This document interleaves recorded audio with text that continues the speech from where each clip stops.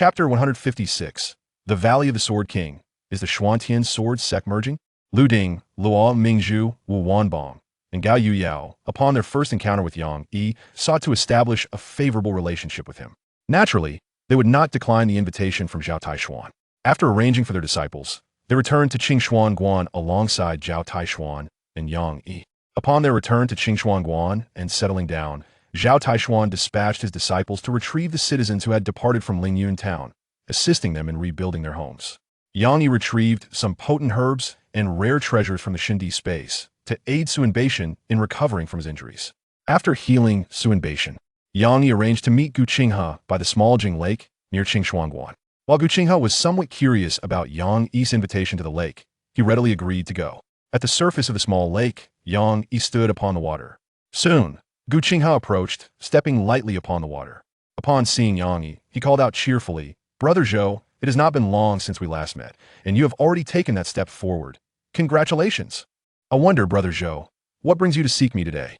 "Speak freely," Yang Yi replied, moving slightly to meet Gu Qinghe with a smile. "Valley Master, does your statement imply that I cannot catch up with you without a significant matter at hand?" Gu Qinghe observed Yang Yi's progress in cultivation, noting that he bore no trace of arrogance typical of those in the Mingxin realm. Instead, he seemed even more approachable than before, his demeanor markedly relaxed. "Not at all, Brother Zhou. You may always seek me for a chat, huh?" After exchanging a few pleasantries, Yang Yi revealed the purpose of his invitation to Gu Qinghe. "Valley Master, the Tiandao I practice originates from the Valley of the Sword King.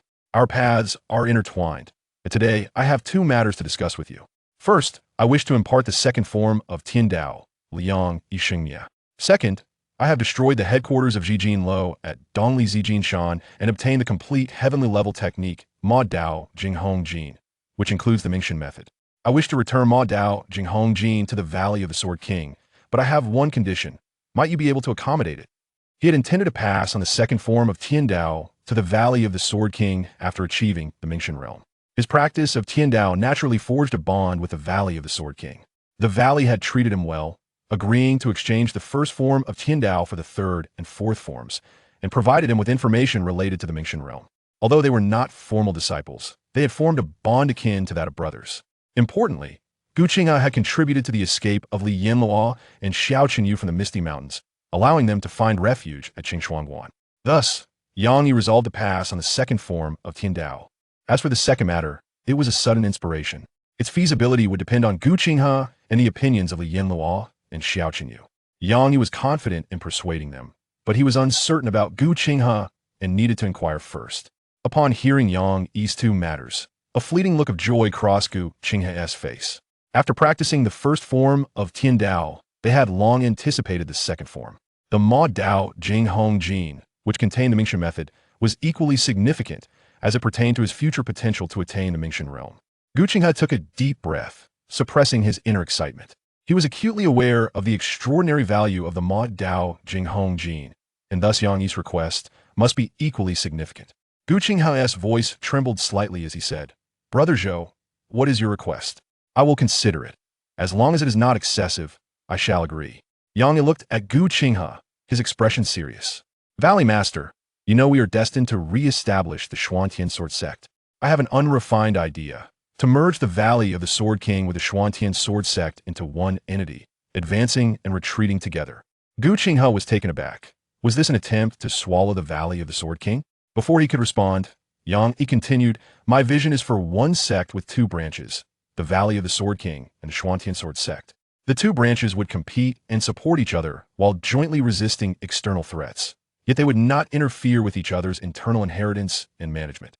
Pausing briefly, Yang Yi elaborated, "In the near future, I will eliminate Zijin Lo and Tianji Pavilion, and then leave Qianyu. At that time, the world will surely undergo tumultuous changes. It is only through your unity that you will have a chance to survive and advance. Without unity, how will you withstand any external foes? My two senior sisters both practice Tiandao, which forges a bond with the Valley of the Sword King. The merger of the Valley and the Xianxia sword sect is most fitting." With that, Yang Yi fell silent, allowing Gu Qinghe time to contemplate. It was precisely because of the bond with Tiandao that he shared so much with Gu Qinghe. Whether Gu Qinghe would agree depended on his vision. The merger would bring countless benefits to the Valley of the Sword King without any drawbacks. After his departure, the resources he left behind for the Xianxia sword sect would be immensely generous, with an abundance of techniques and martial arts. How could the Valley of the Sword King suffer? His method of merger was not a mere dissolution of the Valley of the Sword King into the Xianxia sword sect, but rather the establishment of one sect with two branches, ensuring the preservation of both lineages. Currently, the Xianxia sword sect had yet to be re-established, and cultivating personnel would be a lengthy endeavor, making it difficult to navigate future circumstances. Otherwise, he would not have considered facilitating the merger of the two sections. His goal was simply to cultivate a force capable of resisting external threats and providing support for his two senior sisters before he departed. Otherwise, once he reached the external realm, he would surely be unable to put his two senior sisters out of his mind. Gu Qinghe pondered for a moment and grasped Yang Yi's intent, promptly stating, "Brother Zhou, I understand your meaning. As for me, I am in favor of the merger of the two sections. However, you know that the Valley of the Sword King is substantial, and some matters require the approval of the elders before I can make a decision. Allow me to deliberate for 2 days, and I will communicate with the Valley and provide a clear response within 10 days. For such a significant matter, Gu Qinghe truly needed to consult with the Valley of the Sword King. Making a hasty decision without discussion could lead to complications that would run counter to his original intentions. Yang Yi nodded gently in response. That is excellent. Since that is the case, I shall impart to you the second form of Tiandao today. As for Ma Dao Jinghong Jin, you may come to me for it after the merger. If the merger does not come to fruition, I can also offer you a chance to purchase Ma Dao Jinghong Jin. What do you think? Gu Qinghe, upon hearing this, offered a respectful bow to Yang Yi. That is indeed very reasonable. Chapter 157, Elevation of Cultivation, the Four Rings of the Illuminated Deity. After bidding farewell to Gu Qinghe, Yang Yi found himself with an abundance of leisure. He settled cross-legged upon the tranquil surface of the small mirror lake, immersing his consciousness within the confines of the system space to review the spoils gathered during recent forays. In the wake of annihilating the Dongli Weaving Pavilion, the Kyoto Shun family, and the Dongli Celestial Mechanism Pavilion, he had yet to examine the treasures acquired from the corpses left in his wake. Upon contact with the remains, the host retrieved the following random items: a lifespan extension of 50 years, martial arts cultivation amounting to 120 years, a strand of dominant fist intent, the incomplete technique Blood Demon Scripture, the incomplete technique Concealed Light Incantation, the technique Heavenly Calculation Scripture, the domain Profound Water Cold Abyss, the domain All Things Wither and Flourish, the domain Thousand Blades Mountain, the domain Wind and Thunder Prison, the domain Starfire Furnace, the domain Heavenly Mechanism Illusion, 30 Greenwood Elixirs, 50 Burning Origin Elixirs, the recipe for the Greenwood Elixir, the recipe for the Burning Origin Elixir, the treasured armor of the Swanee, female, the treasured wind-chasing boots, female, and a detailed guide to medicinal garden cultivation. Upon reviewing the trove of treasures, a grin spread across Yang Yi's face, nearly reaching the back of his head. The bounty was nothing short of extraordinary. With a total lifespan of 1,150 years, coupled with prior gains, he now possessed over 3,500 years. His martial arts cultivation had surpassed 2,200 years, sufficient to elevate him to the realm of the Five Rings Illuminated Deity. The domains acquired from the destruction of the three major factions were modest in number, totaling merely 6. However, they were adequate to completely fill the third divine ring and partially fill the fourth. As for ascending to the realm of the Five Rings Illuminated Deity, there was no rush. He must first complete the fourth ring. After all, within the realm of Qian, he was now an invincible entity. Both Concealed Light Incantation and Heavenly Calculation Scripture were classified as celestial grade techniques. The former, an intermediate concealment technique, could, upon reaching perfection, meld seamlessly into light or darkness, remaining silent and undetectable. Its practicality was undeniable, though it was regrettably an incomplete text. The latter, Heavenly Calculation Scripture, was an introductory, celestial-grade special technique. The methods of cultivation practiced by Chun Jingxing at the Tianji Pavilion encompass divination, deduction, energy gathering, and tracking abilities. The Tianyin Calculation Scripture aligns perfectly with Yang Yi's aspirations. He has long been envious of Zhao Taiyuan and Chun Jingxing's technique for divination, and now he finally possesses them. Among the various techniques, the Blood Demon Scripture took Yang Yi by surprise. This scripture, a fragment of a saint-level technique, was created by a formidable being from the demon realm and contains unfathomable mysteries. It may have been devised for the cultivation of avatars or manifestations, warranting cautious practice. The saint-level technique is a classification Yang he had never encountered before. However, from the system's detailed description, one can infer that it is a grade above the heavenly tier. After reading the introduction, Yang he shook his head slightly. He certainly would not extract this technique. It is a veritable pitfall. The ancestor of the demonic sect must have transformed into that ghastly form after practicing this method. Furthermore, despite its high grade, this technique is merely a remnant and may not surpass the efficacy of the other two techniques by much. After perusing the blood demon scripture, a glimmer of inspiration struck Yang Yi. He recalled having previously obtained a fragment of memory from the founding ancestor of the demonic sect. He could extract and examine it shortly. Previously, his low cultivation level had deterred him from directly accessing the memories of the demonic sect's ancestor. However, now it posed no issue.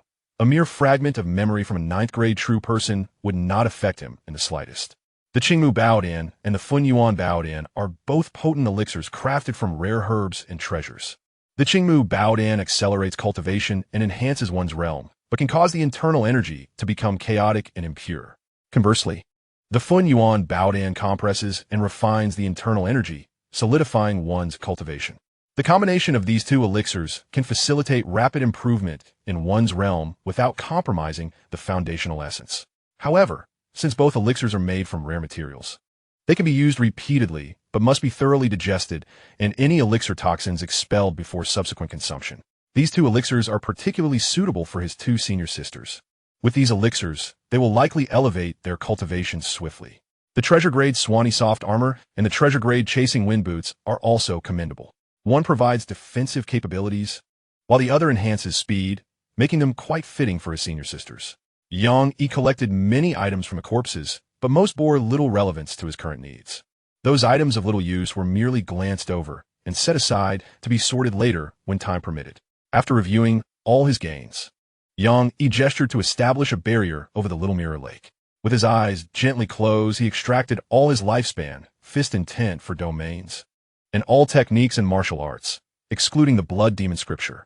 Upon extraction, a formidable aura suddenly erupted from Yang Yi, and 3 divine halos gradually materialized above his head.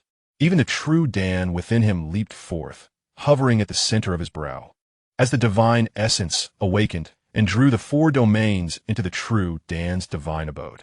Approximately 3 hours later, Yang Yi's divine abode has been expanded to the 3rd celestial realm, with the divine residence being relocated from the 2nd to the 3rd celestial realm by the essence of divinity. Once the real elixir re-enters Yang Yi's brow, the 3rd divine halo atop his head radiates 12 distinct hues, enhancing his imposing and unassailable presence. Having reached the pinnacle of the 3-ringed divine realm, Yang Yi resolutely draws upon approximately a millennium's worth of martial cultivation, directly elevating his realm to the 4-ringed divine state.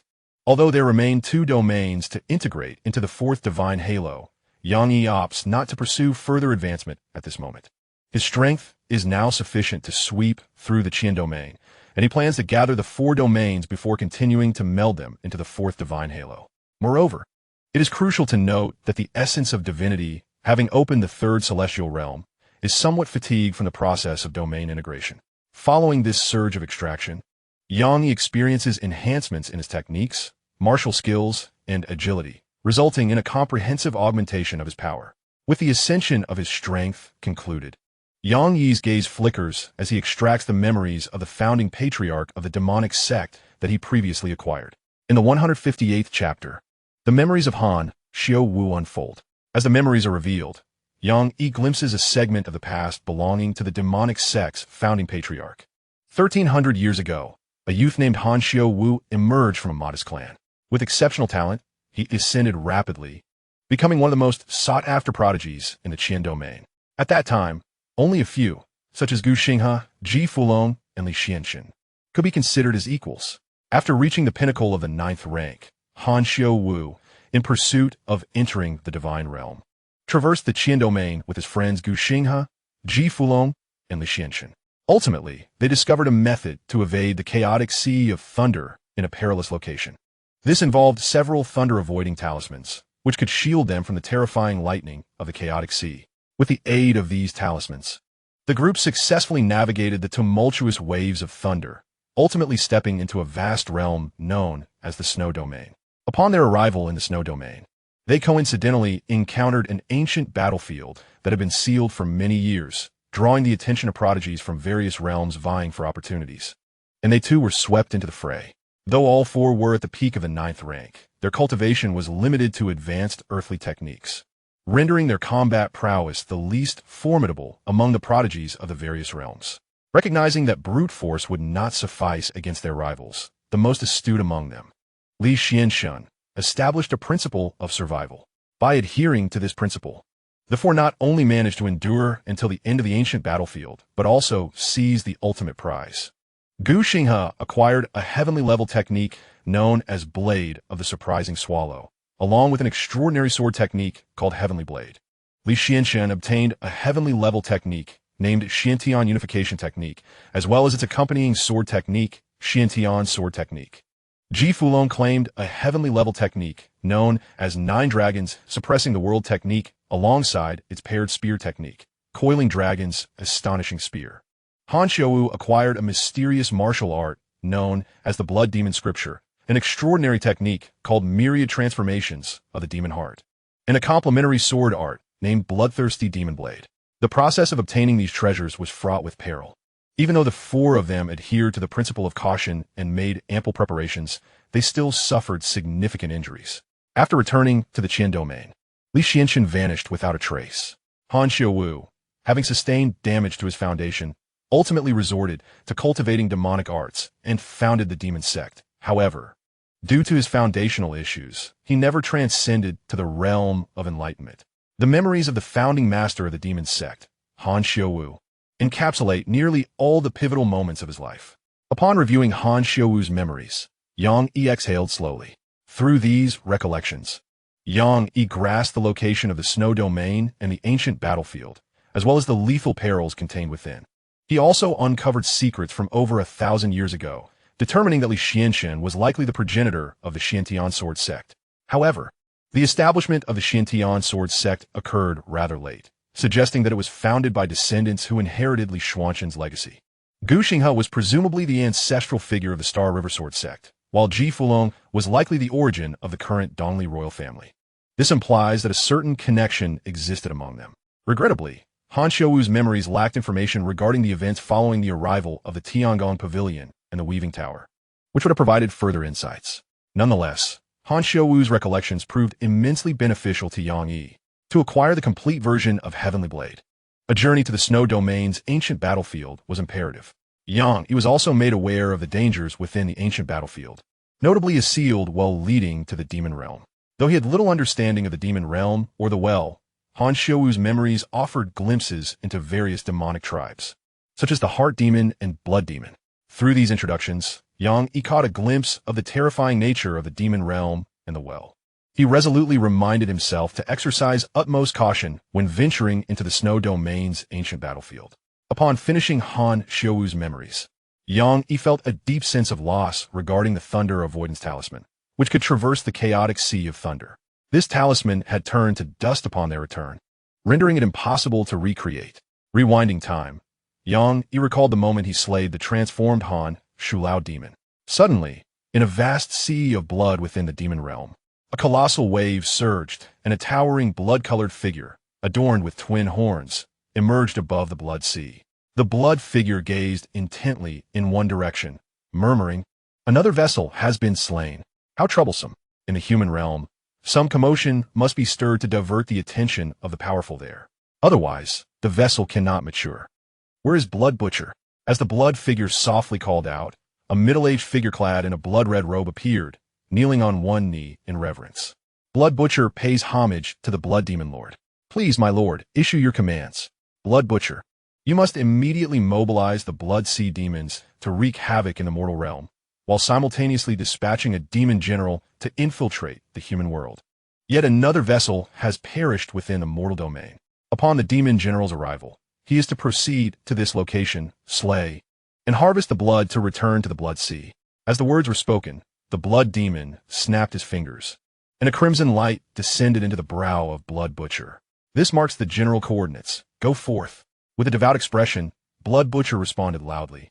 I shall faithfully obey the esteemed command of the Blood Demon, and shall set forth immediately.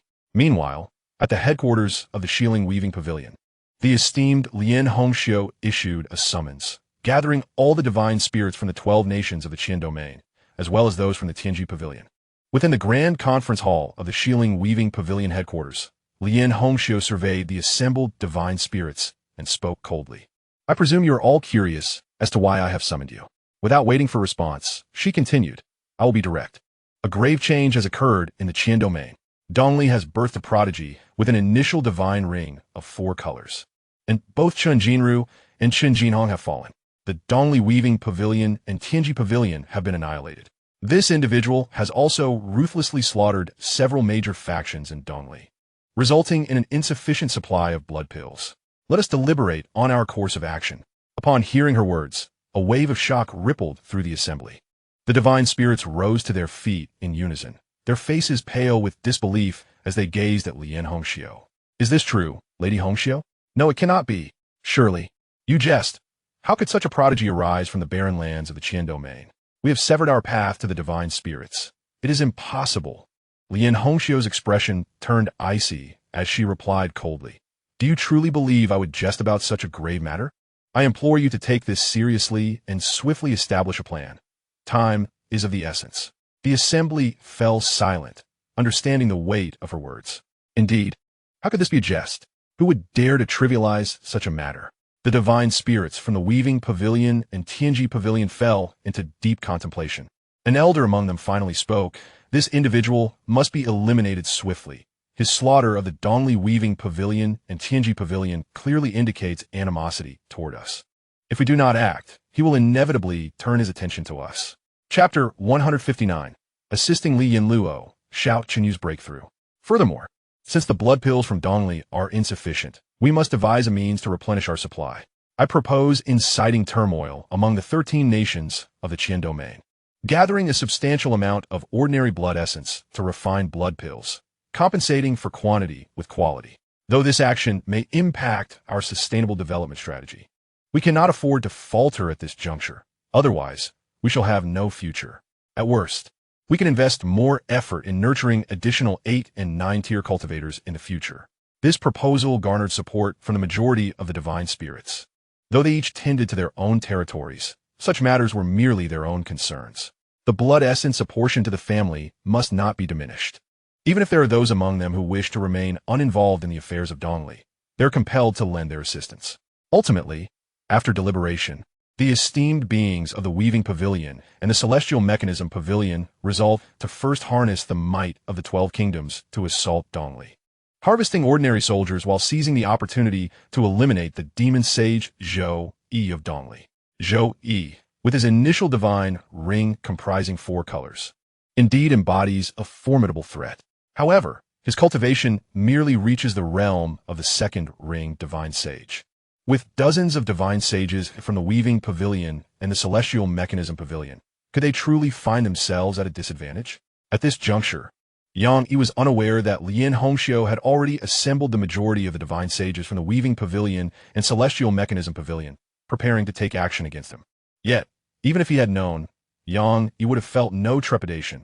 Rather, he would have experienced a thrill of excitement. On the serene Mirror Lake, having concluded his exploration of the memories of Han Xiuwu, the founding patriarch of the demon sect, Yang Yi rose, dispelled the barrier, and stepped into the void, heading towards the Xianxia temple.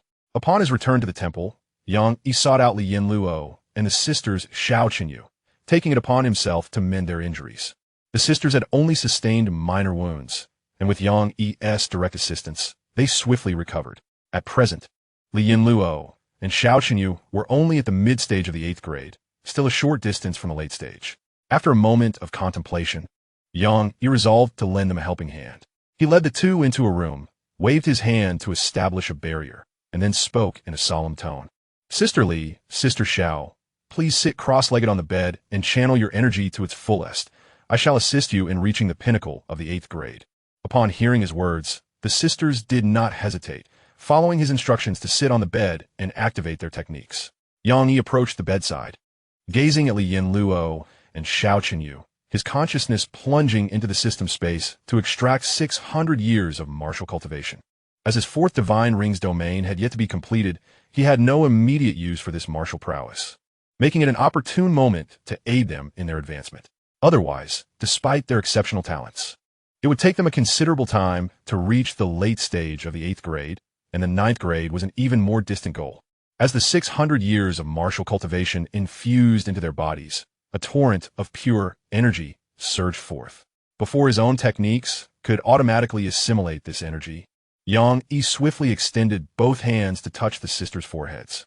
The immensely potent and pure energy flowed into them, prompting Li Yin Luo and Xianxia to focus intently, maximizing their techniques to absorb this overwhelming power.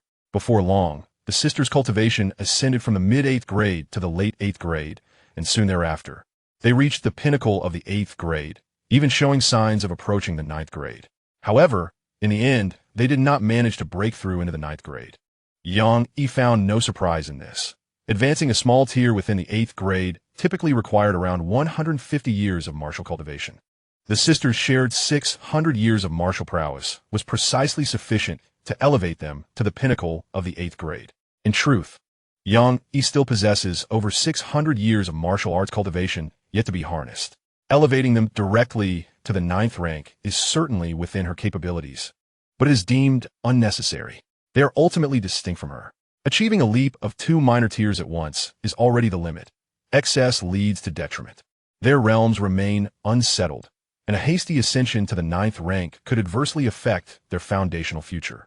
After Li Yin Luo and Xianxia reached the pinnacle of the 8th rank, Yang Yi withdrew her fingers from their foreheads, leaving behind the armor of the swan and eye and the wind-chasing boots before departing the chamber.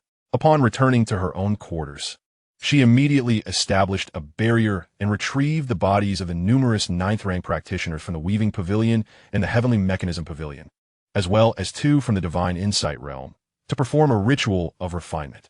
There are 25 corpses from the 9th rank in the Weaving Pavilion and the Heavenly Mechanism Pavilion, and 2 from the Divine Insight realm. Once refined, they would undoubtedly manifest a horrifying power. While Yang Yi engaged in this ritual, the members of the Easternly royal family finally arrived at the Xianxia temple. Leading them was Ji Xianling, the foremost practitioner on the Eastern Li's pinnacle list. Ji Xianling had long received a warning from the Easternly emperor, Ji Cheng, having learned that the Xian Tian legacy, Zhou Yi, was likely a being of divine insight. Thus, upon their arrival at the Xianxia temple, the royal entourage displayed remarkable humility. As all invited factions gathered, Zhao Taixian sent someone to summon Yang Yi for a council. Understanding that Zhao Taixian was eager to initiate a scheme, Yang Yi did not decline. She tidied her ritual materials and exited her chamber towards the gathering. Upon her arrival, she found Zhao Taixian, Gu Qinghe, Lu Ding, Luo Mingzhu, Gao Yuyao, Wu Wanbang, Ji Xianling, and many other 9th rank practitioners awaiting her presence.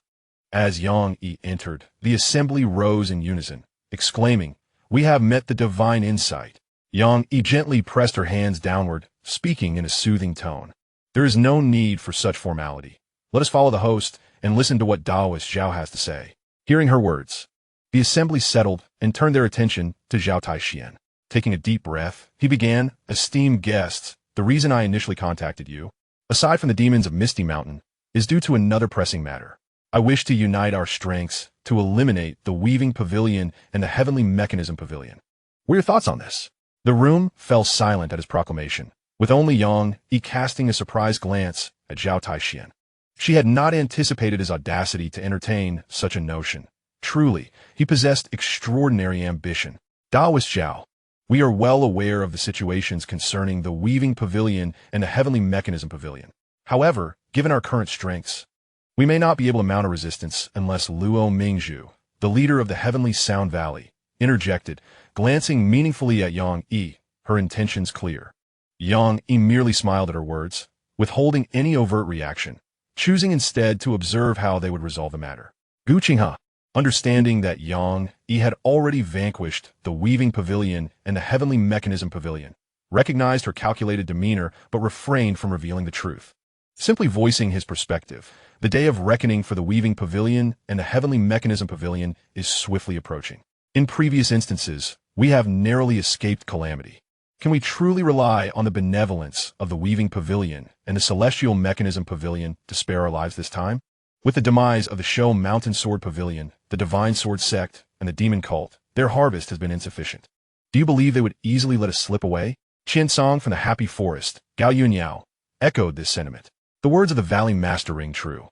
Resistance leads to death, and passivity leads to the same fate. Shall we await our demise? I am in favor of resisting the Weaving Pavilion and the Celestial Mechanism Pavilion. Chapter 160, Return to Linen City. Wu Wanbang from the Star-Picking Tower also concurred, stating, "The world has long suffered under the Weaving Pavilion and the Celestial Mechanism Pavilion." Lu Ding from the Danxia Lu family surveyed the room, his gaze resting upon Yang Yi as he spoke solemnly. "If the divine sage, Zhou Ming, participates, my Lu family is willing to risk our lives to stand beside the gentleman. However, if the divine sage does not join, I must beg your forgiveness, for I cannot involve myself. I have a family to consider. If I see no hope, I cannot recklessly engage." Yang Yi remained smiling, silent, merely casting a glance towards the royal figure, Ji Xianling. Until the royal family expressed their stance, he was in no hurry to reveal his own intentions. Observing this, the gazes of the crowd shifted towards the royal family, particularly those of Gu Qinghe and Zhao Taiyuan, who felt a twinge of apprehension. Initially, they had wished to keep the royal family uninvolved in the resistance against the Weaving Pavilion and the Celestial Mechanism Pavilion, given the complex ties the royal family held with these factions. Had it not been for the hope instilled by the divine sage Yang Yi, the members of the royal family would not be seated here at all. Ji Xianling, noting the attention of the assembly, harbored a glimmer of hope in his eyes. Prior to his arrival, he had already received the Emperor Ji Cheng's directive to explore the possibility of uniting the various factions to collectively oppose the Weaving Pavilion and the Celestial Mechanism Pavilion. For him personally, he earnestly desired the eradication of these two entities, especially since he had reached the pinnacle of the 9th tier, just one step away from the realm of the divine sage. Had it not been for the watchful eyes of the Weaving Pavilion and the Celestial Mechanism Pavilion, he might have already stepped into the domain of the divine sage. This opportunity had been long awaited. Ji Xianling surveyed the assembly and declared, "The royal family consents to participate in the fight against the Celestial Mechanism Pavilion and the Weaving Pavilion. Furthermore, our royal family can dispatch a divine sage." With this proclamation, he laid the royal family's trump card bare, bolstering the confidence of those present. Upon hearing this, Gu Qinghe, Lu Ding, Wu Wanbang, Luo Mingzhu, and Gao Yunyao exchanged glances imbued with renewed vigor. If they had been hesitant before, they were now genuinely eager to engage. The appearance of two divine sages together was a rare occurrence in a millennium, presenting them with their most promising opportunity yet, though the hope remained tenuous. If they did not dare to resist now, their future prospects would be even bleaker. With the royal family's endorsement, Yang Yi's smile grew broader. With the royal family and various factions lending their support, he could save considerable time and avoid unnecessary travels. Yang Yi turned to the assembly, speaking gently. "In that case, our Xiantian lineage shall participate. And by the way, the Weaving Pavilion of Purple Gold Mountain and the headquarters of the Celestial Mechanism Pavilion are now extinguished. The remaining adversaries reside only in the Qian domain and the other 12 nations. When I annihilated the Eastern Departure Weaving Pavilion and the Celestial Mechanism Pavilion, a divine being escaped, and she will undoubtedly not rest until she seeks retribution. You must prepare yourselves to confront this foe. However, before we can fend off external threats, we must first secure our internal stability. Prior to the invasion of the 12 nations Weaving Pavilions and the Celestial Mechanism Pavilion, we should eliminate the branches of the Weaving Pavilion in each city and the residents of the immortals. I have long-standing grievances with the Weaving Pavilion and the Celestial Mechanism Pavilion.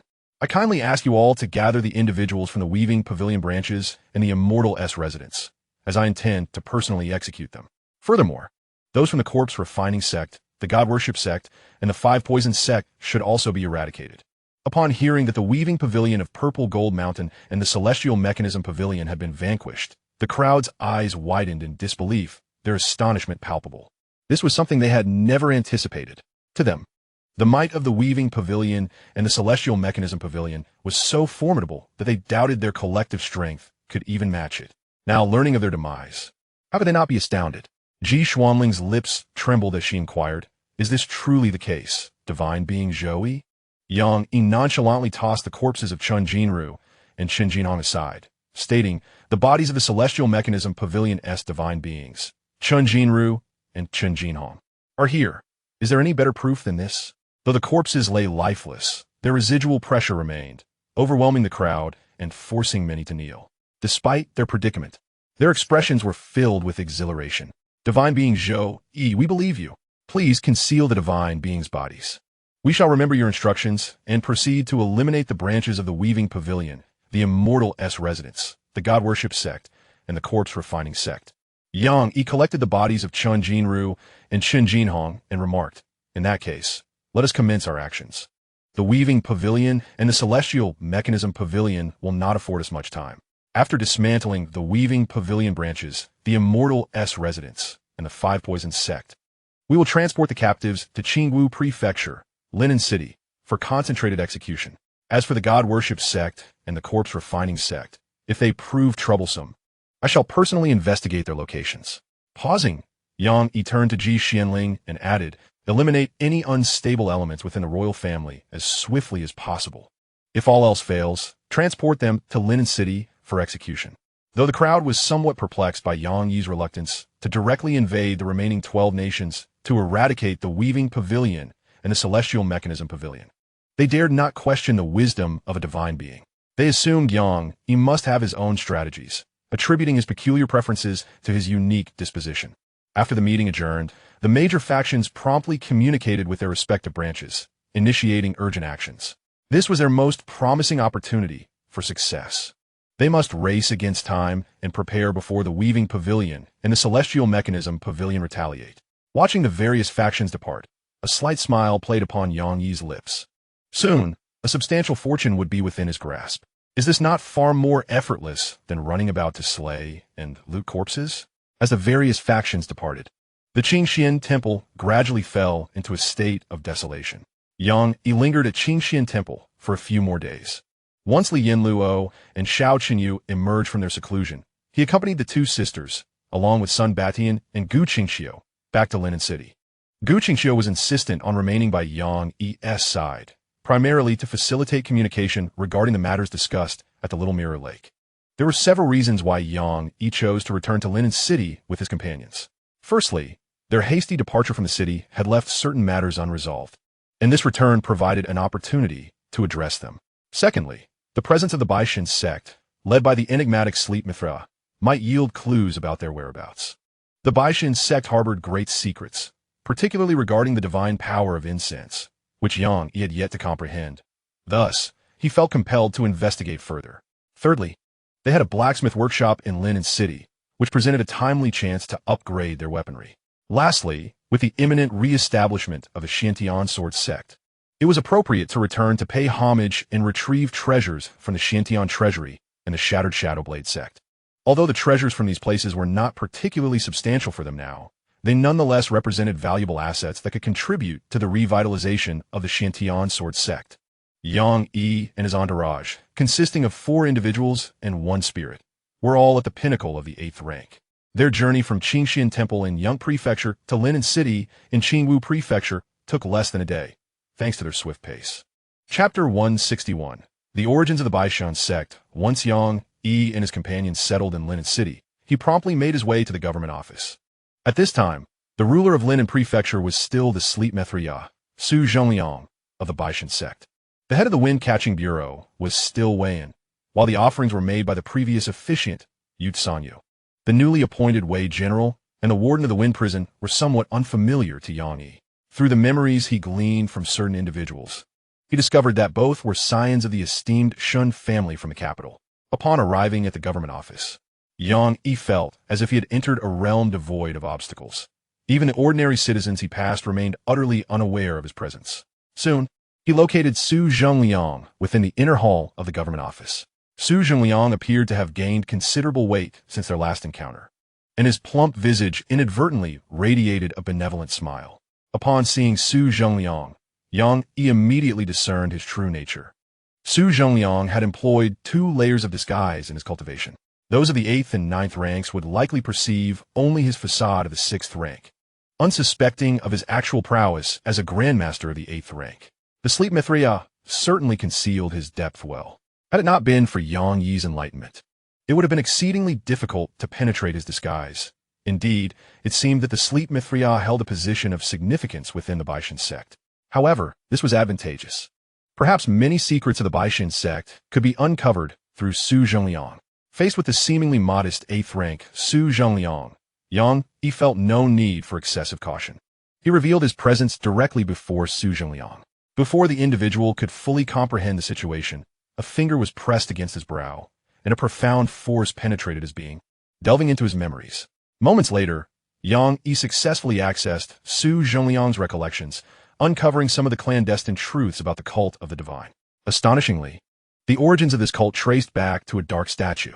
Over 5 centuries ago, an old farmer inadvertently unearthed a pitch-black effigy and brought it home to venerate day and night. After a period of devotion, the farmer received an extraordinary response from the statue. Not only did he regain his youth, but he also transformed into a formidable entity. Subsequently, the farmer enticed those around him to join in the worship of the statue, thus giving birth to the cult of the divine. Having grasped the genesis of the cult, Yang Yi felt an overwhelming trepidation toward that statue. It was no ordinary object. Its ability to provide feedback through mere veneration was something he, even as a being of the 4th ring of the divine realm, could not replicate. The secrets behind the cult of the divine were beyond imagination. A vague sense began to stir within Yang Yi. Perhaps eliminating a few cult adherents would pose no significant issue, but utterly annihilating the cult would be a grave matter. Provoking the cult of the divine might prove more perilous than incurring the wrath of the Chun family or the Lin family from the desolate domain. As a being of the 4th ring of the divine realm, he possessed an instinctive awareness of impending dangers. Yang Yi chose to trust this instinctive feeling. After pondering for a moment, he resolved to temporarily abandon his pursuit of the cult of the divine. With a wave of his hand, he severed Su Zhengliang's connection to his memories and proceeded toward the wind-catching division. Yang Yi was far less courteous when it came to the wind-catching division, merely exuding a fraction of his aura, which resulted in the immediate suppression and demise of all its members in Linen City. While members of the wind-catching division in other cities might still have the opportunity for scrutiny and redemption, those in Linen City had no such chance. After collecting the spoils, Yang Yi severed Wei Yin's head and returned to his place of rest. He first greeted the sisters Li Yanluo and Xianxia, and then briefed Gu Qingxiu, instructing him to convey to the major factions to refrain from troubling the cult of the divine for the time being. Following that, he soared from Linen City toward Jishui village in Ping'an County. Having traversed time and occupied another's body for so long, it was time to return and pay homage. Upon entering Jishui village, Yang Yi was met with a profound desolation. The village lay abandoned, its houses in ruins, and wild grass grew rampant, with the skeletal remains discreetly emerging from the overgrowth, bearing witness to the tragedies that once transpired here. Yang Yi's spiritual essence emanated outward as he meticulously examined the remains of the deceased villagers. He then ventured to the site where the remains of his parents were interred. Gazing upon the unmarked, rudimentary grave, he shook his head slightly. Subsequently, Yang Yi began to excavate the earth, reinstating the grave, carving a headstone, and refurbishing the burial site. Once these tasks were completed, he placed Wei Yin's severed head before the grave and spoke solemnly. The enemies who annihilated this village have been vanquished. You may now rest in peace. He lingered in Jishui village for a considerable time. Yang Yi then rose and made his way directly to Xianmen Mountain and Jiangjun Mountain. After securing all the treasures from the Xiantian treasury within Xianmen Mountain and the fragmented Shadow Blade sects hoard from Jiangjun Mountain into the divine space, Yang Yi returned to Linen City. In the ensuing days, he found himself with ample leisure. In the Jianghu of the Eastern Li, numerous factions united to hunt down the personnel of the Weaving Brocade Tower Branch, Immortal Abode, Five Poison Sect, and the Quartz Refining Sect. Meanwhile, Yang Yi concealed himself within Linen City, refurbishing and upgrading his weaponry. With a multitude of rare treasures and precious ores at his disposal, he even took the weapons belonging to his companions, Li Yanluo and Shao Qinyu, to be reforged anew. Upon completion of the upgrade, the style of his bamboo staff sword was transformed into the Han sword style reminiscent of a previous life. Despite the change in design, he still referred to it as the bamboo staff sword. After being forged with the auspicious divine iron, the bamboo staff sword, along with the Xianxia blade, attained the quality of a treasured artifact. The weapons of Li Yinluo and Xiaoqinyu, including the Yuang Yinshu, Duanyin Kai, Kangwu sword, and Yinyan Hui, though not reaching the level of a treasured artifact, achieved the rank of a half-step treasured weapon, sufficient for the two sisters to utilize for an extended period. In addition to weapon forging, Yang Yi also utilized the Shouyang copper marrow to temper his own body and those of his two senior sisters, enhancing their physical strength. During his free moments, he provided guidance to Gu Qingxiu and Sun Batian in their cultivation. Instructing Gu Qingxiu and Sun Batian was straightforward. He would intermittently challenge them, highlighting their shortcomings after each encounter. Once they had fully absorbed the lessons, he would challenge them again, reiterating their areas of improvement. After several iterations of this process, Gu Qingxiu found himself on the brink of a breakthrough. Generously, Yang Yi gifted him the Qingmu treasure pill and the Fun Yuan treasure pill to assist Gu Qingxiu in successfully advancing to the initial stage of the 9th rank true person. However, for Sun Batian, the path to breakthrough was considerably more arduous. His progression to the Ming God realm from the 9th rank posed a greater challenge than Gu Qingxiu's ascent. Moreover, Yang Yi sensed that Sun Batian had yet to fully realize his potential of the 9th rank, and thus advised against rushing into the Ming God realm. Despite being of the demon race, Sun Batian possessed remarkable talent, commanding 2 formidable domains. Should he ascend to the Ming God realm in peak form, his initial divine ring would undoubtedly be of dual color, greatly benefiting his future endeavors. Hence, Yang Yi urged Sun Batian to cultivate patiently, resisting the urge to hasten his breakthrough. Sun Batian heeded Yang Yi's counsel, seizing the opportunity to train vigorously under Yang Yi's tutelage. Although he had not yet advanced to the Ming God realm, his aura and physical prowess had seen significant improvement. Chapter 162. Setting off towards the western border of Eastern Li. Time passed leisurely for more than half a month. In the Jianghu, various top-tier factions launched successive operations. Numerous personnel from the Weaving Brocade Tower branch, Immortal Abode, and 5 Poison sect were captured, continuously being transported towards Linen City. In the imperial court, the royal ancestor Ji Xianying, upon returning to the capital, immediately set about breaking through to the Ming God realm, successfully achieving the first ring of the Ming God. Simultaneously, a formidable figure emerged from the royal mausoleum, one who had attained the 2nd tier of the enlightened spirit realm. After Ji Xuanling's breakthrough, he personally led a contingent to dismantle the stronghold of the court's refinement sect, capturing over 2,000 of its members along with 6,000 corpses, escorting them to the city of Linen.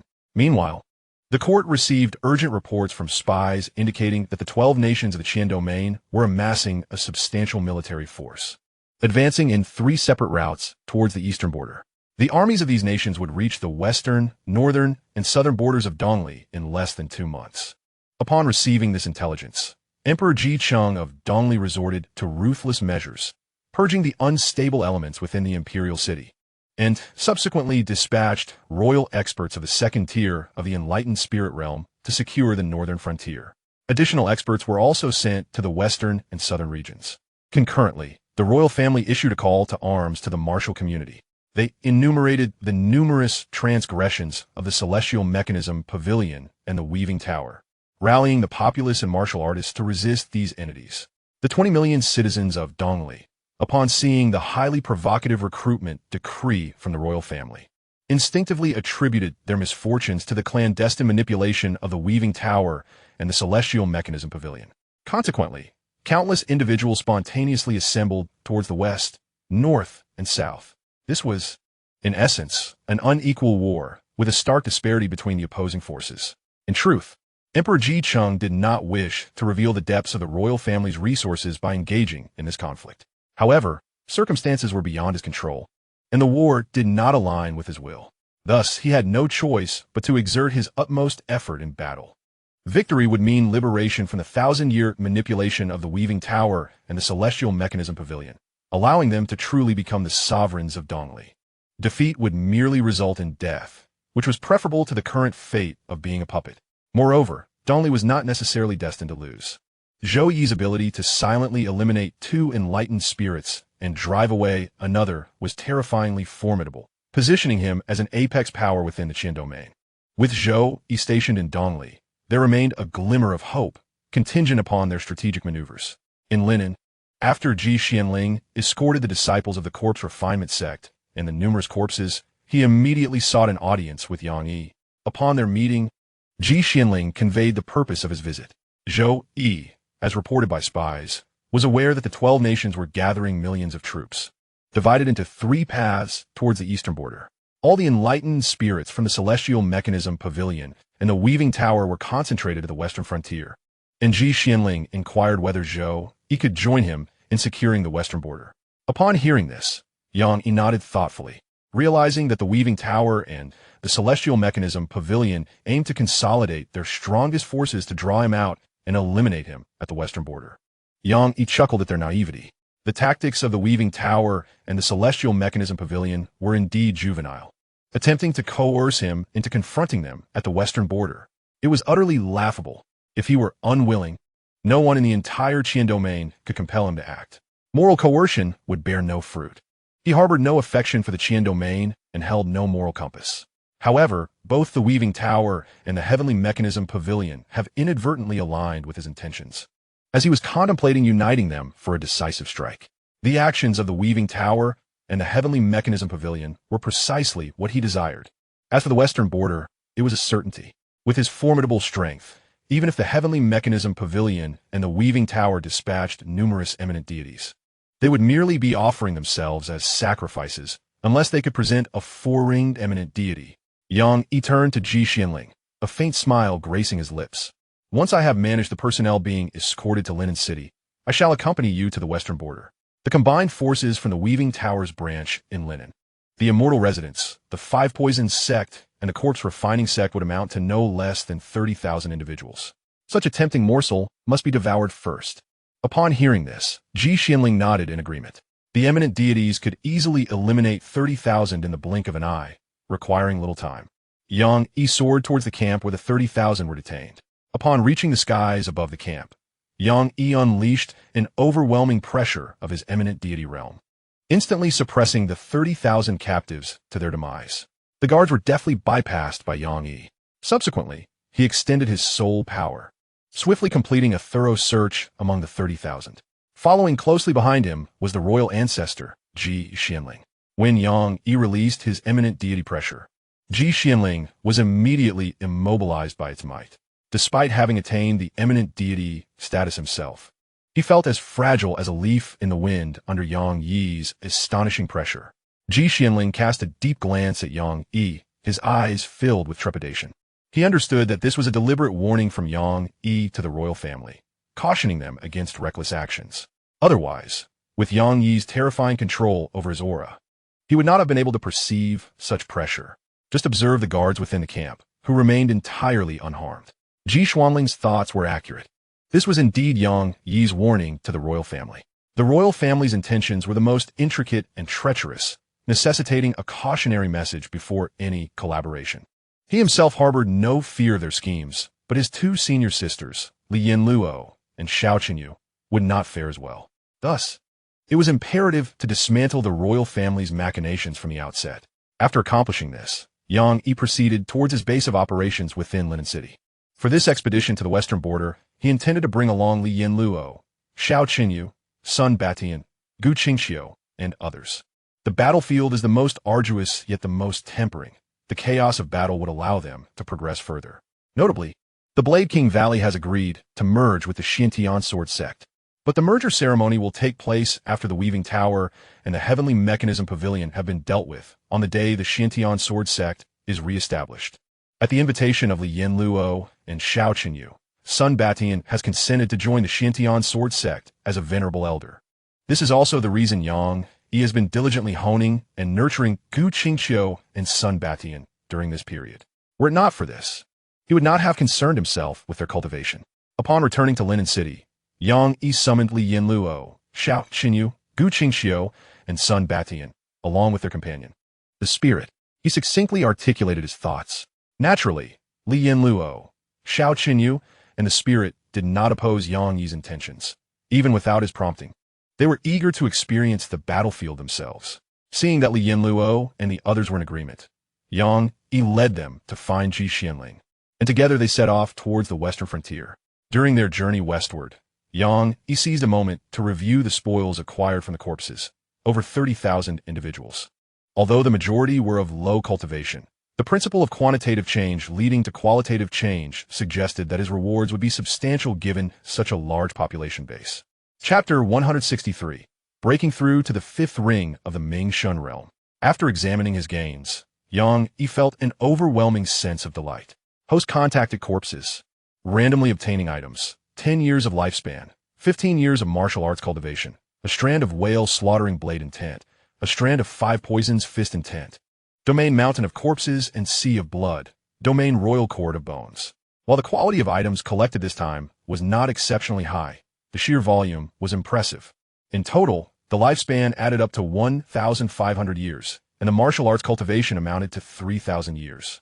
Additionally, the 2 domains were precisely what was needed to fulfill the requirements for the 4th ring of the Mingxin realm, meaning that Xianxia could step into the 5th ring at any moment. Beyond the 2 domains, he also possessed strands of fist and blade intent. When combined with his previous mastery of the overbearing fist intent, he now commanded 3 distinct intents.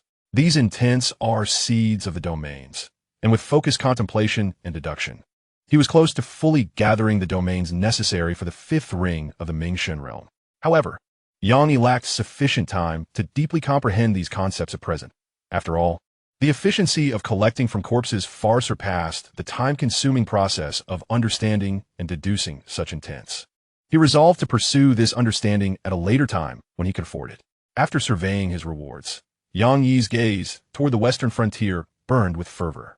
The Weaving Pavilion and the Heavenly Machine Pavilion commanded millions of troops to pressure Dongli. When battle commenced, the carnage would be extensive and the spoils unimaginable. Upon their arrival at the western frontier, Xianxia and his companions found that the Dongli army had already engaged the enemy. However, this was merely a tentative clash between the lowest-ranked soldiers, with no high-level combatants yet involved. This was a deliberate strategy by the Weaving Pavilion and the Heavenly Machine Pavilion. The essence and blood energy of ordinary people and low-tier martial artists were too feeble to meet their alchemical standards. To barely meet the criteria, additional elements were required, and the fierce atmosphere of battle was perfectly suited for this purpose. Thus, within the confines of the Weaving Brocade Tower, the adept practitioners of the Celestial Mechanism Pavilion merely orchestrated the warriors' bloody clashes from the shadows, seeking to amass sufficient amounts of the coveted essence and blood energy. As Xianxia and his companions entered the formidable encampment of the Easternly army, they encountered the eminent Xianxia, who had arrived earlier, a figure embodying the pinnacle of the 2nd ring of the divine realm. Xianxia, appearing to be in his middle age, possessed an extraordinarily tall stature and donned a resplendent golden armor, moving with the grace of a dragon and the might of a tiger, exuding a certain majestic aura. It must be noted that Xianxia was indeed a remarkable individual. To have transcended to the divine realm under the dual scrutiny of the Weaving Brocade Tower and the Celestial Mechanism Pavilion, and to have feigned death for centuries to escape. He was undoubtedly a formidable character. However, after lying dormant for several hundred years, it was uncertain how much of his former vigor remained. With a mere glance, Xianxia discerned the level of Xianxia's prowess. In terms of pure strength, Xianxia was likely on par with Chen Jinru. However, in the arena of life and death combat, Xianxia would not match Chen Jinru, who possessed the advantage of a precious artifact, rendering him a significant threat to Xianxia. Xianxia's gaze met Xianxia's, causing him to involuntarily shudder. A chill ran through him as he regarded Xianxia, filled with trepidation.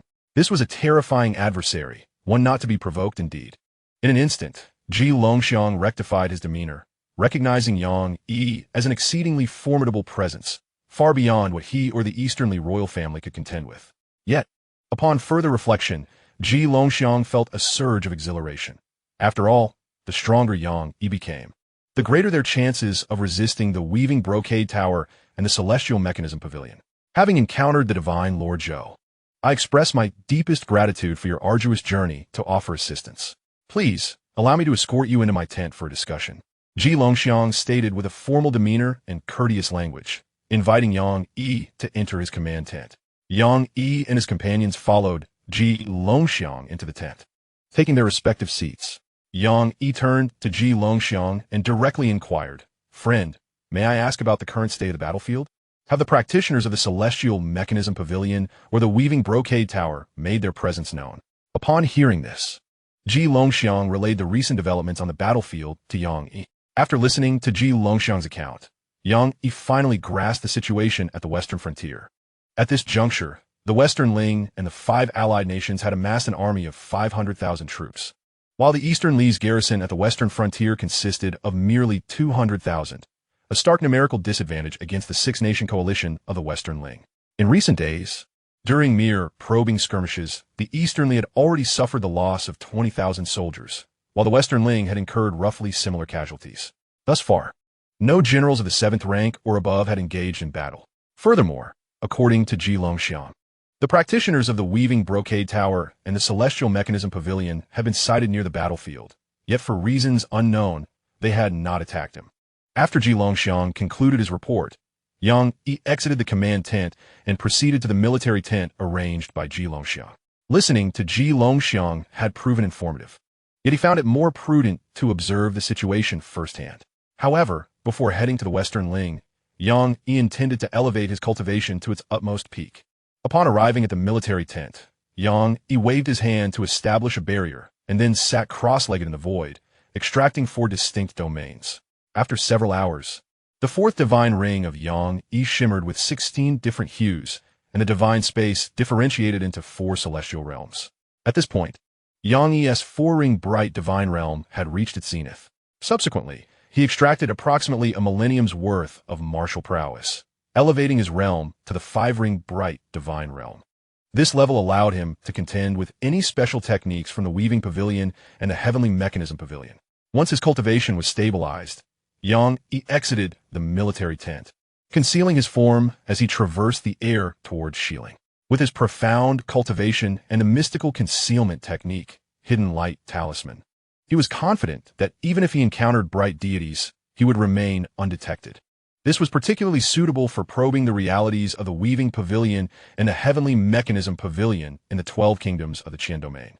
Alone, Yang Yi ventured into Shieling for a distance of 1,800 miles, ultimately locating the congregation of bright deities from the Weaving Pavilion and the Heavenly Mechanism Pavilion.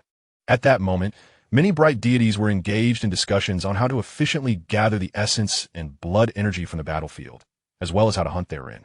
Yang Yi initially intended to eliminate them all with a single strike to put an end to the discord. However, he ultimately restrained his impulse to act. Recognizing that the number of bright deities present was insufficient, barely half of those from the Weaving Pavilion and the Heavenly Mechanism Pavilion, and that the Red Sleeve practitioner was absent. To avoid alarming the others, and to ensure a comprehensive capture of the bright deities, Yang Yi suppressed his murderous intent and returned to the Dongli military camp. Upon his return, Yang Yi promptly sought out Ji Longxiang and Ji Xianling, instructing them to arrange for Li Yanluo, Xiao Qinyu, Gu Qingxiu, Sun Batian, and others to engage in combat. Yang Yi was already aware of the objectives of the Weaving Pavilion and the Heavenly Mechanism Pavilion regarding their excursion into Shieling. In truth, there was no need for probing in such battles. The decisive factor lay solely at the highest echelon. The prior probing had merely been a tactic employed by the bright deities of the Weaving Pavilion and the Heavenly Mechanism Pavilion to collect essence infused with malevolent energy. They were not obliged to follow the dictates of the Weaving Pavilion and the Heavenly Mechanism Pavilion. Chapter 164. The Assault of the Bright Deities. Ji Longxiang and Ji Xianling naturally did not oppose Yang Yi's proposal. They immediately arranged for personnel to accompany Li Yanluo, Xiao Qinyu, Gu Qingxiu, and Sun Batian as they charged towards the Shieling allied forces. The Shieling alliance was caught completely off guard by Dongli's swift decision to deploy high-level martial artists. Led by Li Yanluo and Xiao Qinyu, the Dongli army struck with overwhelming force, leaving the Shieling alliance reeling. By the time the Shieling forces reacted and dispatched their high-level martial artists, they had already suffered heavy losses, amounting to tens of thousands. The Shieling alliance, having united the strength of 6 nations, and with the involvement of the Weaving Pavilion and the Heavenly Mechanism Pavilion, possessed a far greater number of 8th and 9th tier high-level martial artists than Dongli. The fierce onslaught from Li Yanluo, Xiao Qinyu, Gu Qingxiu, and Sun Batian was swiftly met with resistance. 3 individuals and 1 demon found themselves embroiled in a fierce battle. Above the battlefield, Yang Yi observed their struggle without any inclination to intervene. Crushing low-tier warriors was hardly a feat worthy of commendation, nor would it serve as a means of honing their skills. Only through the most extreme life-and-death crises and overwhelming pressure could they undergo true transformation. His sole responsibility was to ensure their survival. Beyond that, no matter how arduous their fight, he would remain uninvolved. Xianxia hovered above the fray, his spiritual energy sweeping repeatedly across the battlefield as he gathered remnants. Simultaneously, he did not overlook the abundant blood energy saturating the air. Rather than allowing such an abundance of blood essence to benefit the likes of the weaving brocade pavilion or the celestial mechanism pavilion, he resolved to harness it for his own purposes, utilizing it to refine corpses. He directly cast the preliminarily refined corpses into the fray, absorbing the blood energy while assisting the Eastern Departure soldiers in their combat. The battlefield was indeed an ideal location for corpse refinement, with the overwhelming blood essence visibly augmenting the aura of the corpses, thereby streamlining the intricate processes of corpse ritualization. In the Western Ling Coalition's main camp, the two pinnacle 9th grade masters from the Weaving Brocade Pavilion and the Celestial Mechanism Pavilion quickly sensed that something was amiss. While the battlefield brimmed with blood essence, the amount they had managed to collect was less than 1/10 of what was available. It was evident that others were encroaching upon their blood essence. Quickly, send a message to the Divine Seer. There may be a Divine Seer realm expert impeding our collection of blood essence. Each of the two pinnacle 9th grade masters crushed a jade talisman, and two beams of light shot off towards the heart of Western Ling Xianxia, soaring above the battlefield. Naturally detected their subtle maneuvers, yet he chose not to impede them. In the heart of the battlefield, Li Yanluo and Xianxia found themselves besieged by 7 pinnacle 8th grade grandmasters. However, the sisters remained utterly composed and ultimately unleashed the Heavenly Blade, decisively slaying all 7 grandmasters. Yet, their overwhelming prowess drew the attention of a 9th grade master from the Western Ling Coalition. The 9th grade master, wielding a spear that transformed into a dragon, lunged directly at the sisters. Faced with the ferocious assault of the 9th grade master, the sisters, driven to the brink of madness by their battle, exhibited no sign of fear. Instead, they charged forward. Li Yanluo brandished the spectral bamboo and the cloud-severing blade, relying on the protective aura of her precious swan and eye soft armor. She boldly surged towards the tip of the spear aimed at her heart. With a thunderous roar, the powerful energy from the 9th grade master erupted upon striking the swan and eye armor, producing a deafening explosion. Yet, he was merely at the initial stage of the 9th grade. His strike failed to penetrate the armor, causing only a slight internal impact on Li Yanluo without any significant damage. Observing Li Yanluo withstand his thrust unscathed, the 9th grade master momentarily lost focus, muttering to himself, "How can this be? How can an 8th grade pinnacle possibly withstand my strike?" Seizing the moment of his distraction, Li Yanluo unleashed the might of her spectral bamboo and cloud-severing blade. Li Yanluo wielded the ethereal bamboo flute in her left hand, unleashing the profound technique of the Xianxia divine sword. A surge of sword energy soared skyward, crashing towards the 9th grade true man. In her right hand, she brandished the cloud-cutting blade, executing the formidable skill of the heavenly blade, aiming a devastating strike towards the true man's head. Simultaneously, Xianxia seized the opportunity while Li Yanluo engaged the 9th grade true man with her spear, utilizing the incredible speed bestowed by her treasured wind-chasing boots to circle behind him.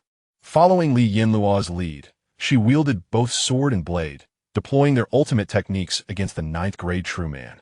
With a thunderous sound, the true man was caught off guard and fell victim to the sisters' fierce assault, his body cleaved into 4 segments, plummeting to the ground with a heavy thud. After a series of intense battles, having vanquished another 9th grade true man, Li Yanluo and Xianxia found themselves at their limit, their strength depleted as they descended from the sky. Observing this, Xianxia promptly summoned 2 refined corpses to retrieve them from the battlefield. On the opposite side of the battlefield, Sun Batian wielded the tremor rod, fiercely contending against 9 9th grade true men without losing ground, even displaying a growing vigor as the battle progressed.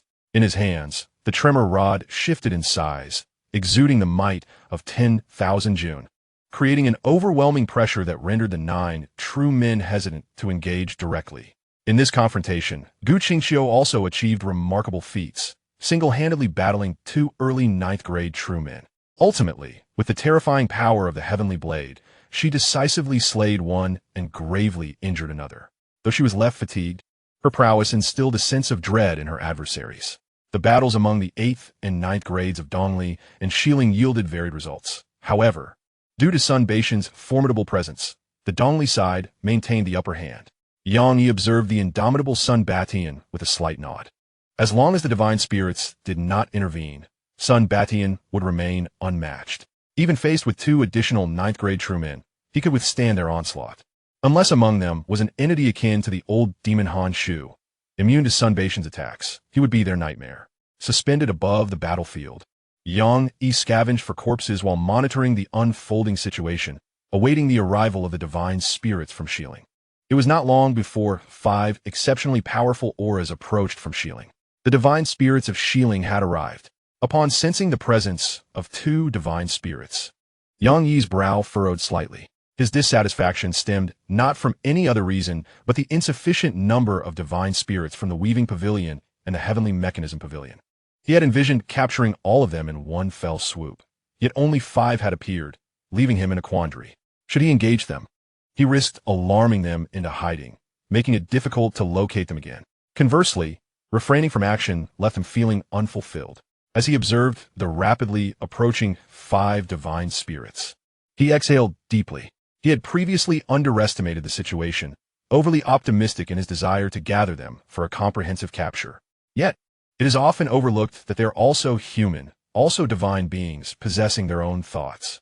The notion of gathering them all together to eliminate them in one fell swoop is, in fact, somewhat unrealistic. Upon reflecting on this, Yang Yi swiftly altered his previous mindset. He no longer sought to vanquish them all at once. His sole objective was to ensure the downfall of Lian Hongxiu. After all, Lian Hongxiu was the only one who had truly witnessed his initial divine ring, and the others could be dealt with in due time. He had plenty of it. Chapter 165, Suppressing All Divine Beings. Just as Yang Yi intended to take down the 5 divine beings, he suddenly sensed over 20 extremely concealed auras lurking in the distance. A flash of insight struck him, and he immediately deduced the intentions of the Weaving Pavilion and the Heavenly Machine Pavilion. Their ultimate target had always been himself. Collecting the bloodthirsty aura was merely a secondary endeavor. With his elimination, they would have ample time to gather the bloodthirsty energy without any rush. It appeared that Li Yinluo and Xiao Chenyu had already been recognized by the Weaving Pavilion and the Heavenly Machine Pavilion. These 5 divine beings seemed to be their final attempt to ascertain his presence here. This was indeed a pleasant surprise. He had been prepared to spend time hunting them down one by one, yet they had come to him so willingly. Given this situation, it was time for him to reveal himself. However, he must not display strength surpassing that which he exhibited at the Xianxia Pavilion, lest they be deterred from revealing themselves.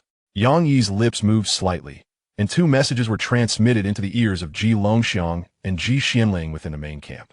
Soon, Ji Longxiang and Ji Xianling soared into the air, appearing beside Yang Yi. At that moment, the 5 divine beings from the Weaving Pavilion and the Heavenly Machine Pavilion also arrived. The divine beings from the Weaving Pavilion and the Heavenly Machine Pavilion cast a cold glance at Yang Yi and his companions, their expressions devoid of warmth. Indeed, Dongli is the most unstable. They are even secretly harboring 2 divine beings. Dongli must be eradicated. Yang Yi disregarded their words, turning to Ji Longxiang and Ji Xianling. Each of you will handle one of the 5 divine beings. Victory is unnecessary. Merely delay them. Once I deal with those 3, I will immediately assist you. Ji Longxiang and Ji Xianling, unaware of Yang Yi's true strength, wore grave expressions. Yet, at this juncture, retreat was not an option. Only slaughter remained. With a flick of his hand, the Xian Yuan blade materialized within Yang Yi's grasp. He then swiftly advanced towards the 3 divine beings from the Weaving Pavilion and the Heavenly Machine Pavilion. Yang Yi single-handedly confronted the 3 most formidable second-ring divine beings. The remaining 2 first-ring divine beings were assigned to Ji Longxiang and Ji Xianling. Yang Yi's initial strikes revealed his overwhelming power with one blade. He pressed the 3 second-ring divine beings from the Weaving Pavilion and the Heavenly Machine Pavilion to the brink of breathlessness. In the distance, beneath the precious artifact known as the Hidden Spirit Umbrella, Lian Hongxiu's eyes shimmered with a mix of hatred and astonishment. This Zhou Yi is even stronger than before. Last time, he could only suppress us with both blade and sword. Now, with merely one blade, he effortlessly subdues our 3 second-ring divine beings. The individual has progressed too swiftly. He must be eliminated, someone beside Xianxia concurred. Indeed, he is formidable. In solitary combat, none of us can match him. However, if he possesses only this level of strength, our encirclement today is foolproof. Xianxia nodded lightly and coldly declared, "Prepare to ambush Zhou Yi. Exercise utmost caution with his sword and his divine domain. To avoid unforeseen complications, everyone must exert their full strength to decisively subdue him." The members of Jijin Tower and Tianji Pavilion responded solemnly. "We are aware. We will ensure Zhou Yi's demise." Upon seeing that everyone was ready, Xianxia promptly retracted the concealed spirit umbrella. The figures of 20 divine beings suddenly manifested, converging towards Yang Yi in unison. Upon witnessing the unexpected arrival of the divine beings from Jijin Tower and Tianji Pavilion, Yang Yi felt not fear but exhilaration. "Finally, you have come." Upon noticing the black treasure umbrella in Xianxia's hand, he comprehended why he had only been able to vaguely sense their presence earlier without locating them. It was indeed a special artifact that concealed their whereabouts. As Xianxia and the 20 divine beings charged towards him, Yang Yi's mind stirred, a fleeting hint of panic flickering across his face. Observing this momentary expression of trepidation on Yang Yi's countenance, Xianxia's heart settled. He is frightened. This indicates that his abilities are insufficient to counter the assault of their group. A glimmer of satisfaction crossed Xianxia's face, the earlier anxiety of being pursued, which had kept him from returning to the purple gold mountain, dissipated entirely. Unbeknownst to him, Yang Yi had deliberately lured them towards him. In addition to the 20 divine beings accompanying Xianxia, there were also 2 adept in incantations and ranged attacks, remaining behind to cast spells and shoot at Yang Yi. One of these divine beings wielded a cursed staff, chanting incantations. Utilizing breath as a medium, he activated a divine curse technique to target Zhou Yi. Curse staff empower. A surge of gray energy erupted from the cursed staff, hurtling towards Yang Yi at a rapid pace. The other divine being, drawing a treasure bow, aimed directly at Yang Yi's brow. Originally, Yang Yi intended to wait until they drew near to suppress them all at once. However, noticing that the 2 divine beings were not advancing, he quickly realized they were employing ranged attacks. Thus, he no longer hesitated. Yang Yi's body trembled suddenly, and a divine halo manifested behind his head, swiftly unfurling. Divine domain encompass. Witnessing Yang Yi's display of the divine halo and domain, Xianxia and the others were struck with profound horror. 4-ring divine being. How is this possible? He was clearly a 2-ring divine being.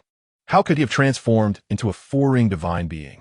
Xianxia and the others immediately turned to flee, but alas, it was too late. They had barely grasped the situation when they were shrouded by the divine domain. The overwhelming pressure of the 4-ring divine being rendered them immobile. At that moment, all that remained in their eyes was despair. In the presence of the 2nd and 3rd ring divine spirits, there existed a flicker of hope for confrontation. However, the 4th ring divine spirits were a different matter entirely, as the disparity was insurmountable. The 4th divine ring of Zhou Yi shimmered with 16 distinct colors, and under such overwhelming pressure, they found themselves incapable of even fighting back. As soon as the divine domain manifested, all attacks directed at Yang Yi were effortlessly quelled. Ignoring the numerous divine spirits subdued by his domain, Yang Yi swiftly moved towards the 2 divine spirits outside the domain. The divine spirits, one wielding a staff of incantations and the other armed with a setting sun bow, were taken aback by the sudden turn of events. It was utterly surreal. How could Zhou Yi be so formidable? What once seemed an easy target for their ambush had swiftly turned into a scene of terror, as he overwhelmed so many of them effortlessly. Zhou Yi was simply too fearsome. He instilled dread in the hearts of the divine spirits. Without a moment's hesitation, the 2 divine spirits abandoned their subdued companions and fled, knowing that such a terrifying figure was beyond their capacity to confront. Staying would only lead to their demise. As for their comrades, survive first. If they did not, everything would be in vain. The 2 divine spirits fled with remarkable speed and decisiveness. Yet their cultivation was merely at the 2nd ring divine level, a far cry from Yang Yi's prowess. It was naive to think they could escape. Utilizing carefree travel, Yang Yi moved like a phantom, traversing 100 miles in the blink of an eye. With a single hand, he subdued them, dragging them back into the divine domain like limp dogs. Once back in the divine domain, Yang Yi casually selected a divine spirit and pointed a finger to their brow, effortlessly probing their surface memories. This time, he merely skimmed the surface, avoiding the core, thus avoiding triggering any significant reactions. Through these memories, Yang Yi learned that all divine spirits from the Qian domain were gathered here. His heart finally felt at ease. Chapter 166, Subduing Divine Spirits and Acquiring Followers. Including Ji Longxiang and Ji Xianling, he had subdued 29 divine spirits within his domain. With a flick of his fingers, a powerful force erupted, instantly slaying the divine spirit from whom he had just gleaned memories. This scene sent shivers down the spines of the other subdued divine spirits within the domain. Their gazes towards Yang Yi were filled with terror and disbelief. In their minds, divine spirits represented the pinnacle of existence in the Qian domain, synonymous with invincibility. Yet, this once invincible figure was now effortlessly dispatched with a mere snap of the fingers, less than an ant in comparison. The eyes of Lian Hongxiu, initially filled with fear, soon morphed into despair and disbelief. No, this was impossible. Just moments ago, he was merely a second-ring divine spirit. How could he have transformed into a fourth-ring divine spirit? This cannot be true. I refuse to believe it. Lian Hongxiu's mind began to spiral, muttering to herself in disbelief. The remaining divine spirits from Jijin Tower and Tianji Pavilion were similarly engulfed in despair. Some pleaded for mercy, others resorted to curses, while a few attempted to threaten Yang Yi with the might of their ancestral domains. To all of this, Yang Yi remained indifferent, his ears closed to their cries. Regardless of their pleas for mercy, their furious curses, or their threats, it is unequivocally impossible for them to leave his divine realm alive today.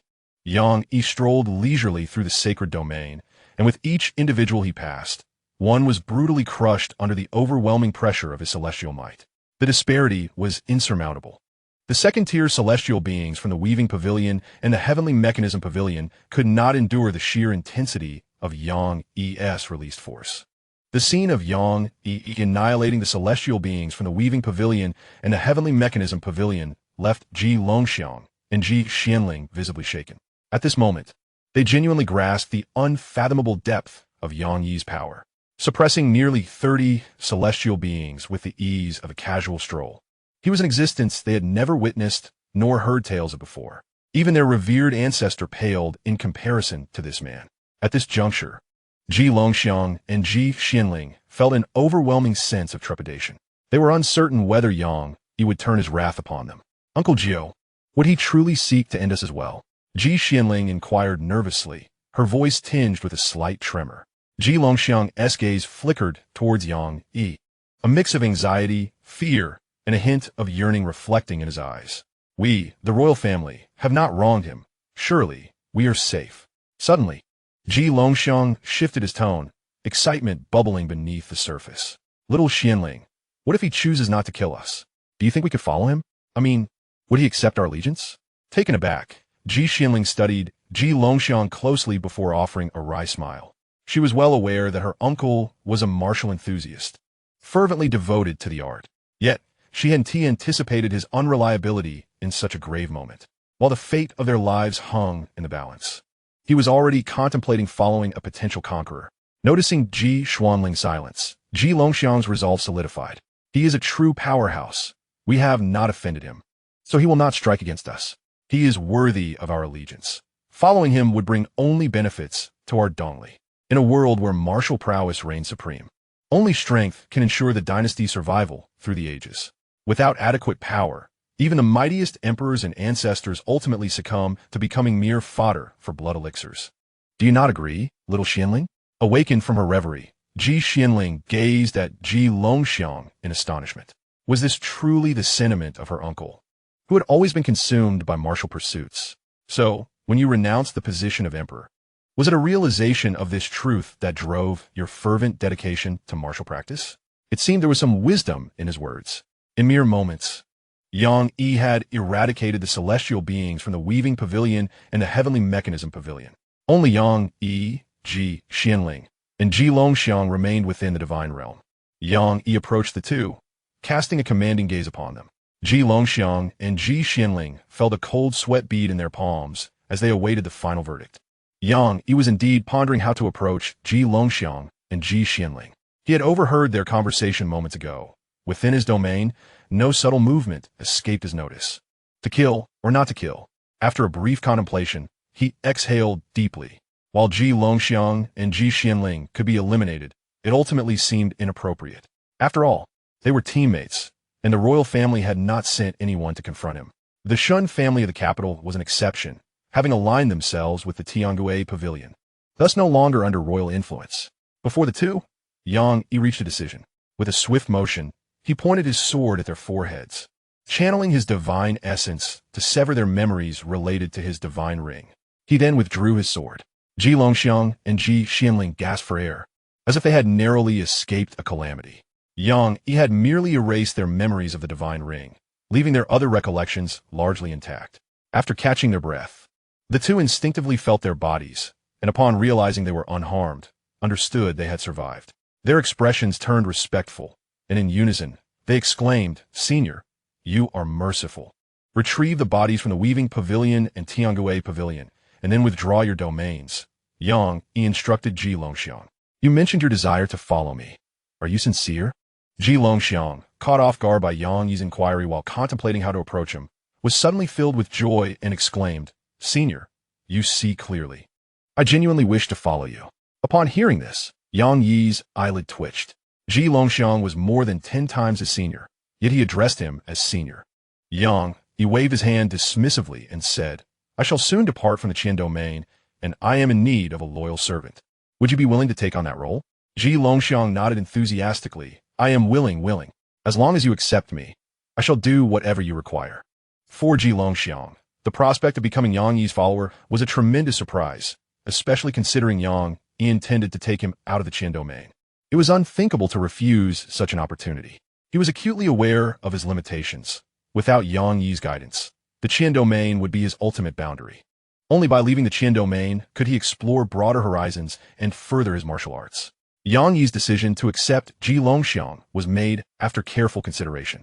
Firstly, Ji Longxiang harbored no complex motives, and Yang Yi would indeed require someone to manage various tasks upon his exit from the Qian domain. Ji Longxiang's cultivation was satisfactory. Secondly, his senior sisters, Li Yanluo and Xiaoqinyu, would remain in the Qian domain, and garnering the royal family's favor would be beneficial for them. Seeing Ji Longxiang accepted by Yang Yi, Ji Xianling took a deep breath and stepped forward, saying, "Senior, I." Before she could finish, Yang Yi interrupted her. "It is best for you to remain in the Qian domain, as it requires a wise deity to oversee and prevent invasions from external threats like the Weaving Pavilion and the Heavenly Mechanism Pavilion. Rest assured, I shall not depart from the Qian domain in the near future." In Chapter 167, a tremendous harvest leads to an elevation to the 7th ring of the Divine Realm. Upon hearing Yang Yi's words, Ji Xianling felt an immediate sense of relief. He was fundamentally different from Ji Longxiang. He was not a martial fanatic and had never considered himself a mere follower. His earlier hesitation to express his stance stemmed from a fear of being erased, yet he was surprised to find that he had not even been regarded as a threat. Such a turn of events was indeed a cause for mutual celebration. Ji Xianling promptly replied, "I shall adhere to the esteemed elder's decree and will certainly safeguard the Qian domain." Yang Yi discerned Ji Xuanling's subtle intentions but chose not to dwell on them. The young man's trivial concerns were inconsequential. Even if he were gifted 100 or 80 leopard gallbladders, he would not dare harbor malign thoughts. Let him be. Yang Yi then shifted his gaze to the battlefield below. At that moment, the warriors on both sides were engaged in fierce combat.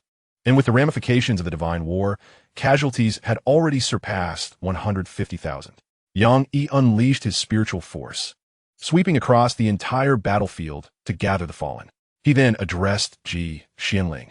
"I leave this matter in your capable hands. Expedite the unification of the Qian domain. The forces behind the Weaving Pavilion and the Heavenly Mechanism Pavilion will not rest easily. Only by achieving unity and consolidating all strengths do we stand a chance against them." After speaking, Yang Yi turned to Ji Longxiang, instructing him to lead the way southward for a visit to the northern battlefield. Ji Longxiang quickly embraced his current role, responding, "I shall comply with your wishes. Please follow me." With a flicker of his form, Ji Longxiang ascended towards the northern battlefield, and Yang Yi swiftly followed suit.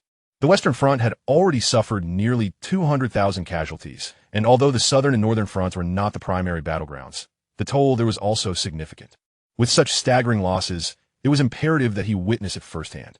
In the eastern regions, despite the absence of divine intervention in the southern and northern frontiers, the brutality of the conflict surpassed that of the Western Front. The southern and northern lines resembled enormous meat grinders, with countless warriors below the 6th rank perishing. Even the formidable figures such as Gu Qinghe, Zhao Taiyuan, Lu Ding, Wu Wanbang, Luo Mingzhu, and Gao Yuyao, all 9th rank masters, were grievously wounded. In a short span, each battlefield had claimed nearly 100,000 lives. The power of the Easternly Kingdom was utterly insufficient to withstand the coalition of numerous nations. Within just a few days, the southern and northern fronts were pushed back hundreds of miles. Wherever the coalition of nations marched, devastation ensued, with civilian casualties numbering in the hundreds of thousands. The coalition forces on both the southern and northern fronts surged with overwhelming might, poised to obliterate the Easternly Kingdom. However, despite the escalating ferocity of the southern front, the northern front lacked a deity to oversee it and could not swiftly eliminate the resistance led by Gu Qinghe and Zhao Taiyuan. The arrival of the two divine beings, Yang Yi and Ji Longxiang, at the southern and northern fronts inflicted a cataclysmic blow to the coalition forces. Yang Yi concentrated entirely on the art of scavenging from the deceased, while Ji Longxiang did not hesitate to take action against the 9th grade true immortals and 8th grade grandmasters of the allied nations. To Ji Longxiang, these 9th grade true immortals and 8th grade grandmasters were no more significant than ants, easily subdued and eliminated.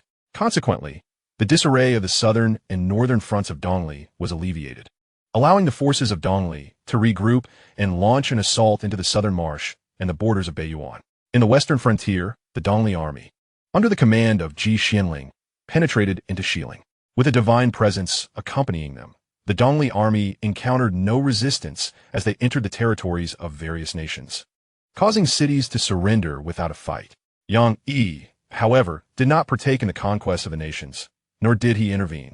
After completing his scavenging in the southern and northern fronts of Dongli, he sought a quiet place to review the bounty he had amassed during this period, which was undeniably unprecedented in its magnitude.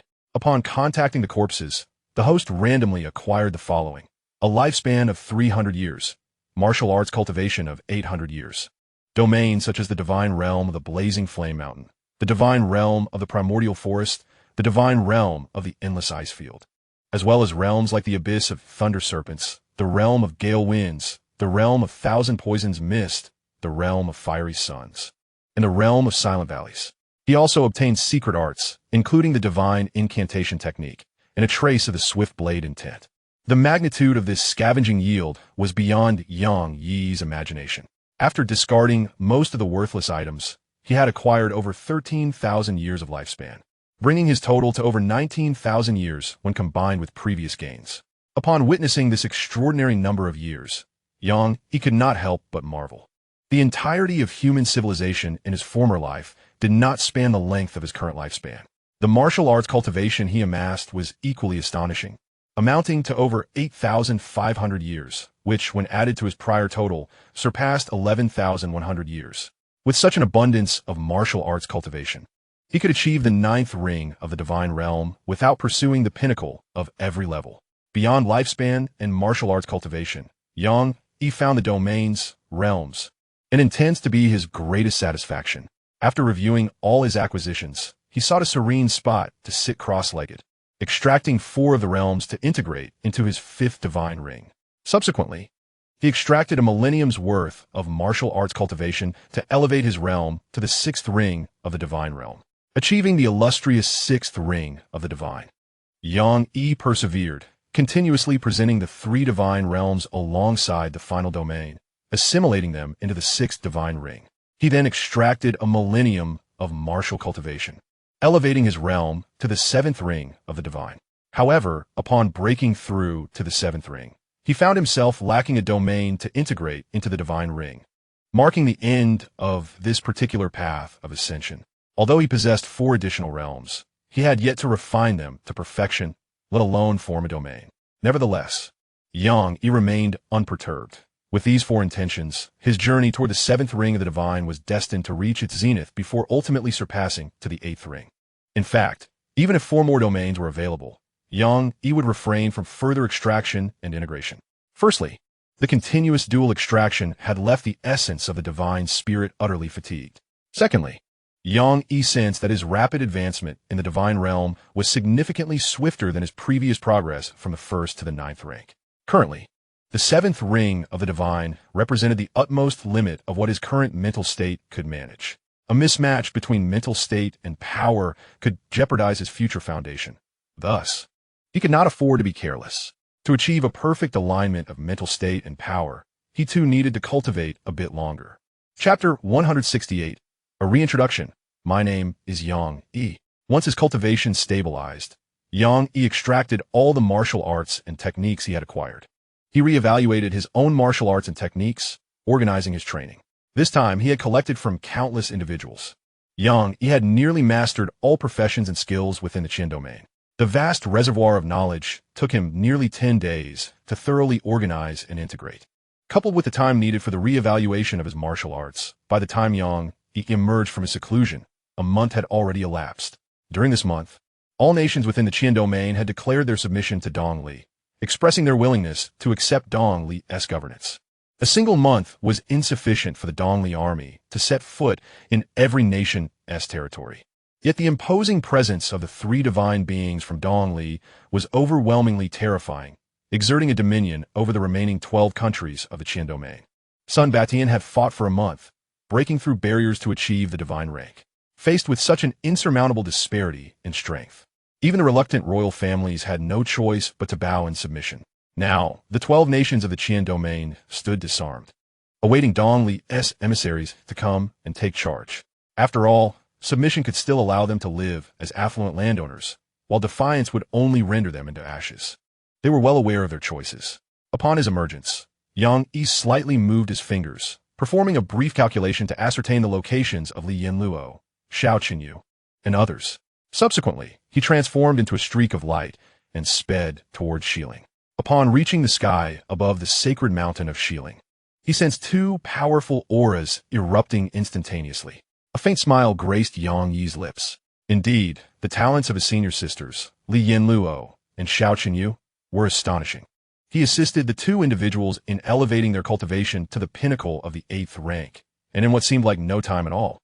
They had solidified their 8th rank realm, mastered it, and independently shattered their constraints to break through to the early stages of the 9th rank. Such prodigious talent could undoubtedly be deemed unparalleled in the Qin domain, firmly establishing them as the fated daughters of this realm. Their journey of cultivation has been filled with extraordinary encounters, evoking envy among many.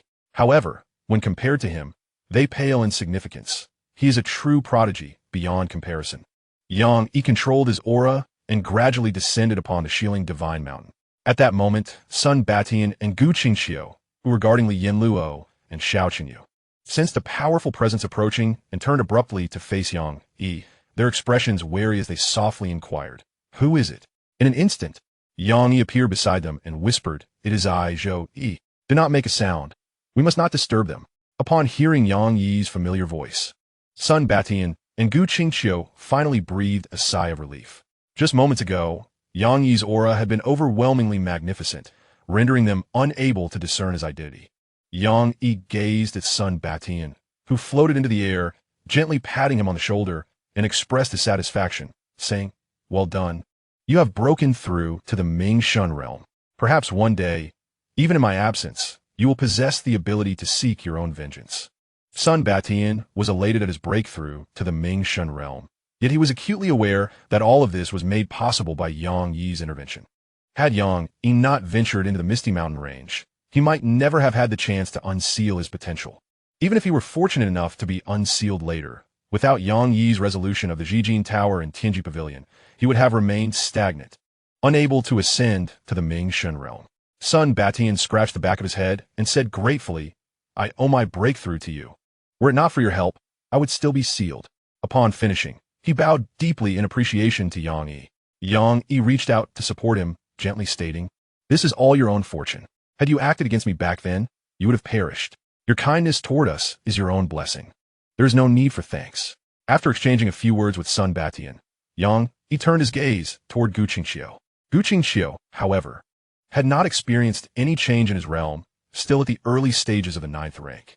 Though his aura was now infused with a more profound intensity from the battles he had endured, Gu Qingxiu's talent was not lacking. Otherwise, he would not have ranked 4th on the master list. While he may seem unimpressive now, it is merely a matter of perspective, especially when compared to Zhao Taixian, Sun Batian, Li Yinluo, and Xiao Qinyu. Brother Gu, your talent is commendable. Without a doubt, you still have a chance at the Mingxin realm. As for how far you can go, that depends entirely on your own efforts. Upon hearing this, Gu Qingxiu looked at Yang Yi with immense gratitude, bowing deeply as he expressed, "Thank you for your encouragement, Mingxin. I shall persevere in my cultivation with unwavering determination." Indeed, Gu Qingxiu has been somewhat beleaguered of late. He had always believed that his innate talents were quite commendable. However, his friend Zhao Taiyuan has ascended to the mid-level of the 9th rank, and Sun Batian has reached the realm of divine clarity. Even those who once surpassed him in cultivation, such as Li Yinluo and Xiao Qinyu, have now entered the early stages of the 9th rank. He remains stagnant in his progress. Though he is aware that his recent breakthrough into the 9th rank is still fresh, the sense of disappointment remains inescapable. It was precisely this sense of despondency that Yang Yi discerned in Gu Qingxiu's eyes, prompting him to offer words of solace. With a reassuring pat on Gu Qingxiu's shoulder, he spoke meaningfully, "Brother Gu, do not compare yourself to others. Each individual is ultimately unique. There are those who advance before others. Yet the path to greatness knows no bounds. Simply forge ahead." Gratitude illuminated Gu Qingxiu's face as he respectfully replied, "Thank you for your wise counsel, esteemed teacher. I shall remember your words." Yang Yi waved his hand dismissively. "Brother Gu, there is no need for such formality. We are merely acquaintances. You may address me as you wish. By the way, let me introduce myself properly. My name is Yang Yi, with Zhou Yi merely being a pseudonym." At this revelation, Gu Qingxiu smiled warmly. The speculation surrounding Zhou Yi's pseudonym had long circulated in the martial world, yet the true name remained a mystery, and thus he was predominantly referred to by that alias. Gu Qingxiu recognized that Yang Yi's willingness to share his true name signified a genuine acceptance of their camaraderie. He offered a respectful bow and softly said, "Then I shall honor your request, Brother Yang. It is a pleasure to meet you." Sun Batian echoed the sentiment, "Brother Yang." "A pleasure indeed." Yang Yi, in turn, smiled and returned the gesture, "Brother Gu, Brother Sun, the pleasure is mine." Suddenly, a spark of inspiration ignited within Yang Yi, dispelling the lingering shadows of doubt. From this day forth, he would no longer need to conceal his identity. He could live openly beneath the sun.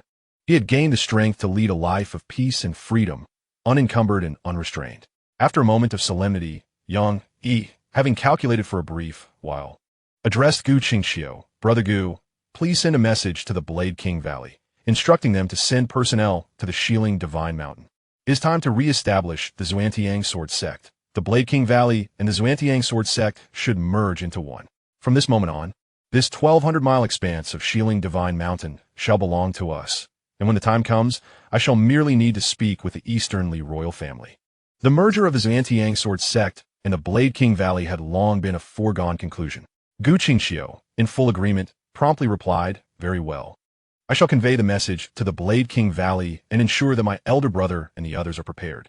As Gu Qingxiu prepared to depart to send the message, Yang Yi paused to add, "Also, let us recruit some craftsmen. The Shieling Divine Mountain requires some renovations." After Gu Qingxiu's departure, Yang Yi observed that the sisters Li Yinluo and Xiao Qinyu would need additional time to solidify their realms. Thus, he chose not to linger in the Shieling Divine Mountain for long.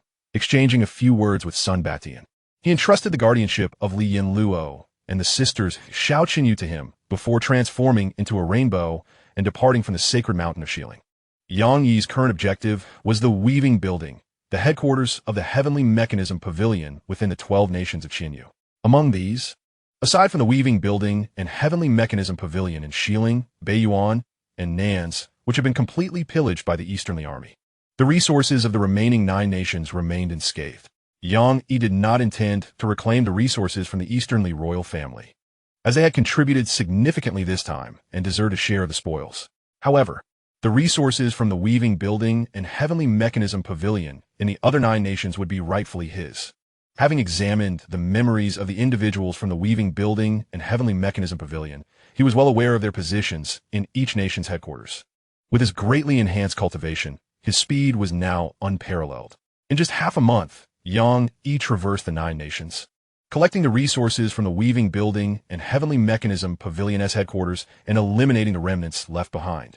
After accomplishing all this, he leisurely returned to the sacred mountain of Xiling. Upon his return, Li Yinluo and Xianxia had stabilized their realms and exited their seclusion. Xianxia had also gathered a group of craftsmen and invited some wandering martial artists to assist in the construction of the sacred mountain of Xiling. A contingent of disciples from the Sword King Valley had arrived and were fervently collaborating with the craftsmen and wandering martial artists on the project. With such a number of martial artists involved, many processes that ordinary individuals struggled with were swiftly resolved, allowing the construction of the sacred mountain of Xiling to progress at an astonishing pace. At the current rate, it would be completed in less than a month. Once Li Yinluo and Xianxia learned of Xiangyi's return to the sacred mountain, they hurried to meet him. After a casual conversation, Xiangxia spoke up. Sister Xiao, regarding the re-establishment of the Xiantian sword sect, I have a few suggestions to discuss with you. Li Yinluo and Xianxia's expressions turned serious as they awaited his words. Xianxia cleared his throat and continued. We have previously discussed the merger of the Xiantian sword sect with the Sword King Valley, so I shall not elaborate further. What I wish to address is this. Currently, the entirety of Qianyu is under the dominion of Eastern Li, a situation I have orchestrated deliberately. The intention is to establish a target within Qianyu, making the Eastern Li royal family the first focus of any external forces intending to invade. Once the sect is re-established, we must find ways to withdraw from the limelight of the martial world. In this realm where strength reigns supreme, reputation and fame ultimately bind one's freedom. True power must reside within oneself. This strategy carries both advantages and disadvantages. The Eastern Li royal family, wielding authority over Qianyu, will undoubtedly harbor boundless ambition. However, as long as we refrain from interfering in court affairs, we should not encounter significant problems. Should they become overly ambitious, we can take appropriate measures as the situation dictates. In summary, the principle is straightforward. As long as the royal family does not threaten our safety, we shall treat them as a target. Should they overstep their bounds, it would not be difficult to eliminate them and support a new power in their place. Xianxia spoke at length, initially capturing the full attention of Li Yinluo and the sisters Xianxia. However, as time passed, their spirits began to wane.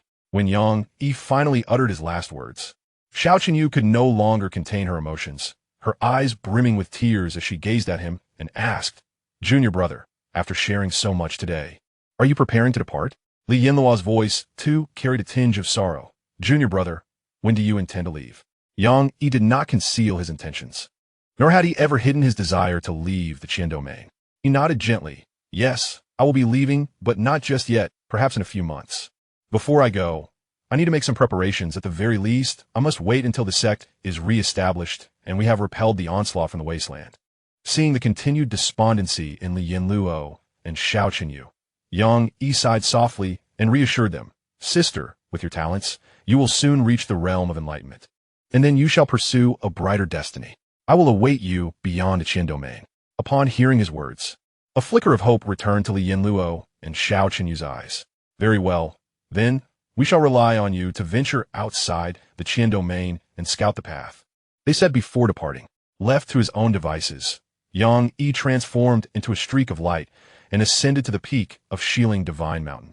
Once at the summit, he settled into a meditative posture, delving into the fourth style of the Celestial Blade and the 4 realms of understanding.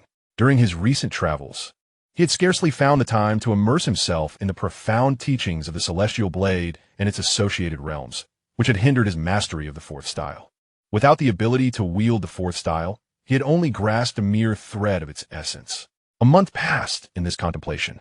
From a lofty vantage, Xianxia fully comprehended the 4 realms, their synthesis culminating in a domain of his own. However, he decided against integrating this newfound understanding into the 7th divine ring just yet, feeling the need for further contemplation. Progress in the 4th style of the Celestial Blade was promising, and he anticipated that it would not be long before he could execute it with confidence. During Yang Yi's month of seclusion, Li Yinluo and Xiao Qinyu were fervently training, having entrusted most of the sect's reconstruction duties to the Blade King Valley.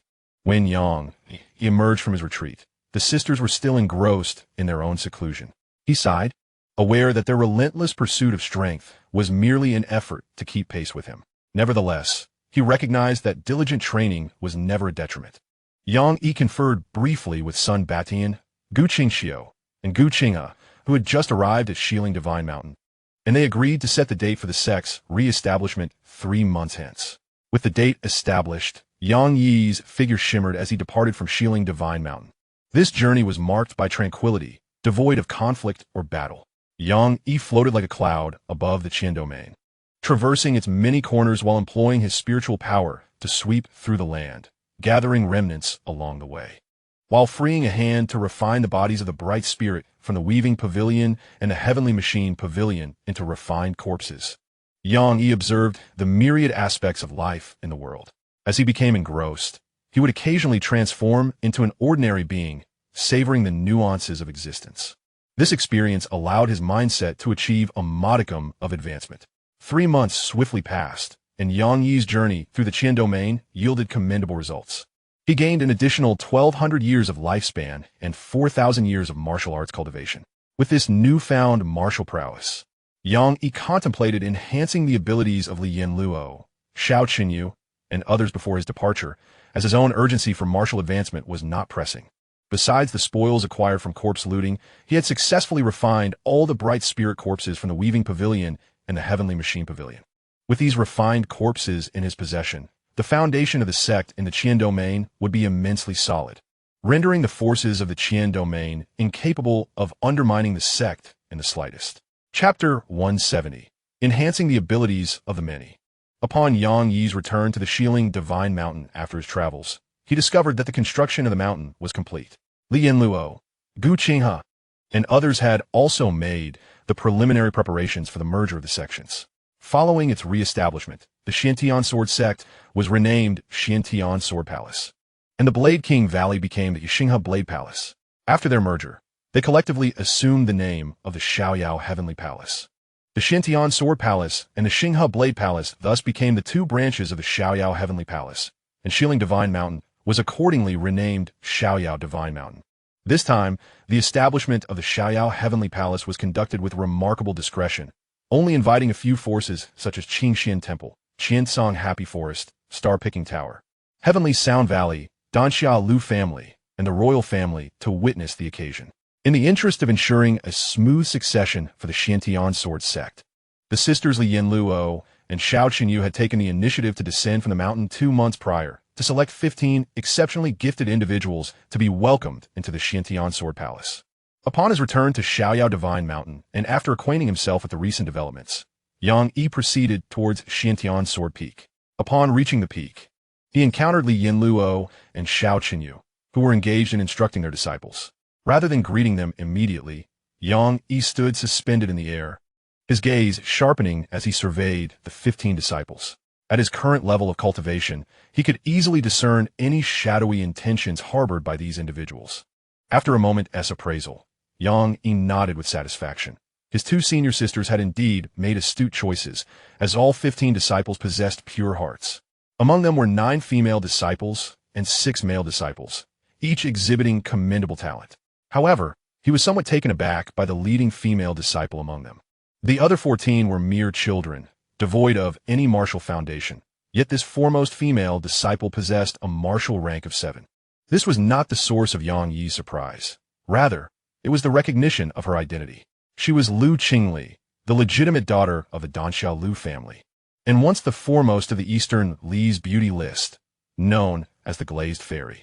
Lu Qingli was of similar age to Li Yinluo and Xiao Qinyu. The innate talent of the 2 individuals is not inferior in the slightest. However, they have not ventured out to gain experience or encountered extraordinary fortunes. It is surprising that the Lu family would allow such a remarkable daughter to emerge. Lu Ding indeed displays considerable audacity. After observing for a while and confirming that the individuals harbored no malicious intentions, Yang Yi gradually revealed his presence. Upon sensing Yang Yi's aura, Li Yinluo, and Xianxia swiftly dispersed the surrounding disciples and soared to his side. Junior brother, you have returned? Indeed, the sect is about to open. So I came back to take a look. As the three conversed, they made their way towards the residence area behind Xiantian Sword Mountain. Li Yinluo and Xianxia guided Yang Yi to a tranquil courtyard. Junior brother, knowing your aversion to noise, we sisters have built you a courtyard here. What do you think? Yang Yi smiled faintly, although he would not remain at the carefree heavenly palace for long. He did not wish to disappoint the kind intentions of his two senior sisters. The courtyard, named Evergreen Garden, was beautifully arranged and aligned with his preferences. Yang Yi turned to Li Yinluo and Xianxia, saying, Sister, you are thoughtful. Junior brother is very pleased. After strolling around Evergreen Garden, he looked towards his sisters. Though their realms had not changed during this period, their auras were significantly more robust and stable compared to when they had just broken through to the 9th tier, indicating that they were ready for another enhancement. Yang Yi did not immediately elevate their realms. Instead, he asked them to call Gu Qingxiu, and Sun Batian to join them. Aside from himself, the carefree heavenly palace lacked formidable strength for the time being, and Gu Qingxiu, and Sun Batian were also part of his plan for assistance in elevation. The four of them, along with one demon, might not even deplete his 4,000 years of martial arts cultivation. Soon, Li Yinluo and Xianxia brought Gu Qingxiu, and Sun Batian to Evergreen Garden. Once everyone had arrived, Yang Yi did not engage in much conversation and directly instructed, sit down and exert your full effort in operating your techniques. Li Yinluo and Xianxia, having already tasted the benefits, immediately sat cross-legged and began to channel their techniques, awaiting Yang Yi's guidance. Although Gu Qingxiu, and Sun Batian were somewhat puzzled, upon seeing Li Yinluo and Xianxia already seated, they decisively followed suit. With a wave of his hand, Yang Yi created a barrier around them, isolating each one before extracting his martial arts cultivation to impart upon them. Li Yinluo received over 600 years of martial arts cultivation, elevating her realm to the late 9th tier. Xianxia also received over 600 years of martial arts cultivation, similarly advancing to the late 9th tier. Gu Qingxiu accepted over 300 years of martial arts cultivation, raising her realm to the mid-9th tier. Gu Qinghe accepted over 300 years of martial arts cultivation, reaching the pinnacle of the 9th tier. Sun Batian received over 1,000 years of martial arts cultivation, advancing to the 2nd ring of the Ming Shun realm. The impartation for the 4 individuals and 1 demon consumed nearly 3,000 years of his martial arts cultivation. He traversed the realm of Qianyu, gathering 4 millennia of martial prowess that remain untapped. Within his system space, he still retains over 10,000 years of martial cultivation yet to be extracted. It is not that he lacks the desire to enhance the abilities of the 4 individuals and 1 demon. Rather, their current level has reached its limits. After considerable time, the 4 individuals and 1 demon gradually quelled the turbulence caused by their breakthroughs. Upon awakening, they gazed at Yang Yi with expressions of gratitude. Gu Qinghe, and Sun Batian bowed deeply to Yang Yi, their voices filled with appreciation. Thank you, Brother Yang, for your guidance. We are immensely grateful. Li Yinluo and Xianxia, however, did not express their gratitude in words. Their relationship with their junior brother transcended such formalities. Had they behaved like Gu Qinghe, and Sun Batian, it might have displeased him. Yang Yi extended his hand, lifting Gu Qinghe, and Sun Batian to their feet, saying, from now on, we are all family. There is no need for such formality. The development and legacy of the Xiaoyao Heavenly Palace will be entrusted to you. After some idle chatter, Gu Qingxiu, Sun Batian, and the demon departed, leaving time for Yang Yi, Li Yinluo, and Xianxia. Yang Yi was well aware that Gu Qingxiu, and Sun Batian intended to facilitate a bond between him and his 2 senior sisters, yet he currently harbored no desire for a companion. After a pleasant conversation with Li Yinluo and Xianxia, he extracted all the refined corpses and entrusted them to their care, providing them with a safeguard. Following this, Yang Yi pondered for a moment before leaving 3 formidable blade energies within each of them. These 6 blade energies could rival 80% of his strength and could easily slay an average enlightened spirit realm cultivator. With these 6 blade energies, Li Yinluo and Xianxia could finally rest assured within Qianyu. Having ensured their safety, Yang Yi then requested that they guide him through the library and treasury. where he filled it with the techniques, martial arts, and treasures he had gathered. In Chapter 171, Overseas Headquarters of the God-Worshipping Sect, Xianxia effectively transferred 80% of the resources from his divine space. Naturally, these resources held little significance for him. Having completed all these tasks, he then parted ways with Li Yin Luo and Xiao Qinyu, each returning to their respective abodes to cultivate. On the following day, the Xianxia sword sect was re-established, merging with the Blade King Valley to form the Xiaoyao Heavenly Palace.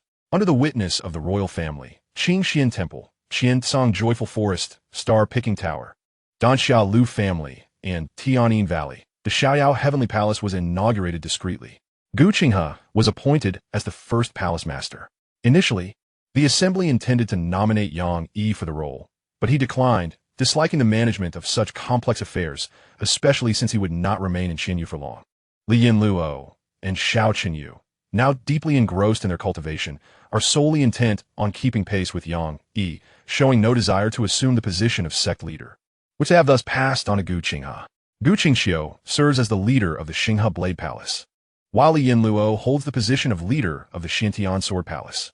Sun Batian, a figure of the Mingxin realm, occupies the esteemed role of an elder in the Xiaoyao Heavenly Palace. The heads of various major factions congregated at Xiaoyao Heavenly Palace for a grand feast that lasted 3 days before concluding. On the 5th day following the establishment of Xiaoyao Heavenly Palace, Xianxia, accompanied by his follower Ji Longxiang, set sail towards the eastern sea from the northeast direction. This journey was not intended as an escape from the Qian domain, but rather to investigate the underlying truths of the cult of the god of worship. Months prior, he had delved into the memories of Su Zhengliang, a member of the cult, but had momentarily abandoned his inquiry due to an ominous premonition. Now, on the brink of departing from the Qian domain with a significant enhancement in his strength, it was the opportune moment to resume his exploration. Having reviewed Su Zhengliang's memories, Xianxia held a clear understanding of the location of the cult headquarters, situated overseas. This was the very reason for Dongli's repeated failures in their attempts to annihilate the cult. The Dongli court had never truly discerned the actual whereabouts of the cult's headquarters.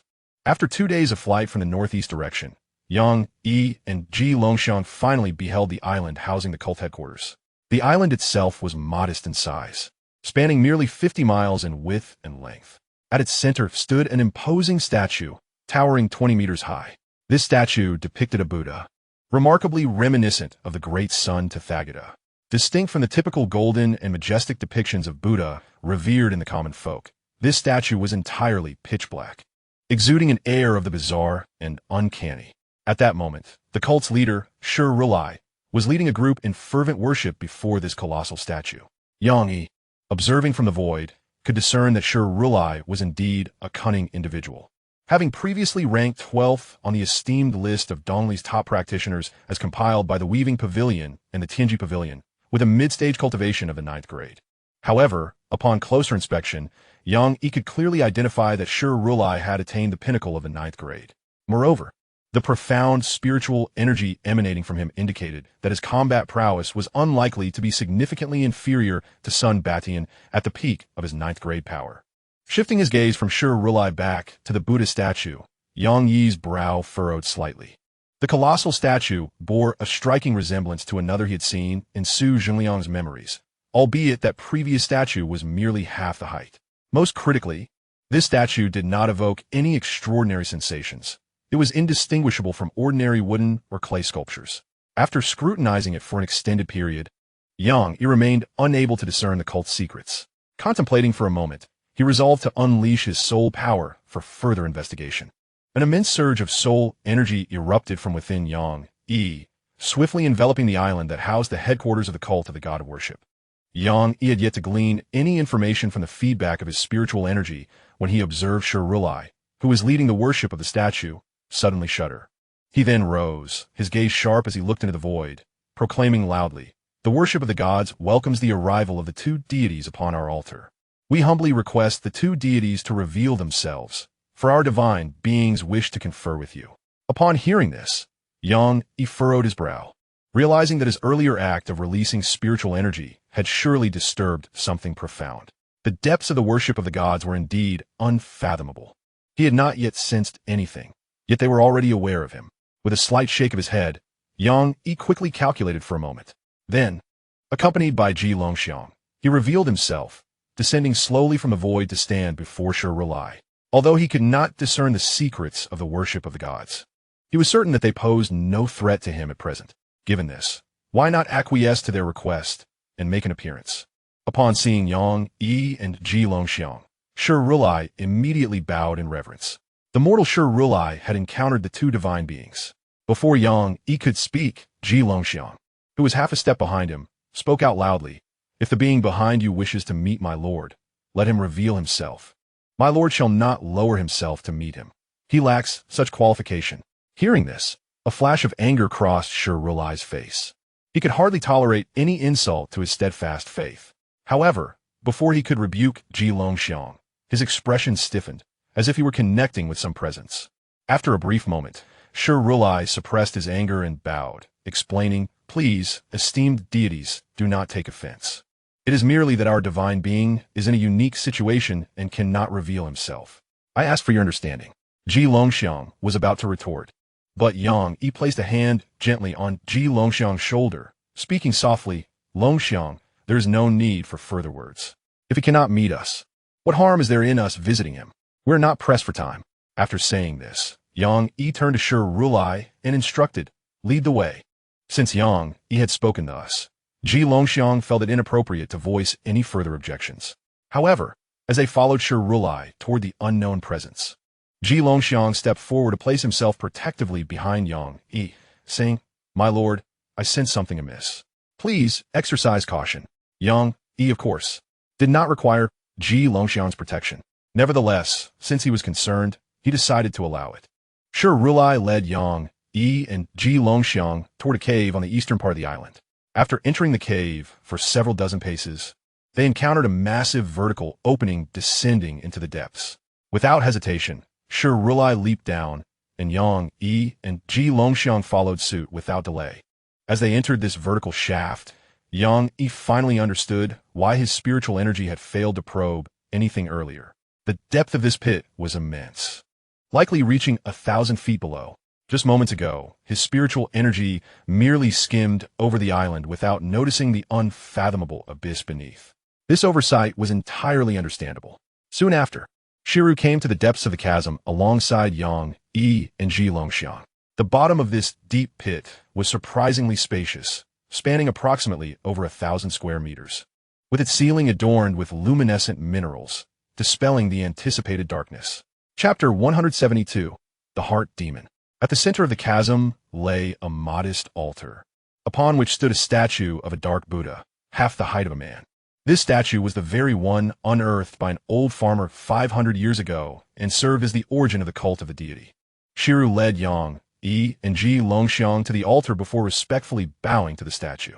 "O Divine One, the two esteemed guests you wish to meet have arrived. I beseech you to grant your guidance." No sooner had Shiru spoken than a resonant, celestial voice emanated from the obsidian figure. "Good. You may withdraw. I have important matters to discuss with these two deities." "As you decree, I shall comply," Shiru responded, stepping back. Yang Yi and Ji Longxiang made no attempt to stop him. With the true master present, Shiru, a mere peak 9th grade figure, posed no threat to the situation at hand. Once Shiru departed, the dark statue radiated an aura of inky light, and a young monk clad in a black robe materialized before Yang Yi and Ji Longxiang. "Amipa, I am Kong Ming from the Golden Mountain Temple in the Western Heaven, and it is an honor to meet you both." Upon the monk's arrival, Ji Longxiang felt an involuntary chill run down his spine, his instincts raising alarms. He whispered to Yang Yi, "Be cautious, my lord. This individual is imbued with malevolence." Yang Yi nodded subtly, his gaze narrowing as he scrutinized the young monk. Ji Longxiang was already aware of the monk's sinister nature, so it was no surprise that Yang Yi discerned even more. The figure claiming to be the monk from the Western Heaven was not a living being, but merely a manifestation of spiritual essence, his prior existence's realm shrouded in mystery. Yet, based solely on this spectral form, his power approximated that of a 4th or 5th ring divine spirit, hinting at the terrifying strength he possessed in life. However, his malevolence did not stem from mere power. It arose from his self-proclaimed identity as a monk while exuding an aura of demonic intent. Yang Yi had gleaned a fragment of memory from Han Xiuwu, the leader of the demonic sect, who had ventured beyond the Qian domain to the ancient battlefield of the Snow region, encountered the remains of the demon race, sensed their presence, and even received their inheritance. Thus, Xianxia easily identified the demonic heart's essence within this young monk. As for the source of the malevolence that enveloped him, Xianxia had no leads. Moreover, he could perceive a flicker of Buddhist light still lingering within the monk, albeit suppressed deep within his being. After a moment of contemplation and calculation, Xianxia began to ascertain the circumstances surrounding this dark-robed monk. The dark statue behind him must be the corpse of Master Kongming. At that time, Master Kongming was likely engaged in a battle of wits with a malevolent entity. For reasons unknown, a chink appeared in his mental fortitude, allowing the demon of the heart to seize the opportunity possessing him. Ultimately, the clash among the three parties resulted in the downfall of both Master Kongming and that wicked entity. However, both were undoubtedly formidable adversaries, leaving behind contingencies that amalgamated three distinct forces, each counterbalancing the others. The heart demon, unable to take over completely, was ultimately ensnared by Master Kongming's cunning within the confines of his own flesh. It was not until that old farmer unearthed Master Kongming's remains and was misled by the heart demon into worshipping it that the demon began to gradually extricate itself. Though this is merely speculation, Xianxia held a firm confidence in his deductions. However, despite having discerned the nature of the spirit before him, Xianxia remained discreet, contemplating how to dispose of it without arousing suspicion. The heart demon is a rather troublesome entity, far more so than the blood demon. The heart demon's kin are vast, formless, and killing one would leave behind a unique mark, alerting other members of its kind. This would lead to an endless array of troubles. As Xianxia pondered how to eliminate the heart demon before him, he maintained a calm facade and replied, "I am Xianxia, having met Master Kongming. Might I inquire why Master Kongming wishes to see me?" Alms for the two benefactors. A humble monk has a request. The young monk paused, gesturing towards the dark statue on the altar. Hundreds of years ago, I battled a demon and an evil force. Although I ultimately vanquished them, my soul was inadvertently sealed within the demonic body. For centuries, I have endeavored to eradicate the demonic intent within, but my efforts have been in vain, merely sculpting the demonic body into a form resembling that of the Buddha. I seek your combined strength to shatter this demonic form and aid me in my liberation. Upon hearing this, Xianxia felt a surge of joy. Clearly, the contingency left by Master Kongming was far more significant in restraining this heart demon than he had initially surmised. A cold smile crept across Xianxia's mind. This heart demon was audacious, attempting to deceive him into destroying Master Kongming's remains to facilitate its escape. An ordinary enlightened being, unaware of the heart demon's nature, might have been easily swayed. Yet, given Xianxia's sensitivity to demonic energies and his prior knowledge of the demon race's intricacies, any attempt to mislead him was a fanciful delusion. Feigning confusion, Xianxia inquired if that is the case. Why not have your followers break the shackles of this demonic body for you? The heart demon felt a sense of helplessness at this remark. It was not that he had not considered this. Initially, he had sought to entice the old farmer into worshipping him with this very intention. However, the issue lay in the fact that these followers worshipped the body of Master Kongming. That master had left behind measures before his demise. As their powers grew, the followers likewise carried remnants of Master Kongming's strength within them. The devotees are bound by the power of the empty void monk, unable to advance to the realm of the enlightened spirit for eternity.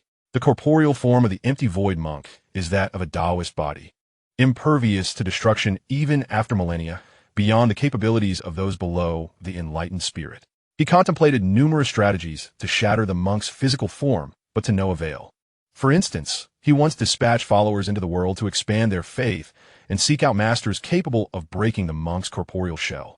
Yet, the followers failed to find any worthy experts and instead fell victim to persecution due to their expanded beliefs. At that time, the Qian domain only had the weaving pavilion, and the heavenly machine pavilion housed enlightened spirits, which the cult of the divine could not approach, even if they could. The enlightened spirits of the weaving pavilion and heavenly machine pavilion were not easily swayed by mere lay people. Thus the plan fell through. Originally, the heart demon had prepared to rely on the passage of time to gradually erode the empty void monk's contingency, although this would require a protracted span, potentially several centuries. He felt utterly constrained and at a loss. However, he never anticipated that today, Two second-tier enlightened spirits would arrive at this location. Xianxia only revealing second-tier enlightened spirit cultivation. Although second-tier enlightened spirits are somewhat weaker with a little time, they still hold the potential to break the corporeal bonds of the empty void monk. At the very least, they could diminish the monk's hold over him.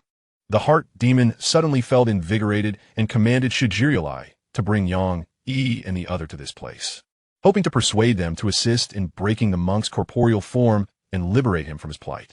Chapter 173. Unmasking the Heart Demon. The Seed of the Diamond Path. The heart demon reflected on the past efforts made to dismantle the corporeal form of the empty void monk. He swiftly responded, Ba, esteemed benefactors, I must confess that demonic body is a Taoist body. My followers possess insufficient strength to shake the Taoist body. The heart demon sought to tempt Xianxia and Xianxia into breaking the monk's corporeal form, but overlooked a crucial point. Neither Xianxia nor Xianxia were his followers, unlike Xianxia and others who could be easily swayed or deceived. Upon hearing that the dark sculpture before him was indeed a Taoist body, a glimmer of intrigue sparkled in Xianxia's eyes. The Taoist body, what a treasure it could be. He wondered what spoils he might procure. Casually, Xianxia cast a sidelong glance at the heart demon and sauntered towards the sculpture.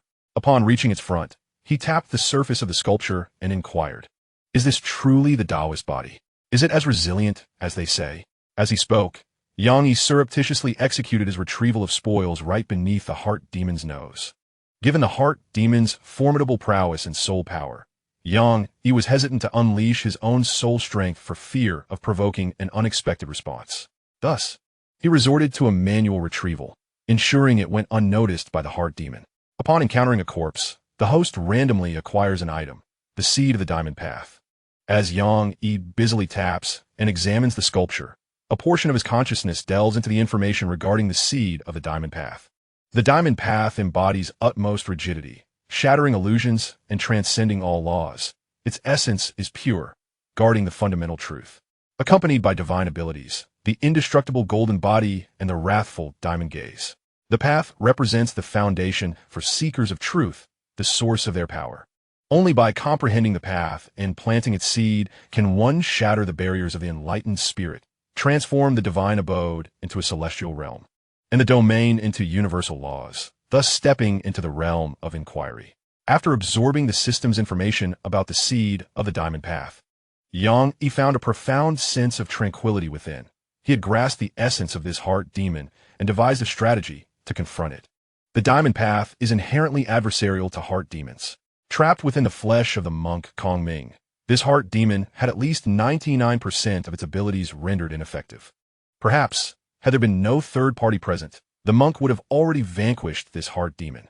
The demon's strength was not significantly different from what he sensed, and being bound by the monk's corporeal form greatly favored Xianxia.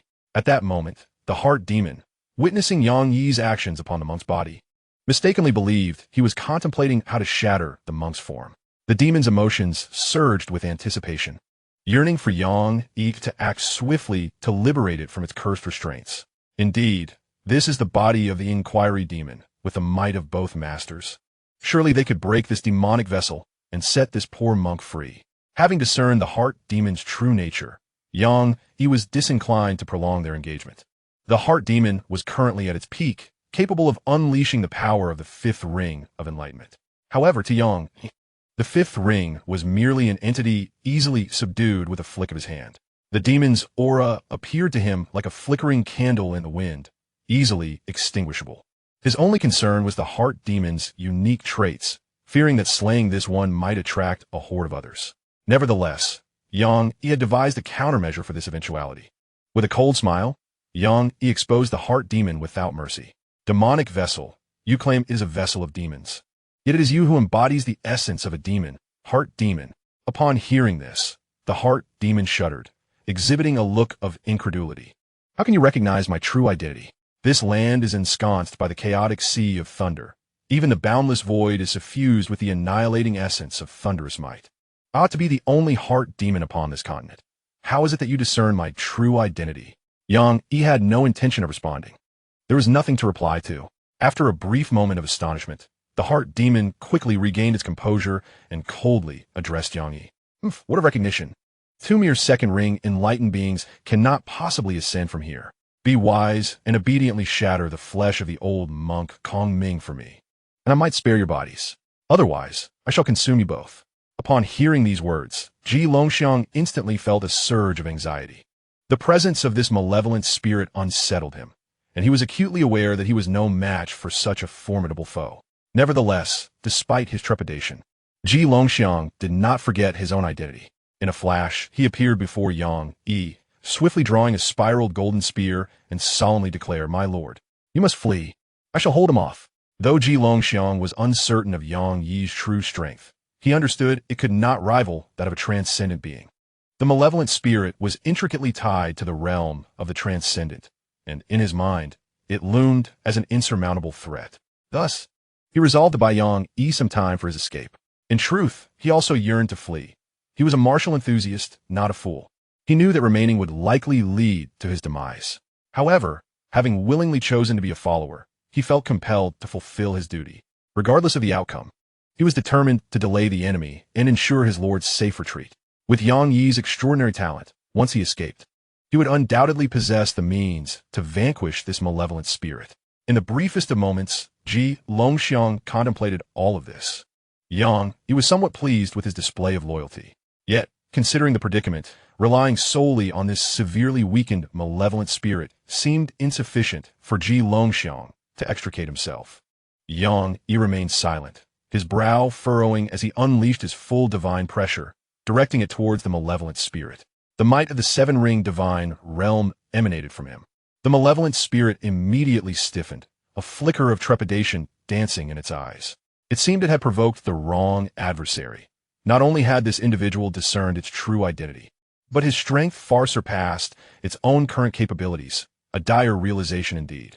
Although the pressure Yang Yi exerted could not completely incapacitate a being that had once reached the level of transcendent mastery, it was severely hampered by the suppression inflicted by the monk Kong Ming. The spirit could presently only muster the power of a five-ring divine realm. While the seven-ring divine realm's pressure could not fully immobilize him, it significantly restricted his movements. Should he face an attack from Yang Yi, he risked being forcibly returned to the physical form of the monk, rendering decades of effort utterly futile. Yang Yi understood that mere pressure would not suffice to subdue a being that once stood at the pinnacle of the transcendent realm. After establishing the malevolent spirit's limitations, he swiftly reversed his grip, summoning the Xianyuan blade into his hand. Without hesitation, he struck at the spirit with several swift slashes. Each of these strikes was executed with the technique known as Heavenly Blade, causing the spirit's form to shatter and transform into a wisp of dark vapor, which re-entered the monk Kong Ming's physical body. Chapter 174. The Cursed Slaughter of the Disciples of the Divine Worship Sect. The malevolent spirit, being a spectral entity, could not be annihilated by such an assault. It was merely dispersed by Yang Yi's strikes and subsequently confined once more within the flesh of the monk. Yang Yi was not yet contemplating the complete destruction of this spirit. Not only was its essence rooted in the transcendent realm, but there were uncertainties regarding the feasibility of its true annihilation. Even if he possessed the power to annihilate, he would refrain from such actions. After all, he was soon to step beyond the confines of the Qian domain. Should he become entangled with the Heart Demon clan as a result, it would present considerable complications, for he currently lacked the strength to confront them. After vanquishing the Heart Demon within the body of the empty void monk, Yang Yi's figure flickered and appeared before the monk's corporeal form, whereupon he commenced the application of numerous seals upon it, with his hands dancing gracefully within moments. He had inscribed hundreds of layers of diverse seals upon the monk's flesh. Upon completing the sealing process, Yang Yi promptly confined the monk's body within the divine abode, where he felt an unparalleled sense of security. By severing the connection between the Heart Demon and the followers of the God Worship Sect, the demon, deprived of sustenance, would find its strength unable to recover, forced to rely solely on its own efforts to escape. By the time the Heart Demon regained its power, Yang Yi would no longer fear the Heart Demon clan. He harbored great confidence in his own rate of growth. Having accomplished this, Yang Yi retracted the pressure of his divine might. Ji Longxiang, witnessing the entire process of Yang Yi subduing the Heart Demon, was overwhelmed with astonishment. An adversary he deemed insurmountable had been effortlessly subdued in mere moments. How formidable must his master be? Initially, He believed Yang Yi's effortless suppression of dozens of divine beings was an extraordinary feat. Little did he know that even a being of the Tao inquiry realm had been subdued. Xianxia could not directly perceive the heart demon's strength, but the term Tao inquiry spoke volumes. His master was simply too powerful, too unfathomable. Amidst his admiration, Xianxia silently congratulated himself for choosing to follow Yang Yi. Aligning oneself with such a formidable figure surely promised a boundless future. Presently, Xianxia's sole concern was the daunting disparity in strength between himself and his master. Should this gap prove too vast, leaving him unable to keep pace and ultimately lag behind, it would be a lamentable fate. Thus, he resolved to train with fervor, determined to match his master's stride. Having dealt with the heart demon, Yang Yi and Xianxiang soared from the depths of the chasm. As they emerged, they encountered the anxious figure of Rulai. Upon seeing Yang Yi and Xianxiang ascending from the depths, Rulai hurriedly approached them, inquiring with urgency, "Esteemed deities, what has transpired? Why can I no longer sense my master?" Since becoming a follower, he had never experienced a severed connection with his divine master. At that moment, Rulai was filled with an urgency that nearly overwhelmed him. Yet, mindful of Yang Yi and Xianxiang as guests of his master, he restrained his anxiety and respectfully inquired. Yang Yi regarded Rulai before him, quietly marveling at the formidable strength of the empty void monk. Although he had long since perished, the monk's residual power had effectively curtailed many of the heart demon's schemes. Even the followers cultivated by the heart demon have failed to manifest a trace of malevolence within themselves. Instead, they are imbued with a profound sense of Buddhist essence, which constrains them from transcending into the realm of the enlightened. The monk Kongming is indeed formidable. With the source of the God-worshipping sect eradicated, the necessity for its continued existence has vanished. Yang Yi disregarded Rulai's words and merely uttered a calm decree. There is no need for the God-worshipping sect to persist. Eliminate them. Upon hearing this, Xianxiang promptly complied, unleashing the overwhelming pressure of the enlightened realm. Rulai had no time to react before being crushed under Xianxiang's formidable might. The disparity in strength was insurmountable. Even a peak level 9th rank was no more than an insect in the eyes of an enlightened being. There was no need for direct confrontation. The mere release of enlightened pressure sufficed to dispatch him effortlessly. After resolving the matter with Rulai, Xianxiang darted out of the cave, intent on eradicating the remaining followers of the God-worshipping sect. At that moment, Yang Yi suddenly recalled something and called out to Xianxiang to halt. The situation of the God-worshipping sect was rather peculiar, as they were all devotees of the heart demon. To prevent any hidden schemes from the heart demon, it would be prudent to eliminate them entirely.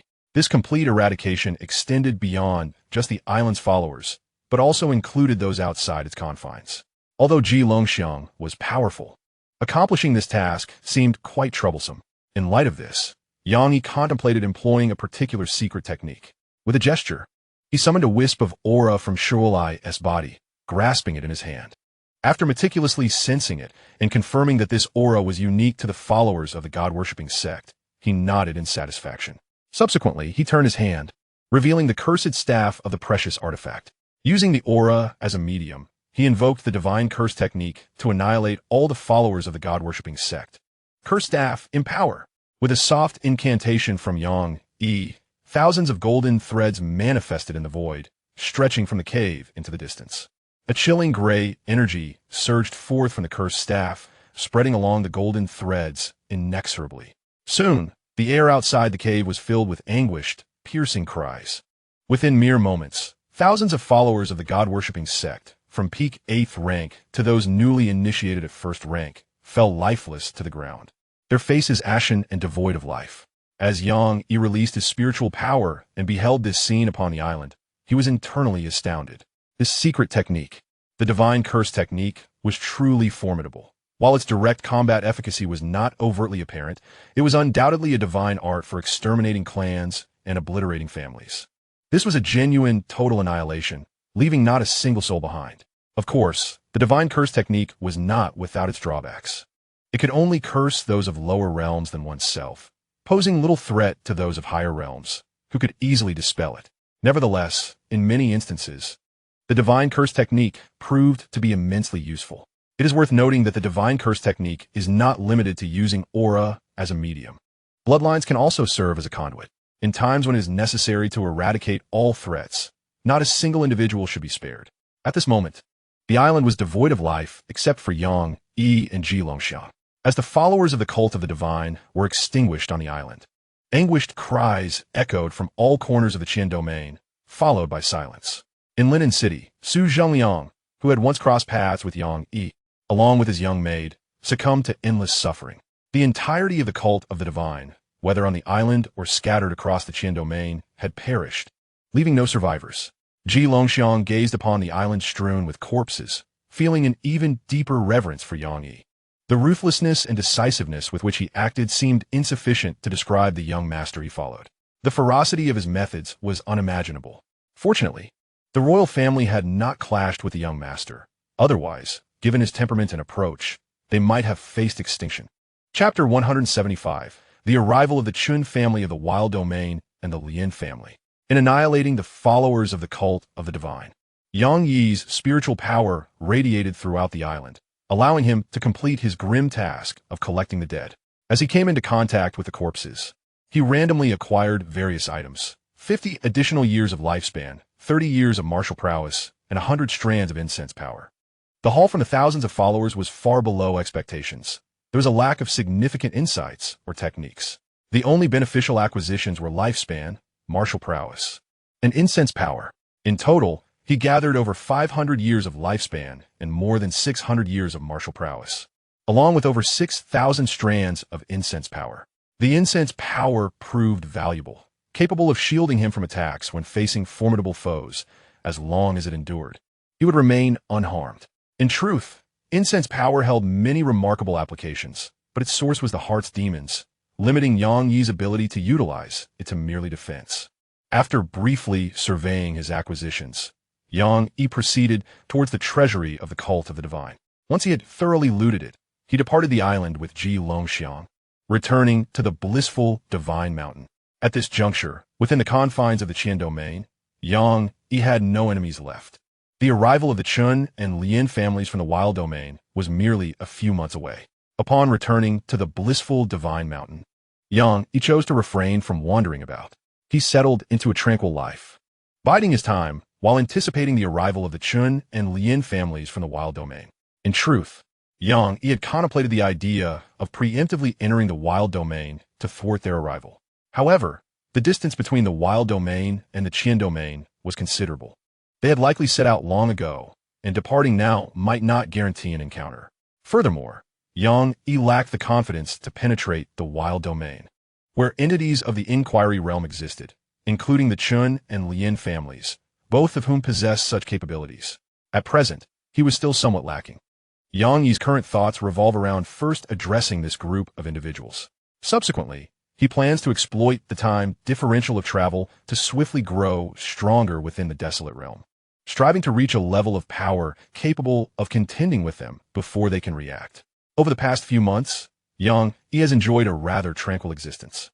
Aside from guiding Li Yinluo, Xianxia, and others in their cultivation, he has also shared his knowledge of constructing medicinal gardens with the disciples of the Celestial Palace. In his leisure, Yang Yi has refrained from rigorous training, opting instead to read, fish, and occasionally venture beyond the Celestial Mountain to savor tea and music. This period has marked the most relaxed time since his arrival in this world. Previously, his life had been excessively tense, depriving him of many experiences that should be savored. This brief interlude of leisure has significantly elevated Yang Yi's state of mind, alleviating much of the pent-up resentment within him and infusing him with a greater sense of humanity. However, such leisurely days cannot withstand the flow of time, and 3 months have swiftly passed. One day, while fishing in a serene pond on the Celestial Mountain, Yang Yi suddenly experienced a sense of foreboding. Frowning slightly, he began to calculate with his hands. Moments later, he stood up, stowed his fishing gear into the divine space, and relaxed his brow, murmuring to himself, after waiting for so long, they have finally arrived. Yang Yi's figure flickered as he returned to the Xianxia sword peak, briefly relaying instructions to Li Yinluo and Xianxia before departing northward with Xianxia. In confronting the Chun family and the Lin family of the desolate realm, numbers are of little consequence. Only Xianxia's presence is necessary. Once he deals with the Chun and Lian families, he will not return to the Qian realm, but will instead step beyond it, journeying to other realms. Lian Luo and Xianxia stood atop the Xintian Sword Peak, their expressions tinged with sorrow as they watched Yang, Yi, and Ji Longxiang depart.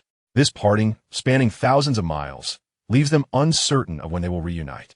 Despite their reluctance, they found themselves at a loss for words to detain their junior brother, knowing they cannot hinder his pursuit of a brighter future.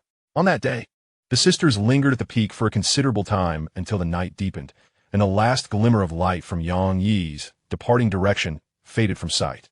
Only then did Li Yanluo slowly turn to Xianxia, her tone resolute as she declared, "Sister, we are not far from the bright sage. We must strive to break through to that realm soon, so we can follow in our junior brother's footsteps. He has borne much for us. Henceforth, we should stand beside him in battle rather than be sheltered behind him. So, sister, let us commit to diligent cultivation." Xianxia remained silent, a single tear cascading down her exquisite face, her expression resolute. "Junior brother, I will surely catch up to you. When that time comes, I will not." Meanwhile, Yang Yi and Ji Longxiang journeyed northward through the territories of the former Beiyuan Kingdom and others, reaching the northernmost ocean of the Qian realm. On the coast of the northernmost region of the Qian domain, Yang Yi gazed out at the vast expanse of the sea, his fingers deftly calculating. After a slight adjustment of direction, he soared forth with Ji Longxiang in a radiant arc. Meanwhile, from the desolate realm, members of the Chun and Lian families had navigated their treasured vessel, the Void Boat, through the chaotic, thunderous seas, making their way towards the Qian domain. The entourage from the Chun and Lian families numbered nearly 100, led by 2 formidable beings of the 6th ring bright deity realm, accompanied by more than 20 others of the same caliber. Initially, their intent was merely to collect offerings, and such a powerful assembly was not warranted. However, Yang Yi's earlier actions in the battle at Shouyang Sword Mountain, where he delved into Chun Jinhong's memories, had alarmed the formidable entities of the Chun family, prompting a re-evaluation of their intended delegation to the Qian domain. In total, the 2 families dispatched 2 6th ring bright deities, 6 5th ring bright deities, and dozens of 9th-grade true persons. This overwhelming strength could easily ravage the relatively weak Qian domain. The Chun and Lian families demonstrated a significant concern for the disturbances in the Qian domain. Faced with a domain that had severed its path to the bright deities, they directly deployed their 6th ring bright deities, clearly aiming to extinguish any flicker of hope within the Qian domain. Their objective was to quash potential risks at their inception. The attention from the Chun and Lian families towards the Qian domain was unparalleled, even if a figure of great fortune or destiny were to emerge in the Qian domain. Evading their pursuit would prove nearly impossible. The Chun and Lian families exercised extraordinary caution. Yet, who could have anticipated the emergence of Yang Yi, a remarkable anomaly? What the figures of fortune and destiny could not achieve, this anomaly could. The rate of Yang Yi's growth was unparalleled, far beyond what those of fate or fortune could compare to. Yang Yi and Ji Longxiang hastened northward, while the Chun and Lian families approached from the south in their void boat. Soon, the 2 parties collided in the skies above a desolate island. Chapter 176. Slaying the members of the Chun and Lian families from the desolate realm. Above the deserted isle, Yang Yi and Ji Longxiang stood with their hands clasped behind their backs, their garments fluttering, resolutely blocking the path of the void boat piloted by the Chun and Lian families. Inside the void boat, the 2 6th ring bright deities from the Chun and Lian families noted the unfamiliarity of Yang Yi and Ji Longxiang. They promptly emerged from the vessel, flying forth to confront them. The 6th ring bright deity from the Chun family narrowed his eyes slightly, assessing the cultivation levels of the 2. Then he spoke with authority. "Who are you? This domain belongs to my Chun and Lian families. Regardless of your origins, you must leave this territory at once." Yang Yi's Gazinaroit. Their unabashed proclamation of dominion left no room for doubt regarding their intentions. It appeared that such territorial claims by the Chun and Lian families were commonplace beyond the Qian domain. This suggested that the expanse of the world outside the Qian domain might be vast beyond imagination. I fear that in the eyes of other realms, the Qian domain is merely a minuscule area, insignificant beyond measure. Yang Yi's gaze swept over the members of the Chun and Lian families from the desolate domain. The calculations he had made yielded no discrepancies. The Chun and Lian families posed no threat to him. With this realization, there was nothing left to discuss. Execution was the only recourse. Yang Yi's eyes grew cold. There was no need for further probing. He was not akin to the denizens of other realms. The Zhijin Tower and the Tianji Pavilion were guilty beyond redemption and had long since met their demise. Today, I have come specifically to eliminate you. The members of the Chun and Lien families regarded him as if he were recounting a farcical tale, showering him with derision. Huh, you intend to kill us?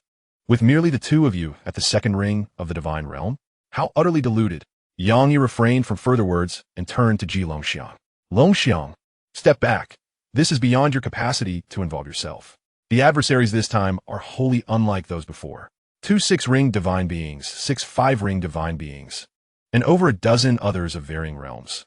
They are not of the same caliber as Chun Jinru and Lien Hongxiu, who roam the Qin domain.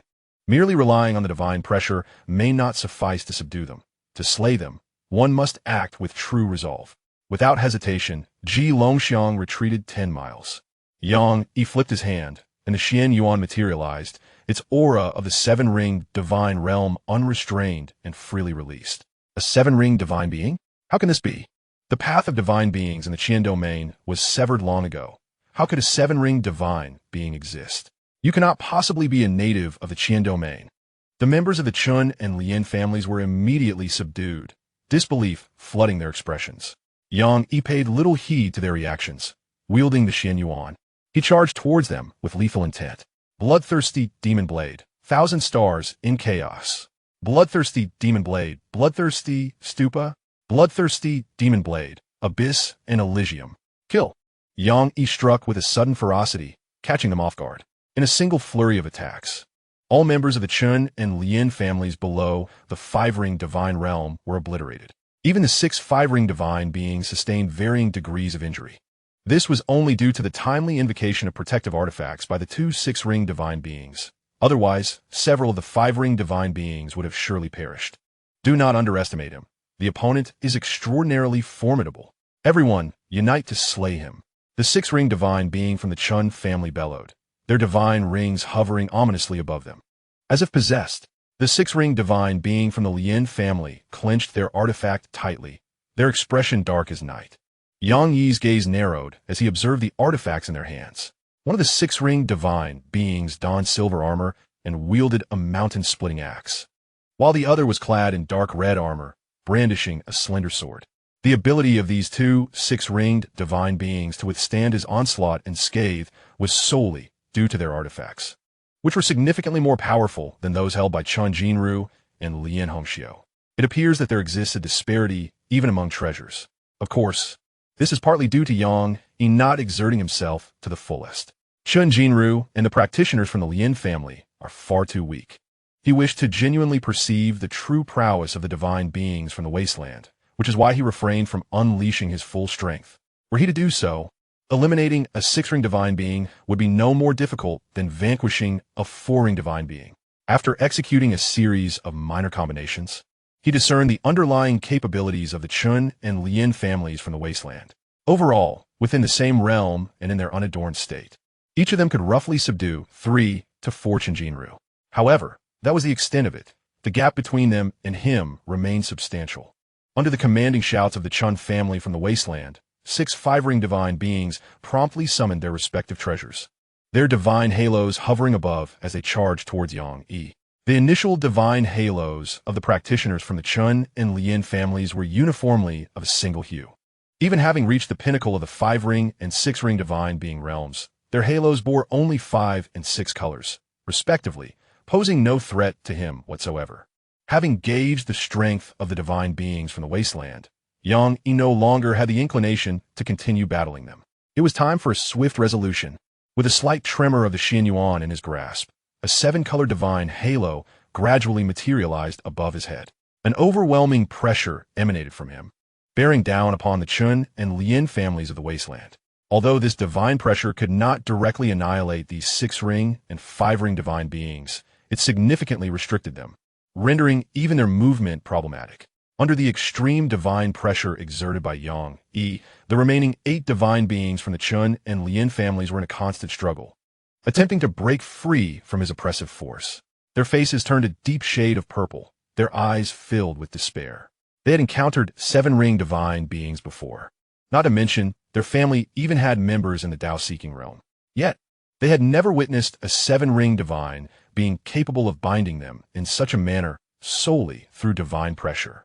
This terrifying force likely equated to that of a nine-ring divine being within their clan. The remaining 8 divine beings from the Chun and Lien families were filled with trepidation, fully aware of their impending demise. Please, you cannot kill us. Our family has an ancestor in the Tao-seeking realm. If you slay us, he will not spare you. The 6-ring divine being from the Lien family, seeing Yang Yi approach with a long blade and a murderous aura, hastily invoked the name of their ancestral figure in a desperate attempt to intimidate him. However, Yang Yi's resolve to kill was as firm as iron, impervious to mere words. He had already slaughtered all the shepherds from the Chun and Lien families and had just dispatched dozens more. He cared little for eliminating a few additional ones. The enmity had long been established, and whether deeper or shallower, it made no difference. Letting a tiger return to the mountain would be unwise. Even if he spared these 8, the Chun and Lien families from the wasteland would undoubtedly seek him out for retribution. Eliminating them is the most prudent course of action. At least it would grant us some respite. In chapter 177, at the fringes of the chaotic Thunder Sea, Yang Yi retracted the Xianyuan and strode towards the Chun family of the Wilderness Domain and the Lien family of the Wilderness Domain, where several luminous deities resided. Upon reaching their presence, he brandished his sword, directing its point at their foreheads. A tremendous force surged into their bodies, extinguishing their life force. After annihilating everyone from the Chun family and the Lien family, Yang Yi unleashed his soul power, swiftly conducting a search for valuables. He subsequently stored the corpses of all individuals from the Chun and Lien families into his divine abode. Beyond the Qian domain, these luminous bodies could potentially be refined into corpses, which might prove advantageous for him. The thought of refining these luminous bodies into corpses caused Yang Yi to furrow his brow slightly. He would need to devise a method to deduce the techniques of the corpse refining sect. The earlier methods he had acquired for corpse refinement were somewhat insufficient, barely adequate for refining luminous deities like Chun Jinru and Lien Hongxiu. However, they would certainly fall short when it came to refining 5-ring and 6-ring luminous deities. With this fleeting thought, Yang Yi shook his head gently. There was no need to rush the deduction of the corpse refinement techniques. He had ample time for a gradual exploration, as the luminous bodies would not decay for quite some time. Having completed all of this, Yang Yi reined in his divine pressure and proceeded towards the void vessel left behind by the Chun and Lien families. Ji Longxiang.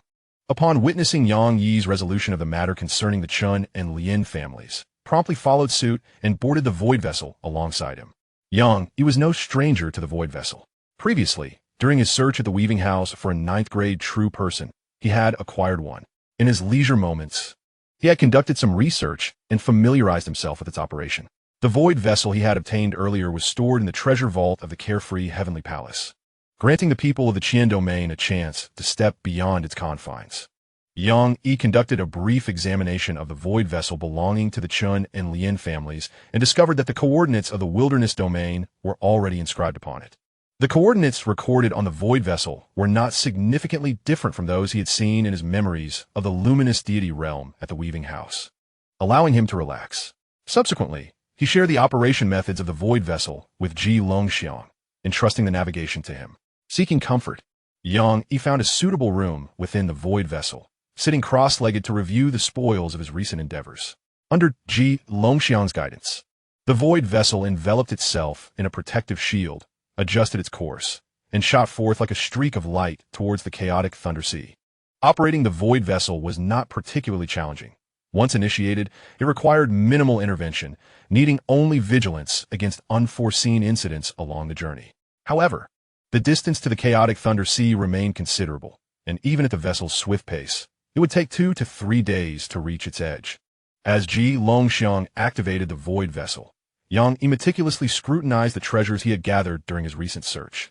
This time, the act of scavenging the corpses yielded exceptionally high-quality rewards, bringing immense satisfaction.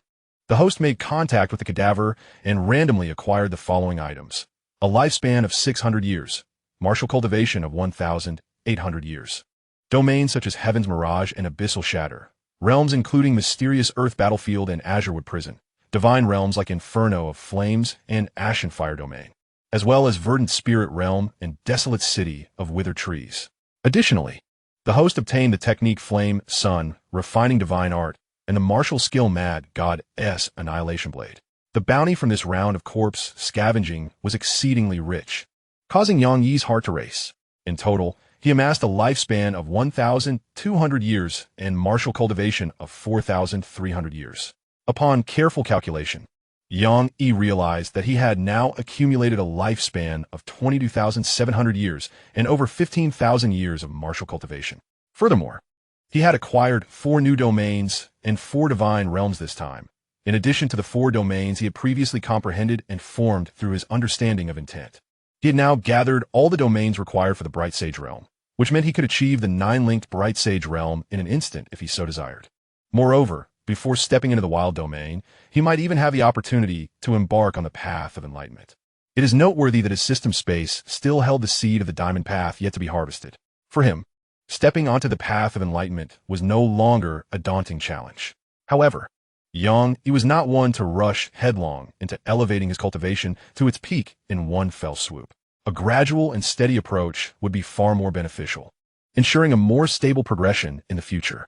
After reviewing all his gains, he prioritized extracting the lifespan, techniques, and martial skills. The Flame Sun Refining Divine Art, a mid-tier heavenly technique, surged within him, causing a tempest of power to course through his meridians.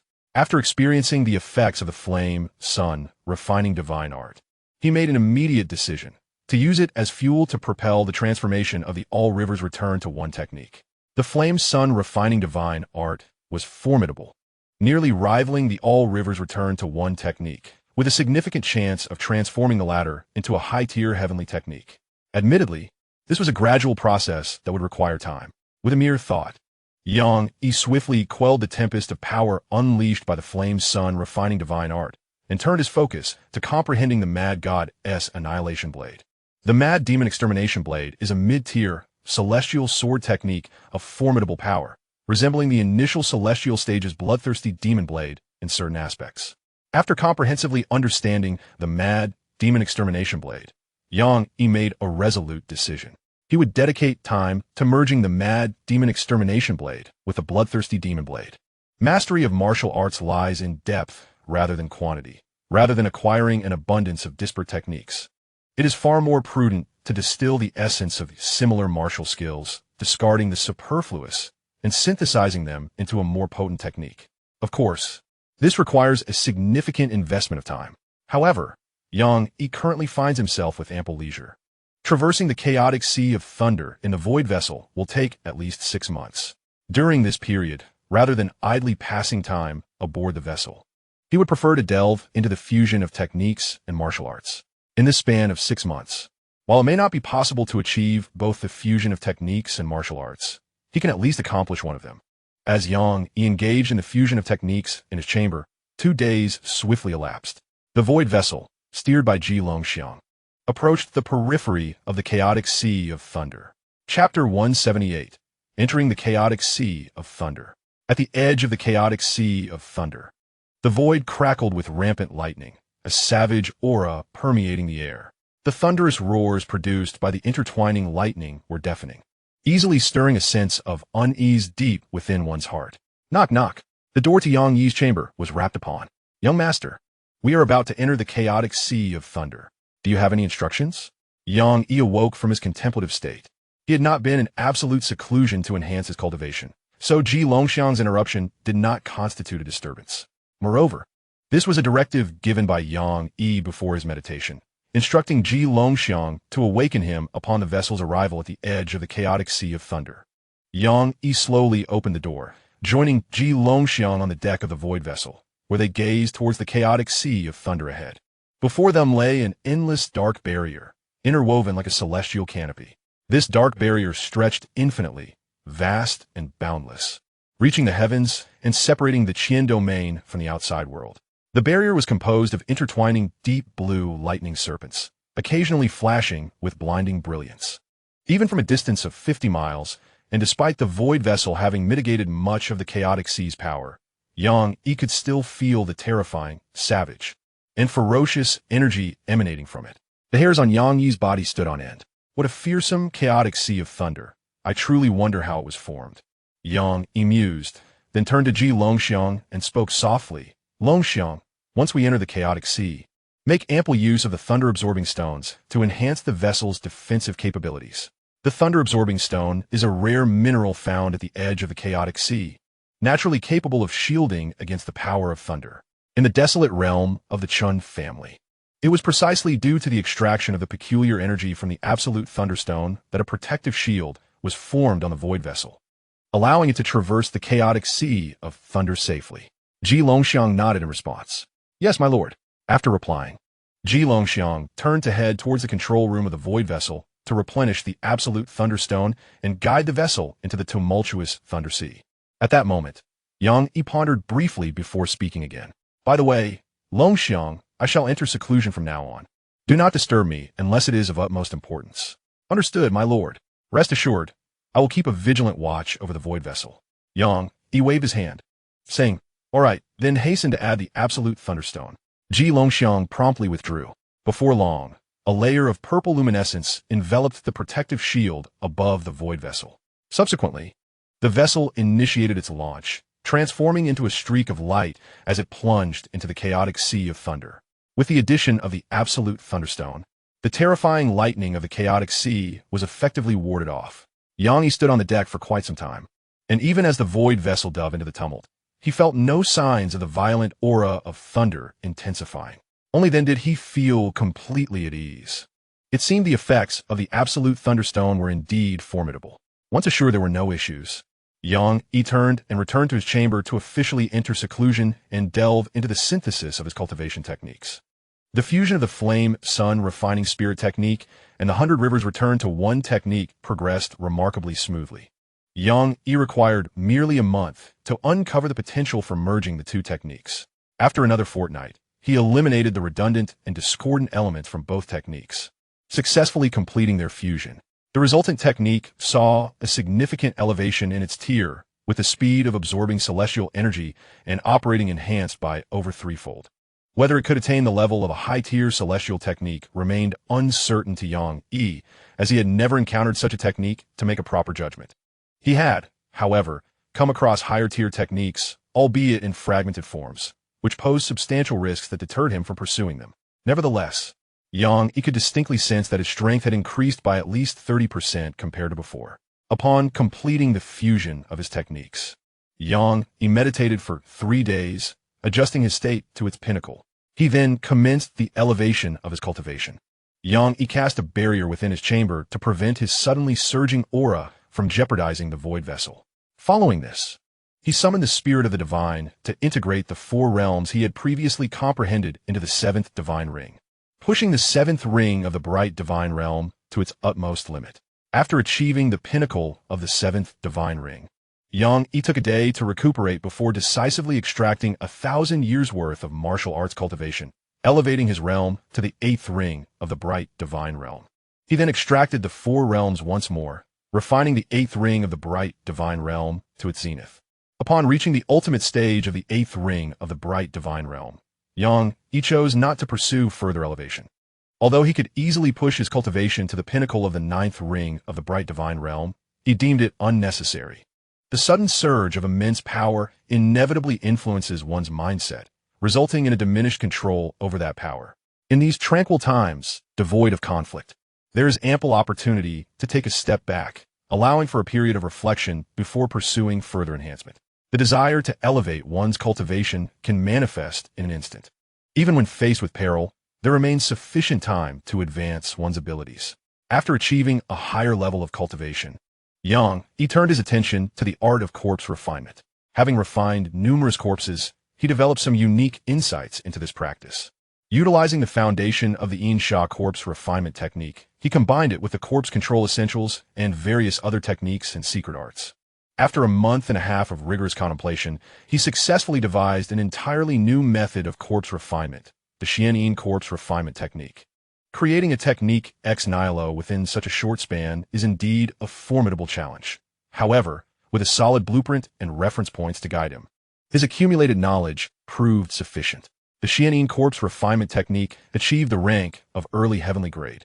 According to the method's projections, the corpses refined through it could reach up to 90% of their peak strength with a certain probability of developing sentience, rendering them akin to the living. The inspiration for the sentience of corpses came to him from a corpse refined by the corpse refinement master Han Su. Following the annihilation of the corpse refinement sect by Ji Xianling, all its members and their refined corpses were transported to Linen City, awaiting judgment.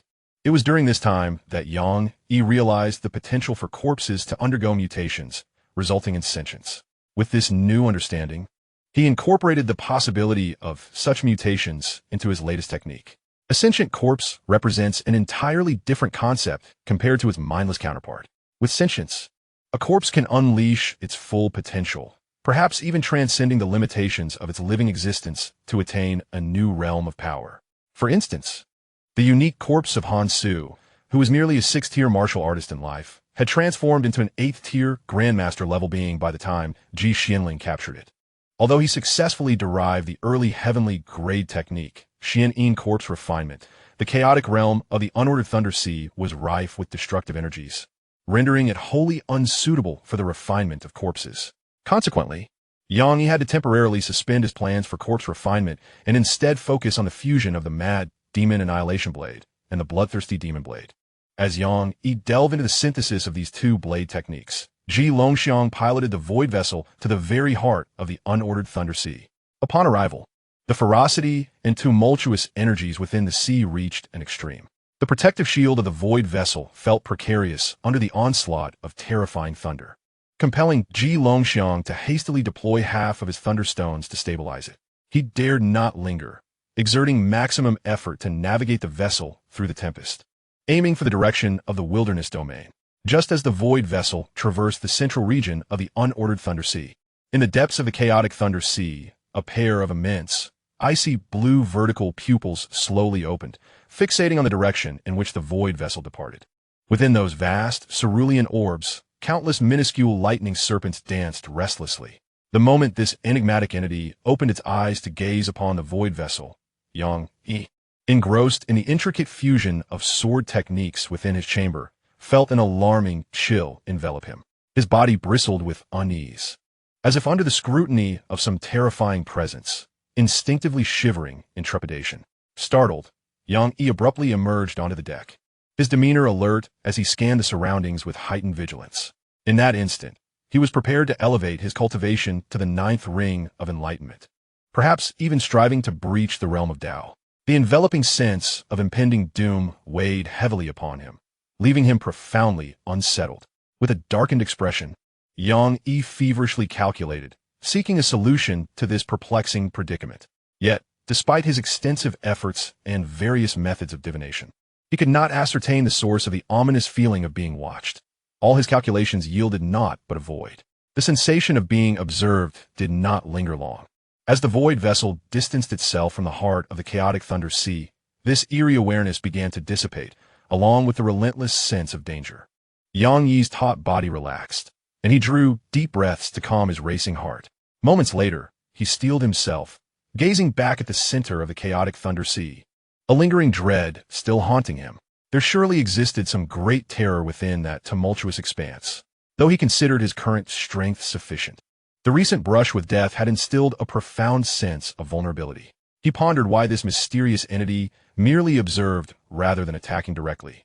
Perhaps this was a fortunate circumstance. The enigmatic presence within the chaotic Thunder Sea was not something he could contend with at his present level. It would be wise to refrain from further inquiries for now. In due time, as his cultivation progressed, the truth would reveal itself. "Young master, what troubles you? Why do you come out?" Ji Longxiang's voice interrupted Yang Yi's reverie. Turning to face Ji Longxiang, Yang Yi noted his companion's demeanor, furrowing his brow slightly. Ji Longxiang appeared unperturbed, seemingly oblivious to the recent inexplicable scrutiny. Yang Yi shook his head lightly. Since Ji Longxiang had not sensed anything amiss, there was no need to divulge his concerns. "Nothing is amiss. I merely needed to stretch my legs after an extended period of seclusion. You may return below. I wish to be alone for a while." Ji Longxiang accepted this without further inquiry, bowing respectfully before heading toward the control room. "Very well, young master." As Ji Longxiang's figure receded, Yang Yi's gaze flickered. The state of Ji Longxiang reminded him of the martial practitioners from the barren domain of the Qian region, who, like Ji Longxiang, seemed unaware of any disturbances within the chaotic Thunder Sea. Only by reaching a certain level of cultivation can one perceive the watchful gaze of that mysterious entity. Contemplating this, he felt a slight sense of relief. Perhaps that enigmatic presence would not easily take action against those traversing the chaotic Sea of Thunder. In the very heart of the chaotic Sea of Thunder, the owner of the immense vertical pupil gazed at the distant void vessel, a flicker of surprise crossing their eyes. An intriguing little fellow, possessing a remarkably keen sense. One wonders how far they might grow. Will there ever be a day when they stand shoulder to shoulder in battle? Upon reflecting on this, the owner of the colossal vertical pupil could not help but shake their head, finding a hint of absurdity in their own musings. What was it they were anticipating? Countless prodigies and exceptional beings had fallen over endless eons for that very purpose. Even they themselves could only hide and barely survive in the realm of mortals. Just a somewhat unique little being, and yet here they were, harboring expectations. The owner of the immense vertical pupil's thoughts drifted, and with a soft sigh, they closed their eyes. On the void vessel, after the recent fright, he found it impossible to settle his mind for seclusion over the subsequent 10 days. He stood on the deck of the void vessel, staring intently towards the heart of the chaotic Sea of Thunder. This world, the deeper one delves into cultivation, the more one realizes the profound depths it holds. After standing on the void vessel for over 10 days, Yi's emotions gradually calmed, allowing him to re-enter his meditative state. Another month passed, and he finally completed the fusion of the frenzied demon annihilation blade and the bloodthirsty demon blade. The newly amalgamated technique, which he named Demon Blade, was of intermediate celestial rank. Demon Blade encapsulated the essence of both techniques, its power surpassing that of either individually, with each move imbued with treachery, bloodlust, and dominance. With the completion of Demon Blade, the void vessel had yet to escape the chaotic Sea of Thunder. In He turned his focus to comprehending the fourth form of the heavenly blade. Thus, another month elapsed, and he fully mastered the fourth form. For symbols breaking the void, adding to his arsenal. After achieving mastery of the fourth form, He ceased further cultivation. The rampant and violent aura of the chaotic sea had diminished by several degrees. They had reached the very edge of this tumultuous realm. In just a few days, the void vessel would break free from the chaotic sea and enter a normal maritime expanse. With this limited time remaining, there was no need for further cultivation. Soon, they would enter an entirely new domain, necessitating heightened vigilance for any unforeseen incidents. 3 days later, a void vessel surged forth from the chaotic sea, entering the tranquil waters beyond, the process unmarred by any unexpected occurrences. Once out of the chaotic sea, the vessel came to a halt, and along with Xianxia stepped forth from the craft. After all, the void vessel they piloted belonged to a practitioner of the desolate realm. Having arrived at this juncture, it was naturally unwise to continue parading the void vessel through the streets. Otherwise, the Chun and Lien families from the wasteland would soon seek them out.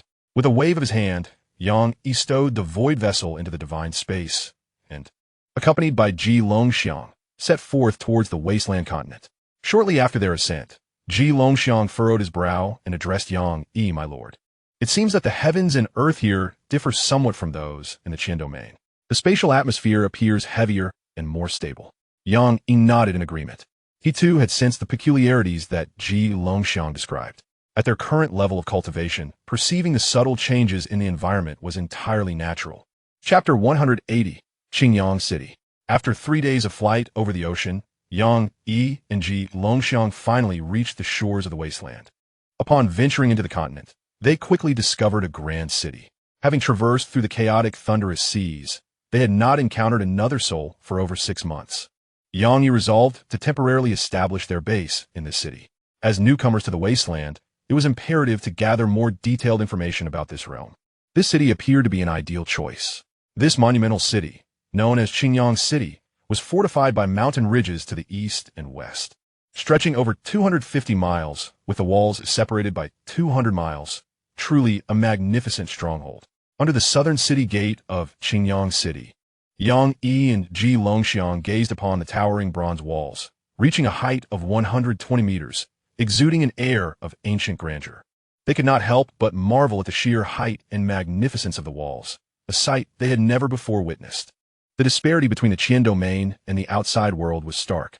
After admiring the walls for a moment, Yang Yi shifted his gaze towards the guards stationed at the city gate. 18 armored warriors, wielding long spears and at the peak of the 8th rank, stood sentinel on either side of the entrance. Additionally, 6 8th rank initiates led a fierce beast resembling a massive wolf with sinewy muscles as it patrolled back and forth. Ji Longxiang remarked softly, "Such extravagance. Is it truly the case that the pinnacle of the 8th rank in the wasteland is relegated to guarding the city gates? In the Qian domain, such individuals are considered exceptional, yet here they merely serve as gatekeepers. What a stark contrast." At that moment, Yang Yi and Ji Longxiang truly comprehended the vast chasm that existed between the Qian domain and the wasteland. They observed the city gate and noted that all who entered Qingyang City were required to surrender 2 luminescent white stones.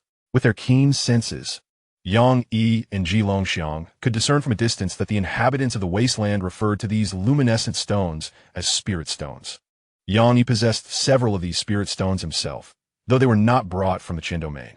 He had confiscated a considerable amount from the void vessel of the Lian family, which contained energy far purer than that surrendered by those entering the city. In fact, he had also acquired a significant number during his initial plundering of the Jijin building and the Tianji pavilion's treasury, and the energy in those stones was comparable to that of the ones required for entry into the city. At that moment, he was unaware that this object was referred to as a spirit stone, dismissing its chaotic energies and leaving them all in the celestial palace of leisure. This spirit stone was likely a form of currency within the wilderness domain. After observing for a while, Yang Yi, with a flicker of thought, summoned several spirit stones into his hand. "Long Xiang, let us venture into the city." As newcomers to the wilderness domain, with circumstances unknown, Yang Yi wished to avoid causing a commotion. Thus, he and Ji Longxiang followed the line of others entering the city, preparing for their passage. During the queue, Yang Yi subtly infiltrated the consciousness of a 9th-grade true person standing before him, swiftly acquiring information regarding the spirit stones. His movements were both rapid and discreet, allowing him to glean the desired knowledge in an instant without alerting the individual whose memories were being accessed. Through the recollections of the 9th-grade true person, Yang Yi learned about the currency system of the wilderness domain. Primarily, gold and silver remained valid for transactions circulating among common folk. Spirit stones could be exchanged for gold and silver, yet the reverse was not possible. There were 4 grades of spirit stones: inferior, medium, superior, and premium, with even higher tiers beyond premium. However, the 9th-grade true person's memories offered little insight into these advanced levels, merely acknowledging their existence. The exchange ratio between the various grades of spirit stones was 10-1. For instance, 10 inferior spirit stones could be exchanged for 1 medium spirit stone, 10 medium for 1 superior, and so forth. From this individual's memories, Yang Yi discovered that the entry fee to the city was 2 inferior spirit stones per person. Meanwhile, he possessed medium and superior spirit stones. Upon comprehending the details concerning spirit stones, Yang Yi deftly stored away the superior stones, retaining only a single medium spirit stone in his grasp. This solitary medium spirit stone sufficed for both him and Ji Longxiang to gain entry into the city.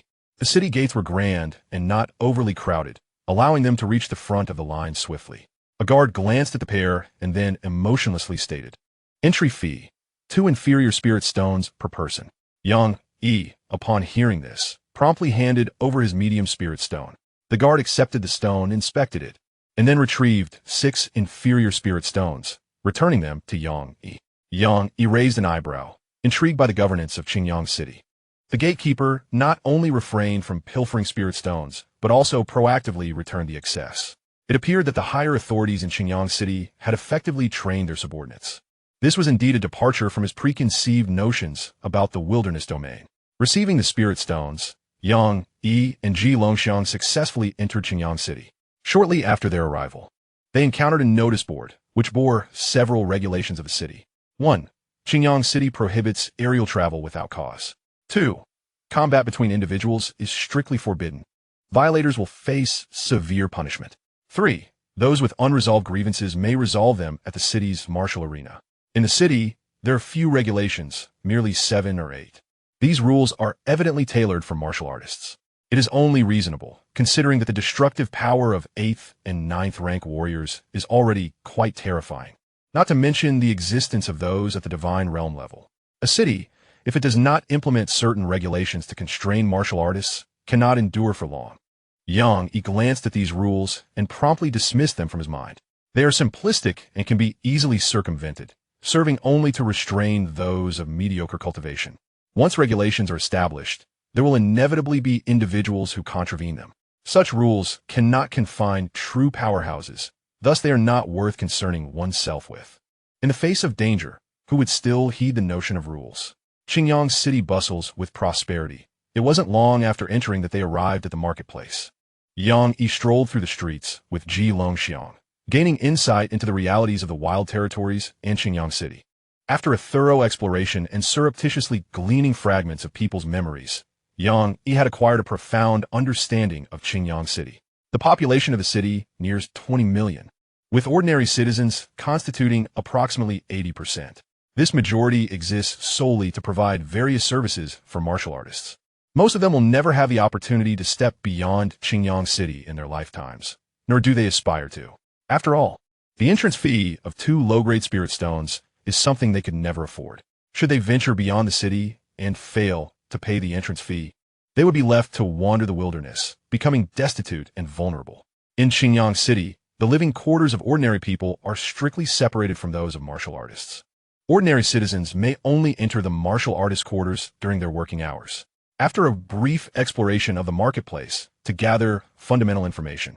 Yang Yi and Ji Longxiang made their way toward the residential area of martial artists. Upon entering, Yang Yi immediately sensed the stark contrast between this area and that of the ordinary populace. The living quarters of commoners are often filthy and muddy, with lowly dwellings. Even the more luxurious inns are merely 2 or 3 stories high. In contrast, the ground here is paved with blue stones, and towering buildings of 8 or 9 stories are commonplace. The inns and tea houses are intricately designed, and businesses catering to martial artists, such as those selling martial techniques, elixirs, and divine weapons abound. Over 90% of the people walking in this area are martial artists. Among the crowd, one can frequently spot youths of about 14 or 15 years of age at the 5th or 6th rank, and even some 17 or 18-year-olds of the 9th rank. Ji Longxiang could not help but exclaim, "Young master, the prosperity of martial arts here far surpasses that of the Qian domain." At that moment, he felt immensely grateful for his decision to follow Yang Yi. Otherwise, he would never have witnessed such a flourishing world of martial arts. In this place, he undoubtedly has the opportunity to advance further. Yang Yi nodded in agreement.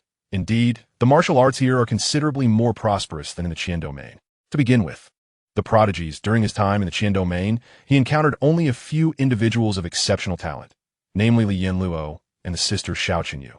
Both Li Yanluo and the Xiao sisters achieved the 9th rank, having experienced several fortuitous encounters along the way, and they benefited from his guidance during their cultivation.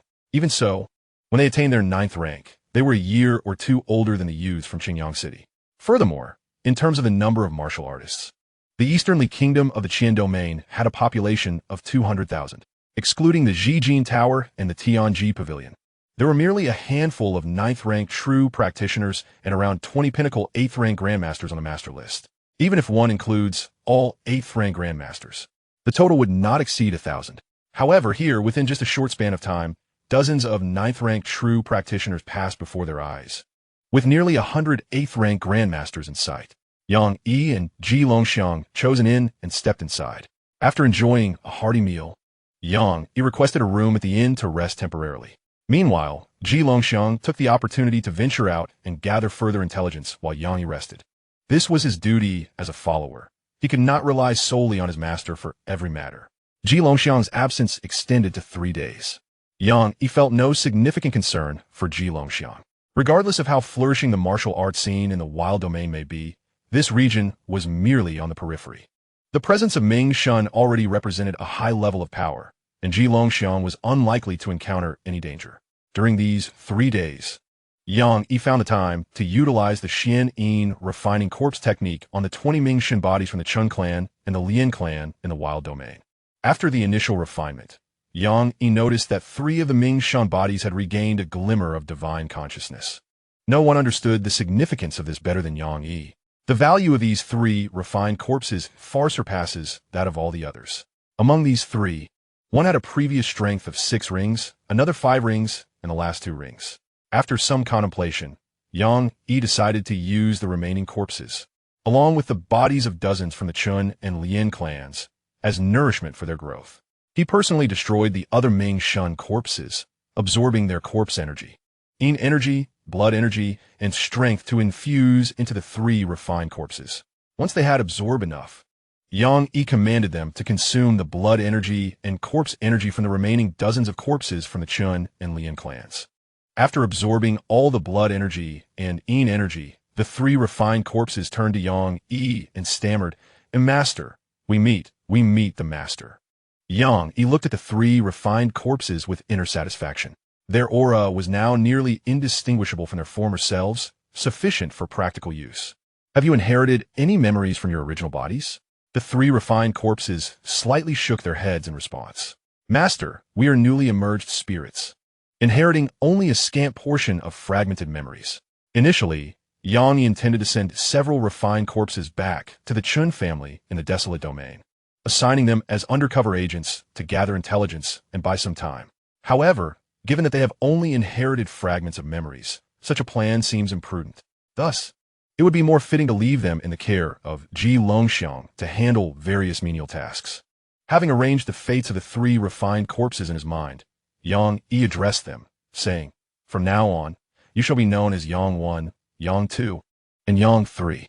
Once Ji Longxiang returns, you will accompany him and heed his directives." Though the 3 refined corpses were unaware of Ji Longxiang's identity, they still bowed respectfully to Yang Yi, replying, "We shall obey the Master's command." The day after the successful refinement of the 3 corpses, Ji Longxiang returned to the inn to report to Yang Yi on the intelligence he had gathered. According to his findings, the desolate domain does not possess dynasties or empires like the Qian domain. Rather, it is governed by sect dividing the land. The apex of power in the desolate domain is the holy land of the 10,000 longevity immortal palace. Beneath this holy land lie 4 ancient castles, each commanding a quadrant, and further below them are numerous sects and cities. The city of Qingyang, where they reside, falls under the jurisdiction of the Lingyang ancient castle. Their adversaries, the Chun family and the Lian family of the desolate domain, are 2 of the branches from the Lingyang ancient castle, with several formidable beings of the Dao inquiry level among them. Ji Longxiang could not ascertain the overall strength of the Lingyang ancient castle. However, he overheard a remark that provided a glimpse into its might. Each of the 4 ancient castles in the desolate domain houses beings of the creation realm, which is the level beyond the 9 heavens of Dao inquiry. The mere mention of the creation realm attests to the formidable nature of the Lingyang ancient castle. As for the strength of the holy land of the 10,000 longevity immortal palace, regrettably, Ji Longxiang could gather no further information beyond its name. Such intelligence is beyond the reach of someone at Ji Longxiang's level. The Holy Land remains too distant to pursue, and it is prudent to focus on immediate concerns. Regarding the strength of Qingyang City, Ji Longxiang has gathered substantial information. The city is divided into 12 districts, each jointly governed by 12 prominent divine families. Collectively, these families boast 16 divine beings, with the Zhang family, the city lord's lineage, contributing 3 of them. The most powerful individual in Qingyang City is the city lord, Zhang Qingyang, who is at the level of 7-loop divine being. The 12 families in Qingyang City maintain a relationship of mutual alliance. Although minor frictions occasionally arise among them, they remain largely united. Additionally, Ji Longxiang uncovered another piece of intelligence. Located 100,000 miles northwest of Qingyang City is Xianxia City, home to a branch of both the Chun family and the Lian family from the desolate domain. However, Ji Longxiang could not ascertain the strength of these branches. What he did learn is that Xianxia City possesses considerable might, far surpassing that of Qingyang City. After listening to Ji Longxiang's report, Yang Yi closed his eyes for a moment to ponder, and then made a decision in his heart. Chapter 182, Xianxia City. Since the branches of the Chun and Lian families are located in Xianxia City, he would proceed there. The affairs of the Qian domain are most likely orchestrated by the Chun and Lian branches. This conclusion is drawn not from any other reasoning, but simply because of proximity. Of course, he has not entirely given up on Qingyang City, as it is the largest city closest to the Qian domain, by maintaining control over it. He would have a means to assist his 2 senior sisters, Li Yanluo and Xiao Qinyu, when they emerge from the Qian domain. Controlling such a vast city cannot rely solely on brute force. After all, Xianxia City is backed by the Lingyang ancient fortress, and thus, a gradual approach is necessary. Longxiang, Yang Yi, Yang Er, and Yang San, I entrust this task to you. Lead them in establishing a foothold in Xianxia City, gathering intelligence on the families within, their depths and relationships. Strive to sow discord among them, preparing for the eventual control of Xianxia City. After a pause, Yang Yi added, do your utmost to conceal your identities. With a flourish of his hand, several beams of light descended upon Ji Longxiang and Yang Yi, Yang Er, and Yang San, obscuring their auras. I have masked your presence. Those whose cultivation does not exceed mine will be unable to discern your true levels. Subsequently, Yang Yi bestowed upon Ji Longxiang 2 lethal blade energies capable of slaying 7 Ringming gods as a safeguard. Entrusting these matters to Ji Longxiang, Yang Yi felt at ease. Ji Longxiang, hailing from the Eastern Li royal family, was well versed in schemes and human psychology, making the planning for Xianxia City a manageable task. Although Ji Longxiang longed to remain by Yang Yi's side, he did not dare to slacken in the tasks assigned to him. Ji Longxiang, Yang Yi, Yang Er, and Yang San respectfully bowed to Yang Yi, responding, we shall faithfully obey the commands of our master. Rise, there is no need for excessive formality. Simply focus on executing the tasks well. Yang Yi's gaze swept over the 3 individuals before settling on Ji Longxiang. Longxiang, once you handle matters here, I shall personally guide your cultivation during your leisure time. Yang Yi was well aware of Ji Longxiang's intentions for following him. Given Ji Longxiang's diligent performance during this period, Yang Yi was generous in his rewards. Ji Longxiang, who had initially felt somewhat disheartened by not being able to stay close to Yang Yi, was suddenly filled with delight. Thank you, my lord. After arranging Ji Longxiang, Yang Yi, Yang Er, and Yang San, he set off alone towards Xianxia City. Xianxia City is several times larger than Xianxia City, with walls formed by mountain ridges. It is said that mighty beings moved mountains to construct it, rendering it far grander than Xianxia City. Upon arriving in Xianxia City, Yang Yi purchased a tranquil courtyard at the edge of the martial artist living area in the Jiazi district and began a life of seclusion and simplicity for his cultivation. Although it was said to be a life of seclusion, in truth, during his leisure hours, Yang Yi donned various guises to traverse the diverse locales of Flame Sun City. Through inquisitive listening and the examination of memories, he gleaned substantial insights into the city's intricacies. After a month, Yang Yi had acquired a comprehensive understanding of Flame Sun City. While he could not claim to know every detail, he was well versed in the overt information. Flame Sun City was governed by the City Lord S Mansion in conjunction with 5 prominent families. The City Lord S Mansion was presided over by the elder family of Lingyang Ancient Castle, with the City Lord being a formidable presence at the 5th level of the path to enlightenment. The 5 notable families, Chun, Lien, Lin, Shun, and Gua, were all branches of the major clans within Lingyang Ancient Castle, each with at least 1 expert at the path to enlightenment residing within. Currently, the City Lord S Mansion managed taxation, while the Chun and Lien families specialized in alchemy, the Lin and Shun families in weaponry, and the Gua family in matters of livelihood. The Chun and Lien families were united by marriage, while the Lin and Shun families formed a steadfast alliance. Upon acquiring this knowledge, Yang Yi felt a considerable weight of concern. The entirety of Flame Sun City was evidently divided and controlled by these 6 families. From the minutiae of daily necessities to the profound resources for cultivation, every aspect bore their influence. Most crucially, their boundaries were clearly defined, with no family daring to overstep. Any attempt to sow discord would find no avenue, presenting a significant challenge. Resorting to force was equally inadvisable, given the multitude of path to enlightenment experts within the city.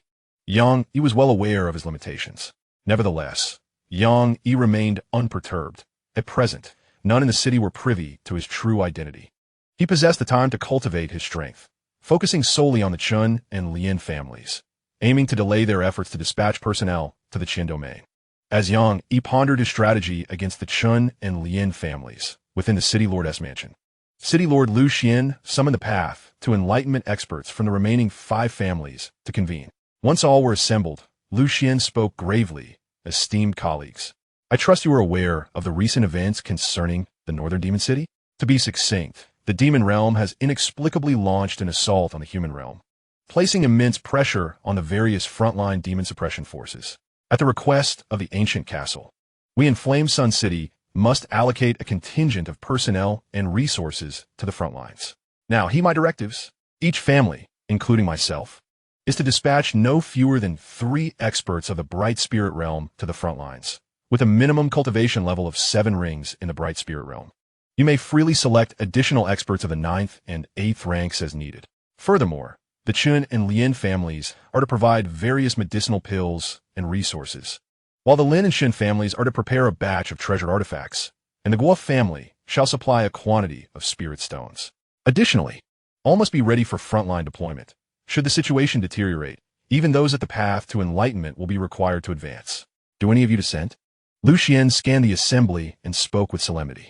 The representatives of the Chun, Lien, Lin, Shun, and Guo families exchanged glances before responding in unison. We harbor no objections. Such a task was evidently mandated by the Lingyang ancient castle. How could they possibly voice dissent? Even in the face of dissent, one cannot voice their concerns. Very well. Since it is thus, let each prepare accordingly, lest we miss the appointed hour. 7 days hence, we shall embark together towards the northern demon city. Just as the 5 great families were about to depart, Lu Xian called out to them, adding, there is yet another matter. According to reports from the front lines, not long ago, 5 demon generals breached the front lines' defenses and infiltrated the human realm. You all must remain vigilant regarding outsiders in the city. Should you uncover any leads on the demon generals, capturing them and extracting their motives for entering our realm would be a significant achievement. The 5 great families received this news with indifference, merely offering perfunctory responses. Their position in the southernmost part of the wilderness, far removed from the northern demon city, led them to believe that the demon generals could hardly penetrate such formidable barriers. Lu Xian perceived their dismissive attitude, yet chose not to comment. In truth, he shared their skepticism, convinced that the demon generals could not possibly breach the layers of defense to reach their location. His earlier remarks were merely a formality. Chapter 183. The Emergence of the Demon General. Upon returning to the Chun family palace, the ancestral elder Chen Feng convened a meeting with the family head and the elders. Once all were gathered, Chen Feng relayed Lu Xian's words in full. After deliberation, they arranged the personnel destined for the northern demon city. Subsequently, the ancestral elder turned to the family head, inquiring, what are the various ranches? Have the longevity and essence blood pills been retrieved? The family head, Chun Yuanshou, replied, 3 of the ranches have successfully returned with the longevity and essence blood pills. However, the ranch in the chaotic Thunder Sea has yet to report back. Upon hearing this, Chan Feng's brow furrowed in concern, recalling a previous incident where someone attempted to pry into the Chun family's secrets through memory. Logically, the team dispatched to the ranch should have returned by now, and a prolonged absence suggested something amiss. Yuanshou sent 2 elders to revisit the Thunder Sea ranch. The quality of the longevity and essence blood pills from there is unparalleled among the others. This is crucial for our lineage's ability to produce formidable talents. And for our elder members whose lifespans are waning, it is imperative we do not overlook this matter. You must also visit the Lien family. They too must contribute. The family head, Chun Yuanshou, recognized the importance of this issue and promptly responded, understood, I shall make my way to the Lien family at once. The situation at the northern demon city front quickly spread throughout the city of Yangyang. The city lord's estate and the 5 great families frantically captured 8th and 9th tier warriors to replace their own kin for the front lines. The wealth of ordinary citizens was ruthlessly seized by the city lord's estate and the 5 families under the guise of supporting the front. In an instant, unease gripped the hearts of the populace within Yangyang City. In just a few days, countless ordinary citizens and members of martial families in Lingyang City have met with untimely demise. Despite the pervasive discontent among the martial artists residing in the city, they dare not voice their grievances. Lingyang City is under the dominion of the city lord's mansion and the 5 prominent families, whose influence pervades every aspect of life, leaving the populace with little recourse. Those unwilling to face the wrath of the city lord's mansion and the 5 families fled into the vast wilderness under the cover of night. However, their fate was grim. Within a mere 2 days, their severed heads and lifeless bodies would appear on the streets, exposed to the elements. The extensive recruitment of labor and plundering of wealth by the city lord's mansion and the 5 families ultimately drew the attention of a demon general lurking within the city. In the ordinary living quarters of the southern Jiazi district of Lingyang City, A demon general shrouded in black smoke was unexpectedly encountered by a divine being from the city lord's mansion. This demon, known as Mo Hong, had emerged from the North Jun demon city with a singular objective: to cleanse the territory enveloped by the chaotic Thunder Sea. Following the coordinates provided by the Blood Butcher Demon King, he had cut through numerous obstacles to reach the southern region, intent on executing the Blood Butcher's command to eradicate all within the designated area. Mo Hong had scarcely arrived in Lingyang City, having just feasted on the essence of a few ordinary souls and found temporary refuge when he was discovered. The divine beings of the city lord's mansion and the nearby 5 families were equally astonished. They had never anticipated that a demon general could traverse such vast distances to reach their city. Upon encountering Mo Hong, the divine being from the city lord's mansion was struck with horror, their voice trembling and shrill. A demon general. Alert the city lord. Demon generals are formidable beings, often at least of the questioning Dao level, and even an injured demon general would be beyond the capabilities of a mere second-tier divine being. The divine being could only cry out in alarm before turning to flee. Mo Hong narrowed his eyes. Since he had been discovered, he might as well indulge in a feast before departing, thus allowing himself to recuperate. He lifted his head and inhaled deeply, causing the 30,000 ordinary inhabitants of the Jiazi district to explode into a mist of blood, which he eagerly absorbed. With a disdainful smile directed at the panicked divine beings of the city lord's mansion and the 5 families, he found their futile attempts to escape from a being of his caliber laughable. Mo Hong reached out, tearing through the fabric of space with a fierce tug. A rift appeared behind the divine beings of the city lord's mansion and the 5 families, and a colossal hand emerged, pulling them before Mo Hong. Having captured 6 divine beings, Mo Hong licked his crimson lips in anticipation. He then opened his mouth wide in an exaggerated arc, devouring the 6 divine beings whole. With a satisfied belch, Mo Hong felt a surge of vitality as he absorbed their essence, aiding his recovery. Swallowing 6 divine spirits, Mo Hong gazed greedily at the martial artist's living quarters in the Jiazi district. The vitality of the martial artist surged abundantly, and he longed to consume them as well. Though such thoughts crossed his mind, Mo Hong understood the urgency of his situation. Even a moment's delay would bring the human cultivators of the city to the scene. In his severely injured state, he would be unable to resist them, let alone escape. Quickly suppressing his avarice, Mo Hong tore through the fabric of reality and vanished. No sooner had he departed than 6 powerful human cultivators from the Dao Inquiry realm ripped through the void and arrived at the scene. City Lord Lu Xian and the ancestors of the 5 great families had come. The expressions of the 6 Dao Inquiry practitioners were grim. They had not anticipated that a demon general would actually reach Lingyang City.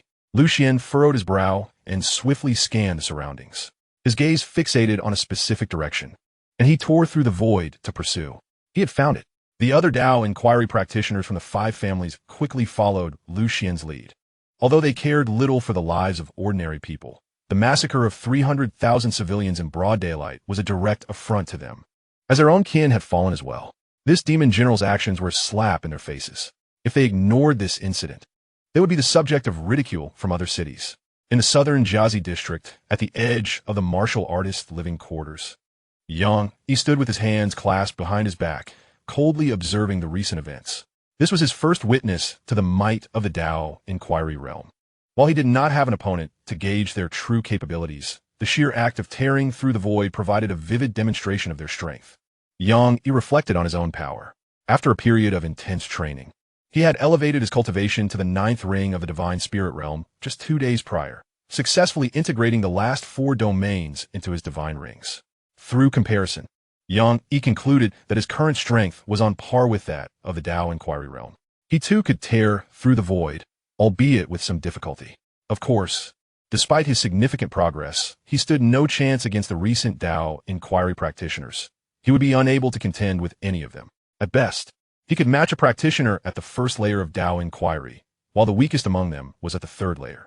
In the 184th chapter, the returning demon general is introduced. The Dao Inquiry realm comprises 9 layers, each representing a distinct level of power. For to contend with the 1st layer of Dao Inquiry at the 9th ring of the divine spirit realm is an extraordinary feat, rare throughout history. To think he could engage in battles beyond his rank is mere fantasy. However, should he wish to step into the Dao Inquiry realm, he could do so in an instant, for within his system space lies the seed of the diamond path. By extracting the seed and combining it with his martial arts cultivation, he could ascend to the Tao inquiry realm without delay. Yet, having come this far in the divine spirit realm, he has also begun to comprehend the path that resonates most deeply with him. He is attuned to the paths of ruthless dominion and fierce conquest, or perhaps to the arcane path of corpse manipulation that he senses in the depths of the void. The seed of the diamond path, which he has acquired, possesses the potential to enable him to transcend into the realm of enlightenment.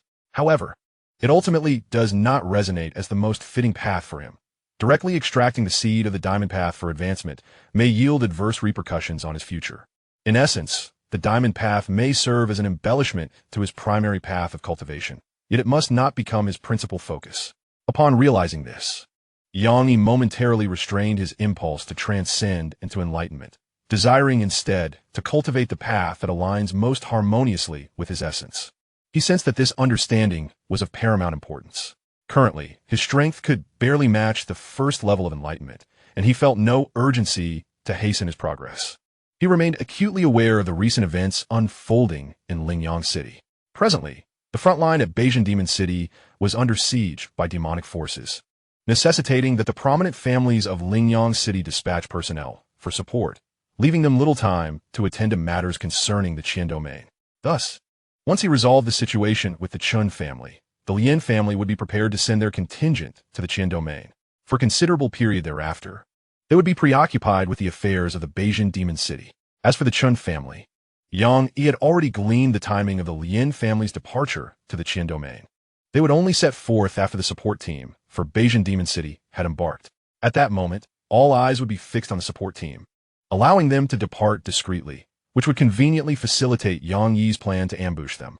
With his thoughts gathered, Xianxia gazed upon the desolate living quarters of the common folk in the southern Jiazi district, shaking his head slightly. Hundreds of thousands, all gone in an instant. The plight of ordinary individuals in such tumultuous times is truly tragic. Fortuitously, he had managed to conquer his fear of corpses and embarked on the martial path. Those hundreds of thousands left no corpses behind, rendering the practice of corpse manipulation impossible. After a brief contemplation, Xianxia turned back to his courtyard to ponder his path further. The support team for Beijing Demon City was not set to depart for another 2 days, and he felt no urgency. Engrossed in his contemplations, he spent the better part of the day in his courtyard. As the sun dipped lower in the sky and the moon ascended, night soon enveloped the land. While seated on his bed, eyes closed in deep thought, he suddenly felt a tightening in his chest.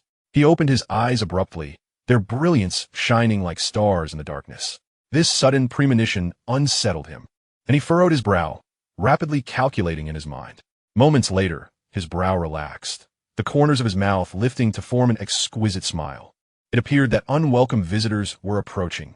Quickly, Xianxia concealed his cultivation, retracting from the second ring enlightened realm to the 9th grade, ultimately stabilizing at the late 9th grade.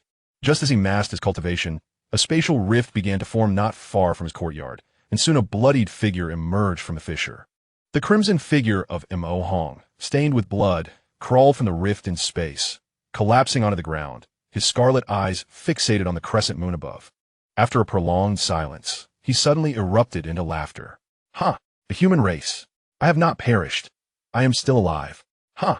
The most perilous places are often the safest. You could never have anticipated my return. I merely need to bide my time for a few days before I can indulge myself and heal my wounds." Mo Hong was acutely aware that the 6 human cultivators who had pursued him would soon depart from Lingyang City in a matter of days, prompting his decision to lay low for a while. Even now, he was still trembling with fear. He had come perilously close to his demise that day. As a 5th-level demon general, he had fought his way from the front line of Beijing Demon City, already grievously injured. Today, he had narrowly escaped death at the hands of the 6 human beings who had besieged him. More accurately, he had already met his end. His current existence was merely a result of the blood-butchered Demon King's intervention, allowing him to reconstitute his demonic form and resurrect. Praise be to the blood-butcher Demon King. Praise to the Blood Demon Sovereign. After offering his praises, Mo Hong's blood-red gaze shifted to a nearby courtyard, revealing a predatory glint. "A 9th grade human, my injuries are considerable. You shall serve as my appetizer." With that, he struggled to rise, stumbling toward the courtyard. In the shadows, Xianxia watched intently, observing Mo Hong's every move. How audacious to scheme against me in such a grievous state, he mused. I wonder what treasures I might unearth from this demon of the path. A smirk briefly played at the corners of his mouth, but he quickly suppressed it, adopting a ghastly expression as he felt his legs tremble slightly at the sight of Mo Hong, who was enveloped in a menacing aura. Advancing step by step into the courtyard, Yang Yi's expression was one of sheer horror, his voice quavering, embodying the very essence of terror. Mo Hong reveled in Yang Yi's fear.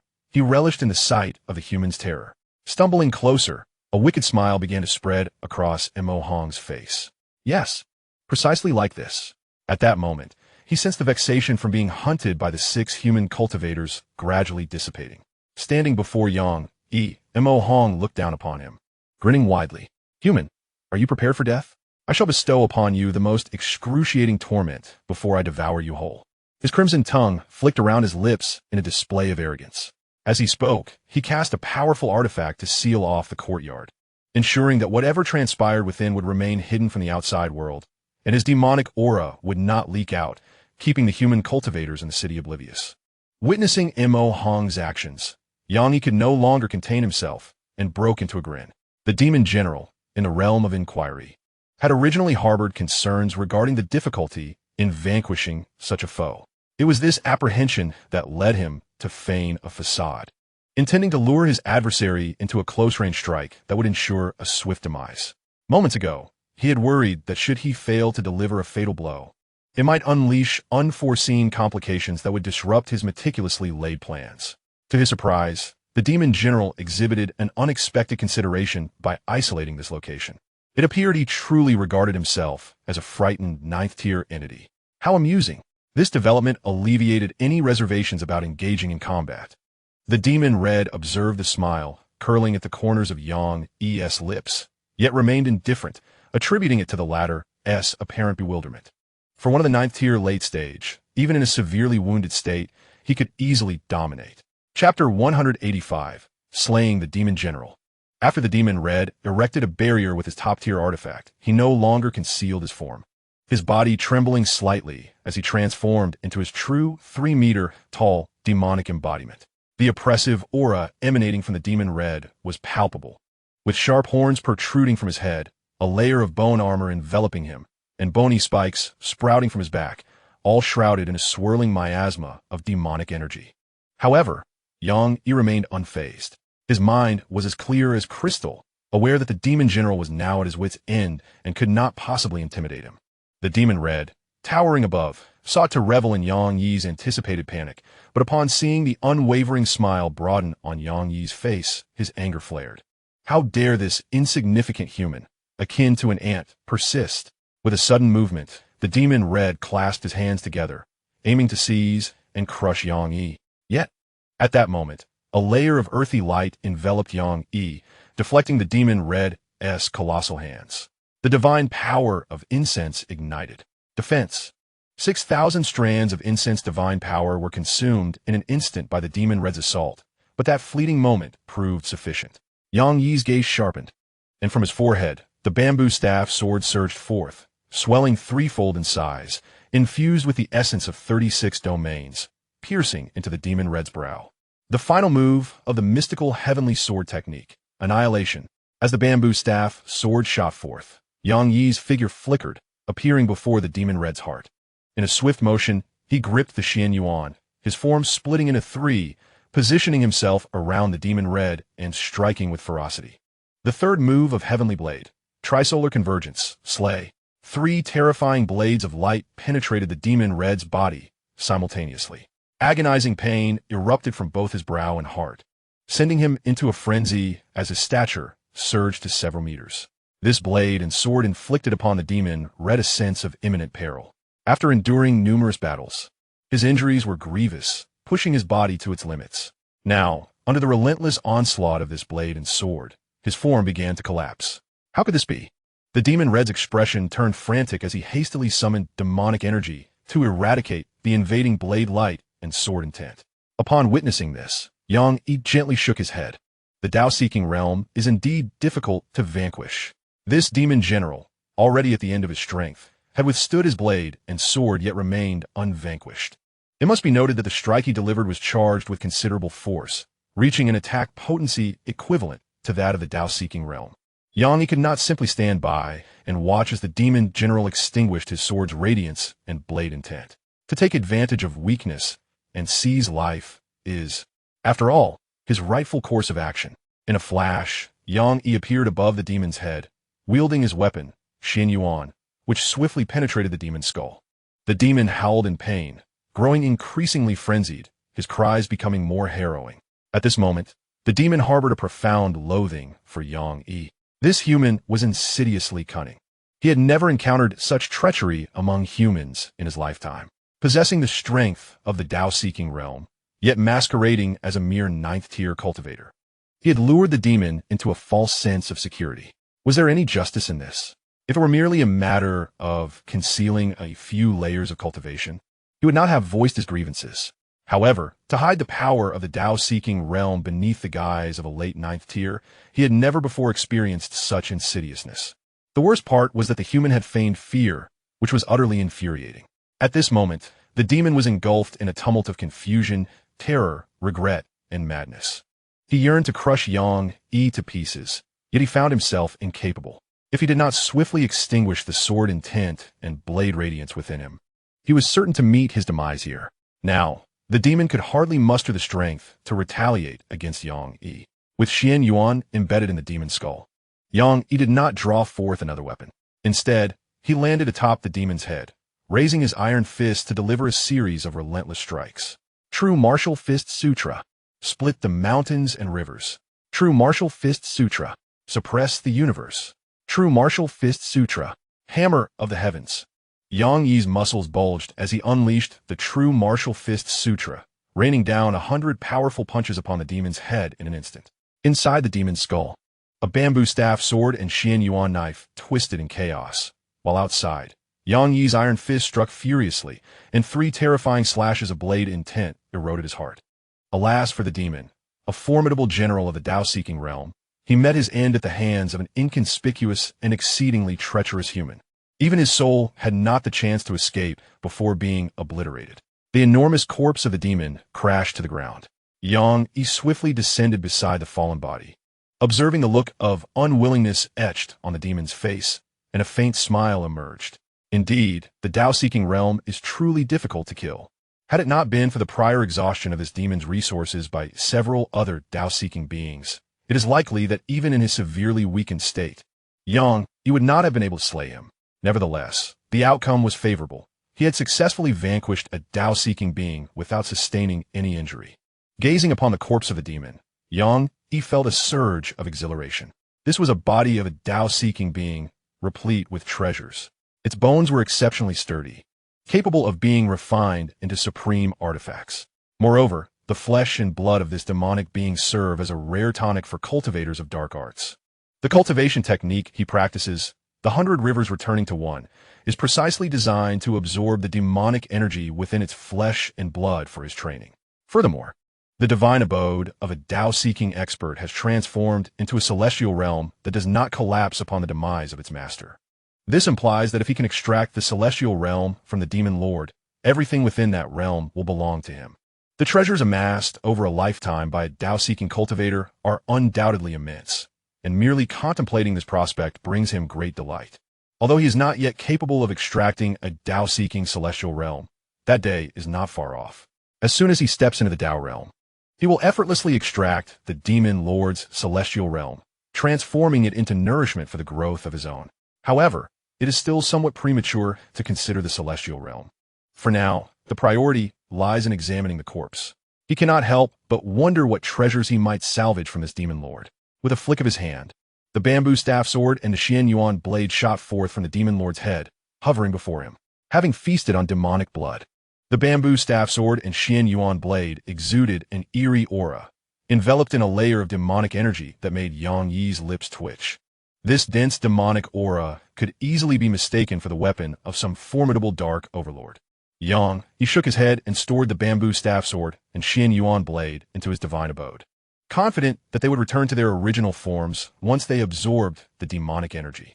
Setting aside the bamboo staff sword and Xianxia blade, Xianxia's spiritual force surged forth, sweeping over the demon lord's body, swiftly completing the examination and salvage.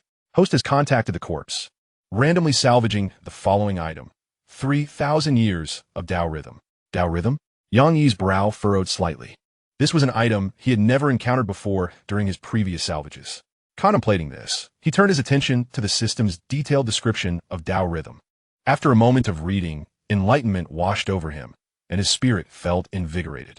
This Tao rhythm was indeed a valuable treasure, perfectly suited to him at this moment. Arriving just in time. Chapter 186, Tao Rhythm. Tao rhythm embodies the essence of the world's origins, the pivot of all transformations. It possesses the ability to assist in comprehending the Tao, guiding one toward a compatible foundation while nurturing the seeds of the great Tao. It can also catalyze these seeds, allowing them to break free from their cocoons. Tao rhythm can manifest as nourishing rain for the growth of the great Tao, accelerating the formation of Tao inscriptions, and solidifying the foundational underpinnings of the Tao. Although the system's explanation of Tao rhythm is brief, each word resonates deeply within Yang Yi's heart. The ability of Tao rhythm to assist in understanding the Tao and guiding one toward a compatible foundation implies that it can significantly shorten the time required for him to grasp and align with his primary Tao. Is there anything more suitable for him than Tao rhythm at this moment? The bounty of this salvage is simply perfect. After some time, Yang Yi finally withdrew his thoughts from the system space and looked at the demon lord's corpse before him. Now was not the time for distractions. He needed to properly handle the demon lord's body to prevent any unforeseen complications. Initially, Yang Yi planned to seal the demon lord's corpse and store it within his divine abode. However, after applying several layers of seals, it became evident that the body could not be contained within the divine space. Yang Yi pondered for a moment before discerning the root of the issue. The complication lay within the magical general's celestial realm. The celestial realm is an evolution of the divine space, imbued with unique laws of the world, and its status surpasses that of the divine space. Naturally, the divine space could not accommodate the celestial realm.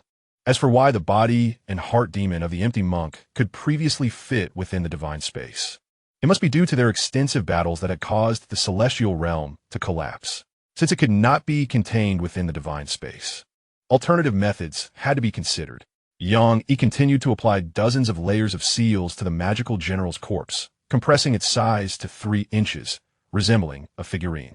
After being sealed, the corpse of the magical general, aside from its peculiar shape, no longer exuded demonic energy, alleviating concerns of detection by the Taoist realm in Xianxia City. Holding the sealed corpse in his hand, Yang Yi glanced at the uneven courtyard left in disarray by the magical general and frowned slightly.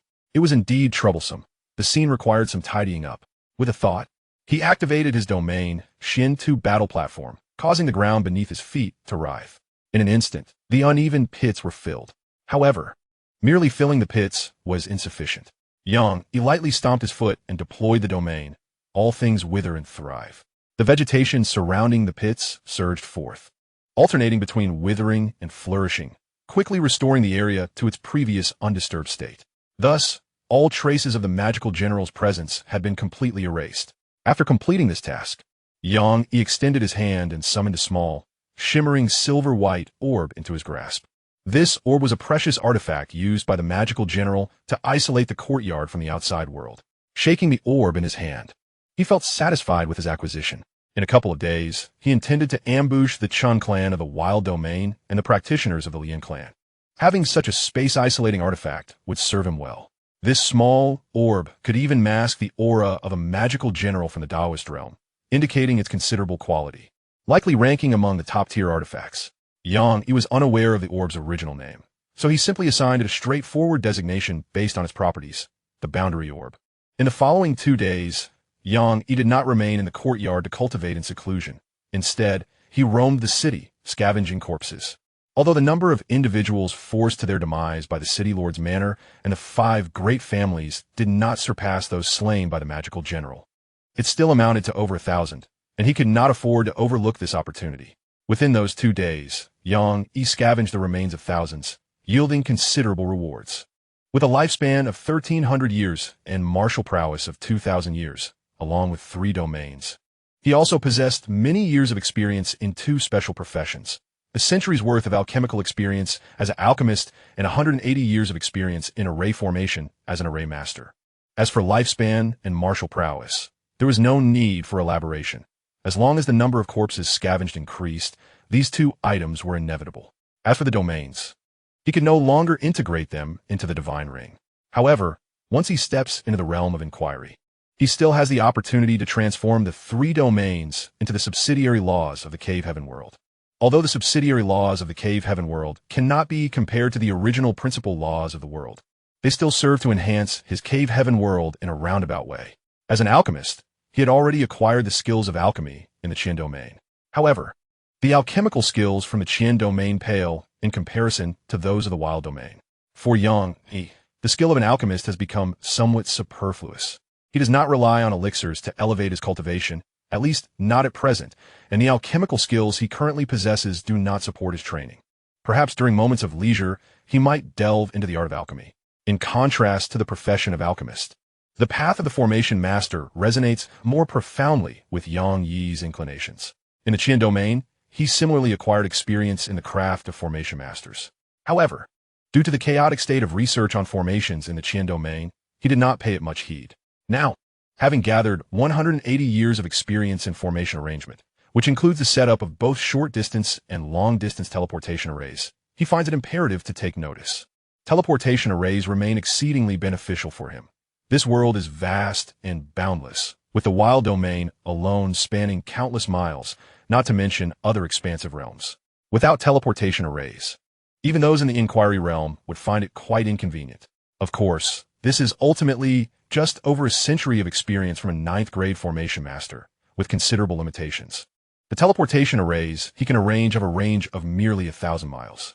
Nonetheless, this is already quite advantageous for Xianxia, and he is confident that he will be able to improve upon it in the future. Moreover, at certain critical moments, this 1,000-mile distance could indeed prove life-saving. 2 days swiftly passed. Soon, the day arrived for the 6 great families of Lingyang City to support the northern town Demon City.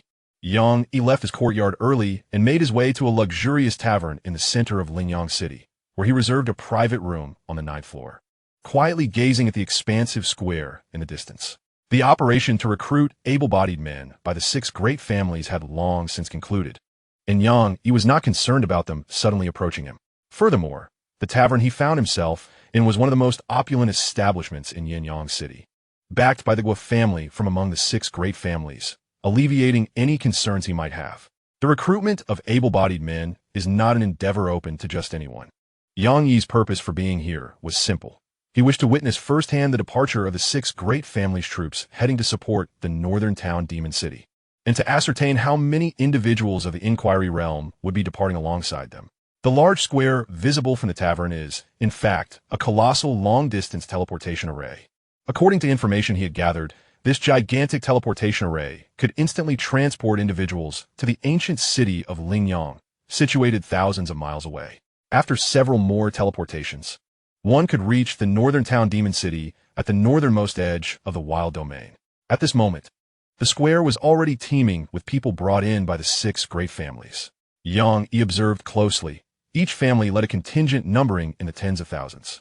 However, the number of individuals truly belonging to their family is rather scarce. Each family may consist of fewer than 100 members, with the vast majority being conscripted laborers. Chapter 187. The Ambush on the Chun Family and the Practitioners of the Lian Clan. In the transmission square, as the 6 prominent family factions and the city guards convened, the city lord, Lu Xian, commanded the activation of the large teleportation array at the center of the square. With a considerable investment of spiritual stones, the teleportation array was swiftly energized. The runes surrounding the array flickered with a silvery luminescence, gradually intertwining and connecting. Then, as the space quaked, a colossal luminous ring instantaneously expanded, forming an immense spatial transit passage. Once the spatial forces within the passage stabilized, Lu Xian issued a loud command. Everyone, enter the teleportation passage in sequence. The city guards proceeded first, followed by the Lu family, the Chun family, and others. With Lu Xian's decree, the city guards promptly mobilized, stepping directly into the teleportation passage. Subsequently, the teams from the Chun, Lian, Lin, Shun, and Guo families followed suit. Accompanying the various family factions into the teleportation array were the city Lord Lu Xian, Chun Feng from the Chun family, and Shun Bai from the Shin family. As he observed the successive teleportation of the family teams, Yang Yi gradually rose from his private chamber and exited the tavern. Although 3 esteemed practitioners had departed from Linyang City, several others remained to maintain their vigil. Thus, Yang Yi understood the necessity of exercising caution in his subsequent endeavors.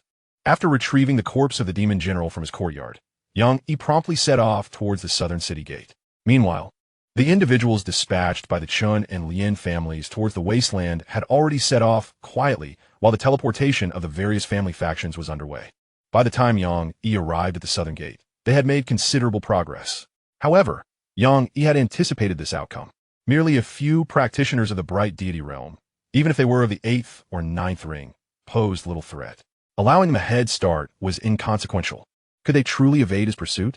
Exiting the city gate, he ventured into a secluded area devoid of onlookers and began to calculate. In mere moments, he discerned the direction in which the Chun and Lien family members had departed. With deft movements of his hands through the void, he quickly outlined a rudimentary teleportation array. Although simplistic and capable of transmitting only 1,000 miles, it sufficed for his needs. After inserting a few spiritual stones into the array, Yang Yi stepped into it, and in a flash of light, his figure vanished from sight. Upon reappearing, he found himself 1,000 miles away. Yang Yi assessed his surroundings, noting that he still had some distance to cover before reaching the Chun and Lien family members. Here, he felt assured that he would not attract the attention of the practitioners within Yinyang City. Once he confirmed his direction, he exerted his strength to tear through the space, stepping directly into it. The Chun and Lien families each dispatched 2 bright deity practitioners to the Qian domain. In light of the previous team's unforeseen complications and prolonged absence, this time, each family sent forth 1 practitioner of the 8th ring and 1 of the 9th ring. In such a formidable assembly, the Chun and Lien families have nearly attained an invincible status in the Qian domain. At this moment, the divine beings of the Chun and Lien families are aboard a void vessel, heading towards the Qian domain. Suddenly, a spatial rift materializes directly ahead of the vessel. From this rift, a figure emerges, standing resolutely before the void vessel. As the vessel rushes forward, Yang Yi merely extends a hand and presses it against the vessel, bringing it to a steady halt. Having stopped the vessel, Yang Yi promptly unleashes a barrier pearl, isolating the surrounding space. The 4 divine beings from the Chun and Lien families fly out from the vessel, their expressions wary as they regard Yang Yi. They had witnessed the sudden appearance of the spatial rift. To tear apart space is a feat achievable only by those in the Tao-seeking realm. Thus, the individual before them is not to be trifled with. The 9-ringed divine being of the Chun family takes a deep breath and steps forward to negotiate with Yang Yi. I am Chun Tianlu from the Chun family of Yinyang City. It is an honor to meet you, senior. I am curious as to why you have chosen to obstruct our passage. Should there be any way in which I can assist, please do not hesitate to speak. I shall not refuse. Yang Yi glances at Chun Tianlu, recognizing his talent.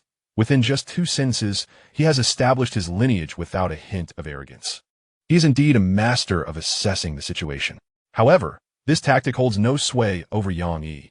With a heart as resolute as iron, he will not relent in his intentions due to the esteemed backgrounds of the Chun and Lien families. Without a word, Yang Yi vanishes and reappears before the 9-ringed divine being of the Chun family, his right hand morphing into a claw aimed at the divine being's head. The 9-ringed divine being, ever vigilant, lets out a furious roar as 9 divine rings materialize, shimmering in a spectrum of colors. Kill, he commands, as a great blade forms in his hand, channeling the power of 9 domains to fiercely strike at Yang Yi's right hand. Simultaneously, the 9-ringed divine being of the Lien family, along with 2 8-ringed divine beings, unleash their full might against Yang Yi. Ah, commandable bravely. It will not alter your fate. Yang Yi's body trembles slightly as a divine ring appears above his head, radiating 36 colors that fill the isolated space. The amalgamation of 36 domain powers generates an overwhelming pressure characteristic of the highest divine realm, instantly shattering the divine rings of the 9-ringed and 8-ringed divine beings from the Chun and Lien families, rendering them immobile beneath Yang Yi's immense might. How is this possible? The 4 divine beings from the Chun and Lien families gaze in astonishment at Yang Yi, who is adorned with a 36-color divine ring, their expressions gradually becoming dazed. a divine being with a 36-colored ring. This is far rarer than those in the Tao-seeking realm. The legendary initial 4 colored rings. Moreover, each divine being at every level has integrated 4 domains to their utmost potential. Legend has it that if a divine being reaches the pinnacle of each level with the initial 4 colored rings, their body could rival that of one who has attained a Tao. Yet, this remains but a legend. In reality, they have never heard of anyone achieving such a level. In the desolate realm, the foremost prodigy and the scion of the Eternal Life Palace was merely endowed with the rudimentary 3-colored divine halo. To push the boundaries of every realm to their utmost limits, the scion of the Eternal Life Palace devoted countless hours. And yet his cultivation merely reached the level of the 7-haloed bright deity. This individual, obscure and unremarkable, has somehow traversed the path of the initial 4-colored divine halo to its zenith. The Chen clan and the Lian clan, for in total, were utterly astounded by Yang Yi's 36-colored divine halo, their minds engulfed in tumultuous waves, even forgetting that they were ensnared in a perilous predicament. However, while they were oblivious to the looming danger, Yang Yi showed no signs of mercy. With his right hand firmly clasped upon the head of the Chen clan as a 9-haloed bright deity, an overwhelming force surged into his mind, instantly extinguishing his vitality. Stimulated by the demise of the Chen clan as a 9-haloed bright deity, the remaining 3 deities finally broke free from their stupor.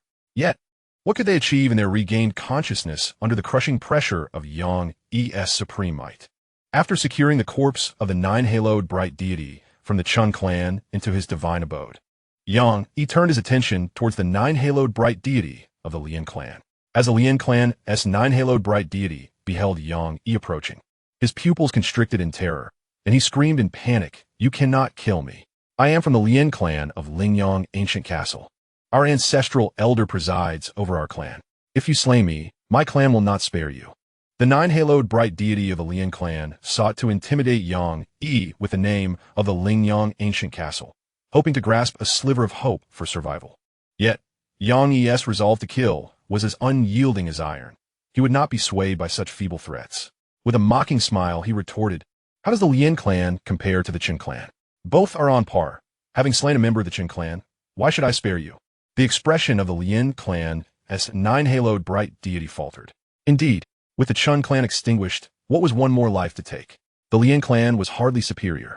Despairing, the 9-haloed bright deity of the Lian clan realized his fate was sealed. As death approached, he yearned to hurl curses at Yang Yi. But before he could utter a word, Yang Yi had already reached his side, gripping his head. In a mere heartbeat, the vitality of the 9-haloed bright deity dissipated. His body absorbed into Yang Yi's divine abode. With 2 9-haloed bright deities now deceased, the remaining 2 8-haloed bright deities stood no chance of mounting any resistance. Yang Yi effortlessly dispatched them as well. After securing the corpses of the 2 8-haloed bright deities and their void vessels into his divine abode, Yang Yi concealed his aura and vanished from the scene. With the Chen and Lian clans dealt with, it was unlikely that they would send anyone to the Qian domain for at least a year. Having resolved matters with the Chen and Lian clans, Yang Yi did not intend to return to Xianxia City. He sought to enter seclusion to comprehend the great Tao and prepare for a breakthrough to the realm of enlightenment. Given the multitude of enlightened beings in Xianxia City, it would be more prudent to find a safer location for his retreat. Xianxia City seemed an excellent choice. Yang Yi tore through the void, traversing an astounding distance of 100,000 miles to reach Xianxia City in a short span. Upon arriving, he first met with Ji Longxiang to glean insights into the recent circumstances surrounding Xianxia City. The city had likewise received a mission to support the northern town of Demon City, and currently, out of the 16 divine realm experts within, 10 had departed. At this moment, Xianxia City was in a state of vulnerability. Ji Longxiang had been contemplating how to swiftly seize control of the city. Yet constrained by a lack of manpower, he had not fully secured his hold on Xianxia City. After understanding the situation, Yang Yi concurred that this was indeed an opportune moment to gain control over Xianxia City. As for the issue of personnel, it posed no challenge for Yang Yi, who still possessed 4 divine realm corpses within his mystical space. By refining them into puppets and handing them over to Ji Longxiang, subduing the remaining 6 divine realm experts in Xianxia City would be a trivial matter. With this thought in mind, Yang Yi devoted 2 days to the preliminary refinement of the 4 divine realm corpses.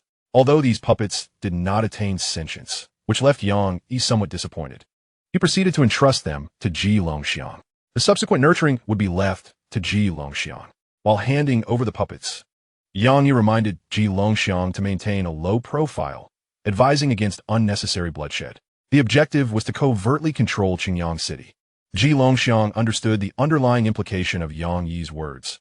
Their current strength was relatively weak, making it inadvisable to create too much commotion. Though this would complicate the task of seizing control, it would not lead to significant repercussions.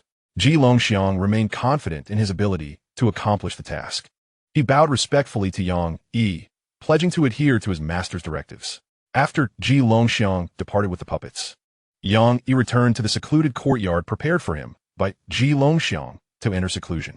Upon his return, he first established several layers of barriers around the courtyard, then cast a barrier pearl to isolate the area before sitting cross-legged in the void. Prior to closing himself off, Yang Yi took a glance at the system to review the gains from the past few days. The recent ambush of the 4 divine realm experts from the Chun and Lin families had yielded satisfactory results. Upon contact with the corpses, the host randomly acquired the following items: a lifespan of 1,200 years, martial cultivation of 4,000 years, the technique Great Nine Yang Art, and 3,000 low-grade spirit crystals. The spoils from the 4 corpses were indeed commendable. Both the lifespan and martial cultivation were invaluable. The Great Nine Yang Art, acquired from the Chun family's 9-ring divine realm expert, was of a mid-tier heavenly grade and could serve as a resource for the 100 Rivers Return to One technique. Lingjing is a substance akin to spiritual stones, yet it surpasses even the finest spiritual stones in rank. With an exchange ratio of 1 Lingjing for 100 exquisite spiritual stones, Lingjing is imbued with an extraordinarily pure essence of celestial energy, making it invaluable, as even enlightened beings and seekers of truth can draw upon its energy for cultivation. After surveying his gains, Yang Yi took a moment to adjust his state of mind, and with a mere thought, he extracted the 3,000 years of Tao rhythm he had collected. The Tao rhythm possesses the ability to assist in the comprehension of the Tao, guiding one towards the path that resonates with their essence. Yang Yi intended to harness the extraordinary power of the Tao rhythm to aid in his understanding of the profound Tao that aligns with him. As he extracted the 3,000 years of Tao rhythm, an enigmatic aura began to pervade the courtyard, and Yang Yi's gaze gradually became entranced, drawing him deeper into its allure. Under the guidance of the Tao rhythm, he seemed to perceive the embodiment of numerous profound paths. He glimpsed the manifestation of the path of survival, which excels in wisdom and self-preservation, yet can unleash terrifying power in extraordinary circumstances. He also beheld the embodiment of the path of carnage, marked by overwhelming lethality and a trail of devastation wherever it treads, a sea of blood and mountains of corpses in its wake. Furthermore, he witnessed the manifestation of the path of domination, where the fortunate may not necessarily thrive. While the defiant are destined to perish, it moves with intent, ruthless and merciless, rivaling the ferocity of the path of carnage. These 3 paths resonate with Yang Yi, closely aligning with his life's actions and deeds. However, they do not represent the path to which he feels the deepest connection. He traversed through several paths, continuing his contemplation and search. Time seemed to stretch into eternity as he followed the intuitive pull within, eventually arriving before a swirling gray orb of light. What path is this? Is it the path of corpse manipulation? Yang Yi felt uncertain, for gazing upon the gray orb, he perceived it as if through a fog, lacking clarity. Unlike the previous paths which bore distinct manifestations, this path appeared formless, almost as if it were yet to take shape. Yang Yi felt a twinge of hesitation. Should he retreat and explore other paths that resonate with him to some degree, or should he heed the silent call of his heart and pursue this formless path? The earlier paths, based on their clear manifestations, promised extraordinary power, and choosing any of them could elevate him to the pinnacle of the world. Yet, the nature of this particular path remained uncertain. Even the name path of corpse manipulation arose from his intuition, suggesting a connection between his destiny and a system related to corpse manipulation. Whether this path truly bore such a connection, he could not ascertain with complete confidence. It was a challenging decision. After much deliberation and contemplation, Yang Yi ultimately resolved to follow the guidance of his inner voice, gritting his teeth as he reached out towards the gray orb. With the assurance of the corpse manipulation system, he felt emboldened, Just as his hand made contact with the gray orb, a powerful force pulled him in, causing him to stumble and plunge into the depths of the gray light. As Xianxia fell into the gray light, the swirling mass transformed, revealing a series of indistinct images. Gritting his teeth, Xianxia clutched his head and rose from the bed, enduring the throbbing pain as he surveyed his surroundings. Before him lay a rather modest room, its walls adorned with a large, ominous blade. As he comprehended his environment, a sense of bewilderment washed over him. Where had he been brought? Had he traversed realms once more? Attempting to summon the energy within, he found no trace of power stirring within him. Suddenly, a flood of memories surged into his consciousness. After a brief moment, a faint smile of resignation crossed Xianxia's lips, piecing together the newly emerged recollections. He began to discern the nature of his current predicament. Well, since he was here, he might as well embrace it and reflect upon this profound path. From the memories, Xianxia learned that this body was merely 15 years of age, born into a family of executioners, with a lineage that stretched back 18 generations, all of whom had wielded the axe. Naturally, he was destined to follow in their footsteps. His father had been imparting the intricacies of beheading since Xianxia was 3, instructing him on how to strike with minimal effort, how to ensure a swift and painless death, and even how to inflict prolonged suffering. According to these memories, in 3 days, he would undertake his inaugural execution. The blade hanging on the wall was the ancestral executioner's sword, passed down from his father before his demise. Rising from the bed, Xianxia approached the wall and retrieved the ominous blade, discovering it fit his grip as if he had wielded it countless times before. He practiced a few forms with the sword, then hung it back on the wall, lying down to quietly await the passage of time. He had already determined that he could not cultivate here. Thus, he chose to maintain the habits of his former self, eager to see what this path would reveal. Over the next 2 days, Xianxia adhered to the lifestyle of his predecessor, lounging during the day and visiting the streets to watch the spectacle of cockfights and dogfights. The 3 days swiftly passed, and soon the day of execution arrived. As the time approached, Xianxia donned a crimson robe, revealing a muscular shoulder, and made his way to the marketplace. Upon his arrival, the condemned prisoners were already escorted to the square. There were 5 criminals, ordinary murderers without any remarkable background. Thus, there were no time constraints on the execution, and he could proceed at his discretion. For Xianxia, who had grown desensitized to the act of killing, there were no lingering psychological barriers. With swift, decisive strokes, 5 heads tumbled to the ground, blood spraying several feet high and splattering everywhere. After completing the beheadings, Xianxia smacked his lips, feeling surprisingly indifferent. What lesson was this path meant to impart?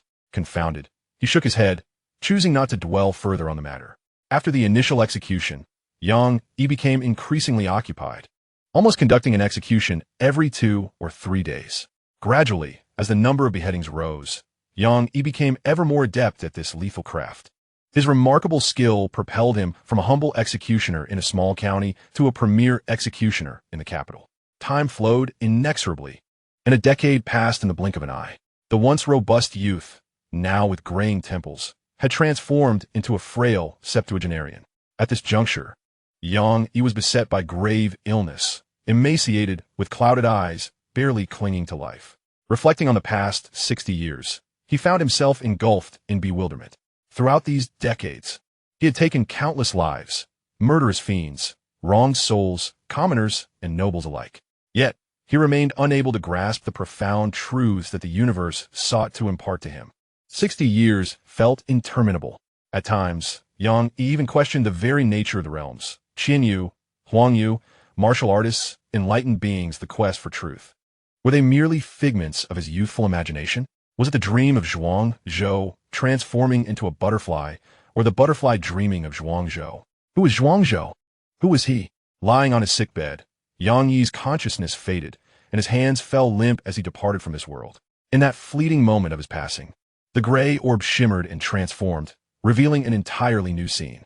In this vision, Xianxia reverted to youth, once again an executioner, repeating this cycle for 10 lifetimes.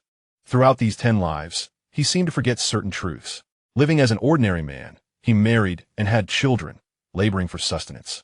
In this cycle, some of his incarnations met untimely ends due to accidents.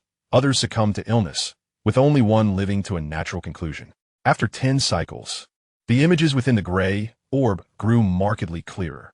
Yet the cycle had not ceased. The orb's imagery shifted once more, and Xianxia was reborn again. This life, however, was distinct from the previous ones. He hailed from a family of forensic specialists. Beginning at the tender age of 3, he became proficient in various aspects of autopsy through constant exposure. By the age of 14, he actively participated in examinations of the deceased. For the subsequent 70 years, Xianxia diligently served as a forensic expert. Over these decades, he dissected innumerable bodies, possessing unparalleled knowledge of human anatomy. To him, corpses were entities that could communicate. He meticulously illustrated diagrams of human skeletons, vascular systems, and internal organs, significantly advancing the field of medicine. In this role, Xianxia also experienced 10 lifetimes. As his cycles continued, he traversed through 10 lifetimes as a mortician, 10 as an embalmer, 10 as a corpse handler, 10 as a zombie, and 10 as a corpse refiner. With each series of 10, the images within the gray orb became progressively clearer. The gray orb gradually took on a silvery hue, and by the time of the 10th cycle of corpse refining, it shimmered with a brilliant silver light, the imagery rendered in exquisite clarity. In this 10th cycle of corpse refining, Xianxia hailed from an expansive continent, a prestigious martial arts family within a powerful dynasty. From a young age, he displayed extraordinary talent, breaking through to the 6th tier of cultivation by the age of 30, earning a modest reputation as a chivalrous figure and leading a blissful life. However, this idyllic existence was short-lived. His family inadvertently incurred the wrath of a formidable sect known as the Corpse Refining Sect, resulting in a massacre. He himself was cruelly slain and transformed into a refined corpse by a 6th-tier attendant of the sect. During one of the Corpse Refining Sect's operations, he was brought to a grand city by the 6th-tier attendant, where he lay dormant. Yet, unbeknownst to the attendant, he attracted the ire of a merciless foe and was killed, allowing Xianxia and several other refined corpses to awaken from their confinement. At that moment, chaos erupted within the city, with countless ordinary citizens and martial artists suffering casualties. Chapter 190, The Path of Corpse Touching, 9 Fundamental Laws. At that time, the city was suffused with a malevolent aura. Driven by the instincts of a refined corpse, Xianxia, alongside several other entities, ventured to the epicenter of the turmoil, consuming an abundance of malevolent energy. Supported by this immense power, the grayish-white hue of Xianxia's eyes flickered, and he experienced a rebirth of spiritual light within him. Following this awakening, his cultivation ascended from a 6th-tier refined corpse to a 7th-tier one. Who am I? Ah, yes, I am Xianxia. I am Xianxia of the martial Daoyang family. I am Xianxia the refined corpse. I am Xianxia the zombie. I am Xianxia the corpse handler. I am Xianxia the embalmer. I am Xianxia the corpse collector. I am Xianxia the coroner. I am Xianxia the executioner. No, none of these define me. I am Xianxia, a traveler from Earth. I am Xianxia of the Qian domain. I am Xianxia the enlightened spirit. I am delving into the great Tao, preparing for a breakthrough. 70 cycles of reincarnation flooded Xianxia's mind with an overwhelming tide of memories, nearly driving him to madness. He sought to organize this sudden influx of memories, but time was not on his side. Those in the city had already discovered their presence and were dispatching troops to encircle them. Xianxia had no choice but to endure the excruciating pain and engage in a bloody battle with the transformed refined corpses and the city's army, facing several 7th-tier masters. Ultimately, he fled, wounded. After escaping the city, Xianxia wandered in a daze for several days. Eventually, he managed to emerge from his stupor. Yet, before he could sort through his memories or tend to his wounds, he encountered an 8th-tier powerhouse from the Corpse Refining Sect and was captured. This 8th-tier adept recognized his uniqueness and presented him to a 9th-tier powerhouse within the sect. Thus, he became a special refined corpse in the hands of a 9th-tier master. Under this powerful entity's tutelage, he received abundant resources for cultivation, ultimately breaking free from his shackles and ascending to the pinnacle of 8th-tier refined corpses. During this period, Xianxia finally found the leisure to meticulously organize his memories. As he continued to refine and consolidate his recollections, the knowledge of 70 lifetimes culminated, and a seed radiating a bright silver hue gradually took shape at his forehead. The moment this bright silver seed solidified, the Corpse Refining Sect was suddenly struck by a catastrophic disaster, and he was captured by an immensely powerful entity and imprisoned in a city. Ultimately, the disciples and followers of the Corpse Refining Sect, along with countless others, were eradicated by a being that resembled a god and a demon, and he perished. In the presence of the bright silver light, Xianxia opened his eyes, his breathing heavy. He sensed the bright silver seed at his forehead. Reflecting on the memories of his 70 lifetimes, emotions of complexity surfacing in his gaze. Among the memories, the final lifetime stood out with profound clarity. It was not merely the perspective of a special corpse refining practitioner beside the corpse refining sex true refiner. He could hardly believe that such a path could reach such depths, allowing him to experience the perspective of that special practitioner. Perhaps the birth of that unique corpse was also influenced by this path. This conjecture arose spontaneously, yet Xianxia felt it might be the truth. Is this enlightenment? What a wondrous sensation! Focusing his mind on the nascent bright silver seed of the path at his forehead, he soon received a response from it. Finally acquiring some fundamental information about this path, it resonated profoundly with him.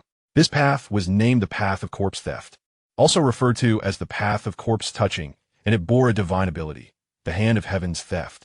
The ability, Hand of Heaven's Theft, possessed a minuscule chance of ignoring temporal constraints, allowing the retrieval of an item once possessed by a corpse in life. Upon reviewing the information regarding the Path of Corpse Touching, Xianxia's eyes narrowed slightly. This path was strikingly similar to the corpse-touching system he possessed. Was his system an embodiment of the complete path of corpse touching? However, when he comprehended the path, it was evidently an unformed path. If that were the case, how could the corpse-touching system have already attached itself to him? After much contemplation, his gaze inevitably fell upon the accompanying ability, Hand of Heaven's Theft.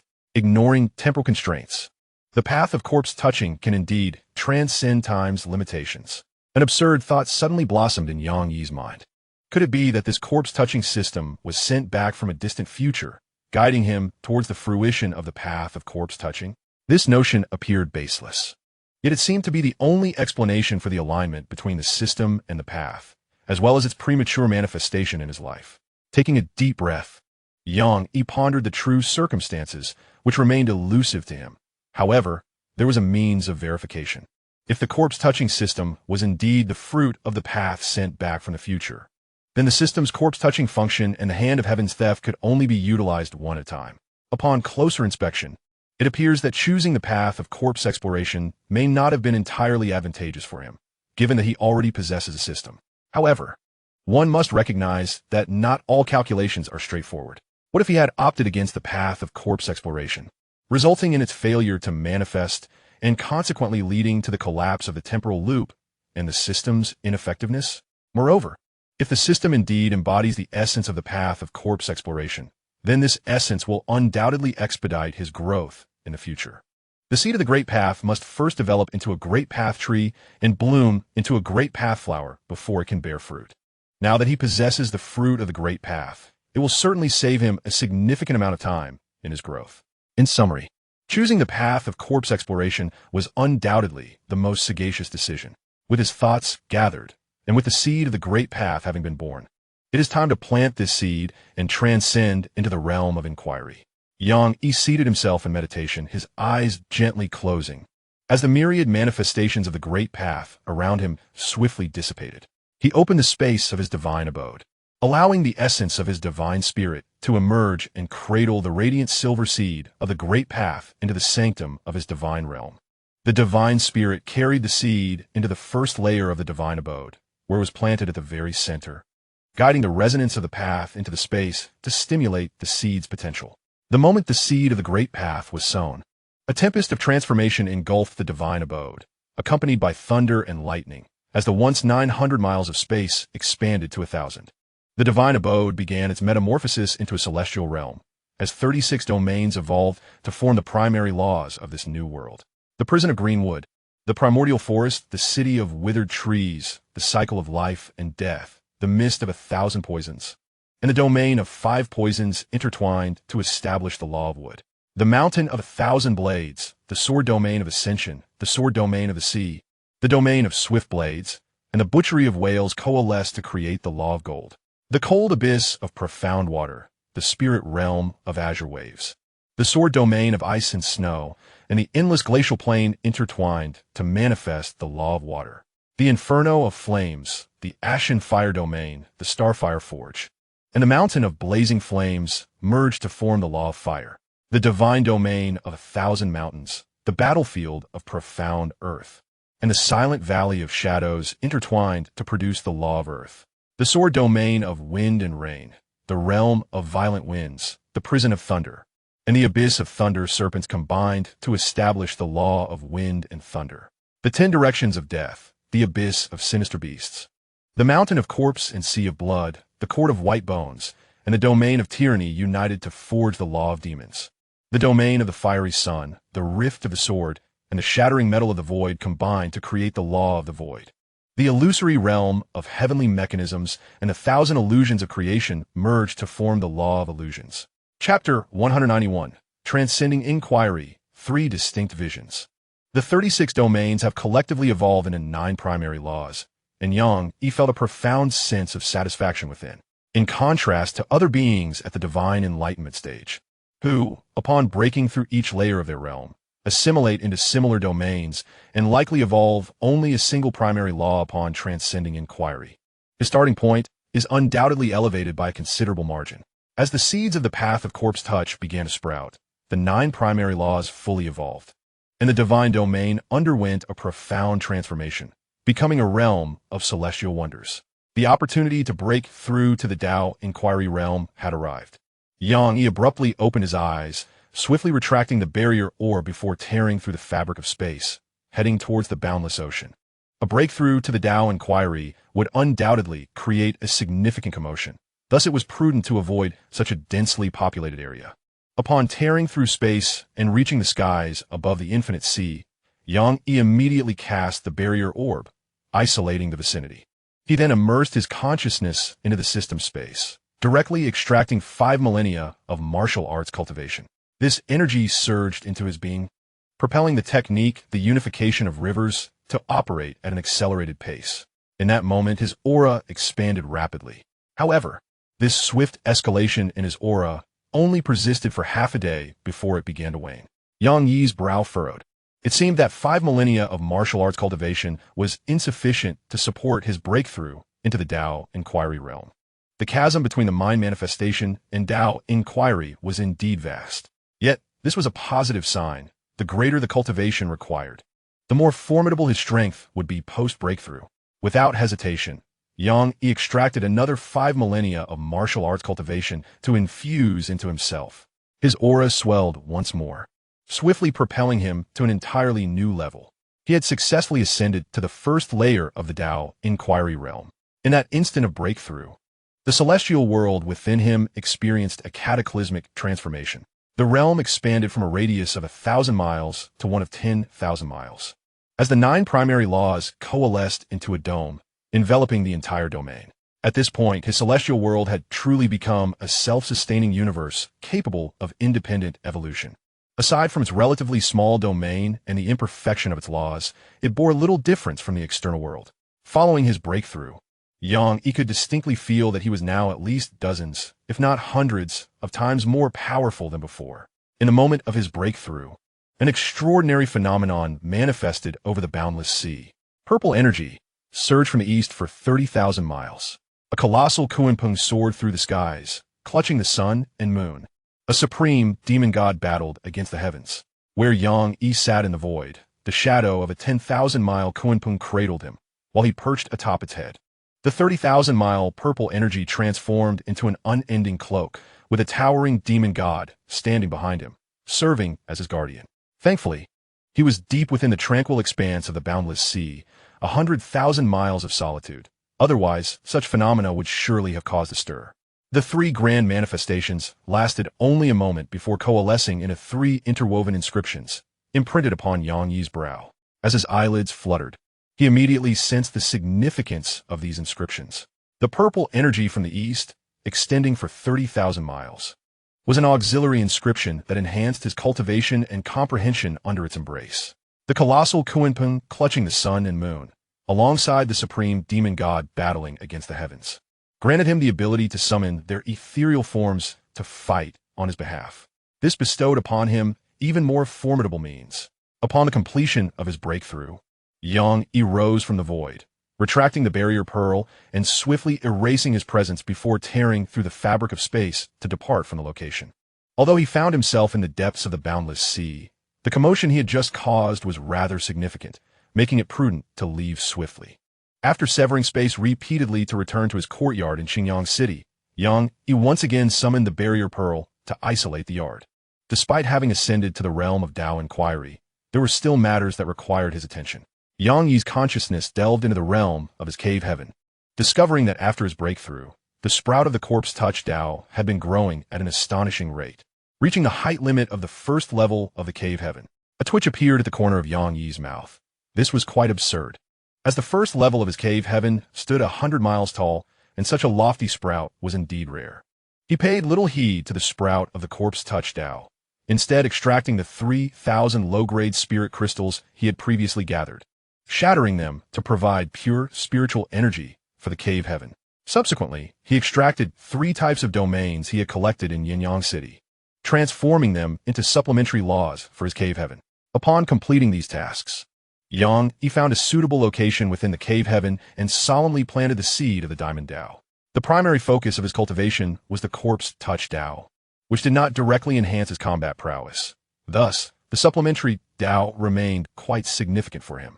After planting the seed of the Diamond Tao, Yang Yi did not linger on it. The 3,000 years of Tao rhythm he had collected were now depleted, and relying solely on his comprehension to nurture the seed of the Diamond Tao would be an arduous and lengthy endeavor. It would be far more effective to first procure some Tao rhythm and then engage in comprehension, thereby significantly enhancing the efficiency of his insights and drastically shortening the time required for understanding. With the seed of the Diamond Tao planted, Yang Yi withdrew the barrier pearl and emerged from his seclusion. Outside the courtyard, Ji Longxiang approached him swiftly upon seeing him exit. "I have seen the young master, and I respectfully welcome your emergence from seclusion." During the time he had been in closed-door training, Ji Longxiang had dispatched individuals to refine corpses to protect him. He had noticed this while tearing through the sea to achieve his breakthrough. Yang Yi nodded gently and inquired, "Longxiang, how long have I been in seclusion?" He had been deeply entrenched in the cycle of reincarnation, his consciousness submerged, rendering him oblivious to the passage of time. Returning to the young master, "You have been in seclusion for precisely 3 months, Ji Longxiang replied. Upon hearing this, Yang Yi nodded appreciatively. The efficacy of the Tao rhythm was indeed formidable. In just 3 months, it had guided him to comprehend a path that resonated with his own, a remarkable bargain. He then inquired about the recent developments in Xingyang City. "Longxiang, how fares Xingyang City? Have there been any notable changes?" Ji Longxiang responded respectfully, "Thanks to the corpses you provided, Xingyang City's prominent families are now entirely under our covert control. The families have performed well, and no significant disturbances have arisen." Upon hearing this, Yang Yi patted Ji Longxiang on the shoulder, channeling the inscription of purple qi coming from the east to leave a trace of purple energy within Ji Longxiang's body. He then spoke, "You have worked diligently during this period. Now, your task is to firmly seize control of Xingyang City, ensuring it is managed so meticulously that not a drop of water can penetrate." After a brief pause, Yang Yi continued, "I have left a strand of purple energy within you, which will enhance your cultivation and provide remarkable assistance. Take the opportunity to practice diligently in your spare time and strive for a breakthrough in your realm. As for the resources we have secured within Xingyang City, feel free to utilize them without needing to seek my approval. Your current level of the second Ringming God is still somewhat insufficient." Upon hearing this, Ji Longxiang's expression was filled with excitement. Having followed his master for so long, he finally reaped the rewards. Ji Longxiang deeply bowed to Yang Yi, expressing his gratitude. "Thank you, master, for your guidance." Chapter 192. Wilderness City. Having broken through to the path of inquiry, it was time to proceed with the next phase of the plan. Yang Yi pondered for a moment and decided to venture first to the snow region, specifically to explore an ancient battlefield located there. The snow region's ancient battlefield was undoubtedly worth visiting. Not only might there be clues regarding the heavenly blade, but the remains scattered throughout the battlefield also warranted his attention. The only concern was the realm restrictions imposed on entering the ancient battlefield. It remained uncertain whether the system's concealment could bypass these limitations. This could only be verified upon his arrival in the snow region. Should the path to the snow region's ancient battlefield prove unfeasible, He would have no choice but to head to the front line of demon subjugation, for only a battlefield could facilitate the rapid growth of his cultivation. With a clear plan of action, Yang Yi briefed Ji Longxiang briefly, gathered some resources, and then utilized the teleportation array of Qingyang City to journey to Lingyang Ancient City. Such cross-border teleportation arrays could only be found in major cities like Lingyang Ancient City. This city was the largest under the jurisdiction of Lingyang Fortress, essentially serving as the main base for the Chun and Lian families. Consequently, upon arriving at Lingyang Ancient City, Yang Yi maintained a low profile, finding a tavern to settle in while patiently awaiting the day the cross-border teleportation array would activate. Activating the cross-border teleportation array was no simple task. It required considerable resources to set it in motion. Therefore, each activation necessitated gathering a certain number of individuals. Yang Yi was fortunate. On the third day of his arrival at Lingyang Ancient City, the number of those wishing to travel to the snow region reached 5,000. Once the required number was assembled, Yang Yi contributed a substantial amount of resources and stepped onto the teleportation array bound for the snow region. After a whirl of celestial shifts, Yang Yi found himself in the snow region, specifically in the imperial capital of the Snow Moon Empire. The Snow Moon Empire, located beneath the ice and snow divine palace of the snow region, was one of the four great empires and held a status equivalent to that of the Lingyang Fortress. Only a force of such magnitude could establish and sustain a cross-border teleportation array. The ancient battlefield was situated beyond the jurisdiction of the Snow Moon Empire's capital, prompting Yang Yi to make no prolonged stay there. He swiftly switched to another teleportation array that transported him to the Wilderness City, located at the junction of the Snow Moon Empire and the Ice Radiance Empire. The ancient battlefield lay 1,000 miles beyond Wilderness City. The moment Yang Yi stepped out of the desolate city, he immediately sensed something amiss. The city was teeming with formidable figures. At the teleportation square alone, he discerned no fewer than 50 presences of the Ming-Shan realm, alongside over 10 subtly concealed auras of the Wendao realm. The number of young prodigies at the pinnacle of the 8th rank and those at the 9th rank was astonishing, akin to a flood of talent. This situation was undeniably peculiar. According to the information he had gathered during his stay, the desolate city was merely a settlement akin to Qingyang City, where only a handful of Ming-Shan experts were known to reside. Such a plethora of experts should not be present. Yang Yi restrained his aura to the 9th rank and silently blended into the crowd. At that moment, the city was bustling with a multitude of people.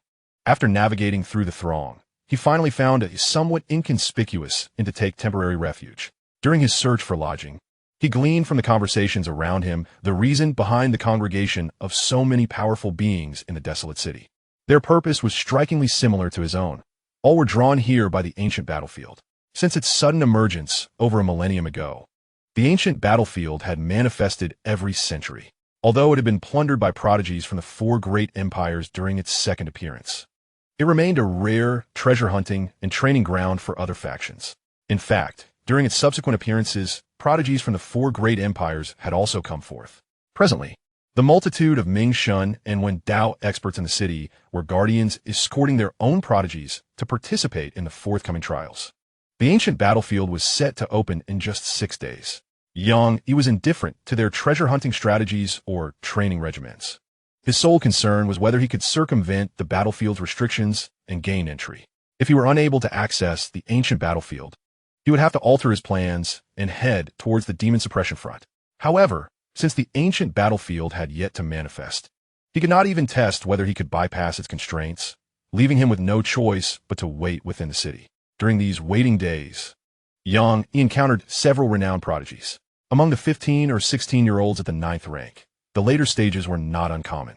Despite their tender age, these prodigies exuded a robust aura and formidable combat prowess. 3 young prodigies left a particularly deep impression on Yang Yi.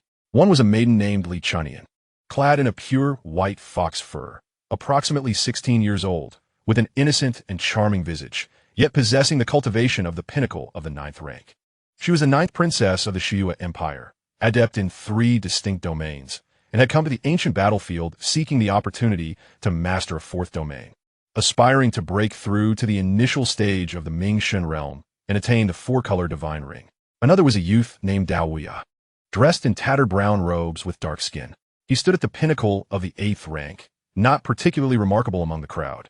Yet his aura was as profound as that of a typical early-stage ninth rank. He took note of him due to his pure-hearted and fearless demeanor. This individual's unwavering belief sets him apart from the ordinary. He is a diligent ascetic whose future achievements could be boundless if he does not falter along the way. As for the last individual, there is indeed a tale to tell. Pei Wenzhou, the 18th prince of the Frost Extreme Empire, is of a similar age to Dao Huaya, possessing a cultivation at the pinnacle of the 9th grade, with a handsome visage and an elegant demeanor. Judging solely by these attributes, Pei Wenzhou could be considered an exceptional young man. However, Yang Yi's attention towards Pei Wenzhou arises from the deep-seated demonic aura he sensed emanating from him, akin to that of the old demon Han Shu he had slain in the Qin domain. Although he perceived something amiss with Pei Wenzhou, Yang Yi was not foolish enough to expose anything. After all, Pei Wenzhou was backed by one of the 4 great empires of the Snow Domain, who could ascertain whether the Frost Extreme Empire harbored any issues. During the days of waiting, Yang Yi occupied himself with sipping tea at the tavern while discreetly gathering information, as well as attempting to merge the 100 Rivers returning to one technique and the Great Nine Yang technique. In the span of a few short days, there was little progress in the fusion of the 2 techniques. However, during his solitary tea sessions, he fortuitously met Li Chuxian and Dao Huaya. Their introduction was not entirely unexpected, as it was Li Chuxian who had pulled Dao Huaya over to make his acquaintance. The process of their introduction was rather simple. Both Li Chuxian and Dao Huaya resided at the same tavern. One busy day, noticing Yang Yi occupying a table alone, Li Chuxian approached with Dao Huaya to request sharing the table. Observing their commendable talents and pure intentions, Yang Yi welcomed them without objection. As the 3 engaged in lively conversation, Yang Yi gleaned some information about them and other prodigies. He slightly shook his head at their casualness in revealing personal information before a stranger, but refrained from offering any caution. After all, if he were to advise them, he would miss out on valuable insights. Furthermore, their acquaintance was still superficial. Such matters were not his concern. Given their respectable backgrounds, they may not even care about such trivialities. Chapter 193, Li Chuxian and Dao Huaya. Following their introduction, whenever Yang Yi dined or sipped tea alone, Li Chuxian would invariably pull Dao Huaya to his table, sitting down comfortably to eat and drink. Yang Yi was not particularly bothered by this. He could afford a few meals and did not deem it necessary to create any unpleasantness. Moreover, he could acquire information that was otherwise inaccessible through their conversations. Significantly, he sensed that Li Chuxian appeared to have taken an interest in him for some reason. Yet, he did not feel any malice from her. To clarify his feelings, Yang even employed divination techniques. However, his method seemed ineffective on Li Chuxian and Dao Huaya. A veil of obscurity shrouded them, rendering his calculations unclear. This was the first time he encountered such a situation. It was indeed astonishing that a practitioner of the way could not ascertain the foundations of those at the 8th and 9th grades. These 2 individuals undoubtedly harbor significant secrets. Consequently, Yang Yi found himself intrigued by them, allowing them to draw closer. Otherwise, with his capabilities, even if they had protectors behind them, he could easily extricate himself from their presence. However, despite permitting their approach, Yang Yi refrained from engaging in extensive dialogue, choosing instead to listen quietly to their conversation. Time swiftly passed, and before long, it was the day prior to the opening of the ancient battlefield. As usual, Yang Yi dined and sipped tea on the first floor of the tavern. Li Chuxian and Dao Huaya appeared at his table as if they had perfectly timed their arrival. Yang Yi, accustomed to this occurrence, greeted them and continued with his meal. Li Chuxian and Dao Huaya wasted no time in joining him, indulging heartily in their food. Once Yang Yi had finished his meal, he brewed 3 cups of strong tea and began to drink. Li Chuxian, upon finishing her food, casually took a cup for herself. However, it was not long before her brow furrowed in distress, and she spat out the tea leaves, exclaiming, "Cold-faced brother, no matter how many times I try, this is perpetually dreadful. It's unbearably bitter. I truly do not understand how you can consume it." Cold-faced brother was a moniker bestowed upon Yang Yi by Li Chuxian. The origin of this nickname stemmed from Yang Yi's consistent withholding of his name from Li Chuxian and Dao Huaya, coupled with his rather aloof demeanor towards them. Dao Huaya, in contrast to Li Chuxian's petulance, raised the last cup of tea and drank it down in one go. Noticing Yang Yi's silence, Li Chuxian, with a twinkle in her eye, proposed, "Cold-faced brother, the ancient battlefield opens tomorrow. You came for that, did you not? Why don't the three of us venture together? Yang, he regarded her with a semblance of a smile before shaking his head. Never mind, I prefer solitude. I shall go alone. With that, he ascended the stairs to return to his room. Until he comprehended Li Chuxian's intentions, he was disinclined to engage in deeper conversation, not even revealing his true name to them. Li Chuxian, feeling somewhat exasperated, stamped her foot and exclaimed, "What a heart of stone you have! With someone as charming as me, you remain so indifferent." Dao Wuya, standing behind Li Chuxian, found himself at a loss for words upon hearing her melodramatic remarks. "Chuxian, he has already departed. The tavern has restrictions. He cannot hear you." After a brief pause, Dao Wuya quietly inquired, "Chuxian, tell me, why do you insist on circling around him? This is not your usual behavior. Is there something exceptional about him?" Upon hearing this, Li Chuxian's expression turned somewhat serious as she replied, "Wuya, my keen intuition tells me he is extraordinarily powerful. Being near him inexplicably causes my heart to race. Wuya, I suspect he is akin to us, pursuing that very matter." Chuxian's silence. It seemed that Dao Wuya was anxious about what Li Chuxian might say. His expression changed dramatically as he softly admonished her. In response, Li Chuxian gently shook her head and replied, "Rest assured, I have not lost my wits. I am well aware of what ought to be said and what should remain unspoken. It is merely unfortunate that I could not extract his name, perhaps knowing it would reveal whether he is indeed an old friend of ours." Dao Wuya glanced in the direction Yang Yi had departed, and a glimmer of intrigue flickered in his eyes. The reasoning put forth by Li Chuxian had never crossed his mind before. If this individual were truly an old acquaintance, it would be a momentous piece of news. At the very least, with another life sustained, their hope would be incrementally bolstered. After a moment's contemplation, Dao Wuya turned to Li Chuxian and inquired, "Chuxian, do you have confidence in acquiring the 7 apertures Linglong heart from this ancient battlefield?" Li Chuxian nodded gently in response.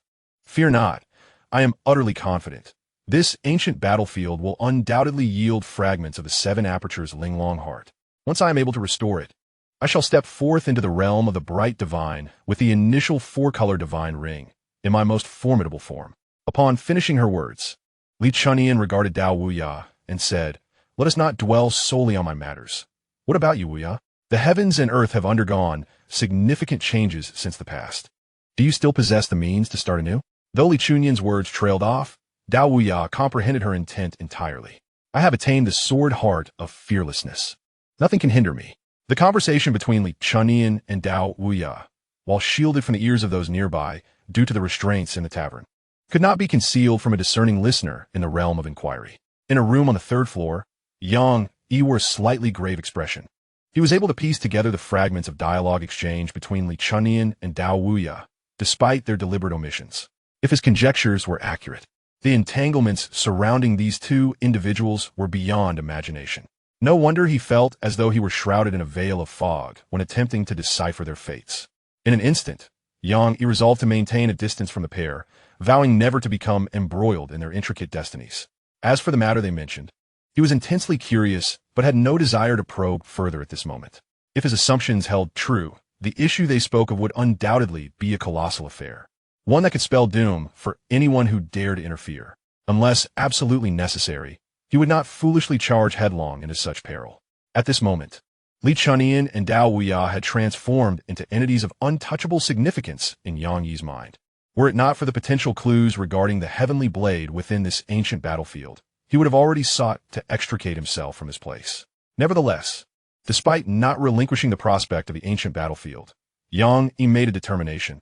Should he gain entrance, he would certainly steer clear of Li Chuxian and Dao Wuya. The weight of their destinies was far too immense, far from the current meager level of comprehension in the way of inquiry. It is likely that even the formidable beings of the transformation realm, above the way of inquiry, would find it challenging to provoke. Chapter 194. The ancient battlefield is on the brink of opening. Shaking his head, he retracted his thoughts and resumed his study of the one with the river technique and the great 9 suns technique. In this place, where many eyes are present, every action feels constrained, preventing full concentration. The fusion of the 2 techniques had shown no progress despite days of effort. As the golden crow sank in the west and rose in the east, the day of the ancient battlefield's opening arrived. Early in the morning, numerous individuals from the wildland city ascended into the air, heading towards the location of the ancient battlefield. Yang Yi was no exception to evade Li Chunyan and Dao Wui. He skipped breakfast and tea, quietly departing the wildland city at dawn. At his level, sustenance was no longer a necessity. Evading Li Chunyan and Dao Wui was of greater importance. He was not fearful of the two, but rather adhered to the principle that a gentleman should not stand beneath a perilous wall, deeming it unnecessary to entangle himself in their affairs. Shortly after Yang Yi's departure, Li Chunyan arrived at his door with Dao Wui in tow. Knock, knock, knock. Cold-faced brother, it's nearly time. Shall we depart together?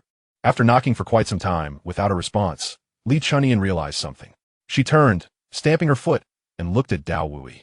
He has actually run away. Is he avoiding us? Am I truly that bothersome? Dao Wui, slightly speechless, pondered for a moment before responding, Chunyan, as the saying goes. Offering unsolicited kindness is either deceitful or thieving. Perhaps we have frightened him off. Or perhaps he remains unaware. Li Chunyan paused slightly at his words. There seemed to be some truth in this. Perhaps she had indeed been overly expressive. Dao Wui observed the momentary stupor of Li Chunyan and shook his head slightly. The power of the cyclical passage of time is truly terrifying. The once extraordinarily wise, meticulous, and somewhat aloof Li Chunyan now exhibited traits indistinguishable from an ordinary maiden. Li Chunyan quickly broke free from her daze. With Dao Wui's reminder, she became aware of the issues surrounding her demeanor. A hint of coldness graced her sweet visage as she spoke softly. In that case, let us also depart. If he is an acquaintance, we shall surely learn of his identity in due time. If not, he is not worth our concern. With that, Li Chunyan soared into the air towards the direction of the ancient battlefield, with Dao Wui closely following suit. Beyond 1,000 miles from Wildland City, within an ancient mountain range, tens of thousands of people were scattered across various peaks, eagerly awaiting the opening of the ancient battlefield. While more individuals continued to arrive from the distance. Among all those who had arrived, individuals from significant powers occupied a solitary peak, while scattered cultivators and minor factions could only crowd onto smaller hills. The 8 peaks closest to the ancient battlefield, however, remained utterly deserted, for no one dared linger there. In the midst of the crowd, there stood an individual, perplexed by the sight of an unoccupied peak ahead. Desiring to avoid the throng and claim the vacant summit for himself, he attempted to leap forth. Yet, he was swiftly restrained by a friend, who admonished him vehemently. Are you seeking death? Do not drag us down with you. This territory belongs to the superpowers. It is beyond your reach. The would-be climber, eager to counter, was met with a resounding slap across the face. How can you assert they are not here? Are you unaware that the great powers make their grand entrance last? His friend continued, the fervor of his words matched only by the rapidity of his strikes, leaving the man bewildered. As his friend continued to deliver slaps, he cast wary glances around them. With no sign of the formidable powers arriving to claim his friend's life, he finally exhaled a sigh of relief. After such a long wait without the appearance of any superpower, perhaps his friend's life was spared. Just as he felt a sense of respite, a figure emerged from the distance, abruptly landing upon one of the vacant peaks, stirring a cloud of dust. Once the dust settled, a robust figure stood proudly, bare-chested, wielding a massive halberd, a wicked smile gracing his face. It was he, the foremost individual under the Ice Radiance Empire's deity, at the pinnacle of the 9th rank. The sole heir of the Ice Radiance Empire, the infamous Chu Baxian. Legends spoke of his innate divine strength, his unique heterochromia, and his unparalleled combat prowess, having escaped unscathed from encounters with the deity on multiple occasions. Upon witnessing Chu Baxian's arrival, the friend who had just felt relieved was suddenly enveloped in despair. Chu Baxian, notorious for his merciless reputation, acted with unparalleled arrogance. His friend's life was surely forfeit. Perhaps severing ties with him would have been the wiser choice after all. Just as this thought crossed his mind, Chu Baxian cast a cold glance at the two before unleashing his halberd, which shot forth like a streak of light toward them. Boom! In an instant, they were reduced to a cloud of blood mist, consumed by their own regret. Calling back his halberd, Chu Baxian's voice boomed like thunder, echoing through the surroundings. Today, you dare to ascend this mountain. Tomorrow, do you dare to remember your place? Gaining access to the ancient battlefield is a tremendous blessing. Those who seek to overreach shall meet their demise. His tyrannical and arrogant nature was laid bare in that moment. Yet, amidst the throngs of over 10,000, none dared to raise their gaze towards Chu Baxian, nor utter a word of dissent. for he was the sole heir of the Ice Radiance Empire, a formidable entity among the 4 great empires of the Snowy Domain, a being who had transcended to the 9th level of the Tao. Yang Yi, blending into the crowd, bore witness to this unfolding scene. This young tyrant possesses a unique constitution, indeed boasting a certain degree of arrogance, and his combat prowess is likely not much inferior to that of his peak at the 9th rank. While Yang Yi acknowledges the young tyrant's entitlement to such arrogance, he regards the young tyrant's conduct with disdain. Chu Baxian's demeanor is excessively haughty and domineering. To display such arrogance at merely the 9th rank suggests that his lifespan is destined to be fleeting. Undoubtedly, the majority would tremble before his formidable background, hesitating to confront him, yet there will always exist a few undaunted souls in this world. Yang Yi cast a glance at Chu Baxian before shifting his gaze to observe the throng nearby. The assembly gathered here was vast, likely numbering around 14 to 15,000. A sense of clarity arose within Yang Yi. It is likely that Han Xiuwu, Gu Xinghe, Li Xianling, and Ji Fulong had also reaped the benefits of the ancient battlefield's initial opening. One could surmise that during that first commencement, the ancient battlefield had not attracted much attention, allowing them to seize the opportunity and reap the rewards. In contrast, should they attempt this now, they would likely be overwhelmed and torn apart by the crowd in no time. After a brief moment, Yang Yi averted his gaze, settling beneath a grand tree to sit cross-legged, awaiting the opening of the ancient battlefield. At this moment, the void surrounding the ancient battlefield began to warp. Before long, the ancient battlefield would be fully unveiled, and he would ascertain whether he could enter it. Chapter 195, Entering the Ancient Battlefield. During the brief interlude of Yang Yi's waiting, several figures sped towards him, landing on 3 vacant mountain peaks. Among them were Li Chunyan, Dao Wuya, and Pei Wenzhou, the very individuals Yang Yi had noted earlier. Li Chunyan and Dao Wuya occupied one mountain peak. After surveying their surroundings, they withdrew their gazes, quietly anticipating the opening of the ancient battlefield.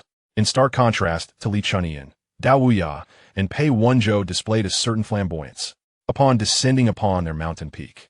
They smiled brightly, offering a slight bow to the crowd while proclaiming, "I am Pei, esteemed companions. Greetings to all. May fortune favor your martial endeavors." With these mere words, Pei Wenzhou incited a wave of blushing among countless women in the crowd, who cheered in unison. Young Master Pei, young Master Pei. If Pei Wenzhou captivated the hearts of numerous maidens with his handsome visage and refined demeanor, then the woman on the adjacent vacant mountain peak had firmly ensnared the attention of the male cultivators present. This woman, veiled in sheer fabric and adorned in a striking crimson gown, possessed an alluring figure. A flame motif graced her brow, enhancing her allure, and every gesture she made radiated an intoxicating charm, leaving onlookers enraptured. This woman seemed to possess an innate ability to beguile. Who could she be? Countless young men gazed at her in a daze, yet none seemed to recognize her origins. Ultimately, it was an elder who spoke up, dispelling the crowd's confusion. From the wilds, the palace of eternal longevity, the candidate for the holy maiden, Zhu Lingyan.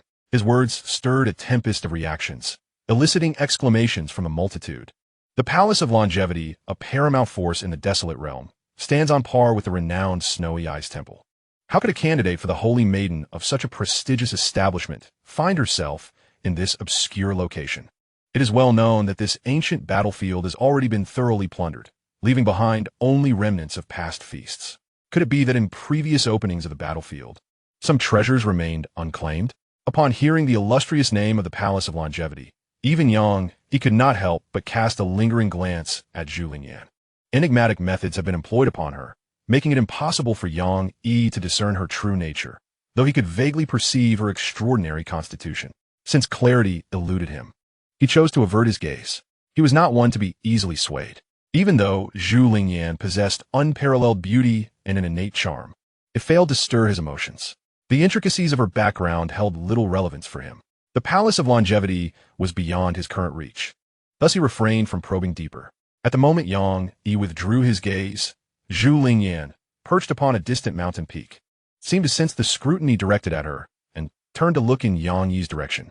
However, by then, Yang Yi had already relocated, leaving Zhu Lingyan with nothing to discern.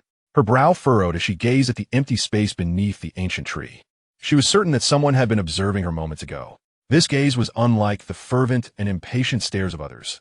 No, It was more accurately described as a furtive scrutiny. Just as Zhu Lingyan continued to scan her surroundings in search of Yang Yi, the melodious voice of her guardian suddenly resonated within her mind. Spirit Flame, what has transpired? Zhu Lingyan, unreserved, conveyed her recent sensation of being watched, detailing the position from which it had originated. Elder Wind, I sensed someone peering at me, approximately from that location. As Zhu Lingyan conversed with her guardian, the ancient battlefield opened. At this juncture, the voice of her guardian echoed again in her mind. The ancient battlefield has been unveiled. Enter first, and I shall handle the one who spied upon you. Strive to locate the half-map of the lost lands. The Vermilion Bird's divine fire lies sealed within that domain, and only by finding it can your constitution be fully unbound. Given the significance of the lost lands and the Vermilion Bird's divine fire, Zhu Lingyan nodded in acknowledgement. Very well, I shall rely on you, Elder Wind. With that, Zhu Lingyan ascended into the air, heading towards the portal of the ancient battlefield suspended above. Li Chunian, Dao Wui, Chu Baxian, Pei Wenzhou, and others were not to be outdone, soaring into the ancient battlefield in close pursuit. Following this, countless figures from various mountain peaks ascended into the sky, one after another entering the ancient battlefield. Yang Yi too mingled within the throng, making his way to the entrance. Prior to Zhu Lingyan's glance in his direction, he had already sensed the need to depart the mountain, making it no simple task for her to track him down. Nevertheless, this encounter had instilled a sense of caution in his heart towards Zhu Lingyan. The Palace of Eternal Life's Zhu Lingyan is undoubtedly extraordinary. Her mere 9th grade cultivation allows her to sense my probing, which is simply astonishing. This phenomenon cannot be merely attributed to the abilities imposed upon her by the powerful beings of the palace. It is evidently a testament to Zhu Lingyan's innate prowess. In my mind, I equate Zhu Lingyan, Li Chunian, and Dao Wuyo on the same level. The karmic connections surrounding Zhu Lingyan are likely not much lighter than those of Li Chunian and Dao Wuyo, suggesting she may also be an enigmatic existence. The presence of Li Chunian, Dao Wuyo, and Zhu Lingyan compels me to once again marvel at the profound depths of this world, perhaps due to some protective mechanism. The restrictions of the ancient battlefield did not detect any anomalies in my cultivation, allowing me to enter seamlessly.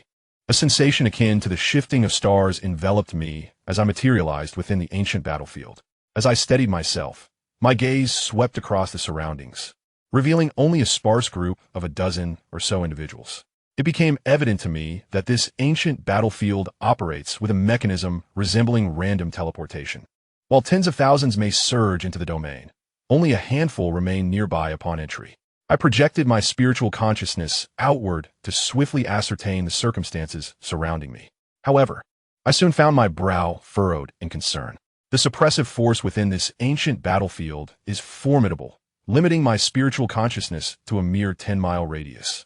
While my physical strength appeared unaffected, after several attempts, it became clear that my spiritual awareness could not transcend this range.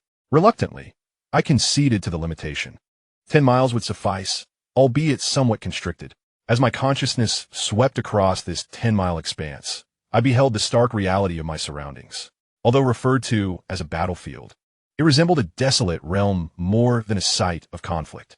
The landscape was awash in hues of orange and yellow, devoid of flora or stone, with only a cloud of dust swirling through the air, epitomizing desolation and decay. Standing upon this ancient battlefield, I sensed no trace of any laws or principles. It was as if they had been obliterated. Others of the 8th or 9th grade might not perceive this absence. But as one who has ventured into the realm of enlightenment, my sensitivity to the laws of the universe is acute. What perplexed me most, however, was that during my earlier scan of the 10-mile radius, I found no remnants of corpses. This starkly contrasts with Han Xiu's recollections of the battlefield, which were replete with skeletal remains. I pondered this discrepancy and quickly arrived at a hypothesis. The difference in our respective locations may be the reason for this variance. The expanse of the ancient battlefield could be beyond imagination. Han Xiu encountered it during its initial emergence, which may have yielded a different scenario than what we face now. When it first opened, the ancient battlefield likely revealed only a small portion of its true extent. Chapter 196, The Ruins of the Liuli Immortal Sect. Han Xiu and his companions had not traversed the location they occupied. Hence, they possessed no recollections of its circumstances. There exists, however, an alternative possibility.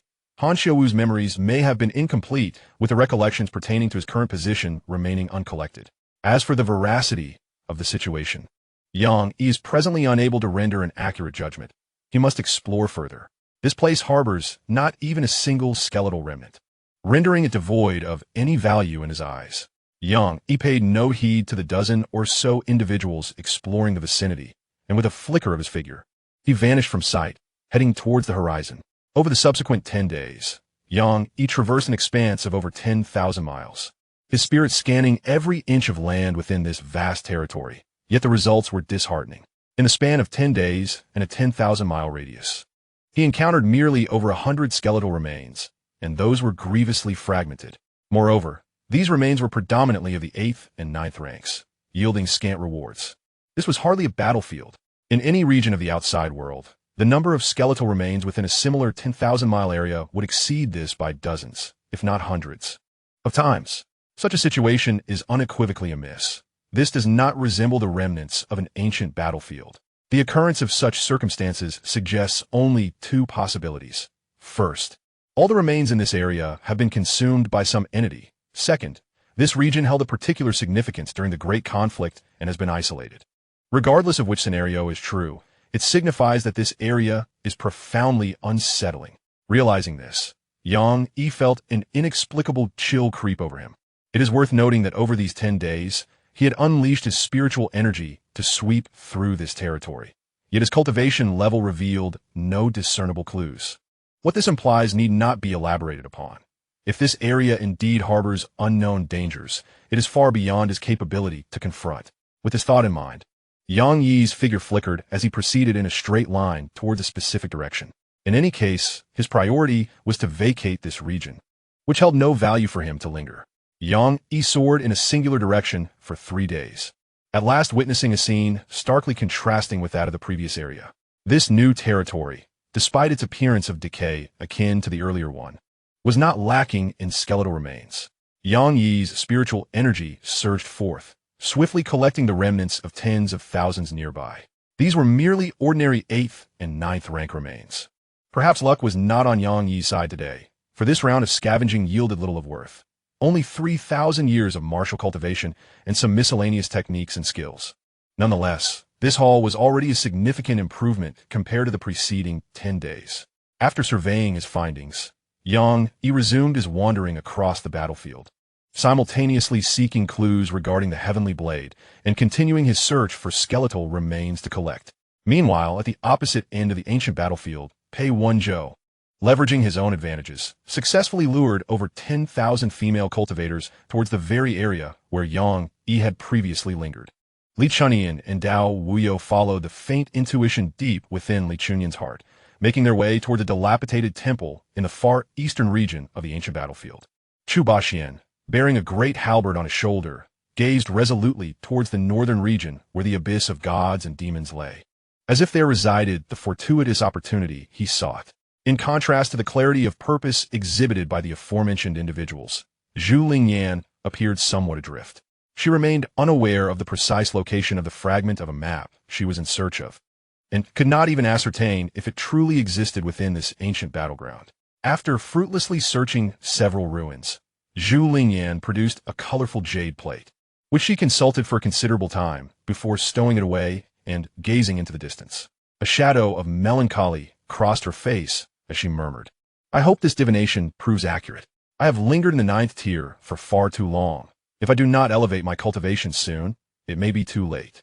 In truth, she was not incapable of breaking free from her constraints and ascending to the realm of the enlightened spirit. It could even be said that achieving this state would be a mere trifle for her. Yet, an ordinary enlightened spirit would hold no value in the face of the potential future crises. Only by attaining the pinnacle of enlightenment could she lay a formidable foundation for the trials that lay ahead, thereby earning her right to confront the matter that haunted her.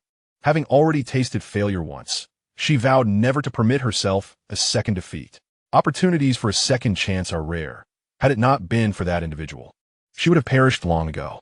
As she recalled the towering figure who wielded a blade before countless souls, shielding them from calamity, a glimmer of obsession flickered in Zhu Lingyan's eyes. "You must still be alive. In this lifetime, I shall strive to match your footsteps and accompany you in battle until the end, even if the path ahead is shrouded in darkness. Gathering her thoughts, a blush crept onto her cheeks beneath the veil of fine fabric. With renewed determination in her gaze, Zhu Lingyan soared towards the direction revealed by her calculations. In the southwestern quadrant of the ancient battlefield, Yang Yi scavenged through the remains, ultimately arriving at the threshold of a ruin. This place had once been a majestic mountain range. Now, the vegetation lay desiccated, the mountainsides crumbled, leaving only a few remnants of decayed structures atop scattered peaks. Yang Yi deftly landed before the largest edifice among them. It was evident that a brutal battle had transpired here. With dark stains of blood strewn across the ground and bones scattered haphazardly, glimmering with a chilling light. Even after the passage of countless years, these bones had lost their divine essence. Yet Yang Yi instantly recognized that they belonged to enlightened spirits. The remains of ninth-tier beings could not possibly endure such an eternity while retaining their integrity. On this mountain peak alone, Yang Yi discerned hundreds of enlightened spirit remains, and among them, a few corpses of those who had reached the path of inquiry. With a thought, he unleashed his spiritual power, meticulously gathering all the remains outside the grand hall before stepping forward towards it. As he approached, he lifted his gaze to the plaque suspended above the hall's entrance. At the very center of the plaque are 3 words, cracked and devoid of luster, inscribed as Chao Xiandian. Yang Yi noticed a few smaller characters in the upper right corner, reading Liuli Xianzong. This place must be the stronghold of a formidable sect. Thus, it follows that this entire ancient battlefield was likely severed from this world by some terrifying power. The grand entrance to Chao Xiandian has long since vanished, with even a corner of the hall having been cleaved away. Standing outside the hall, Yang Yi could clearly discern the scene within. Inside the grand hall lay 7 skeletal remains, 3 of which bore horns atop their heads, evidently belonging to the demonic race, while the other 4 belonged to humans. Chapter 197, Jade Slip Map. The 7 corpses within Chao Xiandian were distinctly different from those outside the hall. Despite the passage of countless ages, the resonance of their Tao had not completely dissipated. These remains must have belonged to individuals of at least the inquiry realm in life. Yang Yi stepped into Chao Xiandian, his spiritual consciousness sweeping through, collecting the 7 corpses with ease. Though he had gathered them, his footsteps did not falter as he advanced towards the skeletal remains seated upon the central throne. During his earlier scan, he had made an unexpected discovery regarding this particular corpse. Ascending the steps, he approached the remains. Yang Yi circled the skeleton, examining it with great care. The resonance of its Tao was particularly profound. Although the bones were devoid of flesh, the aura it once carried still lingered. Yet, it emanated an inexplicable majesty, giving the impression that the being might still be alive. Yang Yi realized the individual possessed a profound level of cultivation, even if not a being of creation. They must have been an advanced entity of the inquiry realm in life. A black arrow was lodged in its brow, and aside from that, no other marks of injury were visible, indicating that this person had been slain by a single arrow. A chill ran through Yang Yi's heart as he contemplated the terrifying nature of that battle. A being seemingly of the creation realm had been effortlessly struck down by an arrow. Such a thought was indeed chilling. Witnessing this scene filled Yang Yi with a deeper reverence for this world. If even beings resembling those of the creation realm could be easily felled, then how insignificant was he, a mere novice of the inquiry realm? Henceforth, he must conduct himself with utmost caution. The inquiry realm holds little significance in the tides of this world. It is only upon leaving the Qian domain that one truly comprehends the depths of this world. After a moment of reflection, Yang Yi reached out to retrieve 2 items from the remains of the seemingly creation realm being. These 2 artifacts were the only remnants within the entire Chao Xiandian that still possessed any semblance of spiritual resonance. One item was a jade slip radiating a violet glow, while the other appeared to be a map, inscribed with 4 ancient characters. The origins of these archaic inscriptions were unknown to him. He could only barely recognize one character, me, while the meanings of the other 3 remained elusive, leaving him unable to decipher their significance. Yang Yi scrutinized the map with great care. Its material was unknown to him, yet it emanated a fierce and intense aura. The edges were rather jagged, suggesting the map was incomplete. Although he was uncertain of its purpose, the map's enduring allure, having withstood the ravages of time, indicated its intrinsic value. it would be prudent to secure it first. As for the ancient inscriptions, he could study them thoroughly later on. After carefully stowing away the jade tablet and the map, he felt there was little left to occupy his time on this peak, which housed the Hall of Ascension. With a swift motion, he departed towards the neighboring summits. Adjacent to the Hall of Ascension stood a collapsed grand hall known as the Xianxia Hall, which was likely the alchemical site of the Liuli immortal sect. This location had also witnessed fierce battles, with hundreds of divine beings perishing, including many whose remains belonged to the Tao-seeking realm. After releasing his spiritual consciousness to collect what he could, he stepped into the ruins of the Xianxia Hall. It appeared that the hall had succumbed to two devastating strikes, as the colossal alchemical cauldron at its center lay cleaved in two. Scattered throughout the ruins were empty alchemical vials, stripped of their former essence. Xianxia reached for several vials, opened them, and examined the contents. After a moment of disappointment, he shook his head and discarded them. It was not merely the vials that had lost their vitality. The elixirs within had completely exhausted their potency over the endless years, rendering them worthless. Exiting the ruins of the Xianxia Hall, he circled the mountaintop, but found no further treasures. Fortunately, his primary aim was to scavenge the fallen, so he felt no disappointment, having explored both the Hall of Ascension and the Xianxia Hall without significant finds. He found his patience for meticulously searching the remaining grand halls waning. He merely appeared atop the peak where the grand hall stood to continue his scavenging. Once he had thoroughly searched all the remains within the confines of the Liuli immortal sect, he cleansed his lingering aura before soaring away towards the next area. Less than half an hour after his departure, a captivating figure, veiled in a sheer fabric, arrived at the grounds of the Liuli immortal sect. At the foot of the mountain, Zhu Lingyan gazed upon the shattered peaks and scattered bones left in the wake of the battle, letting out a soft sigh. Liuli immortal sect. Su Liuli. This must be her legacy, yet it seems to have been lost to the tides of time. A pang of nostalgia struck her as she pondered the fates of old acquaintances.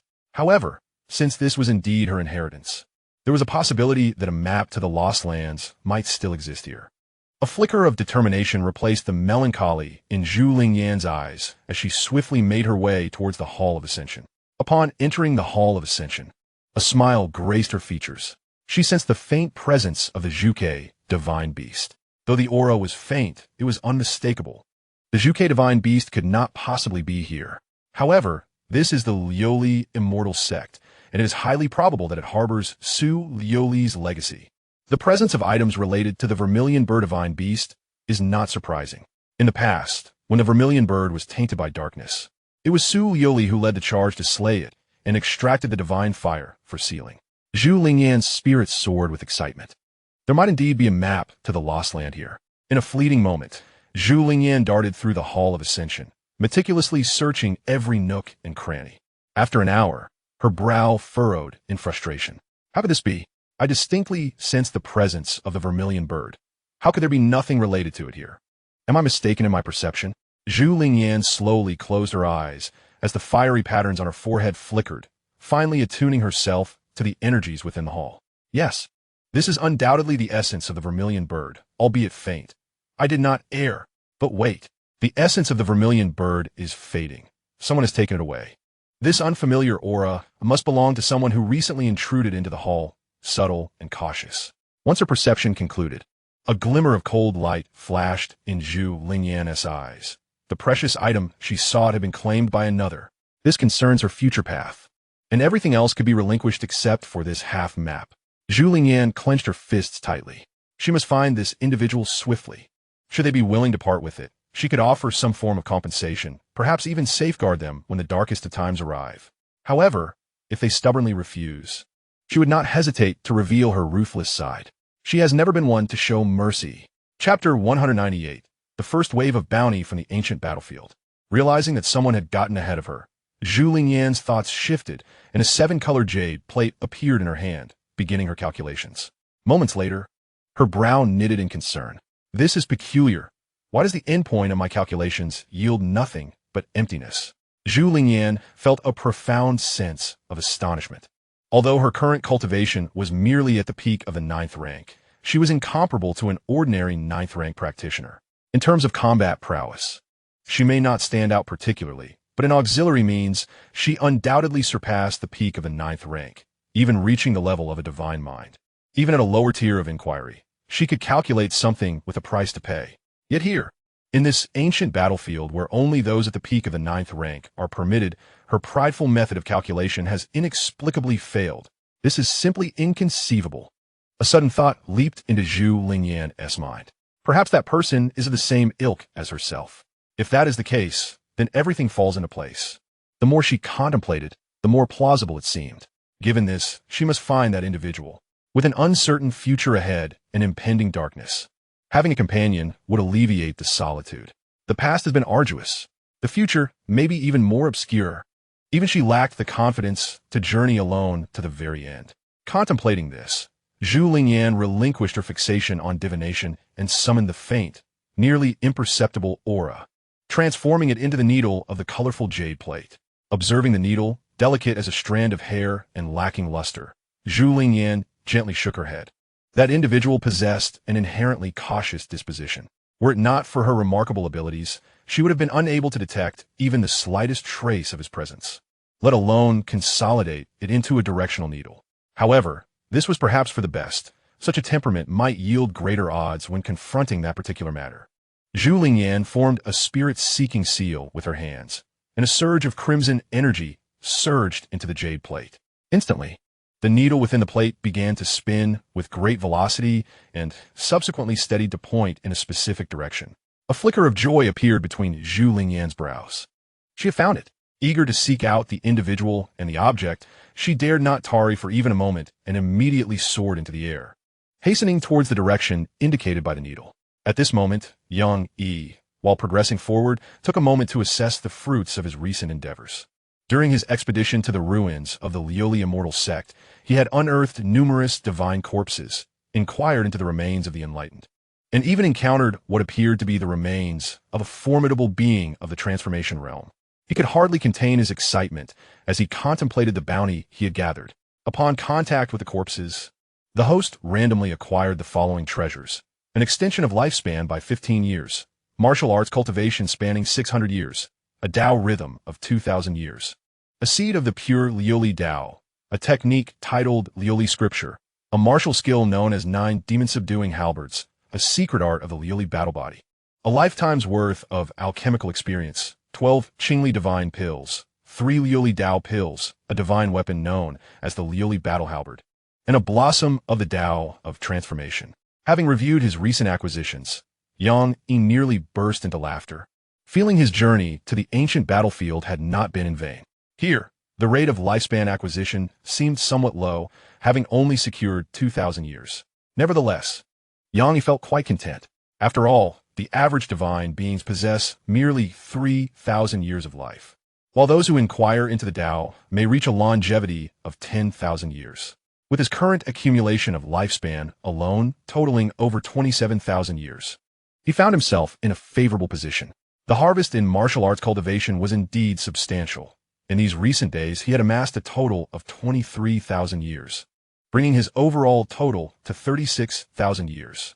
The requisite martial arts cultivation for breaking through to the first heavenly layer of the inquiry realm is approximately 10,000 years. Thus, the martial arts cultivation he currently possessed could indeed support his advancement to the 4th heavenly layer of the inquiry realm. It is regrettable that upon reaching the inquiry realm, one cannot simply rely on martial prowess to break through. It necessitates an accompanying understanding of the Tao. To illustrate this concept, within the realm of the cave heavens, the seed of the great Tao must sprout and grow into a great Tao tree.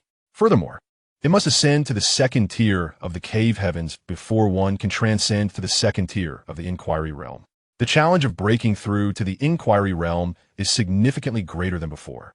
However, Yang Yi remains largely unfazed by this, as his corpse-retrieving system ensures that his rate of advancement remains unparalleled. The harvest of Tao rhythm has proven to be quite remarkable, accumulating over 9,000 years, which is sufficient to elevate his cultivation to the 2nd tier of the inquiry realm. If one disregards the seeds of the Diamond Tao and the recently acquired glazed pure Tao, the 9,000 years of Tao rhythm could effortlessly propel him to the 3rd tier of the inquiry realm. The glazed scripture is a sacred-level cultivation technique, a legacy of the glazed immortal sect. Sacred-level techniques are no longer classified into high, medium, or low grades. They're collectively referred to as scriptures, with varying profundities and emphases. The extent of their power is contingent upon the practitioner's individual capabilities. The secret technique, Glazed Battle Body, manifests as a body encased in glass-like armor, enhancing attack power, physical and spiritual defenses, and speed by 30%. This undoubtedly constitutes an extraordinarily formidable combat technique, a trump card capable of turning the tide in desperate situations. The Demon Subduing 9 Halberds is a high-level heavenly halberd technique that possesses a formidable restraining power against the demon race, its might surpassing that of the Mystic Heaven Divine Sword technique and the Demon Blade. Most crucially, this halberd technique, when augmented by the divine weapon Glazed Battle Halberd, can elevate his combat prowess to an entirely new echelon. Xianxia's lifetime alchemical experience is derived from the elders of the Glazed Immortal sect at the 9th tier of the Inquiry Realm, allowing him to fully inherit their formulas and alchemical skills. The Azure Glazed Divine Pill is specifically designed for those in the Clear Spirit Realm.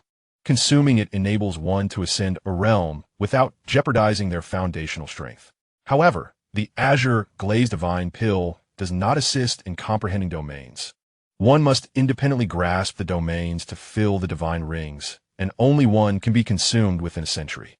The Glazed Tao Pill, tailored for the Inquiry Realm, significantly accelerates the cultivation speed within this realm and aids in the comprehension of the Tao, with a slight probability of elevating one tier in the Inquiry Realm, again limited to one consumption within a century. Additionally, he has acquired a Creation Tao Flower, a manifestation of the power of great beings within the Creation Realm, which contains the force of 3 strikes. After these strikes, the Tao Flower degenerates into the seed of the Leaving Fire Tao. Furthermore, he has gathered 5 types of domains, 3 types of divine domains, as well as various grades of techniques and martial skills, not to mention countless miscellaneous items of no apparent utility. Upon reviewing all his gains, a smile almost creased Xianxia's face. Having merely explored a fraction of the ancient battlefield, the bounty he has reaped is already so substantial. One can only ponder the extent of the treasures that might be uncovered by thoroughly exploring the entire ancient battlefield. It is indeed unimaginable. Upon exiting the ancient battlefield, his cultivation will undoubtedly experience a remarkable surge. Chapter 199, Encounter with Zhu Lingyan. Currently, being within the ancient battlefield is not the optimal place for extraction or enhancement. After all, he entered the ancient battlefield through special means, and no one can predict whether hastily extracting and utilizing the acquired items will result in unforeseen consequences. One can only wait for the ancient battlefield to extract items and enhance their cultivation. As Yang shifted his gaze from the system space, his brow furrowed immediately. It appeared that someone had set their sights on him. With a flick of his fingers, Yang began to calculate. Moments later, his frown deepened. He could discern nothing, as if everything were shrouded in a veil of fog, obscuring his vision. However, despite his inability to unveil the truth, he sensed no imminent danger. Thus, some conjectures began to take shape in his mind. Among those who entered this ancient battlefield, the only individuals who eluded his understanding were Li Chunyan, Dao Wuya, and Zhu Lingyan, merely a handful. It was highly probable that they had employed some means to lock onto him. As for the possibility of another like himself, concealing their cultivation to deceive the battlefield's restrictions, that notion was swiftly dismissed by Yang. Such a likelihood was exceedingly slim. This ancient battlefield had been pillaged numerous times and was not worth the meticulous efforts of those at the Tao realm and above to infiltrate. Yang eyes flickered. Since there was no danger, he would wait for his visitors to come to him. There is a saying, a thief may thrive for 1,000 days, but a guard cannot defend against a thief for 1,000 days. He was not one to invite trouble. With the immense karmic ties surrounding Li Chunyan, Dao Wuya, and Zhu Lingyan, he had preferred to maintain his distance. Yet, now that they had employed their means to lock onto him, he must uncover the reasons behind it, lest he become entangled in a larger web of fate. Even if the outcome dictated that he would ultimately intervene in their karma, he wished for it to be a conscious, deliberate choice rather than a bewildering entanglement. Yang figure flickered, cloaked in the void, as he quietly awaited the arrival of his pursuers. Approximately 2 hours later, a fiery red figure raced from a distance. Halting at the spot where Yang had once lingered, Zhu Lingyan gazed at the incessantly spinning needle on the colorful jade disc, her eyes scanning the surroundings with vigilance. Odd. The Tianyan jade disc clearly indicated he was right here. Yet where was he? Zhu Lingyan had never considered that someone could conceal themselves within the void. To shroud oneself in the void required formidable strength. One must possess the ability to stir the very fabric of space.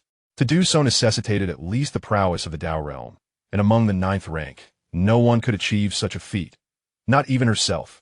Zhu Lingyan speculated whether this individual possessed extraordinary capabilities, employing some arcane method that skewed her tracking. It was her, the candidate for the saintess of the Wanshou Immortal Palace.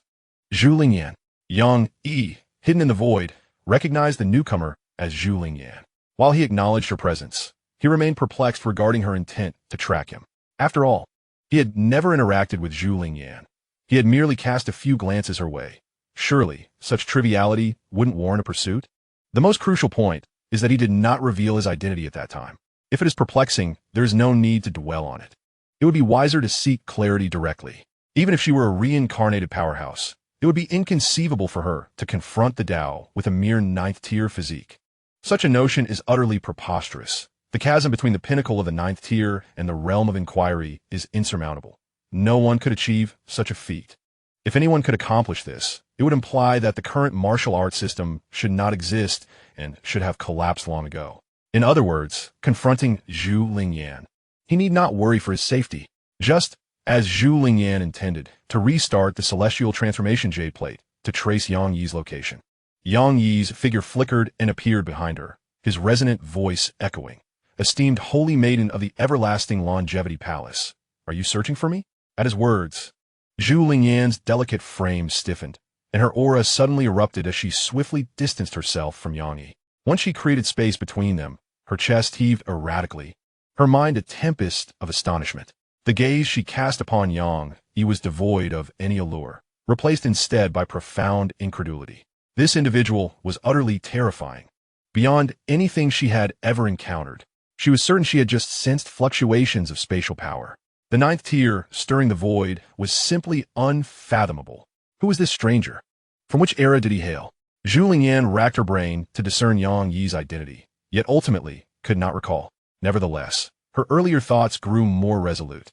Although she could not ascertain his previous identity, she was convinced that he belonged to her ilk.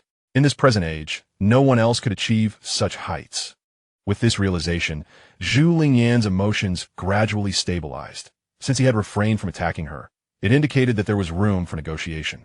She performed a respectful bow towards Yang Yi, her crimson lips parting. I am Zhu Lingyan, the candidate holy maiden of the everlasting longevity palace. May I inquire how you are dressed? Zhu Lingyan was eager to forge an acquaintance with Yang Yi, her demeanor exceedingly respectful. A beauty so enchanting and delicate, one might expect any ordinary individual to eagerly divulge their lineage. However, Yang Yi remained unimpressed. Allure, after all, was merely a form of soul attack. The allure of the pinnacle of the 9th tier could not even rattle his spirit. It held no sway over him. Yang Yi's expression grew frosty as he coldly replied, There is no need for the holy maiden to concern herself with how I am addressed. It would be better if you articulated why you sought me. Should your reasoning fail to satisfy me, do not blame me for being ruthless. The renown of the everlasting longevity palace does not intimidate me. Zhu Lingyan was momentarily taken aback. This individual was audaciously impudent. What did he mean by being ruthless? How could he dismiss the prestige of the everlasting longevity palace? Yet, upon reflection, it seemed only someone of her caliber could afford to disregard the palace's stature. She became increasingly convinced that Yang Yi was of the same ilk as herself. Given this, it was only natural for her to speak with a certain arrogance and impudence. The anger that had begun to stir within Zhu Lingyan was swiftly extinguished by her own resolve, as she laid bare her intentions for coming here. Do not be in haste, my lord. I harbor no ill will. Allow me to elaborate in detail. Not long ago, did you not visit the abode of the Liuli Xianzong and take with you an item associated with the divine beast Zhuke? It should be a map. This item pertains to my future path, concerning a matter of great significance. I hope you might part with it. I would spare no expense to obtain it. I would not wish for you to bear the loss without compensation, so I kindly ask you to name your price. Yang Yi narrowed his eyes slightly, pondering the matter she referred to. This was not the first time he had heard of it. Previously, he had encountered references to it from Li Chunyang and Dao Wuya. Although there was no concrete evidence to suggest they spoke of the same item, their distinguished backgrounds indicated that the matters they hinted at were few and far between. It was likely that the issue they mentioned was indeed the same one. Should he then seek to investigate this matter further, lest it erupt unexpectedly and catch him unprepared? A cursory inquiry should pose no danger, though young, he was not entirely certain. Yet his intuition urged him to gain some understanding of it. He noted how Zhu Lingyan spoke candidly about the matter, almost as if expecting him to be aware of it as well. This led him to contemplate a possibility. Zhu Lingyan likely regarded him as akin to herself, much like Li Chunyang and Dao Wuya did. From their prior conversations, Yang Yi discerned that there were constraints preventing them from openly discussing the matter. Thus he refrained from directly probing it. A flash of insight struck him as he produced the tattered map he had acquired from the formidable figure in the Xianxia hall. "My lady, is this what you speak of?" he inquired. "Indeed, it is in my possession, but what would compel me to relinquish it? What price can you offer?" Upon seeing the map, Zhu Lingyan's pupils constricted, and a look of exhilaration spread across her countenance. It truly was the map of a lost land. Initially, she had only inferred its existence from the lingering aura of the Zhuke divine beast, but now she had confirmation that it was indeed the map she had long desired. How splendid! The hope of acquiring the Zhuke divine fire was within her grasp. At that moment, Zhu Lingyan felt an overwhelming urge to leap forward, snatch the map, and scrutinize it closely. However, despite her excitement, she restrained her impulse, acutely aware of the terrifying power of this young man, who likely surpassed her. She could not afford to make any movements that might be misconstrued. Taking a deep breath to steady her emotions, she finally spoke. "Yes, it is indeed this item, the map of the lost land. I humbly request you to propose a price. As long as it is within my means, I shall not bargain, and I shall grant you a favor in return." So this is indeed the map of the lost lands. Yang Yi finally comprehended the meaning of the large characters inscribed upon it.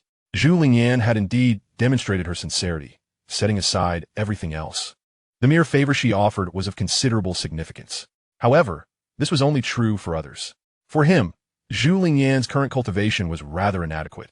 Even if she were truly a reincarnation of an ancient powerhouse, she would not be able to offer him much assistance. The sole value Zhu Lingyan possessed was the intelligence pertaining to that matter. Yang Yi was acutely aware that this matter should not be spoken of lightly. Thus, he resolved to maintain some contact with Zhu Lingyan. As long as he remained cautious, he should be able to glean some relevant information without becoming entangled in Zhu Lingyan's fate. Of course, he had no intention of relinquishing the map of the Lost Lands. Who could ascertain what treasures it might conceal? A place that a suspected reincarnated powerhouse was desperately seeking surely contained remarkable items. After a moment of contemplation, Yang Yi spoke. "The value of the Lost Lands, esteemed holy maiden, is immeasurable. It cannot merely be exchanged for trivial resources or treasures, nor can a single favor suffice." Upon hearing this, Zhu Lingyan felt a twinge of despair. Were it someone else, she might have been more assertive, even resorting to force to acquire it. But before this young man, she felt utterly unconfident. Just as Zhu Lingyan was racking her brain to devise a way to secure the map, Yang Yi spoke again. "This map is incomplete. Esteemed holy maiden, might you possess other portions of it, given your urgency in seeking it?" Zhu Lingyan, upon hearing this, immediately grew wary. Suspecting Yang, he intended to seize it. Yang Yi spoke soothingly. "Rest assured, I shall not attempt to take your map by force. In consideration of that matter, I would not be opposed to parting with this map, provided I can stipulate a few conditions. I wonder if the holy maiden would be amenable?" Upon hearing this, Zhu Lingyan exhaled in relief, her lips parting as she said, "Please, do not hesitate to state your conditions. I shall not refuse what I am capable of fulfilling." Yang Yi outlined 3 conditions. "First, after you depart, esteemed holy maiden, you must not investigate my identity. Second, if you find the lost lands, I wish to accompany you. Third, should there be any updates or developments regarding that matter, you must inform me." After a brief pause, Yang Yi added, "During our expedition to the lost lands, I shall not covet the items you seek." After pondering Yang Yi's 3 conditions for a moment, Zhu Lingyan nodded in agreement. These conditions were not unreasonable. It was entirely normal not to pry into his identity. Individuals like them often concealed their past identities for the sake of that matter. Was she not the same? In pursuit of new possibilities, she had abandoned her previous path and chosen to embark upon a different one. Secondly, her quest for the lost land was merely a pursuit of the vermilion bird's divine fire, as long as no one sought to snatch it from her. Everything else was inconsequential. Thirdly, regarding that matter, she was indeed seeking an ally, and this condition was by no means excessive. One might even say it aligned perfectly with her intentions. It was merely an exchange of information, not a disclosure of her schemes, thus it posed no issue. Very well. I shall acquiesce to your 3 conditions. I am willing to establish a covenant with you. Upon hearing this, Xianxia promptly tossed the map of the lost land towards her and shook his head, stating, "Let us forego the covenant. If I dare to entrust you with this, I have no fear to breach a contract. All I require from you, my lady, is a means to contact you. I would rather not have to make the journey to the Palace of Longevity every time I wish to reach you. It is rather cumbersome." Xianxia, with his own thoughts, did not insist on a contract. He suspected that Zhu Lingyan might very well be a reincarnation of an ancient power. Even with a contract in place, it would likely not restrain her significantly. It was better left unsigned. If she believed herself to be his equal, then let her maintain that delusion. It would serve as a greater deterrent than a mere contract. As for the possibility of Zhu Lingyan breaching their agreement, Xianxia harbored little concern. With the system by his side, he held confidence in his ability to suppress Zhu Lingyan and strip her of everything. Zhu Lingyan gazed intently at Xianxia before tossing him a red jade pendant. This was the exquisite divine weapon, the Longhuan jade pendant, divided into yin and yang halves. You shall hold the yang pendant, while I will retain the yin pendant. With this artifact, we can communicate as long as we are within 10,000 miles of each other. Xianxia accepted the Longhuan jade pendant, securing it carefully, and remarked, "This is splendid. Now that our business here is concluded, let's part ways. Should any matters arise, we shall connect through the pendant." As Xianxia turned to leave, Zhu Lingyan called out, "My lord, since we have become acquainted, why not share a name? It cannot be that we address each other as my lord perpetually." Contemplating for a moment, Xianxia replied, "Then you may call me Zhou. Chapter 201, The Abyss of Gods and Demons. Zhou. Zhu Lingyan pondered this name, realizing it was unlike any she had known. It appeared to be merely a pseudonym, much like her own name, which had transformed entirely from what it once was. Indeed, those who might be remembered by him would hardly retain their original names. After parting ways with Zhu Lingyan, Xianxia swiftly traversed a direction with great speed. Naturally, he did not neglect to scavenge the remains along the way. However, the path was littered with the corpses of 8th and 9th tier beings, and he paid little heed to the quantity of his acquisitions. Traveling at such a rapid pace, after approximately 5 days, Xianxia finally arrived in a completely new region. This area was starkly different from the ones he had previously traversed. Though the sky still appeared somewhat dim and dilapidated, it lacked the suffocating silence of the prior locale. Here, the mountains were adorned with lush greenery, shaded by verdant trees, and various precious herbs were frequently encountered, with celestial materials occasionally manifesting. It has even given rise to creatures utterly distinct from those in the outside world, ferocious beasts, perhaps influenced by the ominous aura and dark energy of ancient battlefields. These beasts are consumed by thoughts of slaughter and have not developed the wisdom characteristic of the demon clans in the outside realm. It is likely due to this lack of enlightenment that the strongest among them merely reach the pinnacle of the 9th rank, failing to give birth to a formidable beast of the divine realm. Although these beasts may only attain the 9th rank at their best, they pose no threat to him. However, for others who venture into the ancient battlefield to hone their skills, they present a formidable challenge. Xianxia concealed himself in the void and journeyed onward, covering less than 100 miles before witnessing over 20 instances of ferocious beasts attacking human teams. Some groups managed to endure, yet many suffered total annihilation. Xianxia harbored no intention of intervening. Entering the ancient battlefield was their own choice. They must bear the consequences. Moreover, Xianxia had his own objectives in this area and would not squander time on their plight. Indeed, this region precisely coincided with the area remembered by Han Xiaowu. Upon entering, Xianxia immediately recognized the environment, the beasts, and the terrain, all aligning perfectly with his recollections, which stirred a sense of excitement within him. Next, he simply needed to locate the abyss of gods and demons to ascertain whether there were any subsequent techniques of the Heavenly Blade or related clues. Fortunately, Han Xiaowu's memory conveniently contained the location of the abyss. As he made his way toward the center of this area. He noticed that the closer he drew to the abyss, the more ferocious beasts congregated along his path. Consequently, those who entered the ancient battlefield were compelled to band together in large numbers to withstand the beast's onslaught. Of course, there were exceptions. At the forefront of numerous practitioners, A robust figure, bare-chested and wielding a massive halberd, charged solo into the throng of beasts. This individual was none other than Chu Baxian, the young tyrant of the Ice Radiance Empire. This was not the first time Chu Baxian had plunged into battle. His body was stained with blood, the ratio of his own to that of the beasts unknown. At this moment, he exuded an intensely fierce aura, his halberd dancing through the air, inflicting wounds and death upon 8th-rank beasts with reckless abandon. Even the ordinary 9th-rank beasts could not withstand a single strike from him, and only those at the pinnacle of the 9th rank could dare to engage him. Yet, even I was merely a brush with death.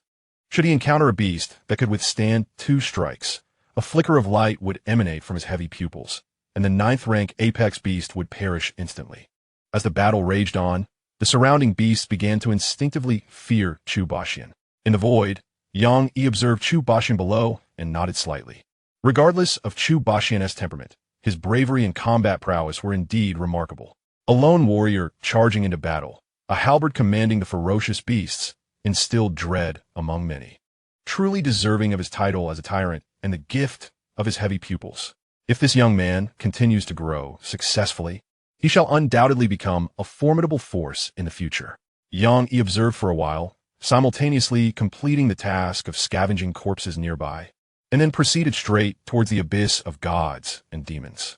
His brief pause to watch Chu Baxian in combat was merely a fleeting curiosity to gauge the prowess of the Snow Domain's prodigy. The fate of Chu Baxian, whether life or death, held no significance for him. His focus was resolutely on exploring the vicinity of the abyss of gods and demons, which was of paramount importance.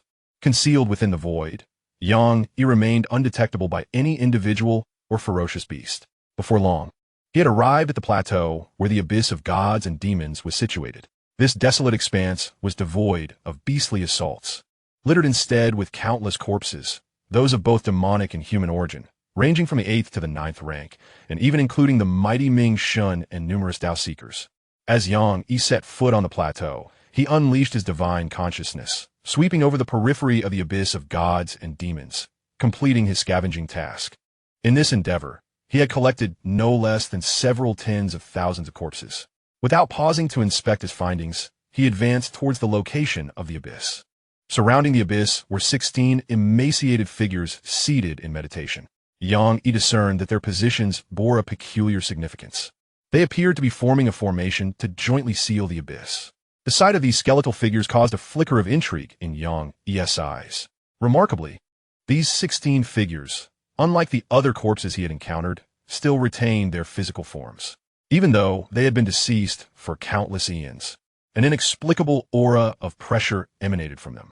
Their cultivation levels in life were undoubtedly no less than that of the creation realm. It was noteworthy that the blood and flesh of the creation realm corpse from the Lioli immortal sect had completely disintegrated, whereas these individuals had preserved their corporeal forms, indicating their formidable past. A glimmer of illumination sparked in Yang Yi's gaze as he contemplated whether the legacy of the Heavenly Blade resided within these 16 corpses.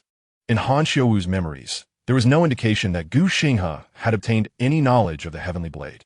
However, given the power and rank of the Heavenly Blade, it was evident that it was not something an ordinary individual could wield, making these 16 the most likely candidates to possess the complete legacy of the Heavenly Blade. Of course, this does not imply that Gu Xinghe acquired the Heavenly Blade directly from them.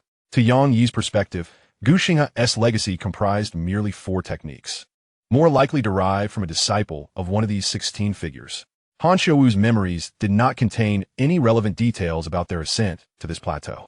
Whether his conjecture was correct would soon be revealed.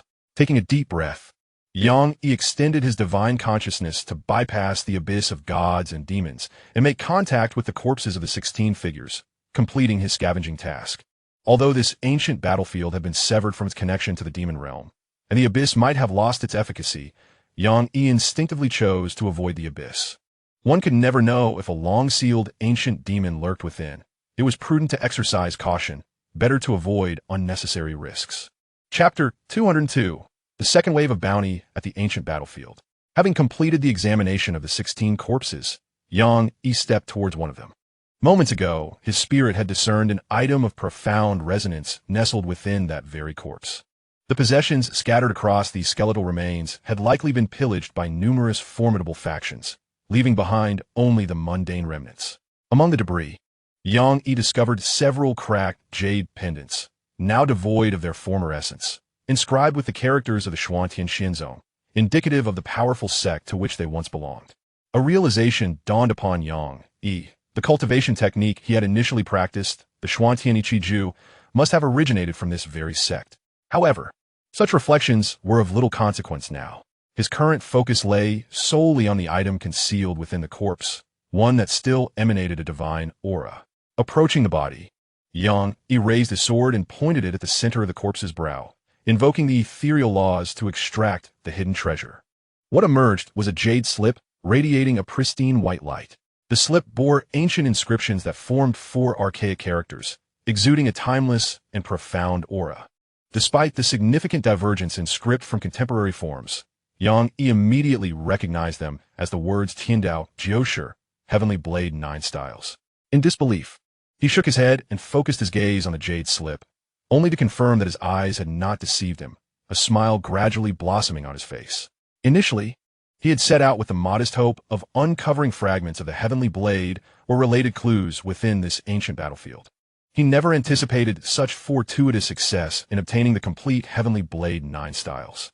The slip had been hidden remarkably well.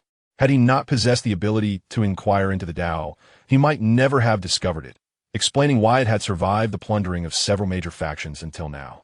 The depth of concealment surrounding the Heavenly Blade 9 Styles undoubtedly classified it as a treasured inheritance of the Xianxia. Casting a glance at the cracked identity plate of the Xianxia lying beside the corpse, Xianxia felt a surge of emotion. It was indeed a curious coincidence that he had facilitated the merger of the Blade King Valley and the Xiantian sword sect in the Qin domain. Unbeknownst to him, in terms of their heritage, the Blade King Valley and the Xiantian sword sect were, in fact, one and the same, both descended from the Xianxia. Moreover, he could now consider himself a successor of the Xianxia, thus justifying the rightful claim to the Heavenly Blade 9 Styles. With the Heavenly Blade 9 Styles in hand, there was not left to intrigue Xianxia within this place. In the presence of the ancient predecessors of the Xianxia, he honored the source of his own cultivation lineage. He bowed deeply before the 16 corpses and expressed, "I am grateful to the esteemed predecessors for your bestowed treasures.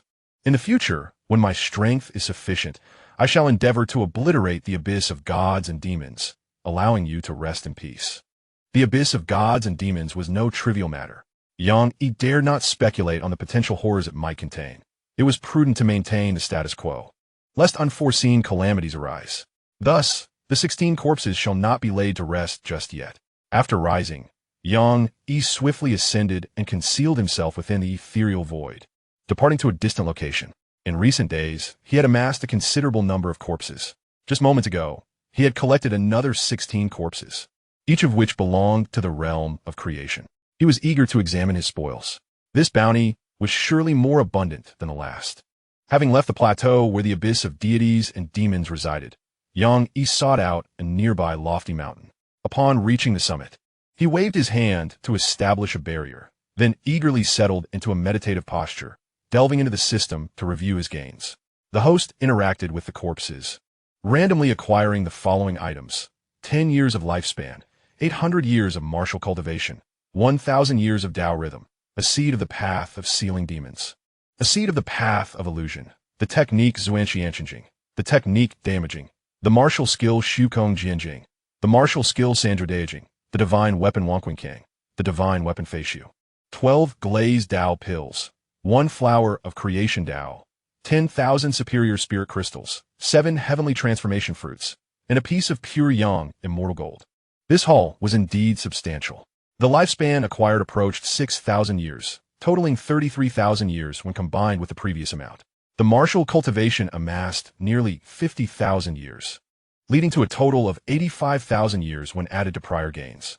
The Tao rhythm accumulated close to 30,000 years, resulting in a cumulative total of 38,000 years, ample enough for him to transcend several realms. The seed of the path of sealing demons primarily serves to seal and bind, accompanied by divine abilities and the seal of binding. The seed of the path of illusion focuses on enchantment, also bestowing divine abilities, notably the Thousand Illusion Eye. The Xianxia is a sacred-level technique. The core scripture of the Xianxia sect, capable of consolidating the Xianxia body, combining offense and defense with immense power. The Daimajing is a sacred-level technique from the Daoma clan. Caution is advised as it may lead one astray into demonic paths if practiced recklessly. The Shukong Jianjing is a sacred-level swordsmanship propelled by the laws of the void. Its strikes can rend reality and suppress the void, intangible and formless, with unpredictable might. The Sandru Daijing is a sacred-level blade technique driven by the laws of gold. With a single strike, it can dominate the heavens, the earth, and emotions, compelling all blades to submit, slaying without exception. The Void Sword Cannon and the Three Absolutes Blade Cannon are remarkably exceptional, capable of elevating one's combat prowess to a new echelon. The Wan Qing Song, a resplendent, emerald-hued, feminine divine blade, resembles the wings of a wild goose, sharp beyond compare, unparalleled in its lethality. The Fei Su, a slender, silvery white feminine divine sword, is delicate and light, appearing as if it dances like drifting cotton, enigmatic and unpredictable. A singular flower of the Tao of creation, a flower embodying the might of a great being within the realm of creation, containing the power of a singular blow. After its use, the flower devolves into the seed of the Sun Wind Tao, the Tian Yin Tao fruit, a celestial rarity. Possessing the ability to seize the creation of heaven and earth, its consumption may assist in the comprehension of the Tao, with a certain probability of facilitating the extra understanding of an additional Tao. The effects of the Tian Yin Tao fruit astonished Yang Yi. Not only can it assist in the realization of the Tao, but it also presents a chance to grasp an additional Tao, truly a treasure of the heavens. It is crucial to recognize that the understanding of a Tao is no trivial pursuit. The vast majority of those in the realms of inquiry and creation may dedicate their entire lives to a single Tao, rendering the prospect of additional comprehension terrifyingly valuable, a true gem. Pure Yang celestial gold, a rare celestial metal, serves as an exquisite material for forging divine weapons. The arrival of this pure Yang celestial gold is exceedingly timely, as the grades of the Xin Yuan blade and the bamboo staff sword are relatively low, making it an opportune moment for their reforging to enhance their quality. In the 203rd chapter, the Divine Maiden of the Shi Emperor, while Yang examines the spoils of the fallen, others are not idle, each engaged in their own pursuits and reaping their rewards, some obtaining legacies, while others discover rare treasures of heaven and earth. It must be said, although this ancient battlefield has been scavenged multiple times by various factions, they have merely overlooked a fraction, sufficiently benefiting many minor factions and wandering cultivators. In the easternmost region of the ancient battlefield lies the dilapidated temple of the Divine Maiden of the Shi Emperor. Li Chuxian and Dao Wui gaze upon the crumbling temple, a flicker of desolation crossing their eyes. Wui reflects, the legacy of such a figure as Shi Lian has fallen into ruin. Can she still be alive? Do we truly have hope? After a moment of contemplation, Dao Wui replies, Chu Xian, do not despair. She is one of the few who have reached the pinnacle of history. As long as we are alive, she surely is not lost. Pausing, he continues, Chu Xian, it is said that she was the original possessor of the 7 apertures Linglong heart. Perhaps this time, you truly can complete the 7 apertures Linglong heart and awaken your potential. If you can grow to her height in the future, there may indeed be a glimmer of hope. Upon hearing Wui's words, Li Chuxian's despondency dissipates, her gaze resolute. I will undoubtedly grow to her height. No, I must surpass her. After all, she too faced failure. Only by transcending her can I truly glimpse hope. The influence of reincarnation weighs heavily upon her. Under normal circumstances, given her situation, such a feeling of desolation should not have arisen. Fortunately, Wui's reminder allows her to regain her composure promptly. Wui, thank you, expresses Li Chuxian with gratitude. Dao Wuya waved his hand, signaling Li Chunyan not to take it to heart. Chunyan, let us depart swiftly and seek the shards of the 7 apertures Linglong heart. The sooner we obtain them, the better to avoid prolonged uncertainties. With solemn expressions, Li Chunyan and Dao Wuya stepped into the dilapidated temple of the Shihuang Divine Maiden. It seemed as though the temple sensed the presence of the 7 apertures Linglong heart within Li Chunyan. The moment they entered, a mysterious wave emanated from the crumbling temple, and it appeared to come alive before their eyes. The damaged areas began to mend, quickly restoring the temple to its former grandeur, resplendent with celestial melodies. Both were no strangers to the world and recognized this as merely an illusion, feeling no sense of strangeness. Just as they were about to proceed towards the main hall of the temple, a striking young woman clad in a purple gown materialized beside them, exuding an indescribable aura of magnificence. Then a melodious voice resonated in their ears. "At last, you have arrived. This sovereign has awaited you for countless ages." Upon hearing this, Li Chunyan and Dao Wuya stiffened, turning to the enchanting figure in purple, their hearts swelling with immense surprise. They bowed deeply, addressing her with utmost reverence. "We pay our respects to the Shi Huang Divine Maiden. May the maiden enjoy eternal peace." The Divine Maiden merely raised her hand lightly, assisting them to rise, and spoke. "No need for such formalities. It is a joy to see old acquaintances after such an eternity." As Li Chunyan and Dao Wuya stood, a glimmer of hope flickered in their eyes. Li Chunyan inquired, "Divine Maiden, how fare you? Are you still alive? How did the final battle unfold?" A hint of nostalgia crossed her gaze. They had not participated in that last confrontation. It had been a time of profound despair, their cultivation insufficient for battle, relegated to mere sparks preserved through reincarnation. Thus, they remained unaware of the battle's ultimate outcome. Their awakening from reincarnation had occurred only in recent decades. Having missed so much, they were eager to question the Shi Huang Divine Maiden. However, the Divine Maiden shook her head gently, replying, "I am but a remnant of the Shi Huang Divine Maiden spirit. I know not the details of that battle, nor the current state of the Divine Maiden. Yet, it is clear that I was left behind to await your arrival after endless ages," indicating that the Divine Maiden had no certainty of that battle's success. The Divine Maiden continued, "In the era of your arrival, a new path shall take form in this world. Perhaps that new path is the key to breaking the impasse." Pausing, she turned her gaze toward Li Chunyan, saying, "Your intentions have been foreseen by the Shi Huang Divine Maiden long ago. She wishes to caution you that traversing the path once walked by the Divine Maiden is exceedingly arduous. Even attaining the height of the Divine Maiden may prove futile. I hope you're mentally prepared. Remember, should circumstances become insurmountable, assisting the new path may offer a glimmer of hope."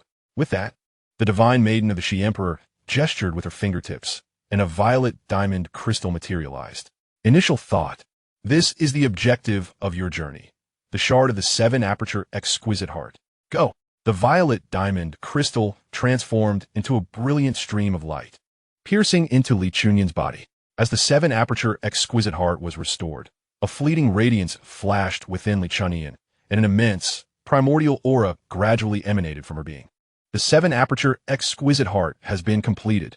The ancient physique awakens. The 7-aperture exquisite heart stirs. At this moment, the essence within Li Chunyan surged like a primordial ferocious beast awakening, fierce and formidable, at least tenfold more powerful than before.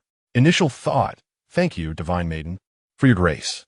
After sensing the transformation within, Li Chunyan turned to express her gratitude to the Divine Maiden of the Shi Emperor, only to discover that she had vanished without a trace, and the temple of the Shi Emperor had reverted to its previous dilapidated state. Out of the corner of her eye, Li Chunyan caught sight of Dao Wuya, who appeared equally dazed and bewildered.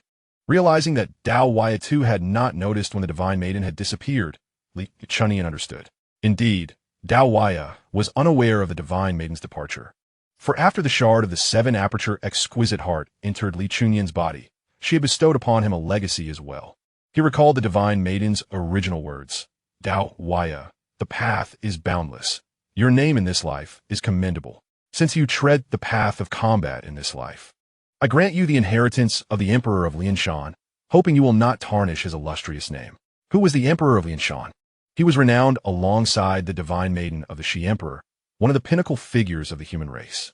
Such a legacy was enough to stir even his heart.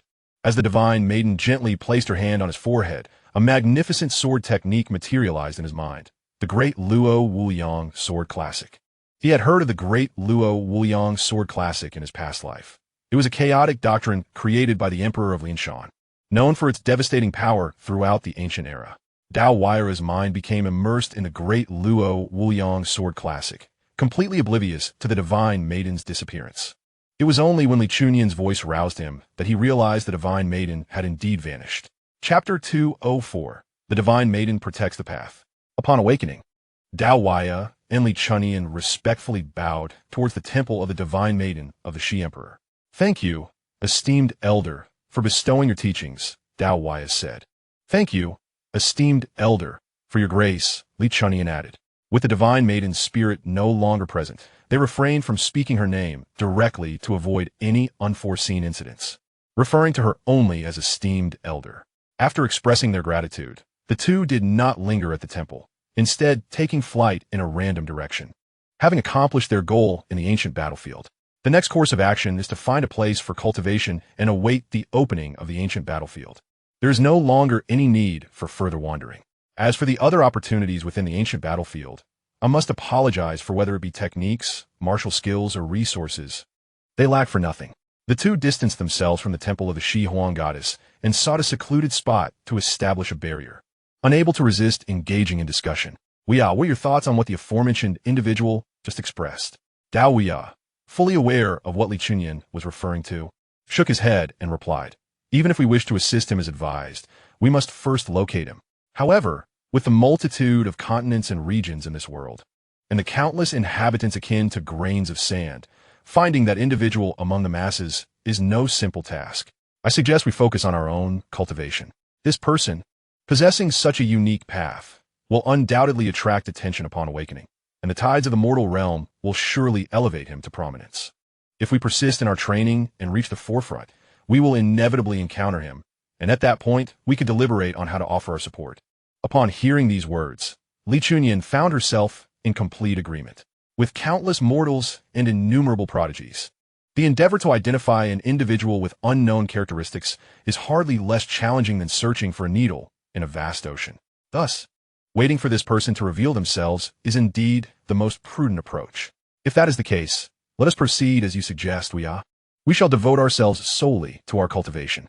At that moment, as Xianxia and Xianxia conferred, a flicker of divine insight from the Shi Huang goddess traversed the realms of void and reached the extreme northern region, where she gazed upon Xianxia from above the mountaintop he occupied.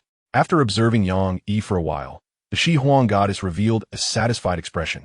What a sharp and novel path.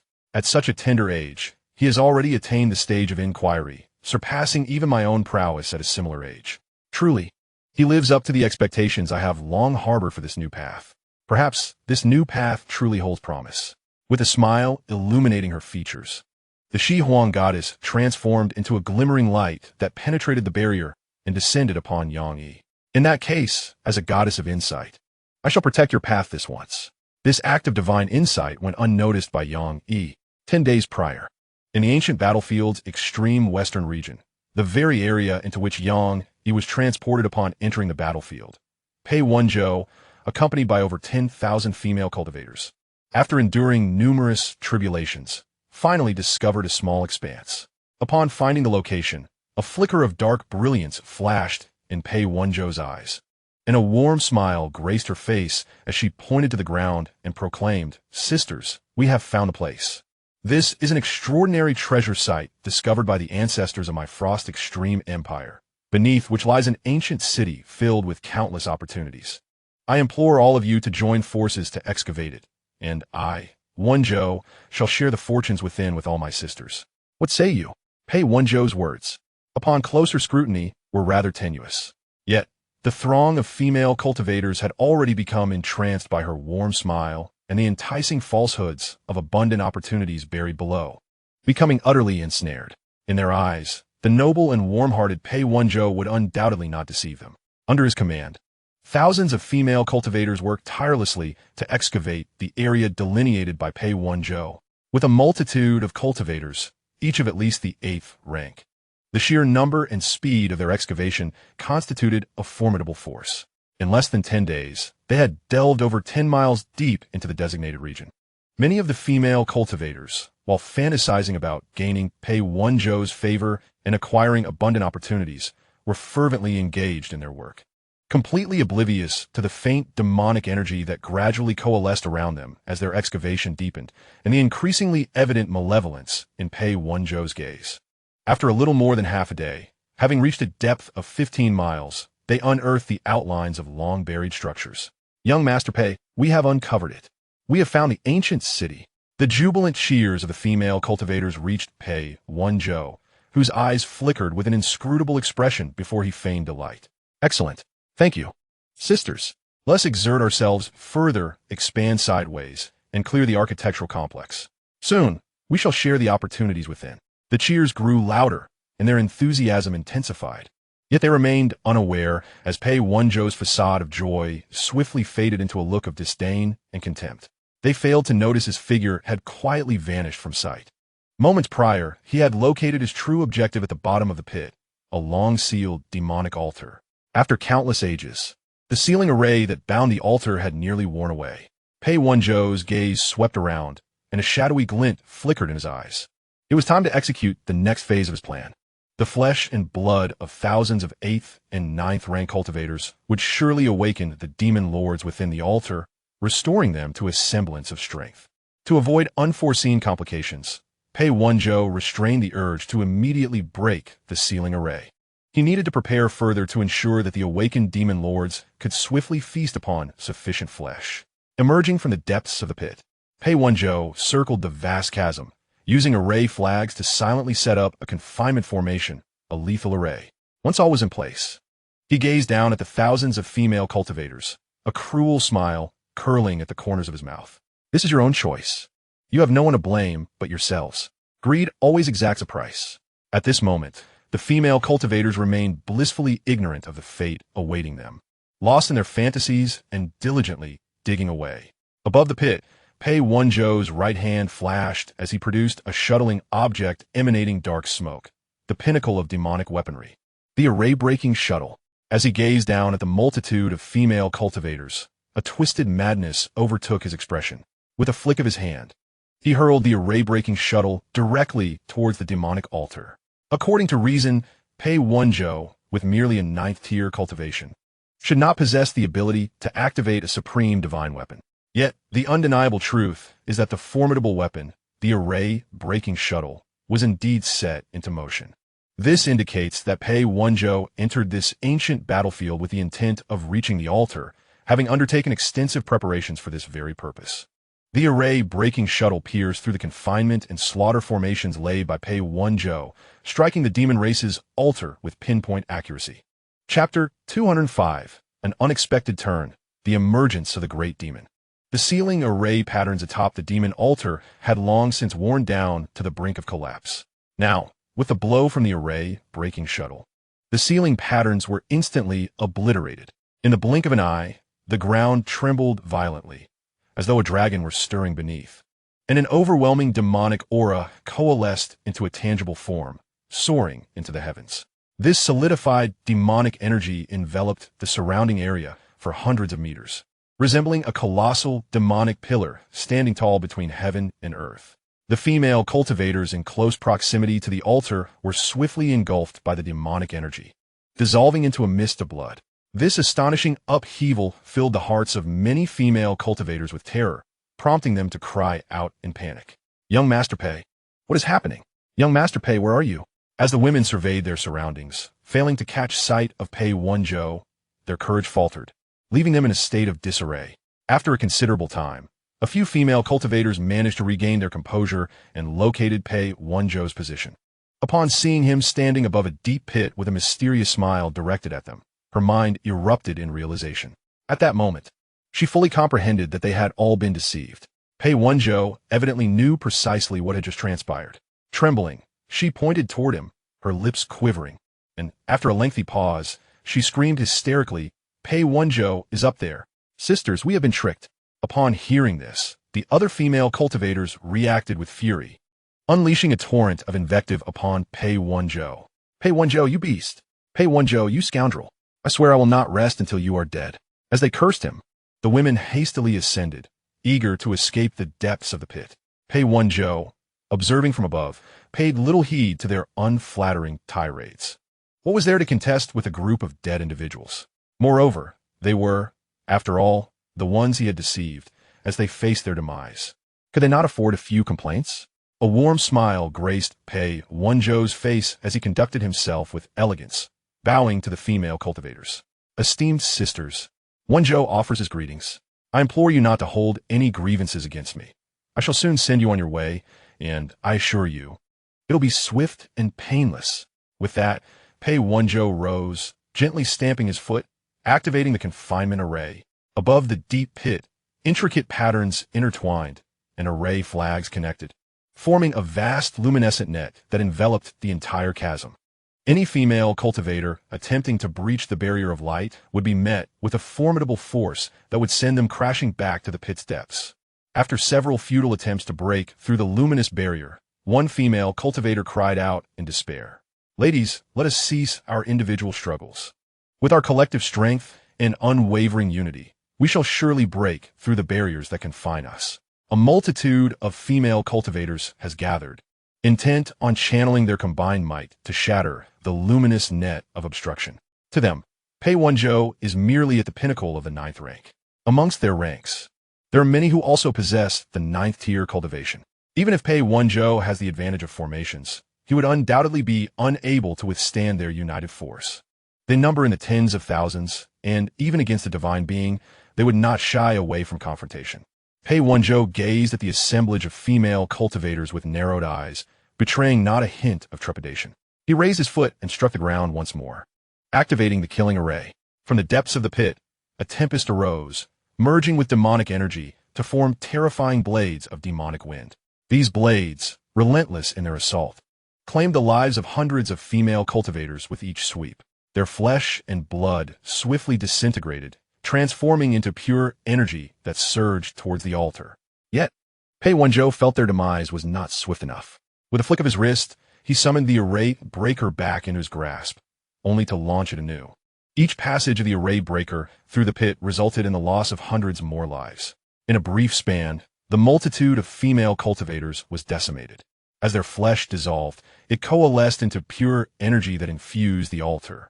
Pei Wenzhou withdrew the formation, standing with hands clasped behind him, gazing quietly at the altar, awaiting the outcome. The blood and flesh of thousands of cultivators would be sufficient to awaken the sealed demon lord within the altar. It remained uncertain how much of its strength would be restored upon awakening. As the energy from the slain female cultivators flowed into the altar, the corporeal demonic essence above contracted, coalescing into a strikingly beautiful figure draped in black gauze. The enchanting woman, newly formed, erupted into a melodious laughter. After endless ages, I never expected the moon demon would find a way to escape. Yet, as her laughter faded, a flicker of hatred ignited within her gaze. "Human race, you shall pay for your insolence. You have imprisoned me for so long, and I will not find peace until you are exterminated." After her furious tirade, the moon demon's sharp gaze landed on Pei Wenzhou. Unfazed by her piercing stare, he stepped forward. "Sister Moon Demon, it has been a while. Do you still remember me?" The moon demon squinted at Pei Wenzhou for a moment before breaking into a giggle. "Ah, it is you, blood demon. I wondered who had the heart to rescue me. Among my many suitors, it seems you were the most sincere. Rest assured, dear brother, upon my return to the demon realm, we shall cultivate together." In response to the moon demon's playful provocation, Pei Wenzhou calmly inquired, "Sister Moon Demon, may I ask how much of your strength you have regained?"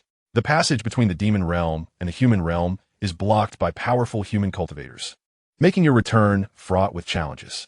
Perhaps it would be prudent for you to remain in the human realm for a while, to assist your brother in safeguarding this corporeal form. The moon demon cast a deep glance at Pei Wenzhou, then spoke in a low voice, "Blood demon, you possess immense courage. Are you intending to cultivate your vessels to immortality and then leverage the power of several immortal vessels to transcend beyond?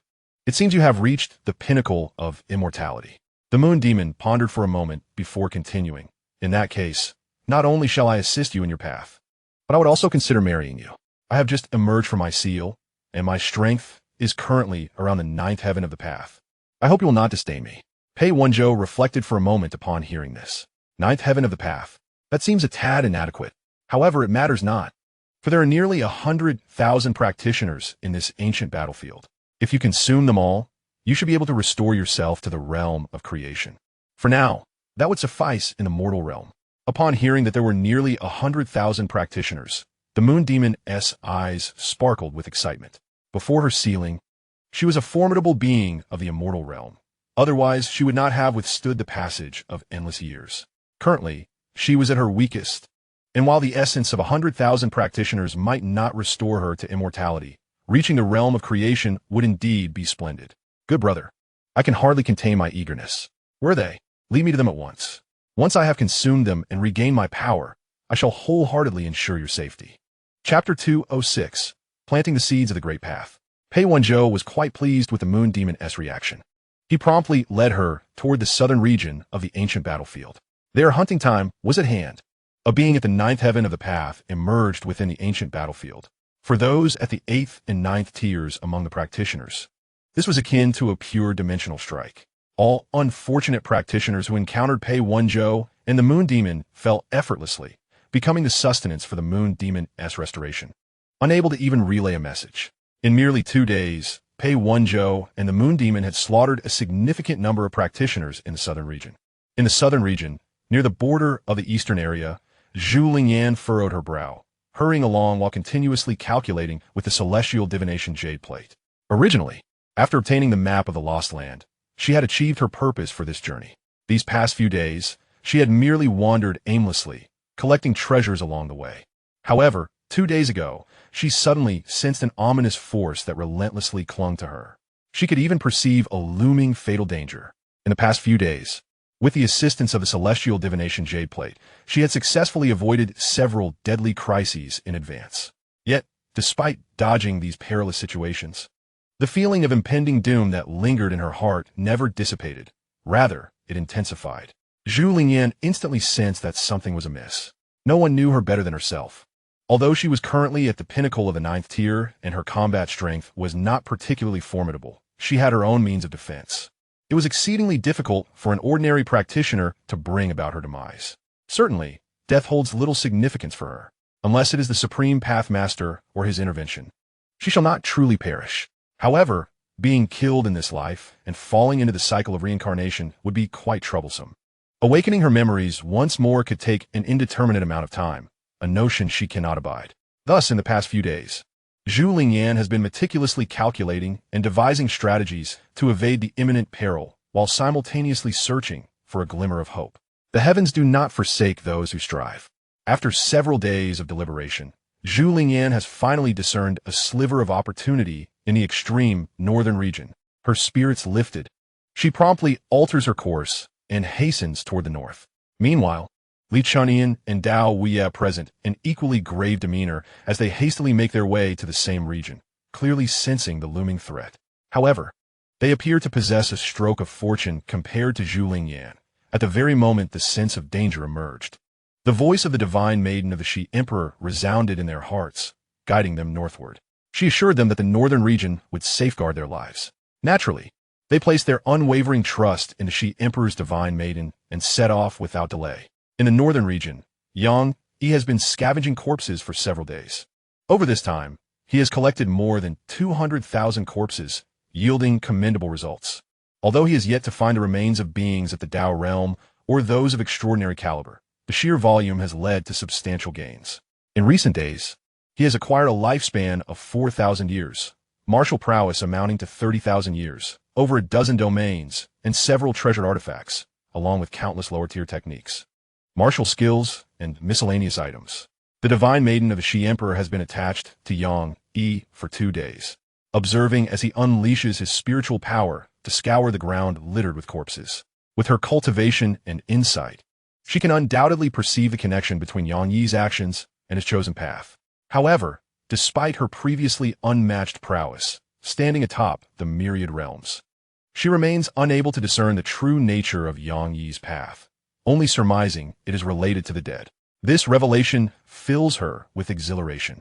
Such an incisive new path eludes even her keen perception, affirming its remarkable potential. The divine maiden privately resolves to protect Xianxia on his journey, aiding in his growth. It is not that she is reluctant to safeguard him continuously, but as the divine maiden of the Shi Emperor, she finds herself on his blacklist. Intervening once or twice may be inconsequential, but repeated actions would certainly draw unwanted attention.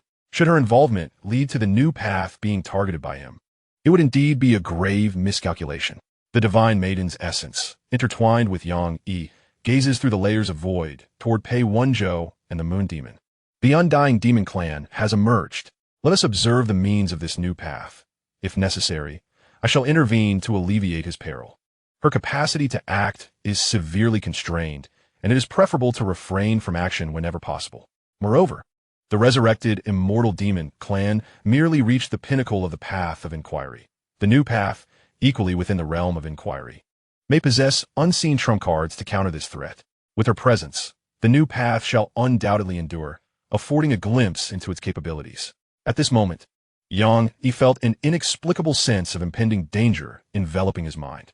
For someone of his caliber, feeling such trepidation from his own arsenal was indeed a chilling prospect. Xianxia meticulously calculated the source of this looming threat. Shortly thereafter, he turned his gaze toward the southern region.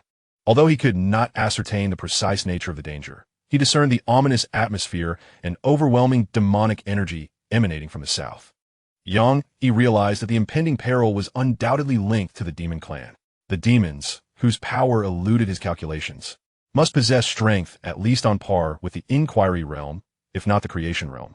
He silently assessed the passage of time in his mind, noting that there remained at least 10 days until the ancient battlefield reopened. An acute sense of urgency surged within him. 10 days would likely be insufficient to evade this menace. Preparations must commence without delay. After pondering for a moment, Xianxia extracted a plethora of resources and began inscribing array patterns in the vicinity. His mastery of array techniques was not particularly profound, so he relied on sheer volume to prevail. After more than a day of effort, he layered 3,000 levels of arrays in the same spot, primarily focusing on confinement and defensive formations, supplemented by offensive arrays.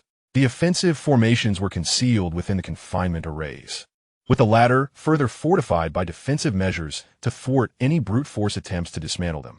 Merely relying on the arrays was inadequate to amplify their potency. Xianxia incorporated a substantial number of precious artifacts into the formations. He also infused several strands of blade energy within. Thus, the array's efficacy could be assuredly elevated to the level of the inquiry realm. Once the formations were meticulously arranged, Xianxia proceeded to the next stage of his preparations. He seated himself cross-legged in the center of the array, diving his consciousness into the realm of the cave heaven. He directly extracted the seeds of the path of sealing demons, the illusory path, and the pure glaze path, planting them with intention. Without hesitation, Xianxia then extracted a millennium of Tao rhythm to embark on the path of enlightenment. He was cautious not to draw too much Tao rhythm at once, lest he become so engrossed that he would remain oblivious to any approaching adversaries. This millennium of Tao rhythm was solely intended to nurture the seeds of the diamond path. The path of sealing demons, the illusory path, and the pure glaze path. He sought not profound insights, but rather the emergence of these numerous Tao seeds from their cocoons. Augmenting his repertoire of paths would significantly elevate his power. Furthermore, certain paths among these may hold unexpected advantages against the demon clan. In the 207th chapter, Countermeasures, Convergence, the infusion of the millennium of Tao rhythm enveloped Xianxia in an aura of profound mystery, swiftly plunging him into a deep state of enlightenment. After a day's passage, the seeds of the diamond path, the path of sealing demons, the illusory path, and the pure glaze path had all emerged from their confines, albeit in their nascent forms. However, this also signifies that Xianxia has initially grasped the powers of 4 distinct paths. This is the path of sealing demons. This is the path of illusion, the path of the Vajra, and this is the path of pure glass. How could this be possible? What has transpired? The divine maiden of Shihuang sensed the sudden emergence of 4 different path powers from Xianxia. Her heart was overwhelmed with shock. Even as one of the few at the pinnacle of the myriad realms, her mind quivered slightly. This was rather contrary to common knowledge. It is not to suggest that a single individual cannot comprehend multiple paths. However, others typically attain a certain level of understanding in one path before delving into others. Furthermore, the paths understood often possess a degree of similarity or correlation. Yet, for Xianxia to simultaneously comprehend 4 entirely different paths is something she, with her vast experience, had never encountered before. The 4 seeds of the paths emerged from their cocoons, depleting a millennium's worth of Tao rhythm. Xianxia awakened from his state of enlightenment. He rose and stretched his limbs slightly before beginning to calculate. After a moment, he turned his gaze toward the eastern region of the ancient battlefield. In the eastern region, demonic energy surged with an overwhelming momentum. The formidable demon clan was currently positioned there, slaughtering the trial participants. Once they exterminated the trial participants in the eastern region, they would next turn their attention to the northern region. Xianxia had no intention of evading. The ancient battlefield was in a closed state, making escape impossible. The only solution was to prepare for a desperate fight. He possessed many hidden cards and was far from powerless in battle. The augmentation of 4 paths had significantly enhanced Xianxia's combat strength, instilling him with newfound confidence. With a wave of his hand, he infused the path of illusion into the formation, subsequently concealing the path of sealing demons within it. Although the formation he laid down could only be classified as a basic one, the effects had become extraordinary after 3,000 layers of enhancement, coupled with the treasures and dual path augmentations, making it capable of trapping and killing ordinary seekers of the path. Of course, his greatest trump card remained the Dao Flower of Creation. The 2 Dao Flowers he had collected could unleash 4 attacks of the creation realm, sufficient to crush all foes beneath the realm of creation. Now, he merely needed to wait patiently for the demon clan to arrive. Xianxia resumed his seated position at the center of the formation, adjusting his state of being. Before long, he sensed several familiar auras rushing toward him from afar. It was Li Chunyin, Dao Wuya, and Zhu Lingyan. They arrived almost simultaneously near Xianxia's location. Above Xianxia's position, the 3 stood facing each other. Zhu Lingyan held the Tianyin jade plate, calculating while glancing around, murmuring, "This doesn't make sense. I clearly deduced that a glimmer of hope was nearby. Why has it suddenly vanished? How could there be nothing in this vicinity?" Though Zhu Lingyan's voice was soft, Li Chunyin and Dao Wuya heard her distinctly. The 2 women exchanged astonished glances at Zhu Lingyan. Both had arrived here, guided by the divine presence of the Shihuan goddess. Yet Zhu Lingyan had navigated her way independently through intricate deductions, a feat truly remarkable. They both realized that Zhu Lingyan was likely more than just a candidate saintess of the Wanshou Immortal Palace. This thought led them to wonder if she might indeed be a former acquaintance. However, after reflecting on past connections, they could not discern whether she was truly someone from their past. The current circumstances did not allow for excessive contemplation. They quickly dismissed the notion when it eluded their memories. Having followed the guidance of the Shihuan goddess, they now found themselves in an empty space, which only heightened their curiosity. Below, Xianxia gazed at the 3 individuals above, rendered momentarily speechless. He had no intention of engaging with them, but it seemed they were determined to remain, potentially disrupting his arrangements. After deliberation, he resolved to activate the Great Formation and allow them entry.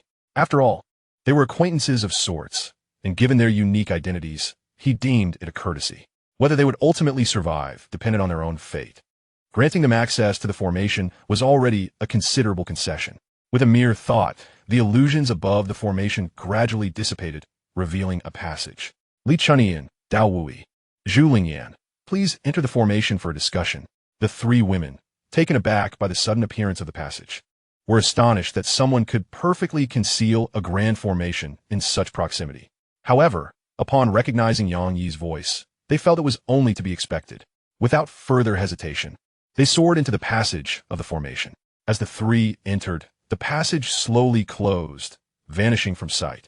Inside the formation, Li Chunyin, Dao Wuyi, and Zhu Lingyan advanced while observing the intricacies of the array. Upon discerning its formidable limits, they were left in awe. To be able to establish a formation of such caliber at the peak of the 9th grade was truly extraordinary. Upon encountering Xianxia, they regarded him with a look akin to that reserved for a marvel. Even with their vast experience, they could not help but acknowledge his strength, something that would have been unprecedented in their era. Fortunately, Xianxia remained oblivious to their thoughts. Had he known, it would have been quite embarrassing. The 9th grade could not possibly arrange such a formation, yet he was indeed a master of the Tao. The manner in which he had configured the formation was somewhat embarrassing. This was largely due to his rudimentary skills in formation crafting. Relying on basic formations layered upon one another was the extent of his capabilities. Zhu Lingyan was the first to regain her composure, bowing respectfully to Xianxia, her voice exuding an enchanting allure. "Lord Zhou-Yi, it is a pleasure to meet you again." At that moment, Li Chunyin also approached to speak. "Cold Noodle Brother, so your name is Zhou-Yi. It is a relief to finally know your name." Subsequently, Li Qinyang solemnly bowed to Xianxia and spoke in a clear voice.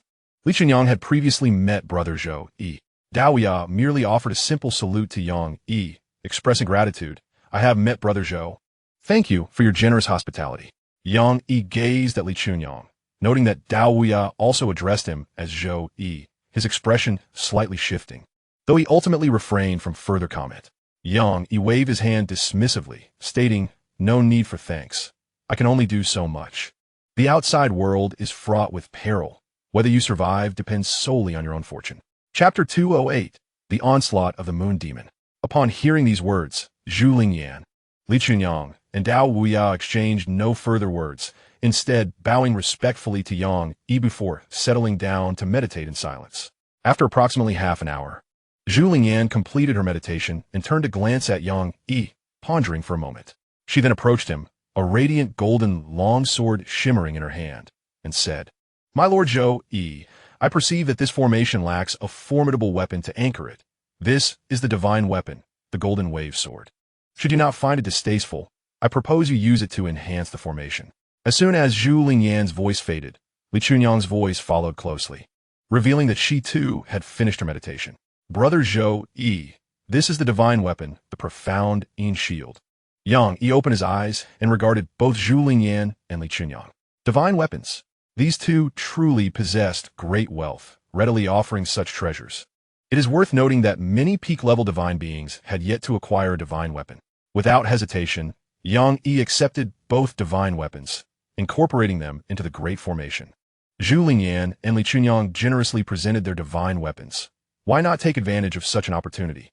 This would spare them the need to sacrifice their own divine weapons should they later face the threat of the demonic clan. While Yang Yi arranged the formation. During this period of enlightenment, Pei Wenzhou and the Moon Demon had already eliminated nearly all practitioners from other regions. Only a handful of fortunate individuals managed to escape due to various circumstances. After devouring a significant amount of pure blood essence, the Moon Demon was recovering rapidly and had now nearly reached the threshold of the creation level. With just a few more slaughters, the Moon Demon could potentially ascend to the creation level in one fell swoop. At this moment, under the guidance of Pei Wenzhou, the Moon Demon was heading towards the northern region of the ancient battlefield. Upon entering the northern area, the Moon Demon immediately began to unleash a massacre. Following the scent of practitioners, many practitioners in the northern region had clustered together in large groups to combat the overwhelming hordes of ferocious beasts, significantly enhancing the Moon Demon's hunting efficiency. As the Moon Demon passed through, countless practitioners fell, and even the ferocious beasts were not spared, all annihilated to extract their blood and flesh essence. In the northern region, only a few solitary wanderers, extraordinarily fortunate, managed to evade the Moon Demon's onslaught. Pei Wenzhou and the Moon Demon swiftly penetrated the northern region, advancing relentlessly towards the heart of the area where the abyss of gods and demons resided. Upon reaching the abyss, Pei Wenzhou and the Moon Demon did not hesitate to dismantle the sealing array that confined it. However, within the abyss, apart from a vast reservoir of pure demonic energy, no living demon race remained. The most formidable of those sealed within the abyss had merely reached the threshold of immortality, unable to withstand the relentless erosion of time. Nevertheless, the pure and untainted demonic energy left behind after their decay provided immense benefits to Pei Wenzhou and the Moon Demon. After absorbing a substantial amount of this energy, Pei Wenzhou stepped into the realm of the bright divine with the initial three-colored divine ring. Directly advancing to the second ring of bright divine, the Moon Demon, previously stalled at the threshold of creation, also successfully broke through to the realm of creation. Upon achieving this breakthrough, the Moon Demon felt an acute enhancement in perception, swiftly detecting the faint residual aura surrounding the abyss. With a wave of the hand, the Moon Demon reduced the 16 human corpses nearby to dust before leading Pei Wenzhou towards the source of the faint aura. At this moment, Yang Yi, trapped within the array, suddenly felt an instinctive response and began to calculate fervently. Moments later, he rose and turned to Li Chunyang, Dao Wuya, and Zhu Lingyan, warning them of the impending crisis. The threat was palpable, with Yang Yi sensing a heightened sense of danger, indicating a significant increase in the demon race's power. In a real confrontation, he would have no choice but to abandon thoughts of protecting Li Chunyang, Dao Wuya, and Zhu Lingyan. Receiving Yang Yi's warning, the trio began their preparations in silence. It was not their nature to languish and place their hopes solely in others. Although their cultivation levels were merely at the 8th and 9th ranks, it did not signify that they were devoid of hidden cards. The speed of those in the realm of creation was astonishing, and in the span of a tea ceremony, the moon demon arrived with Pei Wenzhou, tearing through space to materialize above Yang, Yi, and the others. As soon as the moon demon and Pei Wenzhou emerged from the spatial rift, Yang, Yi, and his companions sensed their presence, overwhelmed by the moon demon's imposing and terrifying aura, reminiscent of mountains and seas, imbued with demonic dread. Li Chunyan, Dao Huaya, and Zhu Lingyan gasped in shock. Creation. This was indeed troublesome. The realm of creation was not something to be trifled with.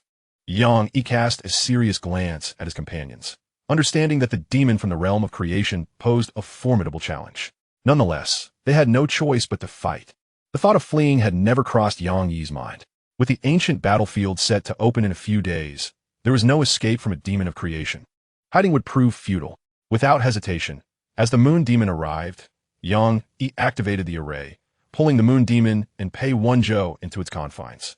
Whether the moon demon was audacious enough not to evade or simply caught off guard, Yang Yi successfully drew them into the array without resistance. The illusory path and the demon's sealing path commence immediately. The illusory path weaves intricate illusions, ensnaring the moon demon and Pei Wenzhou.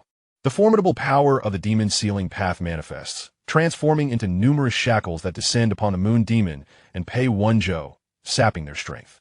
Following this, the killing formation activates, unleashing a terrifying force directed at the moon demon and Pei Wenzhou. Simultaneously, the treasured artifacts within the array begin to roam, targeting the moon demon and Pei Wenzhou with lethal intent. Though Pei Wenzhou is but a second-tier bright deity, his unique nature as the vessel of the blood demon from the demon realm renders him incapable of withstanding such overwhelming force. In but a fleeting moment, Pei Wenzhou is obliterated by the horrific might of the array, leaving not a trace behind. The demise of Pei Wenzhou does not bring the slightest relaxation to Yang Yi's countenance. After all, a mere second-tier bright deity hardly merits his attention. His focus is entirely upon the moon demon of the creation realm. Yang Yi is acutely aware that his illusory path and demon-sealing path remain rather immature. Even with the assistance of the formation, their powers are insufficient to extinguish a demon of the creation realm. Ultimately, he is merely at the first level of the path of inquiry. A chasm lies between him and creation. He realizes that relying solely on his own strength, he could never hope to slay a being of creation. Yang Yi understands that this formation cannot confine the creation realm demon for long. It would be more prudent to strike hard while it remains ensnared in the illusion, thus maximizing the depletion of its combat prowess. With a thought, Yang Yi extracts 2 Dao flowers he had previously gathered. As these flowers are summoned, they coalesce above Yang Yi's head, radiating an extraordinarily brilliant light. Dao flowers. Li Chunyan, Dao Huaya, and Zhu Lingyan are momentarily astounded. Reborn and recultivated, how could Dao flowers possibly remain intact? Could it be that he was not truly reborn? But without reaching creation, how could one possess Dao flowers? What is the meaning of this? The three are momentarily befuddled, unable to comprehend. Chapter 209. The appearance of the goddess of Xihuang. Not only the three of them, but even the goddess of Xihuang residing within Yang Yi is taken aback. This is indeed somewhat contrary to common knowledge. However, because of this, the goddess of Xihuang regards Yang Yi with even greater esteem, eagerly anticipating the display of his true prowess. As the Dao flowers of creation manifest, Yang Yi concentrates and intones softly. Creation strike, fire of departure, incinerate the heavens. Creation strike, eroding wind, devour the heavens. Kill. The 2 Dao flowers of creation atop Yang Yi's head shimmer brilliantly. Subsequently, a dark red pillar of flame appears from thin air, shooting toward the moon demon, while a cerulean wind vortex suddenly envelopes the moon demon's form. Confronted with an attack of creation level, the moon demon instantly awakens, breaking free from the illusion. As she gazes at the incoming pillar of flame, she attempts to evade, but she is ensnared by the eroding wind vortex and cannot extricate herself in her haste, helplessly witnessing the fiery pillar pierce through her body. After the flames of the departing fire pierced through the body of the moon demon, they suddenly erupted, transforming into a vast inferno that encircled the moon demon in layers. In that fleeting moment, the combination of departing fire and gentle wind created a formidable force, as the flames borrowed the wind's momentum while the wind harnessed the fire's strength, striving to incinerate the moon demon entirely. However, the moon demon was, in essence, an immortal being of the demonic realm, having merely suffered decline in power due to being sealed for countless ages. Its intrinsic nature remained that of the immortal realm. How could it be extinguished by the mere attacks of a being in the realm of creation? Though heavily wounded, the moon demon's ferocity surged forth, and the energy of the realm of creation was unleashed in all directions, instantly obliterating thousands of layered formations. It was uncertain how many precious artifacts within were destroyed. Yang Yi, Li Chunyang, Dao Wuya, and Zhu Lingyan were taken aback by this display. This demon was far stronger than they had anticipated. Yang Yi, without a moment's hesitation, summoned his divine weapons, Wan Jing, Fei Xiu, the Lioli war halberd, and the Pasu Su, and launched them into the formation to attack the moon demon. Simultaneously, he shouted Li Chunyang, Zhu Lingyan, quickly maneuver the divine weapons. We cannot allow this demon to escape. Even without Yang Yi's urging, the two acted in perfect harmony to control the divine weapons. Zhu Lingyan wielded the Jinlan sword in conjunction with Yang Yi's other divine weapons to strike at the moon demon, while Li Chunyang deftly maneuvered the Xianxia shield to defend against the moon demon's onslaught. Only Dao Wuya, with a fluctuating expression, watched from the sidelines. His awakening was still recent, and he lagged behind Li Chunyang, unable to unleash many of his abilities. Although he possessed a final trump card for self-preservation, using it against such a minor being in the realm of creation felt somewhat unwarranted. Observing Yang Yi, Li Chunyang, and Zhu Lingyan entangled in battle with the moon demon, Dao Wuya sighed. After all, the purpose of retaining trump cards is to address unforeseen crises. Why should he be troubled by the opponent's realm? At worst, he could simply reincarnate again. With this resolution in mind, a flash of golden light ignited in his eyes, and an inexplicable aura began to rise as a golden sword slowly coalesced at his brow. This was his ultimate trump card, a strike capable of slaying the immortal and injuring the primordial. Seeing this unfold, the goddess of the Shi Emperor could no longer remain still. Why expend such a great cost against a mere immortal demon reduced to the realm of creation? With a sigh, a flicker of azure light emanated from Yang Yi, transforming into a multicolored cloud. The radiant figure of the goddess of the Shi Emperor emerged from the clouds. Where her light shone, time seemed to freeze.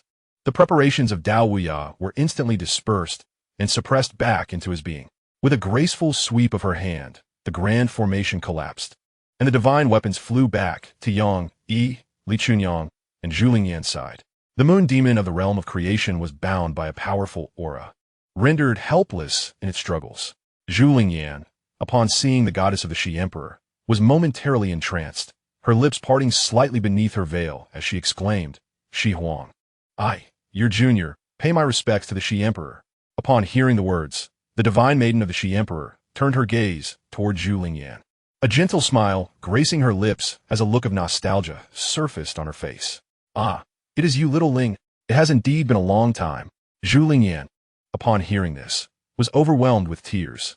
Indeed, it has been far too long, so long that I can scarcely remember how many years have passed.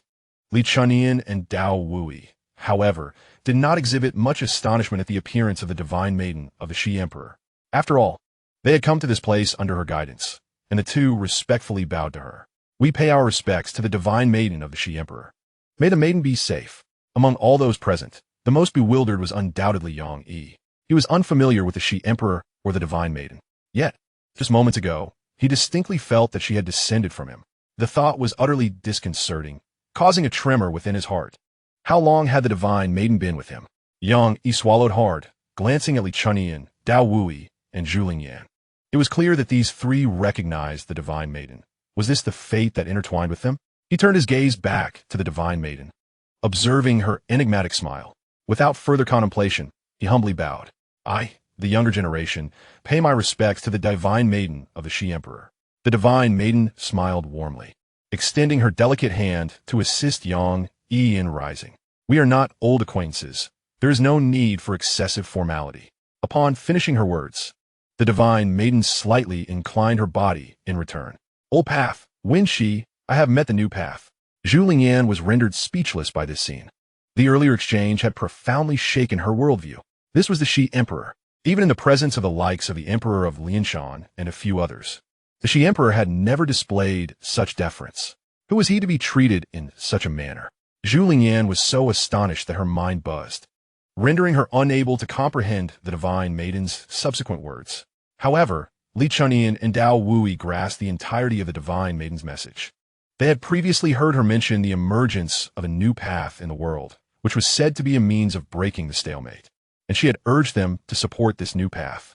Initially, they had pondered how to identify the new path, never anticipating that it would manifest right before their eyes. The two looked at Yang Yi with eyes ablaze with fervor. At this juncture, they fully understood that the divine maiden had intentionally revealed the identity of the new path to them. Only Yang Yi remained utterly perplexed. His mind felt muddled, unable to fathom the meaning behind the divine maiden's words.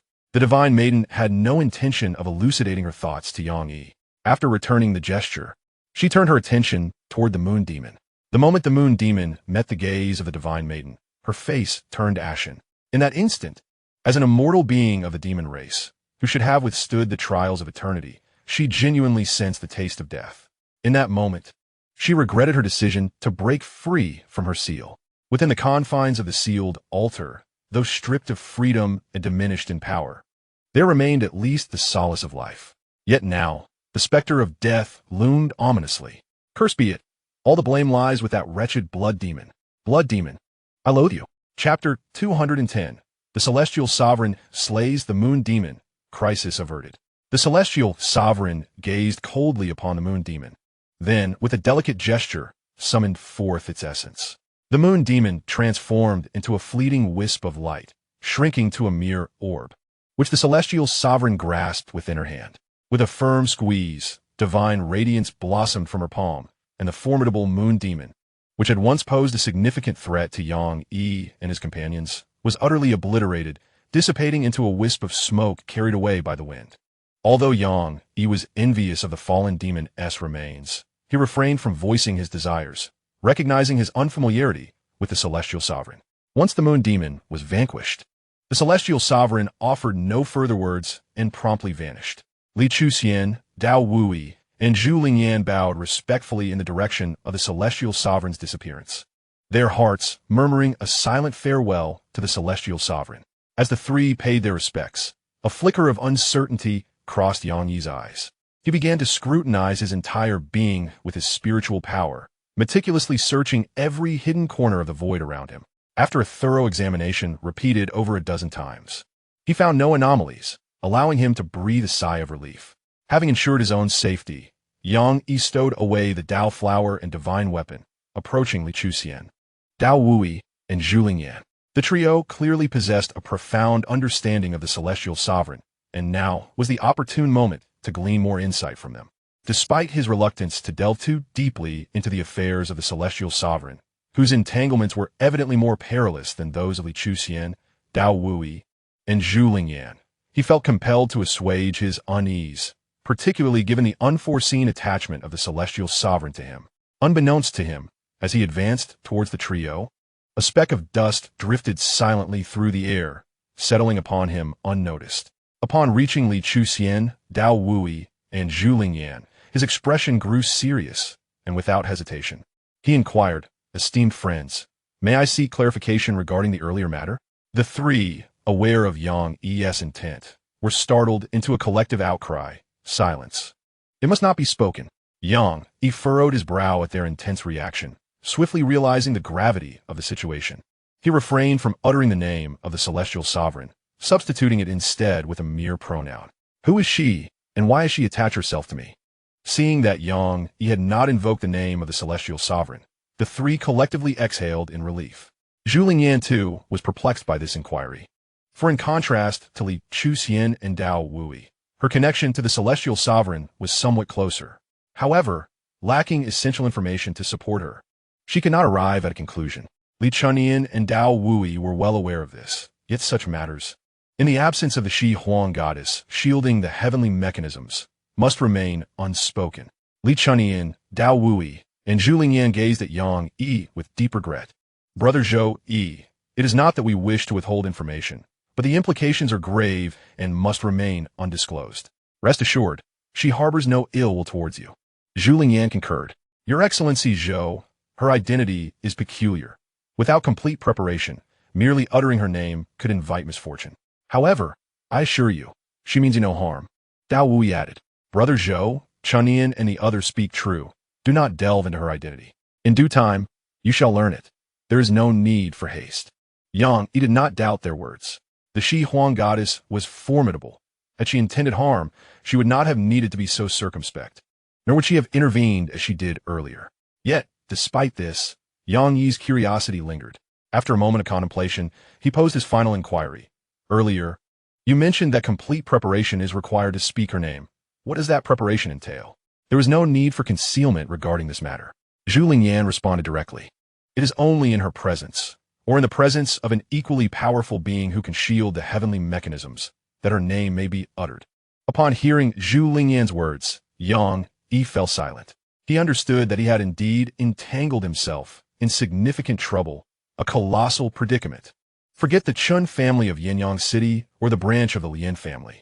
Even the main lineage of the Chun family in Lingyang Ancient Castle would pale in comparison to this dilemma.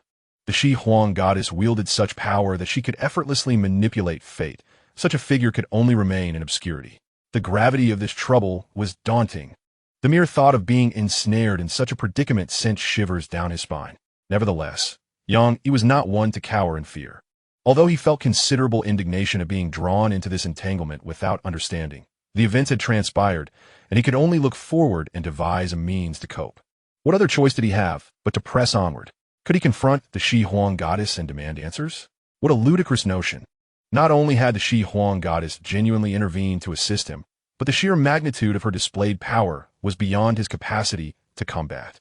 Moreover, he could not ascertain whether it was indeed she who had ensnared him in this fate. Perhaps he had already been woven into the fabric of destiny. He simply had not realized it until now. Li Chunyan and Dao Wui exchanged a glance, and then Li Chunyan stepped forward, saying, Brother Zhou, the one who commanded us to assist you earlier hopes you will not reject our companionship. Without a moment's hesitation, Yang Yi declined. What a jest! They are nothing but a great source of trouble. Without a clear understanding of the specific circumstances, he would never allow them to remain by his side. No, I have no need for followers or assistance from others. Your status is indeed extraordinary, and I wish to avoid unwarranted complications. It would be best for us to part ways as if we had never met. Zhu Lingyan did not entertain the notion of following Yang Yi. Firstly, she was unaware that Yang Yi was the new Dao, as the divine maiden of the Shi Emperor had not disclosed this information to her. Secondly, as a candidate for the saintess of the 10,000 Longevities Palace, her sudden decision to follow someone would undoubtedly bring endless troubles upon that person. Observing the eagerness in Li Chuxian and Dao Wui's eyes, Zhu Lingyan understood that Yang Yi's identity must harbor some secret. However, she refrained from directly inquiring and instead contemplated seeking an opportune moment in the future to ask Li Chuxian and Dao Wui. She was not afraid that they would withhold the truth from her, as she had already surmised their true identities. Moreover, she believed they had also deduced hers. Their relationship was one of mutual cooperation and benefit, devoid of any conflicting interests, so she was not concerned about their silence. Upon hearing Yang Yi's refusal, Li Chuxian and Dao Wui fell into a brief silence before choosing not to speak further. Chapter 211, The Ancient Battlefield. Indeed, this was not the most opportune moment to discuss following or assisting him. Given their statuses, they would undeniably bring immense trouble to Yang Yi. It was not merely a possibility, but a certainty. Furthermore, their cultivation was rather meager. Following him now would not contribute significantly, and it would be wiser to first enhance their own strength. With this in mind, Li Chuxian and Dao Wui ceased their insistence on following Yang Yi at this moment and calmly bid him farewell. After they departed, Zhu Lingyan approached Yang Yi. Lord Zhou Yi, I shall await you at the 10,000 Longevities Palace after my departure. I hope you did not stray too far, lest I uncover the location of the lost land and be unable to reach you with the Longhuan Jade Pendant. Yang Yi replied earnestly, Rest assured, I will not wander far from the 10,000 Longevities Palace. If I cannot be reached after 3 attempts, you may proceed to the lost land on your own. However, do not attempt to deceive me, otherwise, Zhu Lingyan smiled upon hearing this. Lord Zhou Yi, you are a person of great significance. How could I ever dare to deceive you? Fear not, I shall inform you at the earliest opportunity, should I receive any news. With that, Zhu Lingyan transformed into a streak of light and swiftly departed. With no one else to disturb him, He waved his hand to retrieve the fallen divine weapon, the array-breaking shuttle from the formation. Although this shuttle was a weapon of the demonic clan, Yi himself was also adept in the demonic arts, so wielding it would not pose a significant issue. However, to utilize it with the finesse of second nature, it might require reforging. After observing it for a while, Yi placed the divine weapon into the realm of his cave, and then turned to leave the area. The master of the divine weapon, Pei Wenzhou, had long since been reduced to mere dust, rendering any attempts to collect his remains futile. With little reason to linger, He chose to roam the ancient battlefield in search of overlooked bones, as there were still several days before its reopening. During his explorations, he managed to gather over 10,000 bones, though the spoils were rather meager. In the span of those few days, He accumulated merely 800 years of lifespan and 8,000 years of martial prowess, alongside a handful of spirit stones, spirit crystals, and low-tier techniques and martial skills. Before long, the time arrived for the ancient battlefield to once again unveil its secrets. He felt a sudden repulsive force and found himself expelled from its confines. Alongside him emerged only a little over 100 others, the sole survivors of this grim endeavor. Realizing he had escaped, He transformed into a flash of light. Departing swiftly, after distancing himself from the battlefield, he altered his appearance and tore through the fabric of space towards the wild plain city. The recent toll of lives claimed by the ancient battlefield was staggering. Over 100,000 had entered, yet only a scant few remained. Chaos was sure to ensue, and these survivors would inevitably find themselves at the center of attention. Seizing the moment while the Guardians believed their descendants were still within, he endeavored to vacate this perilous locale. Although he bore no fear of the Guardians, he had recently entangled himself in a considerable predicament and saw no need to invite further trouble. Upon returning to the wild plain city, He wasted no time. He promptly exchanged resources to activate the teleportation array, setting his sights on the imperial capital of the Shuyu Empire. His departure was remarkably smooth, with no obstacles in his path. Shortly after he left, however, the teleportation passage to the ancient battlefield abruptly sealed shut, plunging it once more into obscurity. Witnessing this turn of events, the numerous Guardians waiting outside were thrown into disarray, their minds reeling. The closure of the passage and the subsequent concealment of the battlefield signified a grim reality. They understood all too well that their descendants had perished within. What calamity had unfolded within those ancient grounds to cause such catastrophic losses? Had some great treasure emerged, or had a formidable evil been unleashed? All eyes were fixated on the scant survivors from the ancient battlefield, for only they held the knowledge of what had transpired. The crowd's fervor was palpable, their gazes burning with intensity as they scrutinized the survivors, nearly ready to charge. The over 100 survivors felt a chill run down their spines under such scrutiny. Yet, they too were in the dark. Since entering the ancient battlefield, they had acted independently and encountered no extraordinary occurrences. Among the survivors, only Li Chunyan, Dao Wui, and Zhu Lingyan understood the reasons behind the chaos, but it was evident they could not disclose the truth in this moment.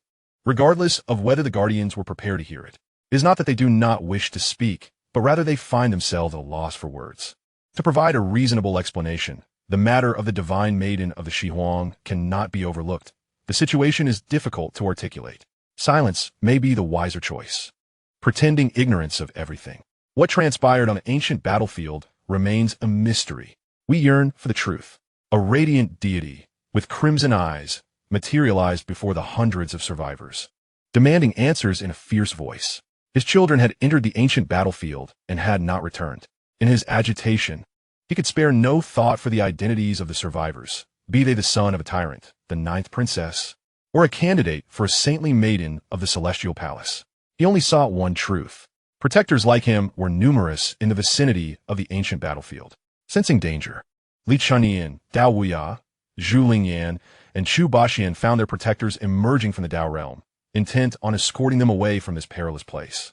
Yet at that moment, several Dao realm figures from the Frost Extreme Empire appeared, obstructing Li Chunyan, Dao Wuya, Zhu Lingyan, and Chu Baxian, the 18th prince of the Frost Extreme Empire.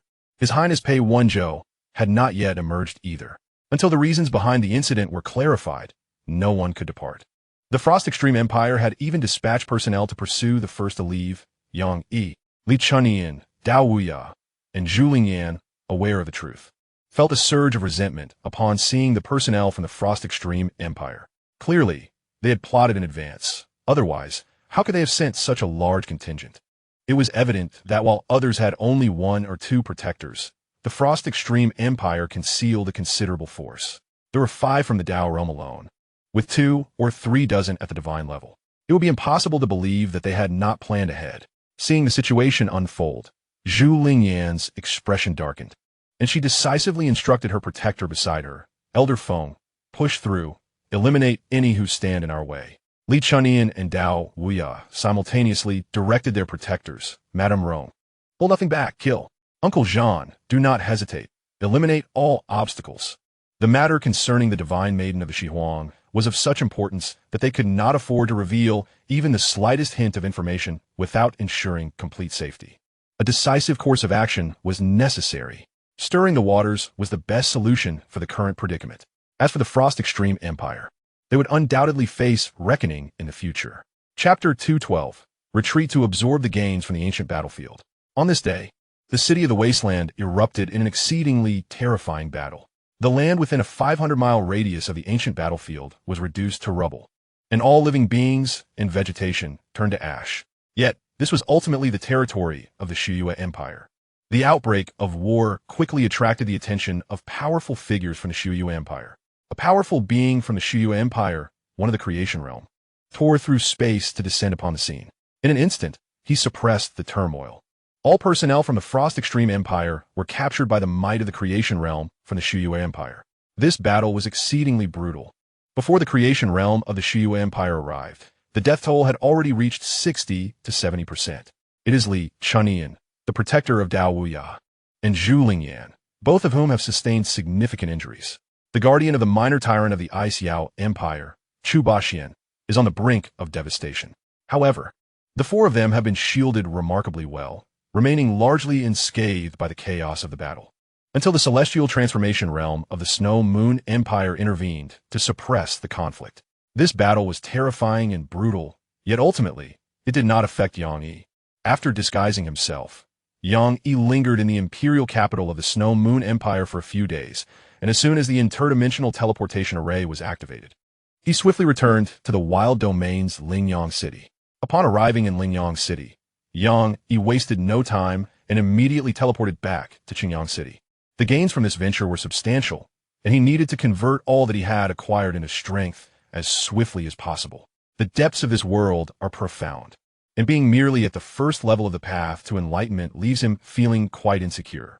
Upon returning to Qingyang City, Yang Yi first summoned Ji Longxiang through a voice transmission. Before entering seclusion, he had a matter to entrust to Ji Longxiang. Longxiang, bring Yang Yi to see me. Ji Longxiang, upon hearing this, promptly set aside his affairs and accompanied Yang Yi to the courtyard where Yang Yi awaited.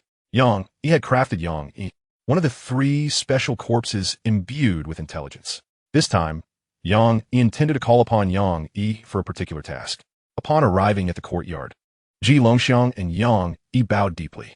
Longxiang and Yang Yi come at the behest of the young master. No need for excessive formalities. Come in.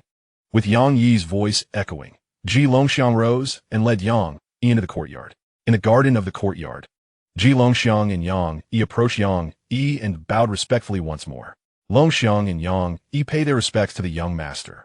Yang Yi extended his hand to support them, lifting Ji Longxiang and Yang Yi from their bows. He scrutinized the 2 with satisfaction, nodding approvingly.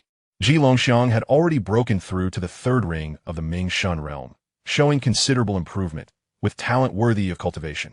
Yang Yi, while his cultivation remained at the 6th ring of the Ming Shun realm, bore little trace of his origins as a crafted corpse, proving himself quite capable. With a thought, Yang Yi grasped the divine weapon, the Longhuan Jade Pendant, and tossed it to Yang Yi. Yang Yi, take the Longhuan Jade Pendant to the vicinity of the Wanshou Immortal Palace. If anyone seeks me through the pendant, confirm their safety before sending word back. Remember to act discreetly. Yang Yi held the pendant firmly, his expression serious as he replied, I shall obey. Yang Yi then turned to Ji Longxiang and said, Longxiang, allocate some resources to Yang Yi as funding. He likely won't return to Qingyang City for some time. Ji Longxiang responded immediately. I shall dutifully follow the young master's command. Subsequently, Ji Longxiang produced a token and handed it to Yang Yi. Yang Yi, you may proceed to the treasury to collect the resources. Yang Yi accepted the token with a respectful bow to Yang Yi and then withdrew. After Yang Yi's departure, Ji Longxiang reported to Yang Yi on the current situation in Qingyang City. With the 4 high-level Mingxin corpses provided by Yang Yi, Ji Longxiang firmly established his control over the city. Once he had complete mastery of Qingyang City, Ji Longxiang gathered some talented loose cultivators to form an intelligence team, dispersing them to various cities in the wilderness to gather information. Yang Yi was quite pleased with Ji Longxiang's actions. He immediately produced a Qingli divine pill and levitated it before Ji Longxiang. Longxiang, well done. This pill, known as the Qingli divine pill, can elevate your realm without harming your foundation. Take it. However, considering that you have only recently broken through to the 3rd ring of Mingxin, I recommend that you first fully realize the potential of your current realm before consuming it. Pausing briefly, Yang Yi continued, Next, I shall enter seclusion for cultivation. Unless there are urgent matters, do not disturb me. For ordinary affairs, you may decide on your own.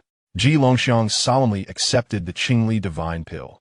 His expression slightly excited as he bowed to Yang Yi. Thank you, young master, for your reward and trust. I am willing to serve you unto death. Yang Yi extended his hand to lift Ji Longxiang into the air and said, Rise, there is no need for excessive formalities. Your sincere service to me will not go unrewarded, but should you harbor any ulterior motives, I have my means to deal with it. By granting Ji Longxiang such considerable authority, Yang Yi sought to temper any potential arrogance within him. In truth, Yang Yi did not place much trust in Ji Longxiang. He merely brought him along for convenience. A timely admonition would also help alleviate his own troubles. Upon hearing this, Ji Longxiang lowered his gaze and promptly replied, Young master, rest assured, I harbor no ulterior motives. Well, that is best. You may leave now, Yang Yi responded. After Ji Longxiang exited the courtyard, Yang Yi summoned a barrier pearl to envelop the area. He then ascended into the air, seated himself cross-legged, and immersed his mind into the world within the cave. In the final battle of the ancient battlefield, he had expended a creation Dao flower. At this moment, the flower had degraded into a seed of the Sun Wind Dao. Before enhancing his cultivation, he must first plant this seed. Yang Yi sought a suitable location within the cave world to sow the Sun Wind Dao seed. Subsequently, he extracted 7,000 years of Dao rhythm, catalyzing it to comprehend the Dao. A profound essence enveloped him, and Yang Yi's consciousness instantly sank into a state of enlightenment. Soon, the Sun Wind Dao seed sprouted and broke free from its shell. Concurrently, the Vajra Dao, Glaze Purity Dao, Li Hui Dao, Demon Sealing Dao, and Illusion Dao also absorbed the Dao rhythm and began to grow rapidly. In the state of enlightenment, time seemed to lose all meaning, and before long, the sprouts of the Vajra Dao, Glaze Purity Dao, Li Hui Dao, Demon Sealing Dao, Illusion Dao, and Sun Wind Dao reached heights comparable to those of the Corpse Dao sprouts. As the essence of 7,000 years of Dao rhythm was exhausted, Yang Yi awakened. He had ascended to the pinnacle of the first heaven of inquiry. At any moment, he could extract his martial prowess, allowing the Dao rhythm to elevate his cultivation to the next realm. However, Yang Yi chose not to immediately advance his cultivation. The gains from the ancient battlefield had yet to be fully absorbed. The numerous martial techniques he had collected remained unrefined, and his domain had yet to coalesce into the laws of the world. Henceforth, he aimed to first digest the spoils of the ancient battlefield, preparing to step into the second heaven of inquiry in his strongest form. In Chapter 213, Extraction of Sacred Level Techniques. Among the many acquisitions from the ancient battlefield, the foremost priority was to organize and assimilate the various low-level techniques and martial skills. Once extracted, these could be transformed into resources for the 100 Rivers Return to One technique, Xianxia Divine, Sword Technique, Demon Blade, True Martial Fist Cannon, and Carefree Journey. The journey through the ancient battlefield yielded a wealth of low-level techniques and martial skills. To expedite the assimilation of these techniques, Yang Yi deliberately invoked the extraordinary phenomenon of purple qi emanating from his brow, extending 30,000 miles. In an instant, the purple qi spread, enveloping the entire courtyard. With the enhancement of the purple qi, Yang Yi's practice progressed as if divinely aided. Within a mere 3 days, he fully assimilated the various techniques and martial skills, extracting their essence while discarding the dross, seamlessly integrating them into their respective forms. The 100 Rivers returned to one technique, already of a high tier, reached the advanced level of the celestial rank. The fusion of many low-level techniques did not lead to a qualitative change. However, under the influence of the purple chi, the intermediate celestial technique, Great Nine Yang technique, merged with the 100 Rivers return to one technique, resulting in a significant transformation into a sacred level technique. Upon the technique's ascension to the sacred level, Yang Yi intuitively understood its new name. 100 Rivers returned to source canon. The transformation of the 100 Rivers return to one technique did not surprise Yang Yi. Throughout his journey, it had integrated numerous techniques of various tiers, making its ascension to the sacred level a natural progression. The Xianxia divine, sword technique, and demon blade, having merged with various sword and blade techniques, became more exquisite than before, yet still fell slightly short of the advanced celestial level. The true martial fist canon and carefree journey, after fusion, were both elevated to the intermediate celestial level. Thus, without a breakthrough in his realm, Yang Yi's strength saw a substantial enhancement.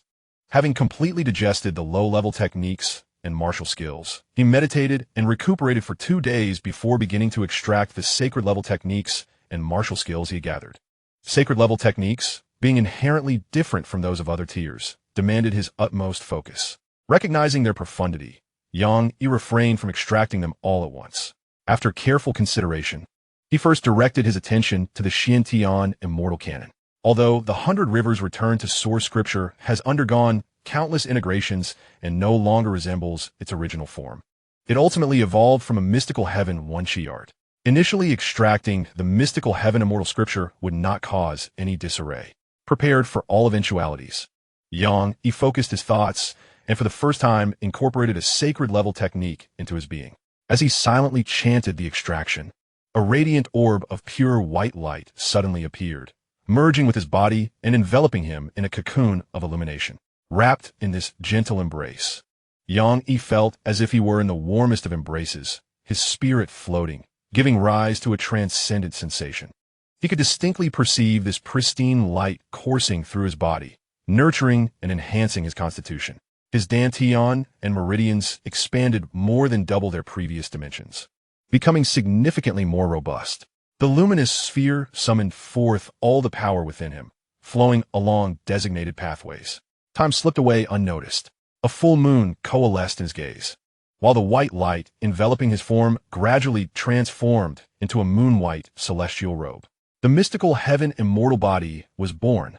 At this moment, Yang Yi's aura radiated an ethereal chill, as if an immortal had descended to the mortal realm. Having successfully cultivated the ultimate physique of the mystical heaven immortal scripture, he slowly opened his eyes, meticulously attuning to his limbs, meridians, dantian, and spirit. After a brief moment, Yang Yi nodded in satisfaction. The mystical heaven immortal scripture indeed lived up to its reputation as a sacred level technique. The disparity in his strength before and after the extraction was at least 5-fold. Although he was within the first layer of the Tao-seeking realm, he now possessed the confidence to contend with those in the second layer without revealing multiple pathways or employing special techniques. After extracting the mystical heaven immortal scripture, Yang Yi understood that while the 100 Rivers return to source scripture had ascended to the realm of sacred level techniques, it still bore a significant gap compared to others. Weighing the characteristics of both the mystical heaven immortal scripture and the 100 Rivers return to source scripture in his mind, he recognized the formidable difficulty of merging sacred level techniques and thus set aside the singular ambition of fusion for the time being. The mystical heaven immortal scripture brought Yang Yi immense joy and sparked anticipation for the subsequent sacred level techniques he would extract. With a subtle shift in his thoughts, the moon within his gaze faded, and the moon-white celestial robe dissipated, restoring him to his prior appearance. After a brief moment of adjustment to regain his optimal state, Yang Yi commenced the next round of extraction. This time, the sacred level technique he aimed to extract was the glazed holy scripture. Upon fusion, Yang Yi would manifest the glazed battle body, which would significantly enhance his defensive capabilities by 5-fold, alongside improvements in his attack power and speed. Should he further employ the secret technique of the glazed battle body, even greater enhancements awaited him. After thoroughly comprehending the glazed holy scripture, Yang Yi hesitated briefly before deciding to extract the Tao demon scripture as well. Although practicing the Tao Mo Jing carries the risk of descending into the demonic path, he currently possesses 3 sacred grade techniques and has cultivated the diamond path and the sealing magic path, which allow him to effectively resist and suppress the demonic intent within the Tao Mo Jing. Yang Yi adjusted his state to its peak, took a deep breath, and extracted the Tao Mo Jing. In an instant, an intensely pure black radiance infused into Yang Yi's being, transforming his attire into a robe of pure black demonic intent. The overwhelming essence of malevolence and the desire for slaughter flooded his heart, attempting to lure him into the demonic path. The whites of his eyes vanished, replaced by an abyssal blackness that seemed to seep into one's soul. His cultivation of the Bai Chuan Gai Yuan Jing had already integrated numerous demonic techniques. Strictly speaking, he could be considered a practitioner of the demonic path. However, the demonic intent that had been suppressed within him had remained concealed from the world. This time, the pure demonic essence hidden within the Tao Mo Jing was too potent, and all the previously suppressed demonic intent was unleashed. The extremely refined demonic energy coursed through his body, initiating an inexplicable transformation, as if it sought to reshape him into a pure member of the Tao Mo clan.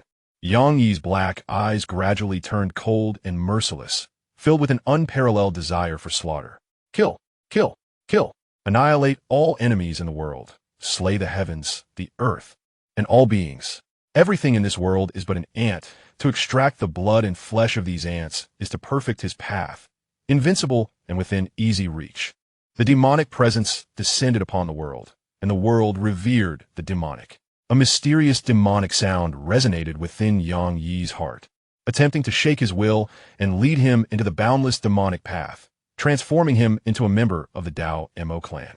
With demonic sounds influencing his mind and external demonic energy altering his body, even a resolute mind like Yang Yi's could not help but feel a touch of disorientation. Chapter 204. The Celestial and Demonic Source Body. Ultimately, the Tao Mo Jing failed to transform Yang Yi into a member of the Tao Mo clan, nor did it lead him into the infinite demonic path. Yang Yi remained acutely aware of his own transformation. As the demonic intent within him reached its zenith and threatened to spiral out of control, a thought flickered in his mind. And the 3 sacred grade techniques by Chuan Gui Yuan Jing, Xian Tian Xian Jing, and Lu Li Sheng Jing activated simultaneously. In that moment, 2 crescent moons appeared within his pitch-black eyes. A moon-white, celestial robe materialized, interspersed with glimmers of glistening golden light that merged with his robe of pure black demonic intent. The demonic robe fused with the moon-white, celestial robe and the golden light, creating a breathtaking spectacle. It was as if Yang Yi had captured a dazzling galaxy and woven it into a robe, adorning himself with a garment that exuded mystery and profundity. Simultaneously, the demonic intent that had peaked within him began to dissipate under the influence of the sacred grade techniques, the diamond path, and the sealing magic path. The formation of the Tao Mo body came to an abrupt halt, as the nascent essence of the Tao Mo body was consumed by the Xiantian celestial body and the Lu Li battle body. After the Xiantian immortal body and the Liu Li battle body consumed the essence of the Tao demon body, they unexpectedly fused into a singular, more formidable constitution. At the moment of this transformation, a profound sensation surged within Yang Yi's heart. He instantly comprehended the power and name of this newly born physique, the immortal demon origin body. The immortal demon origin body possesses the abilities of the Xiantian immortal body, the Liu Li battle body, and the incomplete Tao demon body. It can manifest any one of the 3 physiques or simultaneously unleash the powers of all 3. The activation of the immortal demon origin body enhances his attack, defense, and speed across all dimensions. Yang Yi estimated that this new body could augment his combat strength by 15 to 20-fold. With the application of a single Tao, he held a significant chance of vanquishing an opponent at the second heaven of inquiry. At this juncture, Yang Yi felt quite satisfied with his progress in extracting and cultivating his techniques. Once he successfully integrates several sacred-level techniques, the prowess of his immortal demon origin body would ascend even further. However, if there were any lingering dissatisfaction, it lay in the deficiency of the Tao demon body. Yet, this was an unavoidable circumstance. As a human, he could never completely manifest the Tao demon body. After all, What would he be then, human or demon? Moreover, he possessed another sacred-level technique, the Blood Demon Sutra, which might elevate the power of the incomplete Tao demon body. Nonetheless, the Blood Demon Sutra was exceedingly special. Crafted by a formidable being from the demon realm for the purpose of nurturing avatars and manifestations. To be considered a formidable being of the demon realm, one must at least attain the stage of creation. At this moment, he lacked the confidence to contend with such a being. Thus, it would be prudent to refrain from extracting and cultivating the Blood Demon Sutra for now. Having concluded the extraction of techniques, he turned his attention to the sacred-level martial skills. With a flicker of thought, the essence of the immortal demon origin body receded, restoring his original form, and he closed his eyes to meditate. Once he regained his peak state, he extracted the sacred-level sword technique, the Void Sword Sutra, and the sacred-level saber technique. The three Absolute Saber Sutra. While techniques pertain to foundational skills, martial arts are independent. Thus, the extraction of sacred-level martial skills does not require the same level of caution as sacred-level techniques. One can directly grasp them upon extraction. Both the Void Sword Sutra and the three Absolute Saber Sutra necessitate mastery of specific principles to activate. Fortuitously, he had already comprehended the principles of Void and Gold. Consequently, the Void Sword Sutra and the three Absolute Saber Sutra became his most potent martial skills to date, surpassing even the fourth form of the Celestial Saber.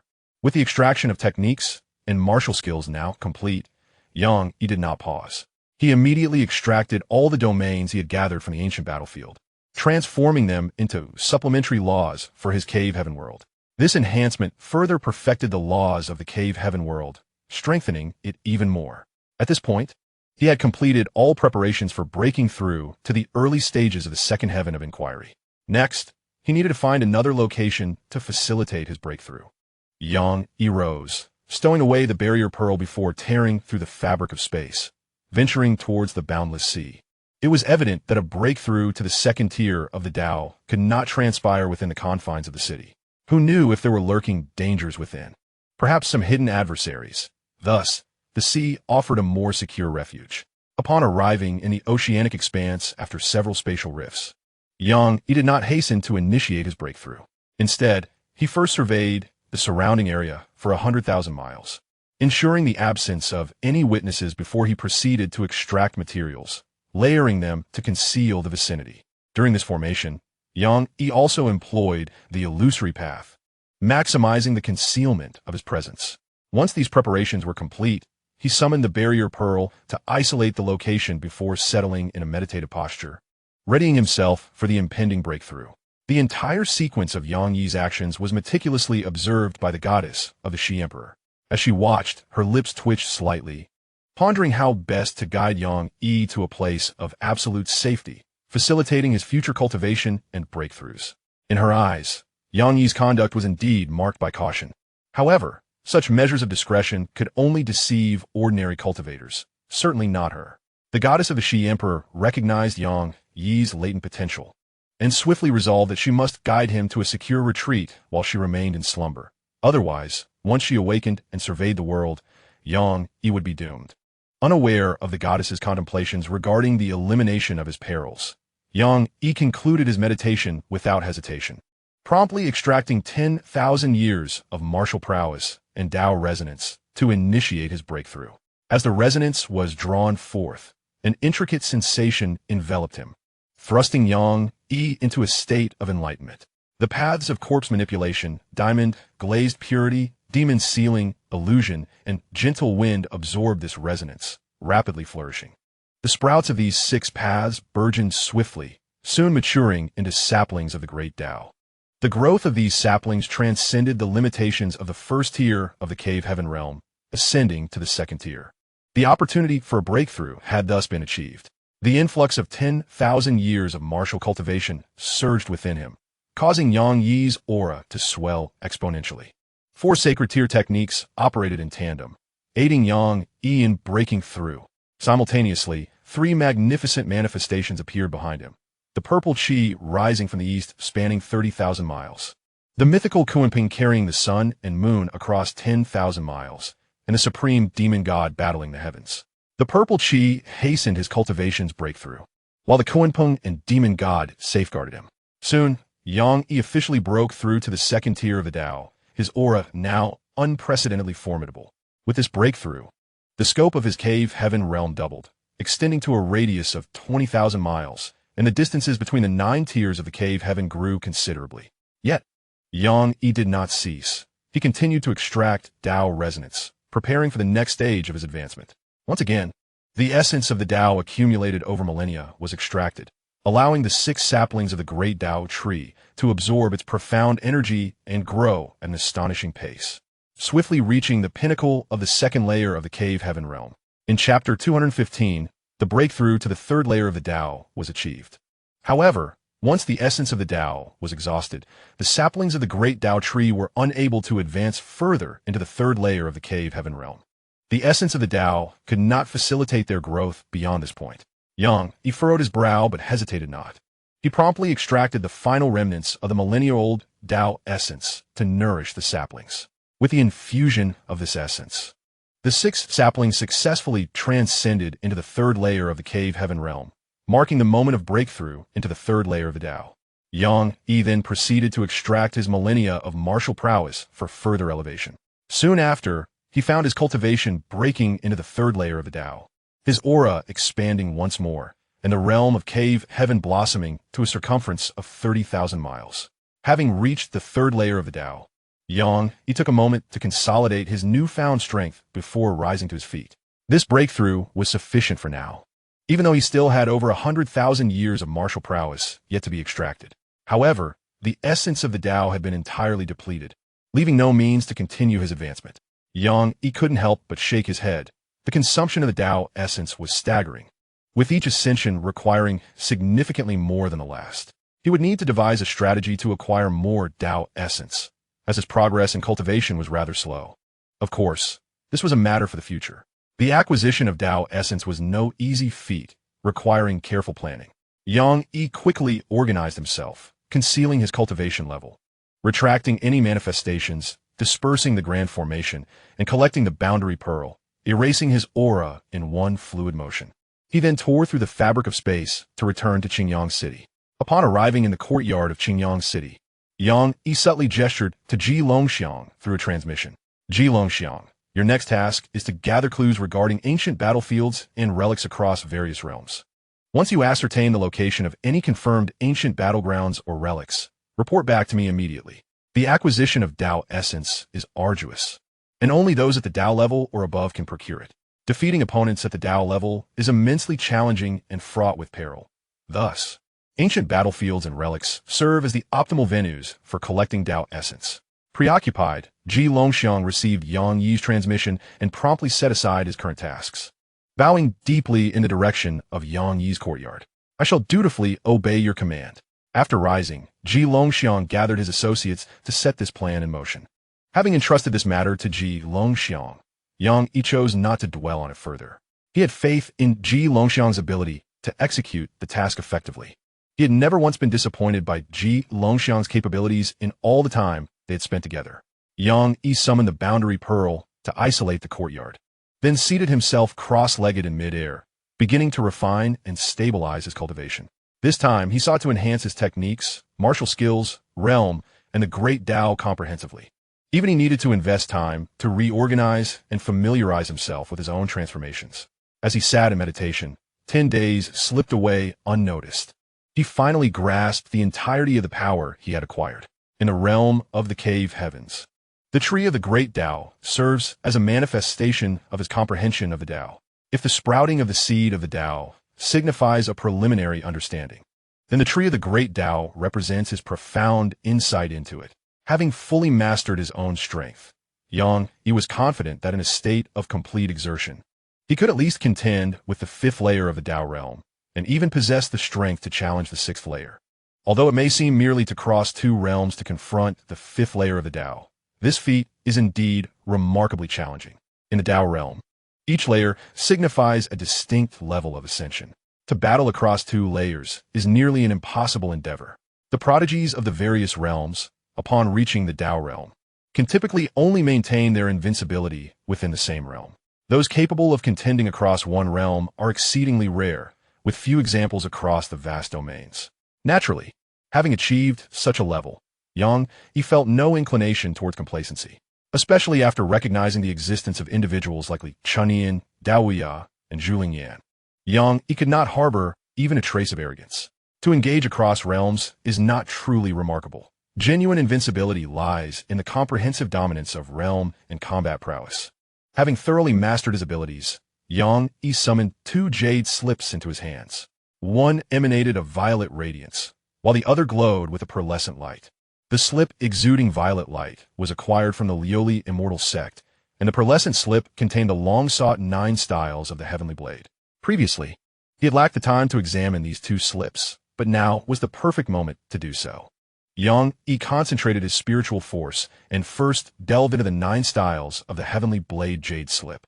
In a moment of disorientation, he found himself drawn into a mysterious space, where he once again encountered the imposing figure of a man with long hair cascading down his shoulders.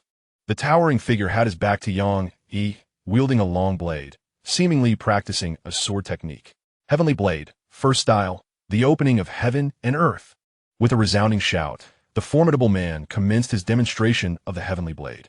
Despite not employing his own strength or the powers of the Tao and its principles, the force of his strike still imparted to the sensation that with a single slash, the world could be obliterated. Although he was already exceedingly familiar with the first style of the heavenly blade, he still gleaned immense insights. A profound feeling washed over him, and in an instant, his consciousness became enraptured. All that occupied his vision was the blade of the magnificent figure. Heavenly blade, second style, the birth and destruction of dualities. Heavenly blade, third style, the 3 lights stabilizing the cauldron. Heavenly blade, fourth style, the 4 symbols shattering the void. As the imposing figure continued to practice the sword techniques, Yi's understanding of the heavenly blade deepened significantly. The first 4 styles of the heavenly blade, strictly speaking, still belong to the category of advanced heavenly martial arts. However, they are considerably stronger than typical advanced heavenly martial techniques. Perhaps it would be more accurate to describe them as half a step into the saintly tier. Yi fervently absorbed the true essence of the heavenly blade demonstrated by the formidable figure, enriching his own prowess. In a short span, the mastery of the first 4 forms of the heavenly blade had ascended to a new level. Soon, the imposing figure began to practice the subsequent forms of the heavenly blade. The 5th form, the cycle of the 5 elements. The 6th form, the union of the 6 harmonies. The 7th form, the extinction of the 7 stars. The 8th form, the derivation of the 8 trigrams. The 9th form, the convergence of all phenomena. Starting from the 5th form, the heavenly blade became entirely distinct from its predecessors. The execution of the 5th form necessitated the simultaneous activation of the 5 elemental forces. Subsequently, the 6th, 7th, 8th, and 9th forms require the integration of an additional elemental force beyond that of the preceding form. As he observed until the end, He gradually comprehended the profound essence of the latter forms of the heavenly blade. The threshold for practicing the heavenly blade is exceedingly high. One must at the very least attain the Tao inquiry realm to qualify for the latter forms. Although he had grasped the true meaning of these forms, it would likely require a considerable amount of time to manifest them. Nevertheless, investing time in this endeavor was undoubtedly worthwhile. After witnessing the imposing figure demonstrate the 9 forms of the heavenly blade, He learned that the complete 9 forms achieved a saintly grade, a remarkable martial art of the creation realm. Most crucially, he discovered that there existed even further advancements to the techniques of the 9 forms. How could He not be stirred? If the 9 forms were already of saintly grade, what heights could the advanced techniques possibly reach? The anticipation was palpable. In the 216th chapter, the fusion of the celestial realm unfolded. After observing the entire process of the imposing figure performing the 9 forms, and having grasped their complete essence, the last vestige of the jade slip's divine aura dissipated in a resounding explosion, turning to dust and vanishing into the void. He had long anticipated this moment, yet he felt a twinge of regret. Disregarding the jade slip of the 9 forms, he concentrated his spiritual force and delved into the jade slip he had acquired from the Lioli immortal sect. In an instant, his consciousness was whisked away to a mysterious space. This time, he beheld the ethereal image of a young girl clad in yellow robes. Her bright eyes and radiant smile, along with her flowing attire, were enchanting. However, Yang Yi keenly sensed that the girl's gaze was vacant, devoid of any vitality, starkly contrasting with the imposing figure he had just witnessed. The girl in yellow, with her hollow eyes fixed upon Yang Yi, spoke in a monotonous tone. I am Su Liuli, the holy Liuli maiden of the Hunyuan Liuli sect. Today I impart the Liuli Tao. Disciples of the Liuli immortal sect must ensure that this lineage remains unbroken. Upon concluding her words, she pointed a finger at Yang Yi's forehead, and an overwhelming torrent of information surged into his mind. Amongst this influx were countless teachings, martial arts, and secret techniques. Techniques included Hunyuan Sacred Method, Hunyuan Devouring Heaven Technique, the Immortal Tao Book, Immortal Liuli Body, and Saint-Level Technique, Liuli Sacred Scripture. Martial arts encompassed Immortal Tao Book, Liuli Combat Technique, Immortal Tao Book, Flying Immortal Step, and Saint-Level Martial Art, Demon Subduing War Halberd. The Secret Arts, Vast Glazed Body, Glazed Battle Body. After Yang Yi absorbed the information, the ethereal figure of the girl in the yellow robe dissipated. As Yang Yi returned to his senses, he watched the jade slip in his hand turn to ash. Rising from his seat, he gazed at the celestial expanse with a complex expression. After a considerable passage of time, Yang Yi spoke softly, if the opportunity arises, I shall seek a successor for you, to carry forth your legacy. This was not merely a matter of conscience for Yang Yi. Through the inheritance, he realized that Su Liuli was extraordinary. He was no longer the naive newcomer to this realm. The Hunyuan Sacred Method, a technique practiced in the Hunyuan Sacred Realm, a legendary existence across the myriad domains of the world. The path of enlightenment culminates in the blossoming of the Tao flower, leading to the immortal fruits of creation. To attain immortality is to comprehend the essence and certify the Hunyuan, reaching the pinnacle of the great Tao and the primordial sanctity. Could it be that Su Liuli of the Hunyuan Sacred Realm has perished? To be frank, Yang Yi found it hard to believe. The lifespan of those in the Hunyuan Sacred Realm is nearly limitless. Even in the face of cosmic annihilation, they might remain untouched. A more plausible scenario is that she has concealed herself, or, likely Chunyan and Zhulingyan, has entered the cycle of reincarnation. Regardless of the circumstances, action must be taken to ensure safety. His caution is not unwarranted. The intimidation of the Hunyuan Sacred Realm is profound, a presence of great magnitude. It is crucial to note that even the most formidable faction in the desolate domain, the Wanshou Immortal Palace, has its strongest member merely at the level of immortality. The inheritance of the Glazed Immortal Sect was personally imparted by Su Liuli, and while she could still cultivate, he himself is not a disciple of the Glazed Immortal Sect, necessitating an additional layer of security. After reviewing the memories of the Glazed Immortal Sect's teachings, Yang Yi sighed slightly, pondering whether the passage of time had rendered these teachings incomplete. The portion of the techniques and martial arts passed down by Su Liuli was lacking, making cultivation exceedingly challenging. The Hunyuan Sacred Method Hunyuan Devouring Heaven Technique, the Immortal Tao Scripture Immortal Glazed Body are incomplete, only containing the initial segments. The martial art, the Immortal Tao Scripture Glazed Battle Technique, is also lacking, offering only half the teachings. However, the remaining techniques, Glazed Scripture, Flying Immortal Step, Demon Subduing Battle Halberd, Vast Glazed Body, and Glazed Battle Body, are all intact for cultivation. The Glazed Scripture and Glazed Battle Body have already been acquired, requiring no further effort for mastery. For his subsequent training, he need only delve into Flying Immortal Step, Demon Subduing Battle Halberd, and Vast Glazed Body. Nonetheless, these three martial arts and secret methods are not to be underestimated. Achieving mastery in a short time is utterly impossible, as his immediate priority remains the 9 styles of the Celestial Blade. Of course, the incomplete Hunyuan Devouring Heaven Technique, Immortal Glazed Body, and Glazed Battle Technique are not entirely useless. They can at least serve as a reference for refining his own methods. Having established the focus of his future cultivation, Yang Yi rose and shook off his languor, reaching out to retrieve the corpse of the demon general that lay in the courtyard. When he vanquished the demon general, he had only been at the pinnacle of the 9-ringed bright god realm. Unable to confine the corpse of the demon general within the divine space, Yang Yi, having ascended to the 3rd heaven, deemed it necessary to address the matter of the demon general's remains. First, he released the seals binding the body, causing it to revert to its original size. With a mere thought, the spirit of the divine emerged from his forehead, transforming into a streak of luminous energy that descended into the corpse.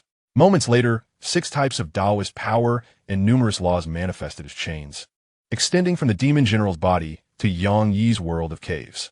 Shortly thereafter, the divine spirit tugged at the Tao, pulling forth the chains of laws, which extracted the demon general's realm, converting it into a radiant stream that flowed into Xianxia's domain. As the world of caves trembled, it began to slowly absorb the Taoist power and laws from the demon general's realm, initiating a gradual fusion of the two worlds. Xianxia, equipped with the 36 color divine rings and possessing supreme mastery, had entered the realm of inquiry. His domain's expanse surpassed that of others by more than tenfold. The demon general, in his lifetime, had achieved the 5th heaven of inquiry, with a realm spanning 5,000 miles. Now, merged with Xianxia's world, it resembled a colossal island suspended beyond the continent of his domain. Once the two realms fully integrated, Xianxia's world would become even more refined, transforming into a grand domain composed of 2 continents.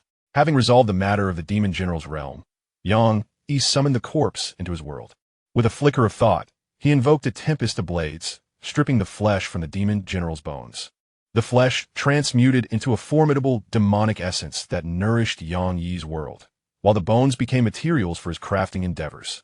After dealing with the remains, Xianxia's gaze sharpened as he surveyed the continent of the former demon general's realm beneath his feet.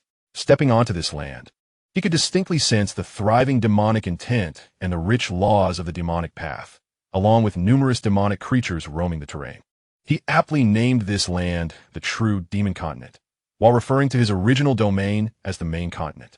Xianxia had his own vision for the world of caves. Benefiting from his comprehensive cultivation method, which embraced all rivers and the prowess of the corpse retrieving system, he had dabbled in various laws. He did not wish to follow the common path of others, cultivating a realm that could only accommodate a single Tao. If he were to cultivate, he aimed to create a truly complete world, capable of embracing myriad paths. With a mere thought, he eradicated all demonic creatures from the true demon continent. His main continent had yet to genuinely commence the cultivation of life. Thus, the existence of the creatures on the true demon continent was rendered unnecessary. Chapter 217, Subjugation of the Heart Demon. After resolving the matter of the demon general, Xianxia turned his attention to the main continent. He had not forgotten that a heart demon lay sealed within, and now seemed the opportune moment to address it. With a swift motion, he traversed the vast void, arriving beside the seal of the heart demon on the main continent.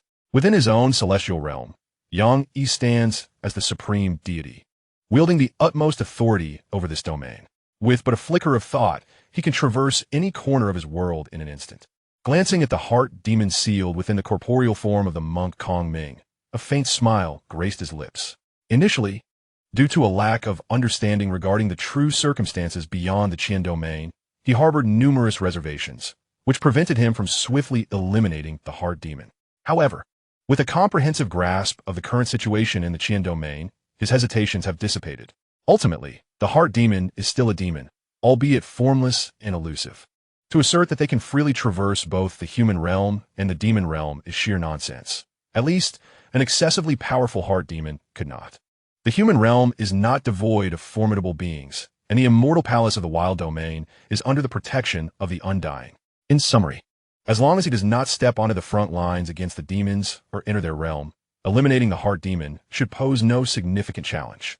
With a simple gesture, Xianxia summoned the corporeal form of the monk Kong Ming from the earth, bringing it forth before him. A wave of his sleeve dissipated the seals binding the monk's body.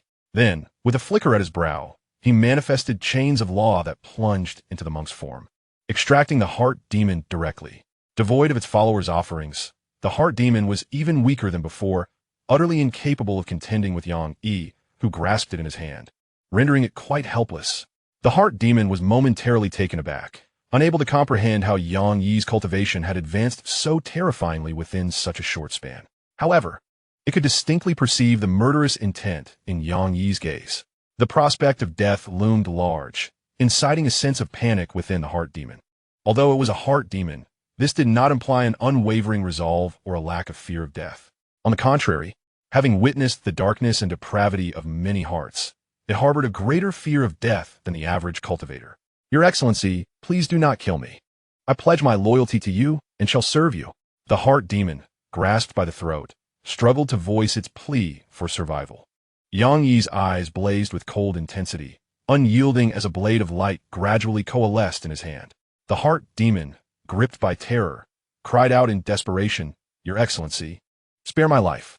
I'm of great use to you." The heart demon race possesses a unique heart demon contract, which allows for the enslavement of their kind without the risk of contamination from their essence, remaining undetected by others of their kind.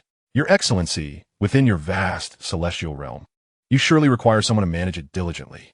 If you enslave me, I shall tend to your celestial realm, allowing you ample time to cultivate. You need not worry about the integrity of the heart demon contract. You may probe my soul to verify the truth of my words. Furthermore, you need not fear my treachery. Once bound by the contract, any signs of disloyalty would be perceptible to you, and you could easily obliterate my consciousness. Additionally, once the heart demon contract is established, other heart demons will find it exceedingly difficult to influence you, and I can shield you from attacks targeting your soul. The heart demon, fearing that Yang Yi might erase it at a moment's notice, hastily laid bare its entire essence and background. Upon hearing the words of the heart demon, the blade in Yang Yi's hand flickered briefly before dissipating. If what the heart demon claimed were indeed true, then this entity might possess some utility, and accepting it would not be out of the question. Yang Yi fixed his gaze upon the heart demon for a moment, then pointed a finger at its brow, allowing his spiritual power to delve within and meticulously investigate the information regarding the heart demon contract. After thoroughly examining the details of the heart demon contract, Yang Yi proceeded to probe into other related aspects, enabling him to cross-reference and validate the information, thereby preventing any exploitation by the heart demon. Having extracted the memories of the heart demon, Yang Yi gained a comprehensive understanding of the heart demon contract. It was indeed, as the heart demon had stated, an innate covenant of their kind, possessing the capacity to subjugate heart demons. Overall, a staggering 99% of what the heart demon had said was accurate. However, this heart demon was not entirely forthright. There existed a means to circumvent the contract. Should the heart demon's strength surpass that of the signer, it could potentially retaliate and turn the tables, enslaving the signer instead. This crucial detail had not been disclosed to him. It was only by chance, while sifting through the heart demon's other memories, that he stumbled upon this inconspicuous fact. Eons ago, a prodigy of the heart demon clan had utilized the heart demon contract to retaliate and enslave the signer at a moment of vulnerability. A cold smile crept across Yang Yi's heart. Indeed, heart demons were notoriously hard to tame, even at the brink of life and death. They did not forget to secure a means of retaliating against their signers. Had he not been vigilant, he would have fallen prey to this heart demon's deceit. Although Yang Yi did not believe this particular heart demon would have the opportunity to retaliate against him, the mere thought of its cunning intentions left him quite displeased. Nevertheless, he had no immediate intention of confronting the heart demon about it. The heart demon indeed held considerable potential for him. In the future, the cave world would undoubtedly require further refinement and cultivation.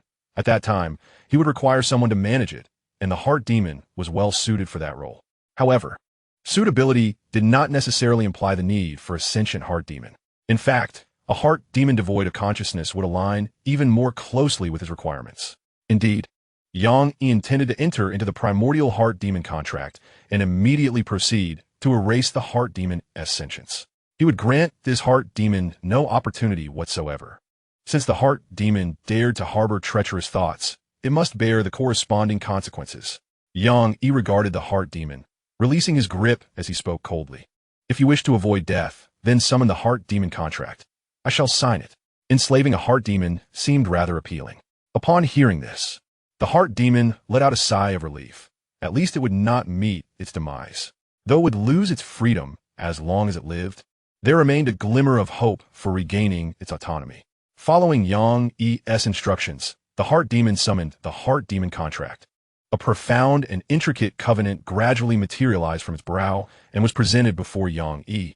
With keen eyes, Yang Yi scrutinized the heart demon's every action. This time, the heart demon refrained from employing any trickery and presented the contract in its standard form. After confirming that the heart demon contract posed no issues, Yang Yi's gaze sharpened, and a flash of blade light suddenly appeared, slicing through his palm to extract a drop of essence blood which fell into the heart demon contract.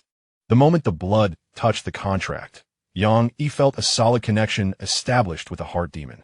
Within this pact, He held absolute dominion. He could sense that the life and death of the heart demon rested solely within his thoughts. He possessed the capability to extinguish the heart demon's consciousness with a mere idea, transforming it into a puppet that would obey his every command. Xianxia nodded with satisfaction. The sensation of subjugating a heart demon was indeed quite pleasurable, replete with advantages. Chapter 218. Erasing the heart demon's consciousness. Upon completion of the contract, the heart demon bowed to Xianxia, ingratiatingly expressing gratitude.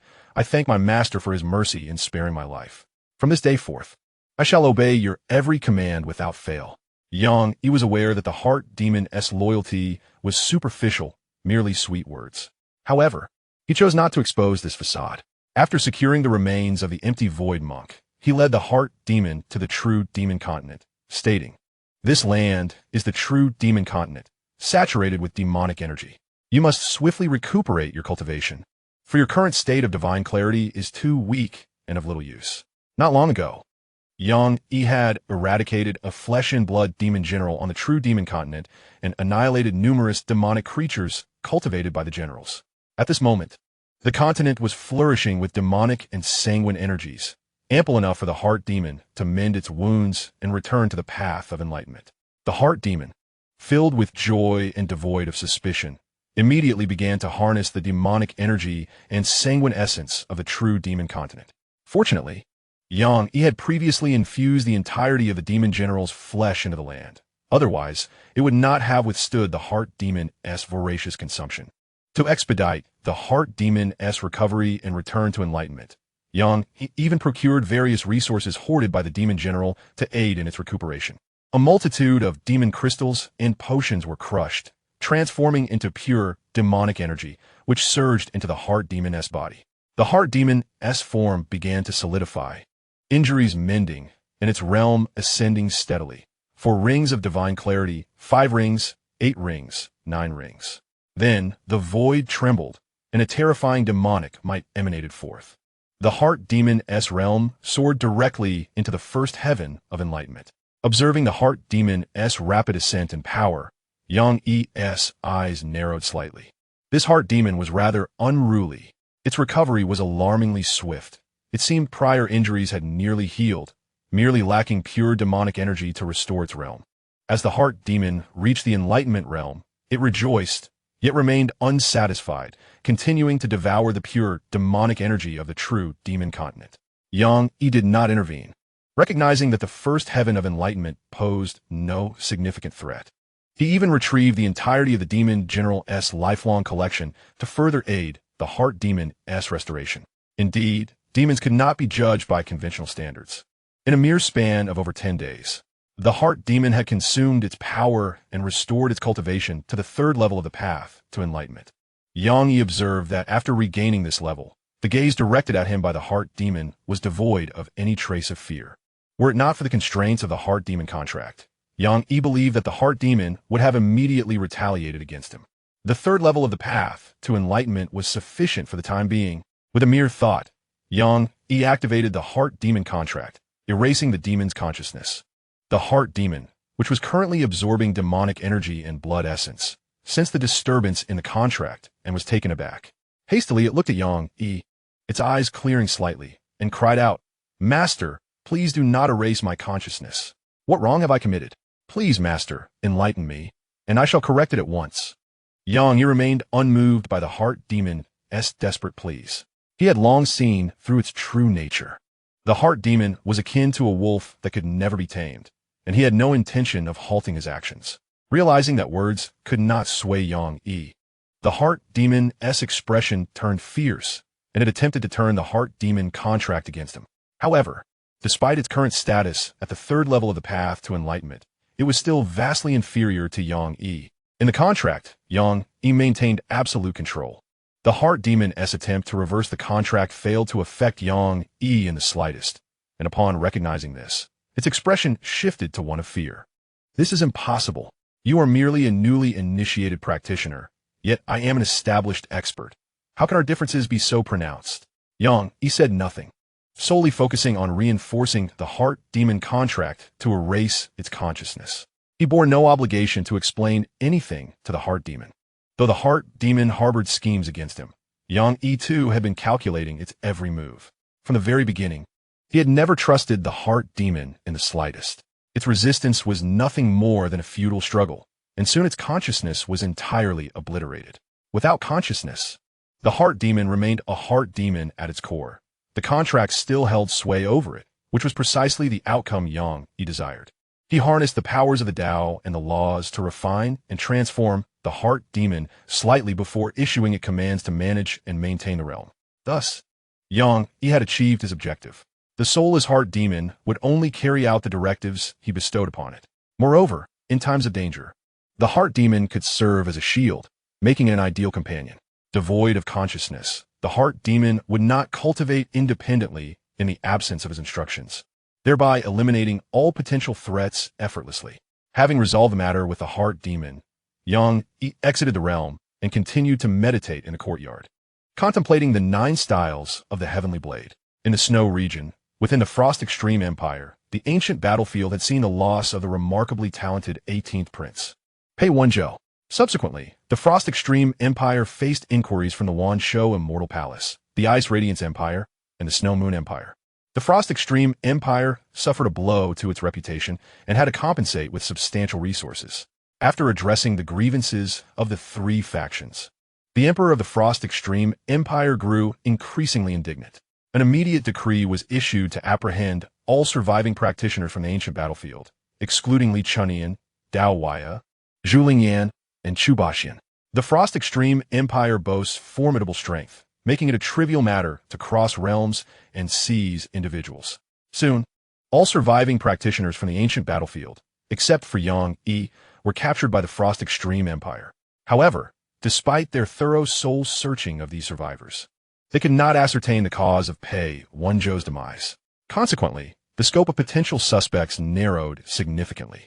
Pei Wenzhou's death could only be attributed to Li Chunyan, Dao Huaya, Chu Baxian, Zhu Lingyan, or an unknown individual, referring to Yang Yi, whose name was unknown to the Frost Extreme Empire. Li Chunyan, Dao Huaya, Chu Baxian, and Zhu Lingyan all possessed profound backgrounds, making it unwise for the Frost Extreme Empire to act against them lightly.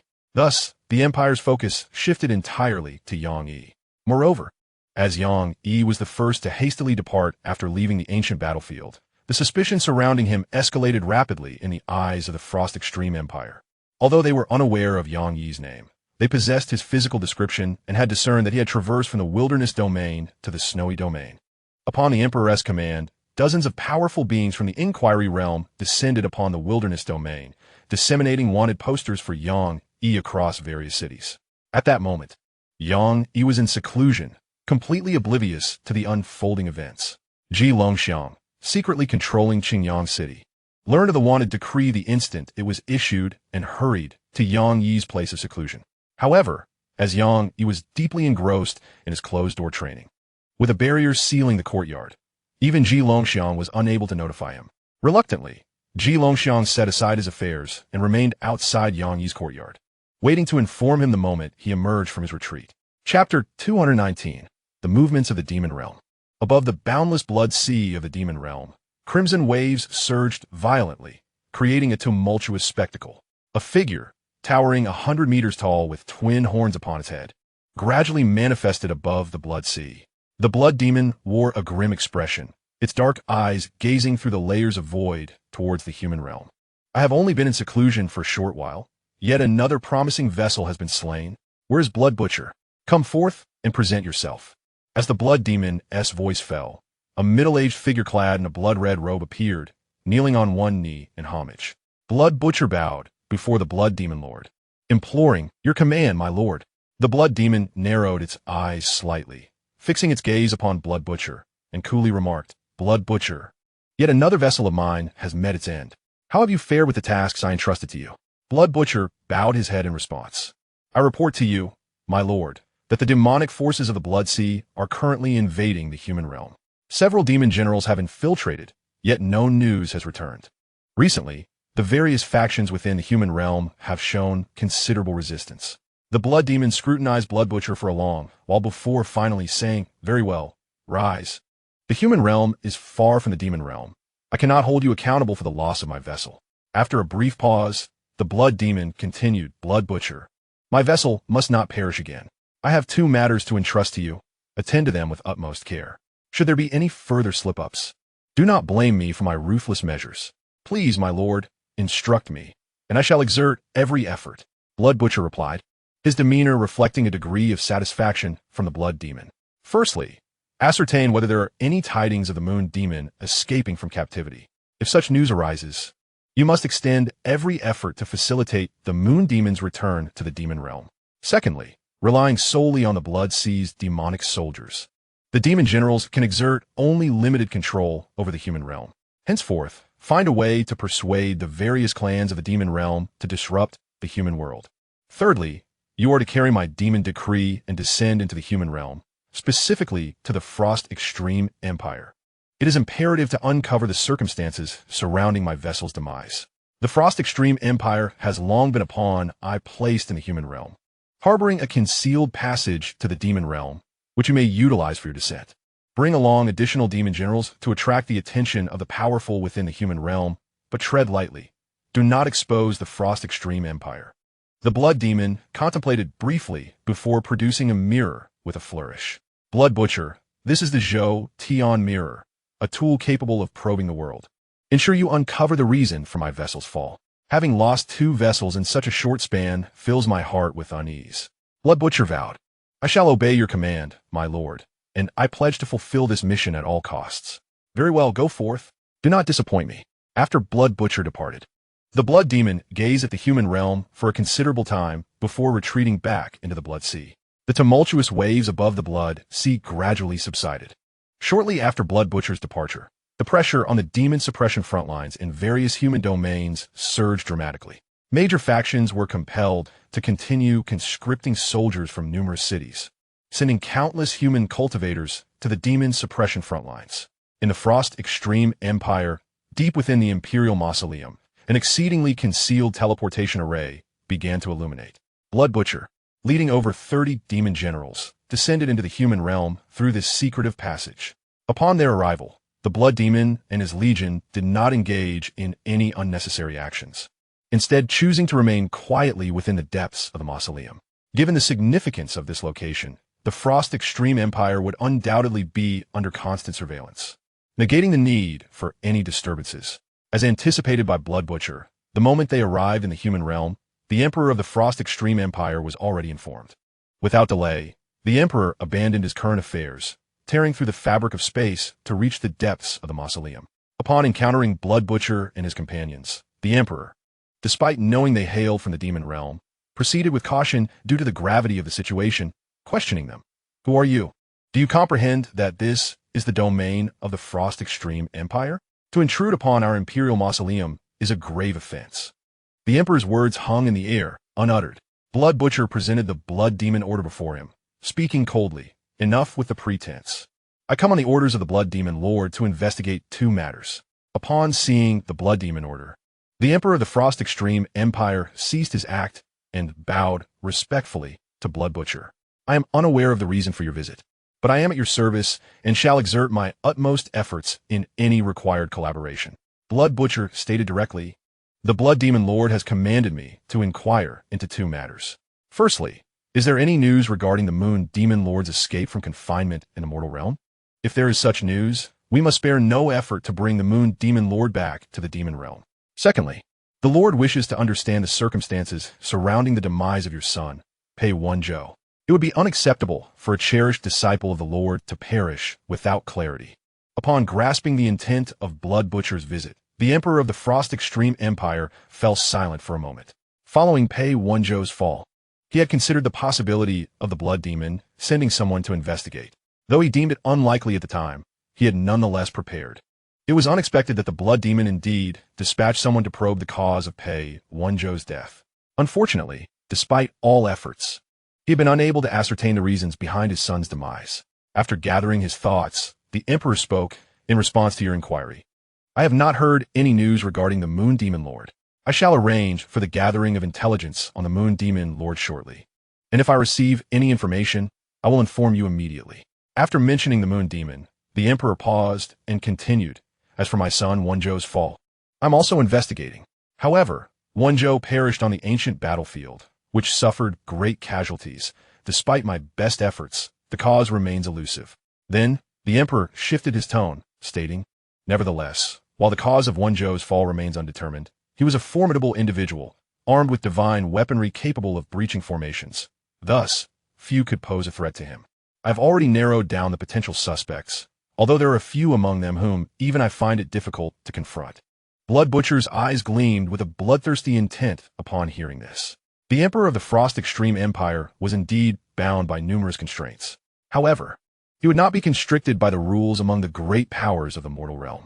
The vessel of the Blood Demon Lord must not be spared due to its unique status. Blood Butcher fixed his gaze upon the Emperor, articulating each word with intensity. Who are they? If you dare not act, I shall take their lives. Those who dare to harm the Lord's direct disciple must pay the price. The Emperor of the Frost Extreme Empire revealed the identities of the few survivors from the ancient battlefield. Li Chunyan, the ninth princess of the Snow Moon Empire, Dao Wuyo, the sole son of the Heavenly Wind Pavilion Master of the Snow Moon Empire, Zhu Lingyan, a candidate holy maiden of the Longevity Immortal Palace, Chu Baxian, the son of the tyrant of the Ice Radiance Empire, and an unnamed individual from the wilderness, of whom I possess a likeness. Chapter 220, Severing the Investigation. After the sovereign of the Frost Extreme Empire finished sharing the information about several individuals, Blood Butcher pondered for a moment before inquiring, Sovereign, in your estimation, who among them bears the greater suspicion? The nameless one. The sovereign of the Frost Extreme Empire replied with unwavering certainty. Oh, why so? This nameless figure emerged from the ancient battlefield and was the first to depart the scene. I have previously employed methods of divination to ascertain his identity and whereabouts. Yet I found nothing. The backgrounds of the other individuals are extraordinary, their foundations profound, which allows them to evade my calculations quite normally. However, the nameless one is suspicious. He is not known as a descendant of any great power. Thus his culpability is the most significant. Upon hearing the words of the sovereign, Blood Butcher's eyes narrowed slightly. This becomes increasingly intriguing. The sovereign of the Frost Extreme Empire possesses commendable strength, being of the same realm as myself. It is quite illogical that a formidable figure of the transformation realm cannot discern the origins and position of a mere ninth-grade practitioner. The suspicion surrounding this individual is indeed remarkably high. Provide me with his likeness. I have brought the Lord's celestial mirror. Across the vast expanse of the world, save for the immortal, none can escape the scrutiny of the celestial mirror. Originally, he was supposed to take the celestial mirror to the site of Pei Wenzhou's demise for investigative purposes. However, Pei Wenzhou fell amidst the ancient battlefield. Now obscured, even for one of his caliber, entry into the ancient battlefield would be impossible. Thus, he could only utilize the celestial mirror to explore the nameless individual with the highest suspicion. With a flick of his right hand, the sovereign conjured the visage of the nameless one. Should Xianxia happen to see this, he would undoubtedly be astonished. The appearance conjured by the sovereign was an exact replica of his own. Blood Butcher retrieved the celestial mirror, and with a gesture, the image formed by the sovereign was instantly absorbed into the mirror. Then, dark mist swirled upon the surface of the celestial mirror, revealing a series of images. The mountain range where the ancient battlefield lies, the snowy wasteland city, the Snow Moon Imperial capital, and the desolate Lingyang city. The celestial mirror appeared intent on tracing the locations where the nameless one had lingered, ultimately zeroing in on his current whereabouts. Meanwhile, in Qingyang City, within the confines of Yang Yi's secluded dwelling, the divine maiden of the Shi Emperor, who was attached to him, furrowed her brows. Turning her gaze through the endless void towards the direction of the Frost Extreme Empire, she mused, the demon clan has set their sights on the new path. Ever since the disappearance of the demon lord, they have only descended further into depravity. Very well, I shall intervene once more. Though the new path is impressive, it may not evade the scrutiny of the immortal artifacts. It seems imperative to expedite the search for an absolutely safe place for seclusion. Yes, a suitable opportunity is still required. With a graceful wave of her delicate hand, an enigmatic aura emanated forth, directly severing the threads of causality. Deep within the imperial tomb of the Frost Extreme Empire, the celestial mirror appeared to be affected by some disturbance. The images flickered momentarily before returning to its dormant state. Witnessing this, Blood Butcher and the sovereign of the Frost Extreme Empire were left in a state of shock and grave concern. Blood Butcher spoke in a solemn tone. A formidable being has severed the threads of causality, undoubtedly an immortal-level powerhouse. The ruler of the Frost Extreme Empire wore a countenance like still water. The situation was exceedingly precarious. Only an immortal-level entity could obstruct the all-seeing mirror of the immortal artifacts. Your Excellency, this matter involves an absolute powerhouse of the immortal tier. How shall we proceed? Blood Butcher also felt the weight of the dilemma. After deep contemplation, his gaze gradually took on a fierce intensity. If we speak of immortality, do we not have our own immortal forces behind us? Moreover, he has previously slain the disciple of Blood Demon Sovereign. How can we refrain from taking action? In uttering these words, Blood Butcher completely overlooked the fact that they did not possess absolute certainty that the Nameless One was indeed the slayer of Pei Wan Zhou. However, now that the causality of the Nameless One had been severed by an immortal, their efforts to discern his whereabouts had proven fruitless. The ruler of the Frost Extreme Empire raised a point of contention. Have we not discovered his proximity to the wild domains, Lingyang City? This individual must certainly be from the wild domain. If the all-seeing mirror cannot ascertain his exact location, we shall dispatch more personnel to search for him city by city with his portrait. After speaking, Blood Butcher turned to the 30 or so demon generals he had brought along. You shall remain in the mortal realm for the time being. Find a way to capture Li Chunyan, Dao Wui, Zhu Lingyan, Chu Baxian, and the Nameless One. We must not overlook any suspects, regardless of their background. With the absence of the transcendent saints and the extinction of the primordial forces, the Sovereign stands at the pinnacle of this world. There exists no power we cannot confront. The 30 or so demon generals responded with resounding vigor. We shall faithfully obey the king's orders. After issuing commands to the demon generals, Blood Butcher addressed the ruler of the Frost Extreme Empire. I am a harbinger of creation and cannot linger here any longer. I hope the Emperor can extend some effort on behalf of my demon generals, facilitating their tasks. Rest assured, Your Excellency, all actions are in service of the Sovereign. How could I not be attentive? Blood Butcher returned to the demon realm through a teleportation array with the all-seeing mirror. This matter involved immortality, and regardless of the circumstances, he had to report to the Blood Demon Sovereign. After Blood Butcher departed, the 30 or so demon generals commenced their actions as well. Under the cover of the ruler of the Frost Extreme Empire, they exited the royal mausoleum and split into several teams, heading in various directions. 10 demon generals proceeded towards the Xianxia Empire, 6 towards the Bingyao Empire, and the remaining 19 made their way toward the wild domain. Their targets were none other than Li Chunyan, Dao Wui, Zhu Lingyan, Chu Baxian, and Yang Yi, those who had survived the ancient battlefield. In Xinjiang City, Yang Yi had been in seclusion, comprehending the 9 styles of the Heavenly Blade for over 3 months. It was only after fully mastering the 5th style, the flow of the 5 elements, and the 6th style, the unity of the 6 harmonies, that he emerged from his retreat. Mastering these 2 styles in such a brief period was largely thanks to the extraordinary phenomenon of the purple chi emanating from the east. Without this auspicious energy, even having witnessed the grand figure demonstrating the Heavenly Blade, he would not have been able to master both styles within such a short span. To comprehend that the Heavenly Sword 9 styles begins its ascent to the sacred tier from the 5th style, one must acknowledge the immense difficulty of mastering it. Having grasped 2 styles of the Heavenly Sword, Yang Yi resolved to emerge from his secluded training. He had been in isolation for an extended period, and it was time to venture forth, to refresh his spirit and engage with the world outside. Moreover, he needed to ascertain the progress of Zhu Lingyan, as considerable time had elapsed. With Zhu Lingyan possessing the map of the Lost Lands, it was reasonable to expect that significant discoveries had been made. It would be a grave misfortune if he missed out on the expedition to the Lost Lands due to his seclusion. In Yang Yi's view, the Lost Lands were not merely ancient battlegrounds, but rather remnants or mystical realms. At this juncture, he was in dire need of profound insights to elevate his cultivation, and he could not afford to overlook any locations that bore semblance to ancient battlefields or relics. Rising from the void, Yang Yi relaxed his form and subsequently stowed away the barrier orb. As the barrier's shielding effect dissipated, it immediately roused Ji Longxiang, who had been on watch for several months. Ji Longxiang's face lit up with surprise as he hastily stood and bowed towards Yang Yi. Young master, I have urgent matters to discuss. Chapter 221, Adjusting One's Mindset. Enter. Upon hearing this, Ji Longxiang hurried into the courtyard. What could be of such urgency? Was there new movement from the Chun or Lin families? Calculating the time, it seemed about right. Observing Yang Yi's calm demeanor alleviated Ji Longxiang's anxiety somewhat. Reporting to you, young master, it is not concerning the Chun or Lien families. Currently, the pressure on the demon suppression frontline has significantly intensified, necessitating the reinforcement of troops in every city. As the situation stands, even the Chun and Lien families are preoccupied. Indeed, then what is the matter? Ji Longxiang took a deep breath and replied, Young master, you are wanted by the Frost Extreme Empire.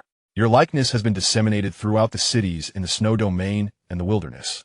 As he spoke, Ji Longxiang produced a wanted poster and presented it to Yang Yi. Yang Yi glanced at the contents of the wanted notice, and then replied nonchalantly, Such trivial matters do not warrant alarm. Apart from the likeness, there is naught but irrelevant information. They are deluded to think they can apprehend me solely based on this image. Upon hearing Ji Longxiang mention the Frost Extreme Empire's pursuit, Yang Yi surmised the situation accurately. It was merely due to his slaying of Pei Wenzhou on the ancient battlefield. However, there was truly no cause for concern. Since leaving the Qin domain, he had seldom made public appearances, and apart from Ji Longxiang, no one possessed knowledge of his identity. Even Li Chunyan, Dao Wuyo, and Zhu Lingyan had limited understanding of him. They did not even know his true name or actual cultivation level. The Frost Extreme Empire's endeavor to locate him among the countless billions in the mortal realm based solely on an image was akin to searching for a needle in a haystack. Even with the Frost Extreme Empire's profound foundation and boundless methods, this task remained a formidable challenge. Yet, he possesses a system that renders all worldly calculations and predictions incapable of directly pinpointing his location, ensuring his safety. Such matters require no concern, at worst. He could simply alter his appearance when venturing outside. After reassuring Ji Longxiang, Yang Yi inquired about his foremost concern. Longxiang, have there been any recent updates regarding Yang Yi? Ji Longxiang pondered for a moment, and then gently shook his head. Reporting to you, young master, there have been no recent communications from Yang Yi. Yang Yi furrowed his brow in perplexity. What is the matter with Zhu Lingyan? Given her status, how has she not yet discerned the location of a lost land? This was rather unexpected. Could it be that something has transpired at the Eternal Life Palace? Longxiang, send word to Yang Yi, instructing him to investigate whether any incidents have occurred at the Eternal Life Palace, with particular focus on gathering intelligence regarding the candidate saintess, Zhu Lingyan. Longxiang acknowledged the command. Upon hearing this, Ji Longxiang clasped his hands in a gesture of respect and prepared to leave to make the necessary arrangements. Just then, Yang Yi called out to Ji Longxiang, as he still had matters to discuss. Longxiang, hold on a moment. That previous matter is not urgent. After a brief pause, Yang Yi continued, Have any reports been gathered recently regarding ancient battlefields, relics, or secret realms? Reporting to you, young master, following your instructions, I have indeed collected relevant information. Concerning ancient battlefields, two credible leads have surfaced, one located in the demon realm and the other in the Western Buddhist realm. However, the authenticity of these reports is still under verification, and the precise locations remain undetermined, which is why I have yet to bring it to your attention. Demon realm, Buddhist realm. He recalled that he still owed Sun Batian a promise. Nevertheless, the demon realm is the domain of the demon race, and although he has significantly advanced in strength, reaching the level of inquiry, he still might not be adequate to delve into the demon realm and eradicate the bloodthirsty demon tiger clan. His obligation to Sun Batian would have to be postponed. Contemplating this, Yang Yi suddenly had an idea.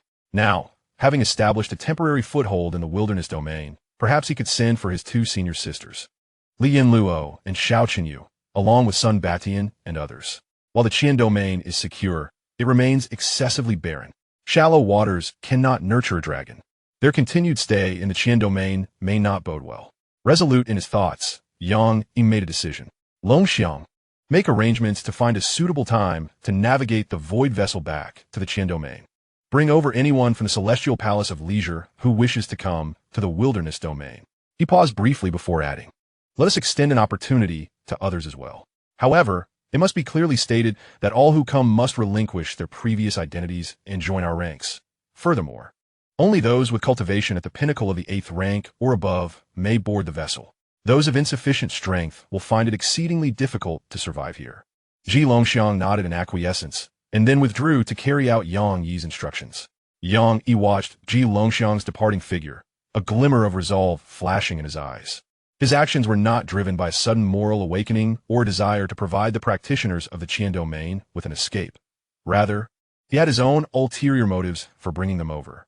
The vastness of this world is immense, with even a mere wasteland being boundless. To live freely and unencumbered in such a realm, one cannot rely solely on solitary endeavors. He was in urgent need of a force to gather intelligence and process information. In this regard, the people of the Qin domain were deemed more trustworthy and easier to control than those of the wasteland. Although Ji Longxiang possessed considerable abilities, he was ultimately but one individual, and among his subordinates, only a few quartz refiners could be deemed reliable. This was insufficient to meet his demands for information. Moreover, had Ji Longxiang's trustworthy subordinates been numerous, intelligence regarding the ancient battlefields of the Demon Domain and the Western Buddha Domain would have surely been discerned long ago. After Ji Longxiang departed, Yang Yi altered his appearance and took a stroll through Qingyang City. He soon discovered that posters of his wanted notice were plastered throughout the city. However, Yang Yi paid little mind to this and continued his leisurely exploration. Having secluded himself for such an extended period, he felt the need to unwind and strike a balance between work and relaxation. Qingyang City, under Ji Longxiang's clandestine control, had improved significantly compared to their initial arrival. Yet, possibly due to the incessant demands for conscription from the front line against the demon, the city now appeared somewhat desolate, with scarcely any 8th or 9th tier martial artists in sight. Feeling bored, Yang Yi decided to enter a tavern he passed, listening to the tales of others, indulging in stories while savoring his drink. After awakening, he wandered into a tea house, enjoying music throughout the night. Upon exiting the tea house, Yang Yi traversed every corner of Qingyang City, witnessing both the intoxication of opulence and the depths of poverty, observing lives filled with joy and families, as well as those who led solitary existences until the end. He savored exquisite wines and drank the simple brews of the common folk. The path of life is formless, yet the principles that govern existence are omnipresent. In reality, there is no true matter. It is the foolish who create their own turmoil. Through this experience, Yang Yi's previously tumultuous mindset, which had been unsettled by his journey to the ancient battlefield, gradually returned to a state of tranquility. During that expedition, he had glimpsed a hidden corner of the universe, which had caused his heart to become anxious and unbalanced. It was only after emerging from the ancient battlefield that he felt compelled to seclude himself for such an extended period. Even after his retreat, he struggled to regain his composure, prompting him to wander the city. Chapter 222, Confirmation of the Lost Land's Location. During these days of adjusting his mindset, Yang Yi, situated near the Wanshou Immortal Palace, finally received news. As soon as Ji Longxiang received the message from Yang Yi, he set aside his current affairs and hurried to wait outside Yang Yi's courtyard for his return. Although Ji Longxiang was aware that his young master, Yang Yi, was present in Qingyang City, he could not identify him due to the change in his appearance, and thus resorted to this simplistic method of waiting for his master's return. Fortunately, outside the courtyard lies a warning formation, a barrier casually set by Yang Yi during his leisure moments. As Ji Longxiang approached the courtyard, he inevitably triggered the concealed formation and barrier. Yang Yi, situated in Qingyang City, immediately sensed the disturbance of the formation and barrier. After a brief calculation to ascertain safety, he set off to return to the small courtyard. Outside the courtyard, upon seeing Yang Yi's return, Ji Longxiang quickly approached him, bowing and saying, "I have the honor of meeting the young master." Yang Yi replied, "What brings you here in such haste?" "Young master," Ji Longxiang began, "Yang Yi has transmitted information regarding the Wanshou Xiangong." As he spoke, he handed Yang Yi the silk scroll containing the message from Yang Yi. Yang Yi accepted the silk scroll and began to peruse its contents. Upon finishing the scroll, he grasped why Zhu Lingyan had taken such a considerable amount of time to ascertain the precise location of the lost land. It turned out that following their expedition to the ancient battlefield, she had enjoyed a period of utmost comfort and leisure. The recent opening of the ancient battlefield had resulted in numerous casualties, involving countless factions, including formidable powers such as the Frost Extreme Empire. To ensure Zhu Lingyan's safety, upon her return to the Wanshou Xiangong, she was ordered to contemplate in solitude for over a month under some pretext. After concluding her meditation, she participated in the competition for the new generation of saintesses. It was only after successfully seizing the title of saintess that she found the time to study the map of the lost land. Only in the past few days had she finally confirmed its location. Subsequently, she reached out to Yang Yi through the Longhuan Jade Pendant. Upon receiving the message and confirming safety, Yang Yi promptly relayed the information back. The silk scroll, sent by Yang Yi, did not explicitly disclose the location of the lost land, suggesting that Zhu Lingyan had chosen not to reveal it to him. It appears that to uncover clues regarding the lost land, he must personally visit the vicinity of the Wan Shou Xiangong. Yang Yi turned to Ji Longxiang and inquired, "Longxiang, have you confirmed Yang Yi's safety?" Ji Longxiang slightly shook his head. "Young master, I came upon receiving the news and have not yet confirmed Yang Yi's circumstances. However, I have dispatched Yang Heir to investigate, and we should receive news shortly." Hearing this, Yang Yi nodded. He found Ji Longxiang's diligence commendable and in line with his expectations. Yang Heir would not return that swiftly. Yang Yi thus inquired about other matters he had previously assigned to Ji Longxiang. "Longxiang, how are the arrangements for the ancient battlefield and the relic identification, as well as the matters concerning the Qin domain?" In response, Ji Longxiang respectfully replied, "In regard to the two ancient battlefields, the information regarding the Western Buddha domain has been confirmed.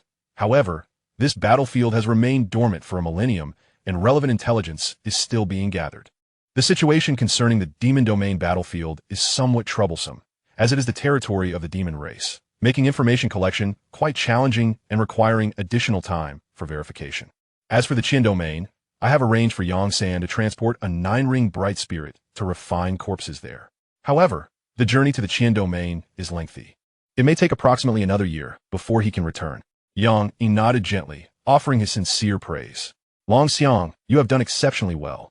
Once they arrive, you will be able to dedicate more time to your cultivation. The 4th ring of the bright spirit is commendable, yet it still falls slightly short in this realm."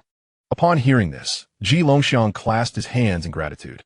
Thanks to the young master, Longxiang is able to make further breakthroughs. In truth, Ji Longxiang was quite satisfied with his progress. After all, how long had he been following his esteemed young master Yang Yi? In the realm of the bright spirit, he had already broken through 2 levels in a short span of time. Such a pace of advancement was something he had never achieved in his solitary practice over several hundred years. In summary, he felt fortunate for his decision to follow young master Yang Yi. If one were to ponder any dissatisfaction in his current life, it would be that the opportunities for combat had diminished significantly since aligning himself with young master Yang Yi. This was somewhat hard for him, a martial enthusiast with a natural inclination for battle, to adjust to. However, given his relatively low cultivation level in the 4th ring of the bright spirit and the absence of a formidable background, he had no choice but to temper his fighting spirit. A day later, Yang Heir returned to Qingyang City with the news that Yang Yi was safe and sound. With no further concerns, Yang Yi decided not to delay any longer. After making some preparations, he proceeded to the teleportation array that connected Qingyang City to Lingyang City. Yang Yi's current location was Lingshan City, one of the 6 grand cities directly governed by the Wanshou Immortal Palace. Lingshan City lay merely 10,000 miles from the Wanshou Immortal Palace, firmly within its dominion. The journey from Qingyang City to Lingshan City necessitated passage through Lingyang City, where one would need to undergo scrutiny before being permitted to enter Lingshan City via the teleportation array. Ji Longxiang covertly managed all affairs in Qingyang City, easily arranging a fitting identity for Yang Yi. Yang Yi seamlessly passed through the inspections at Lingyang City and arrived at Lingshan City via the teleportation array. Following the address left by Yang Yi, he quickly located him within the city. Upon seeing Yang Yi immediately bowed in respect. "I am your subordinate, Yang Yi. Greeting my master." Yang Yi did not engage in idle conversation and got straight to the point. "Rise. Have you received any communication from the Saintess Zhu Lingyan of the Wanshou Immortal Palace in the past few days?" Yang Yi stood up, producing the divine artifact, the Longhuan Jade Pendant, and presented it to Yang Yi. "Master, my agreement with Saintess Zhu Lingyan regarding the next communication has not yet arrived. She has not contacted me in the interim. What did you last agree to communicate again? At noon tomorrow, she will reach out once more." Yang Yi accepted the Longhuan Jade Pendant and nodded gently. "Thank you for your efforts during this time. Tomorrow, if there are no matters at hand, return to Qingyang City." "As you command." A day swiftly passed, and at noon on the 2nd day, Yang Yi felt the divine artifact, the Longhuan Jade Pendant, tremble. As he grasped it, a sultry voice emanated from within. "The agreed time has arrived. I wonder if Lord Yang Yi has arrived?" Yang Yi could discern the voice of Zhu Lingyan. It was unlikely that anyone else could emit such an alluring tone. "Your Grace, it has been a long time. I am Zhou Yi. Have you confirmed the location of the lost land?" On the other side, atop the Xianxia peak of the Wanshou Immortal Palace, upon hearing Yang Yi's deep voice. A glimmer of brilliance ignited in Zhu Lingyan's eyes. She had already learned of Yang Yi's unique qualities from Li Chunyan and Dao Wuyo. This expedition to the Lost Land would provide her the perfect opportunity to delve deeper into his character, to see if he could indeed live up to the lofty praise bestowed upon him by Emperor Shi. Chapter 223. The Journey to the Fire Domain. Ah, it is indeed Zhou Yi who has arrived. I have confirmed the location of the Lost Land. It lies near the city of Heavenly Fire in the Fire Domain. Zhou Yi, the Fire Domain is quite distant from the wilderness. We must set off soon. Where are you located? We shall come to find you. Yang Yi had heard of the Fire Domain. It was a vast realm within this world. Rumor had it that the Fire Domain surpassed ordinary realms in both territory and the number of formidable beings. However, due to its considerable distance from the wilderness, information about the Fire Domain circulating within the wilderness was exceedingly scarce. The journey from the wilderness to the Fire Domain was daunting. Even utilizing a cross-realm teleportation array would require traversing several major realms, taking over a month to reach. After a moment of contemplation, Yang Yi replied to Zhu Lingyan, I am in Linxian City. Please come here. Very well, Zhou Yi. Kindly wait a moment. We shall arrive shortly. By the way, Zhou Yi, I am not traveling alone on this journey. Several outstanding talents from the Immortal Palace accompany me, so I hope you do not mind. Yang Yi had anticipated this and did not take it to heart. Zhu Lingyan's every move could not entirely evade the Wanshou Immortal Palace. Concerning a long-sealed domain like the Lost Land, the Immortal Palace would certainly not remain indifferent. It was entirely normal for them to dispatch prodigies and protectors to accompany her. Yes, please come. As long as they do not interfere with my affairs. Everything else is at your discretion. With the communication concluded, Yang Yi turned to Yang Yi beside him and said, You may now return to Qingyang City. There is no need for you to remain here. Upon hearing this, Yang Yi bowed respectfully and promptly withdrew. After Yang Yi departed, Yang Yi altered his appearance and concealed his aura before leaving the courtyard. However, he did not venture far. Instead, he sought out a nearby tavern to leisurely enjoy some wine while keeping an eye on the courtyard. Approximately half an hour later, Zhu Lingyan and 6 young men and women soared in from the distance, hovering before the courtyard. Zhu Lingyan's group of 7 consisted of 3 men and 4 women, the highest cultivation level among them being merely the 4th ring bright deity. Yang Yi observed Zhu Lingyan's group from the tavern without experiencing any sense of trepidation, nor did he perceive any malice. He sensed their protectors as well. 2 were at the inquiry level, while the remaining 5 were bright deities, posing no real threat to him. Yang Yi calculated for a moment, confirming that everything was indeed in order before deciding to make his appearance. Outside the courtyard, the enchanting voice of Zhu Lingyan resonated. Lord Zhou Yi, we have arrived. Are you ready? Without allowing Zhu Lingyan to speak again, Yang Yi emerged before them, donning a somewhat unfamiliar visage, and greeted them with a smile. Your Holiness, it has been a long time, he exclaimed. I have met the esteemed talents of the Wanshou Immortal Palace. Zhu Lingyan regarded the stranger before her, her pupils narrowing slightly. However, she quickly realized the reason behind Yang Yi's disguise. After all, he was still being pursued by the Frost Extreme Empire, making such an alteration understandable. Zhu Lingyan offered a slight bow to Yang Yi, saying, Indeed, it has been quite a while. How have you been, Lord Zhou Yi? As Yang Yi and Zhu Lingyan engaged in conversation, the other 6 prodigies of the Wanshou Immortal Palace stared in astonishment at the two. They had not anticipated that the friend their holy maiden spoke of was, in fact, a man. It was well known that while their holy maiden possessed an innate charm, she was fundamentally quite aloof. Among the tens of thousands of male disciples within the Wanshou Immortal Palace, none had ever received such treatment from her. Even in the presence of the first holy son, Lu Changqing, they had never witnessed her displaying such demeanor. Who exactly was this Zhou that the holy maiden smiled so alluringly? Their apparent camaraderie seemed to suggest a connection beyond the ordinary. The female prodigies of the Wanshou Immortal Palace huddled together, gossiping in hushed tones. The 3 male prodigies looked on with envious eyes directed at Yang Yi. One of them lamented, The holy maiden's smile is simply exquisite. How I wish it were directed at me. Another added, She is so beautiful. If she smiled at me, I would willingly sacrifice 10 years of my life. Indeed, I concur.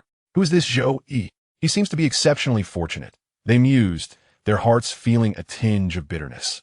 Yet, despite their envy, they bore no animosity towards Yang Yi. They were not foolish. Although they felt a pang of jealousy, they recognized their own limitations. A person of the holy maiden's stature was beyond their reach, and it was unwise to invite trouble. Moreover, someone deserving of such attention from the holy maiden undoubtedly possessed remarkable qualities. Provoking such an individual was not the action of a wise person. The murmurs of the young prodigies of the Wanshou Immortal Palace were heard clearly by both Zhu Lingyan and Yang Yi, but neither paid them any mind. After conversing for a while, Zhu Lingyan spoke earnestly. "It is getting late. We should depart swiftly. It is always better to arrive early." With Zhu Lingyan leading the way, the 8 of them, including Yang Yi and the 7 from the Wanshou Immortal Palace, made their way directly to the teleportation square of Lincian City. The fire domain is quite distant. We must first teleport to the Xiuyu Xianin City, then proceed through the Xiuyu to the Jinyu, the Wanqing Sea, and the Jiuyu domain before we can finally reach the fire domain. Taking into account the time required for the teleportation arrays across various domains to activate, it would take at least a month to arrive. Yang Yi nodded in acknowledgement. He indeed had that much time. The presence of the holy maiden of the Wanshou Immortal Palace, Zhu Lingyan, leading the group, had already saved them considerable time. According to his previous estimations, it would have taken at least a month and a half to reach their destination. He decided to follow the arrangements made by the esteemed holy maiden, as he was not particularly familiar with the fire domain. Having someone capable to handle matters was advantageous. The group arrived at the teleportation square in Lincian City.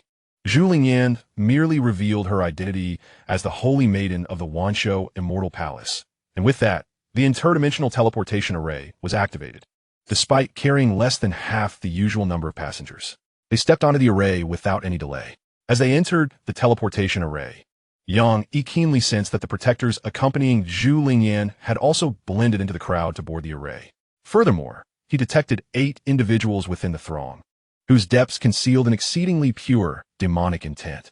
They had employed some means to veil their malevolence remarkably well. Had it not been for his unique constitution as a dual-blooded entity of celestial and demonic origins, along with his cultivation of sacred-level demonic arts, he would have found it difficult to perceive their anomaly. These 8 individuals were, in fact, demons, all of the Dao Inquiry realm. It appeared that the defenses at the human race's front line against demons were not as impenetrable as one might imagine. 8 Dao Inquiry realm demons had managed to infiltrate the mortal realm and were wandering under the very nose of the Wanshou Immortal Palace.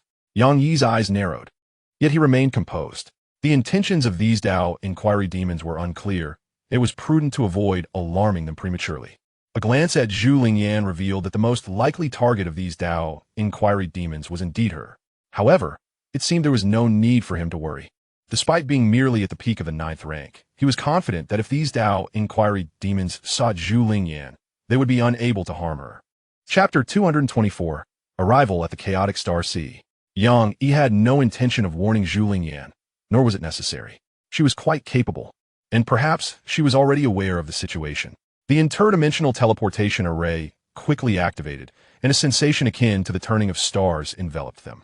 They soon arrived in the snow region, specifically in the Xianbing City, which was governed by the Ice God Palace. Xianbing City held a position in the snow region comparable to that of Lincian City in the Wilderness region, being one of the core megacities of a vast domain. Countless formidable beings resided within Xianbing City, where celestial beings walked the streets, and Dao Inquiry realm practitioners were as common as dogs. Though this was somewhat of an exaggeration, the actual situation was not far from it. Stepping down from the teleportation array and surveying the square, it was evident that there were likely thousands of Dao Inquiry realm experts present. Here, even with Zhu Lingyan's status, she had to exercise discretion. This was not the grand city of the Wanshou Immortal Palace in the Wilderness region, where her identity as the Holy Maiden held as much weight as it did in Lincian City. Certainly, as long as she is not intent on causing trouble, Xianbing City will still extend her a modicum of courtesy.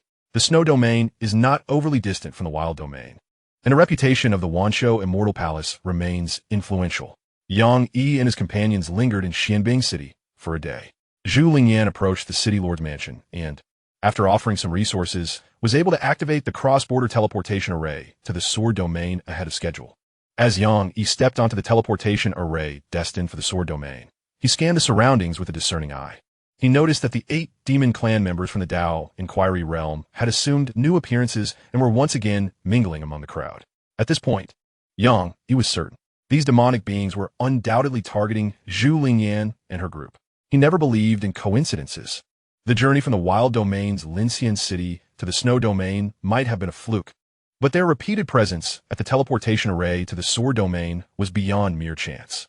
Xianxia remained unperturbed. The fact that these demon clan members had refrained from making a move during their day in Xianbing city indicated that they were not inclined to act hastily. Reflecting on Zhu Lingyan's itinerary, Xianxia deduced that the most likely location for the demon clan's actions would be the chaotic star sea.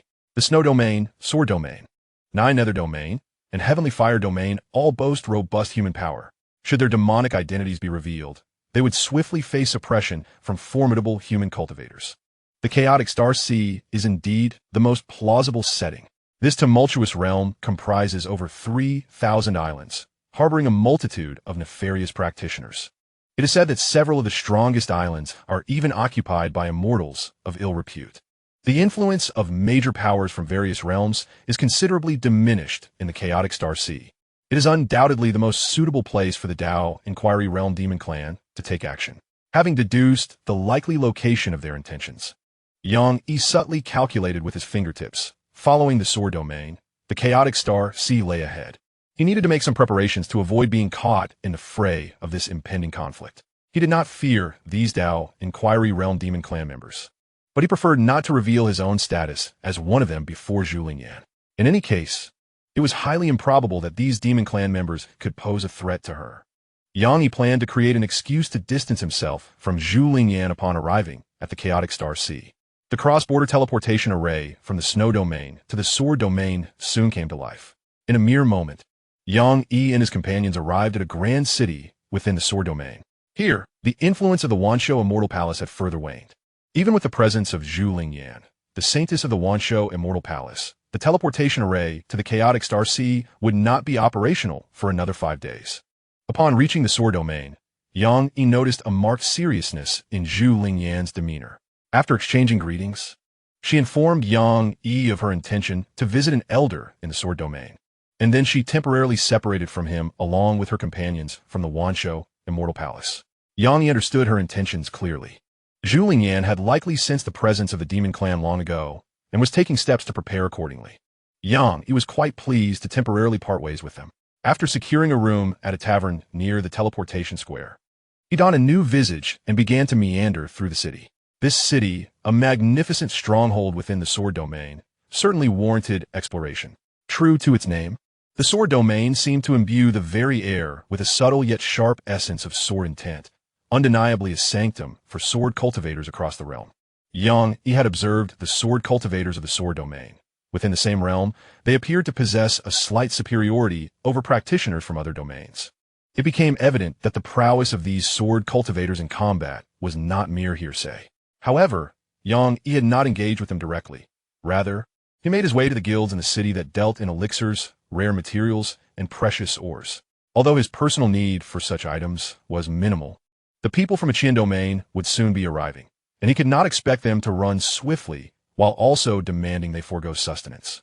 Over the course of 3 days, Xianxia scoured the guilds throughout the city, acquiring a substantial amount of resources beneficial for cultivating to the 8th and 9th tiers, as well as for the Mingshun realm. Despite the considerable volume of resources procured, they posed no significant burden given his current wealth. After 3 days of shopping, he returned to the tavern to patiently await the return of Zhu Lingyan and her companions. Time swiftly passed, and on the 5th day, Zhu Lingyan arrived at the tavern with the entourage from the Wanshou Immortal Palace. Noticing the relaxed demeanor of Zhu Lingyan, Xianxia understood she had made all necessary arrangements. Lord Zhou Yi, she began, the teleportation array to the chaotic star sea will soon be activated. Let us depart. After a brief pause, she continued, the chaotic star sea may not remain tranquil for long. It is a realm of disorder where anything can transpire, so do not stray too far from us. In truth, Zhu Lingyan harbored little concern for Xianxia's safety. Having witnessed his capabilities on the ancient battlefield, she was confident he had dared to confront the forces of creation, and thus, the mere Dao realm posed no real threat. Her words were merely a cautionary reminder. Xianxia nodded slightly in response. He had initially contemplated seeking an excuse to part ways with Zhu Lingyan upon arriving at the chaotic star sea, but observing her current demeanor, it was evident that she was fully prepared, rendering such a plan unnecessary. Very well, I understand, Xianxia replied, and soon they stepped onto the interdimensional teleportation array leading to the chaotic star sea. As anticipated, the Tao realm demons were indeed present, once again altering his appearance. He blended into the crowd as they teleported together. The journey to the chaotic star sea appeared to take longer than that between other domains, lasting approximately half an hour. Finally, they found themselves arriving on a large island within the chaotic star sea, amidst a whirl of sensations. Upon setting foot in the chaotic star sea, Xianxia's initial impression was one of chaos and disorder. This was not merely a lack of law or governance, but rather a profound disarray of the fundamental principles and laws that govern the universe in this realm. The chaotic star sea was indeed aptly named. The chaos and disorder extend beyond mere human realms. They permeate the very fabric of heaven and earth, as well as the laws that govern them. It is no wonder that the time taken by the interdimensional teleportation arrays here is considerably longer than in other realms. The chaotic star sea must possess some unique characteristics. Chapter 225, The Slaughter of Xianxia. This location is the third largest island in the chaotic star sea, known as Paradise Island, a haven for the powerful and an unending purgatory for the weak. In this teleportation square, a semblance of order is maintained, however, beyond its confines. Xianxia observed several instances of brazen murder and robbery occurring in the streets. In the cities of other realms, a superficial order is begrudgingly upheld, but here, dignity and order have all but vanished. Xianxia even witnessed malevolent practitioners abducting two female cultivators, compelling them to engage in unspeakable acts in broad daylight. The surrounding cultivators displayed an indifferent demeanor, as if such occurrences were all too commonplace. Xianxia, born with an innate allure and possessing only the pinnacle of ninth-tier cultivation, had barely stepped out of the teleportation array when countless lecherous, predatory gazes fell upon her, as if they wished to devour her whole. Sensing these inappropriate eyes upon her, the members of the Xianxia Immortal Palace instinctively stepped forward to shield Xianxia from the lascivious stares. Xianxia, however, remained unfazed, merely creating some distance between himself and Xianxia's group. He felt no need to intervene in Xianxia's affairs, for she had her guardians by her side. With a cold glint in her eyes, Xianxia surveyed her surroundings, a wave of murderous intent brewing within her. Granny Feng, if anyone dares to entertain nefarious thoughts, let them perish. Those who speak disrespectfully shall have their tongues severed, and those with lewd gazes shall have their eyes gouged out. The voice of Granny Feng, Xianxia's guardian, echoed in her mind. Very well. Though her response was but a single word, it was laden with boundless killing intent. The interdimensional teleportation array, leading to the Nine Nether Realm, would not activate for another 9 days. The name of the Xianxia Immortal Palace held little sway in the chaotic star sea. Moreover, this realm was rife with vicious individuals holding grudges against various powers. Thus, invoking the name of the Xianxia Immortal Palace would not be a prudent course of action, and Xianxia had no intention of doing so. For the next 9 days, their group could only seek refuge in an inn and bide their time. Xianxia and Xianxia's entourage made their way toward the taverns and inns surrounding the teleportation square. However, before they could exit the confines of the square, a few lascivious young rakes approached them with wicked grins. "Hey, little beauty!" Before they could finish their words, Xianxia retaliated with a swift slap, sending them flying. These young rakes, barely at the 9th tier, met a gruesome end, their brains splattered. "Huh! To think these ignorant wretches would dare to set their sights on me, relying on their family's influence. They truly do not know the meaning of death." As soon as Xianxia's words fell, a group of individuals approached them. Oh, could it be that the lady's earlier implication was that one must attain the Mingshan realm to be deemed worthy of sharing Night of Passion with her? I, a mere cultivator of the 6th ring of the Mingshan realm, hail from a lineage where my ancestors have traversed the 9th heaven of enlightenment. Should the lady wish to indulge in a night of revelry with me, I would readily confront those behind the few useless individuals you dispatched earlier. What say you? Upon finishing his declaration, the man gazed at Xianxia with unwavering confidence, as if he had already secured her favor. Xianxia, witnessing this, felt a wave of exasperation wash over him. Accompanying someone like Xianxia truly invited a cascade of troubles, leaving him somewhat agitated. Xianxia regarded the man before her, her eyes narrowing into slits, and with a slight parting of her crimson lips, she commanded, "Granny Feng, what are you waiting for? Eliminate them. I shall bear all consequences." Today, not even those of the ninth heaven of enlightenment, nor even fate itself, shall escape death. Yang found himself quite pleased with Zhu Lingyan's approach. In a place as chaotic as the sea of errant stars, one must flex their might. Only by employing formidable measures could one instill fear in such malicious individuals. As Zhu Lingyan's words echoed, a tempest surged forth, and a middle-aged beauty materialized between the two factions. The leader of the opposing group, upon seeing the alluring woman, was momentarily entranced, glancing between her and Zhu Lingyan with a lewd grin. "Ah, another beauty! Today, I shall indulge in the pleasures of a trio, ha!" The middle-aged beauty's eyes glinted dangerously, and with a flick of her sleeve, a terrifying gale swept through, causing the opposing group to disintegrate, their forms dissolving into a crimson mist. After vanquishing the adversaries, the middle-aged beauty turned to face Zhu Lingyan. Zhu Lingyan shot her a frosty glance and remarked coldly, "Granny Feng, you were tardy today. Let this pass for now. However, should you hesitate again when I have spoken, do not blame me for taking your place." Hearing this, the middle-aged woman displayed a look of trepidation and bowed deeply. "Miss Feng Fu acknowledges her mistake. It shall not happen again." She understood that despite Zhu Lingyan's usual respect towards her, when it came to matters of principle, Zhu Lingyan could be quite ruthless. Having accompanied Zhu Lingyan for an extended time, Granny Feng had gleaned some insight into her unique nature. In her heart, she recognized that Zhu Lingyan possessed a more formidable presence than her own status as the saintess of the Eternal Longevity Palace. She was acutely aware of what Zhu Lingyan meant by taking her place. Zhu Lingyan waved her hand dismissively. "Step back. Let this serve as a warning for the future." Granny Feng let out a long breath, realizing her back was drenched in cold sweat. After acknowledging her orders, she vanished from sight, following Zhu Lingyan's show of force. The crowd surrounding the teleportation square appeared markedly clearer, none daring to cast another glance in their direction. Each individual averted their gaze, silently speculating about Zhu Lingyan's origins, daring not to disregard those of the ninth heaven of enlightenment or even the realm of fate.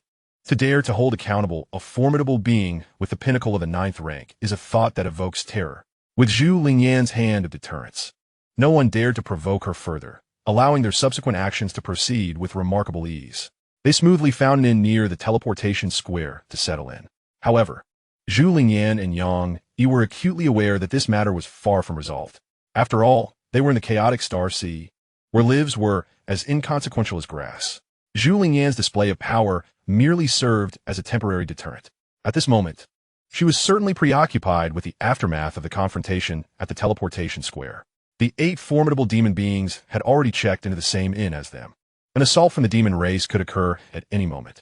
Xianxia was well aware of this, as was Zhu Lingyan, given that Zhu Lingyan had prepared contingencies. Xianxia chose to trust her and did not seek alternative accommodations. On their first day at the inn, the demon race did not launch an attack, but instead circled the establishment, likely setting up some kind of formation. The demon beings of the questioning realm were quite cautious, aiming to avoid drawing Zhu Lingyan and her companion's attention. Several nearby buildings, including the inn, were enveloped within their designated area. Little did they know, they had already exposed themselves. Every action they undertook was clearly observed by Zhu Lingyan and Xianxia. Chapter 226. Slaying the demon race with the sword of spring rain on the second night. The vicinity of the inn shimmered with array patterns, and in an instant, a grand formation was activated, enveloping several buildings, including the inn. This formation seemed to possess the ability to conceal and isolate, drawing no attention from the outside world. Xianxia and his companions were on the 6th floor of the inn. In one of the rooms, Xianxia leaned against the table by the window, brewed a cup of tea, and drank it in one go. Gazing out the window, a glimmer of sharpness flashed in his eyes. The demon race was poised to strike. He wondered how the holy maiden Zhu Lingyan of the Xianxia Palace would respond. To be honest, he was quite curious about her methods. Back at the ancient battlefield, the handling of that transformative demon was executed too swiftly. He had not witnessed the true capabilities of Zhu Lingyan, Li Yanluo, and Dao Wuyo. Just as Xianxia pondered how Zhu Lingyan would counter, a voice rang out from a nearby room within the inn, a delicate yet fierce shout. "Ignorant demon race! How dare you infiltrate our realm and conspire against us? You seek death." It was Zhu Lingyan's voice. Even at such a critical moment, it carried an undeniable allure. As soon as her words fell, a terrifying sword intent, capable of annihilating all, surged forth, enveloping every corner of the grand formation. This sword, she proclaimed, is borrowed from the Jiuqian Sword Palace, and is named Spring Rain. To perish beneath this sword is your honor. Heed my command. Spring Rain, entering the night with the wind, nourishes all silently, under the command of Zhu Lingyan. The terrifying sword intent enveloping the entire formation transformed in an instant into a gentle spring breeze, akin to a soft, drizzling rain. This spring breeze, accompanied by the delicate rain, tenderly fell upon every corner of the great array, as if it were a nourishing force for all of nature. Yet, this seemingly gentle spring breeze and rain inflicted severe damage upon the 8 demon lords of the Tao Inquiry Realm. To them, it bore a terrifying corrosive power. The breeze could erode their very souls, while the rain was potent enough to dissolve their flesh and blood. Merely a touch was sufficient for their souls and bodies to be corroded into nothingness. What a fearsome spring breeze! What a terrifying spring rain! What an awe-inspiring sword! The 8 demon lords were filled with dread. This was the rhythm of death before their mission had even begun. Their meticulously crafted formation had only just taken shape, and they had not even approached their target within 3 feet. The 8 demon lords could never have imagined that, as formidable Tao Inquiry Realm generals, they would find themselves ensnared in such a predicament while merely attempting to capture a peak 9th grade target. Having experienced the terrifying power of the Spring Breeze sword, the demon generals abandoned their assault on Zhu Lingyan and hastily sought ways to evade or resist this sword strike. Some summoned defensive treasures, even divine artifacts, hoping to withstand the onslaught. Yet, under this sword's might, their defenses crumbled like paper at the slightest touch, leading to the erosion and dissolution of their souls and flesh. A few demon generals, noticing that the surrounding structures remained unscathed amidst the terrifying storm, quickly devised a plan and dashed into the buildings in hopes of escaping the soul-corroding tempest. However, all their efforts were in vain. The Spring Rain sword moved silently, permeating everything. Although the interiors of those buildings appeared untouched by the tempest, they were already enveloped by the spring breeze and rain. The gentle spring breeze and rain were omnipresent, as was this sword. The demon generals, seeking refuge within the buildings, were horrified to discover that their souls were still being eroded and their flesh dissolved, with the process accelerating. The surviving demon generals howled in despair, fully aware of the gravity of their situation. Yet, they were unwilling to concede. One demon general, driven by a death wish, attempted to charge into the storm to confront Zhu Lingyan.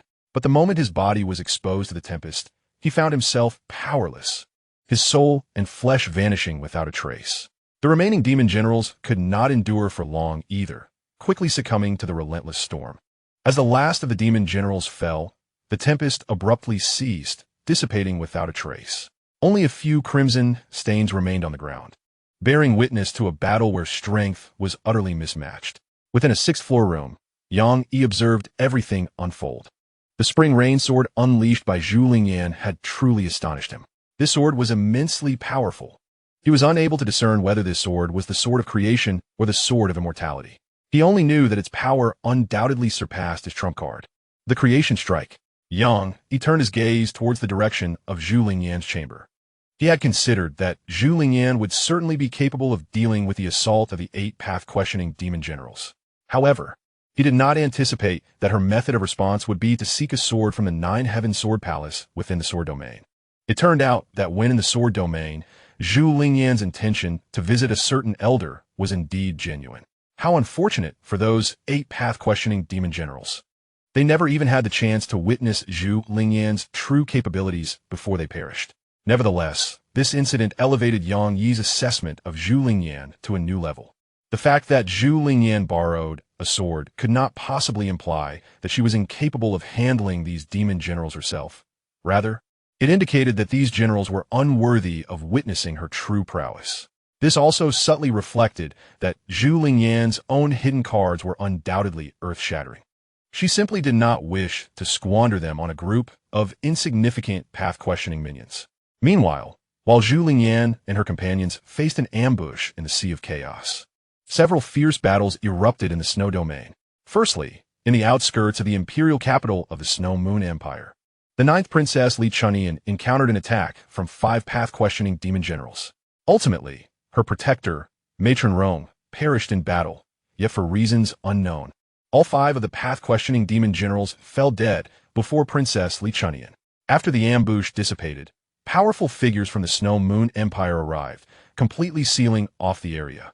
Simultaneously, in a large city near the imperial capital of the Snow Moon Empire, Dao Wuya, the sole heir of the Tianfeng Pavilion, was ambushed. In the end, his protector, Fu Zhan, lost his life. After Fu Zhan's demise, Dao Wuya fortuitously encountered a path-questioning expert from the Snow Moon Empire on patrol. 4 of the 5 path-questioning demon generals were slain by the Snow Moon Empire's expert, leaving only one severely injured to flee. Dao Wuya ultimately emerged unscathed. At the same time, in the Xiao Empire, Chu Baxiang, the son of the tyrant, faced an attack from 6 path-questioning demon generals. Having ascended to the realm of divine clarity, Chu Baxiang perished on the spot, with only his body being brought back to the tyrant's residence by his protector at the cost of their life. Upon hearing the tragic news of his beloved son's death, the tyrant was overwhelmed with grief.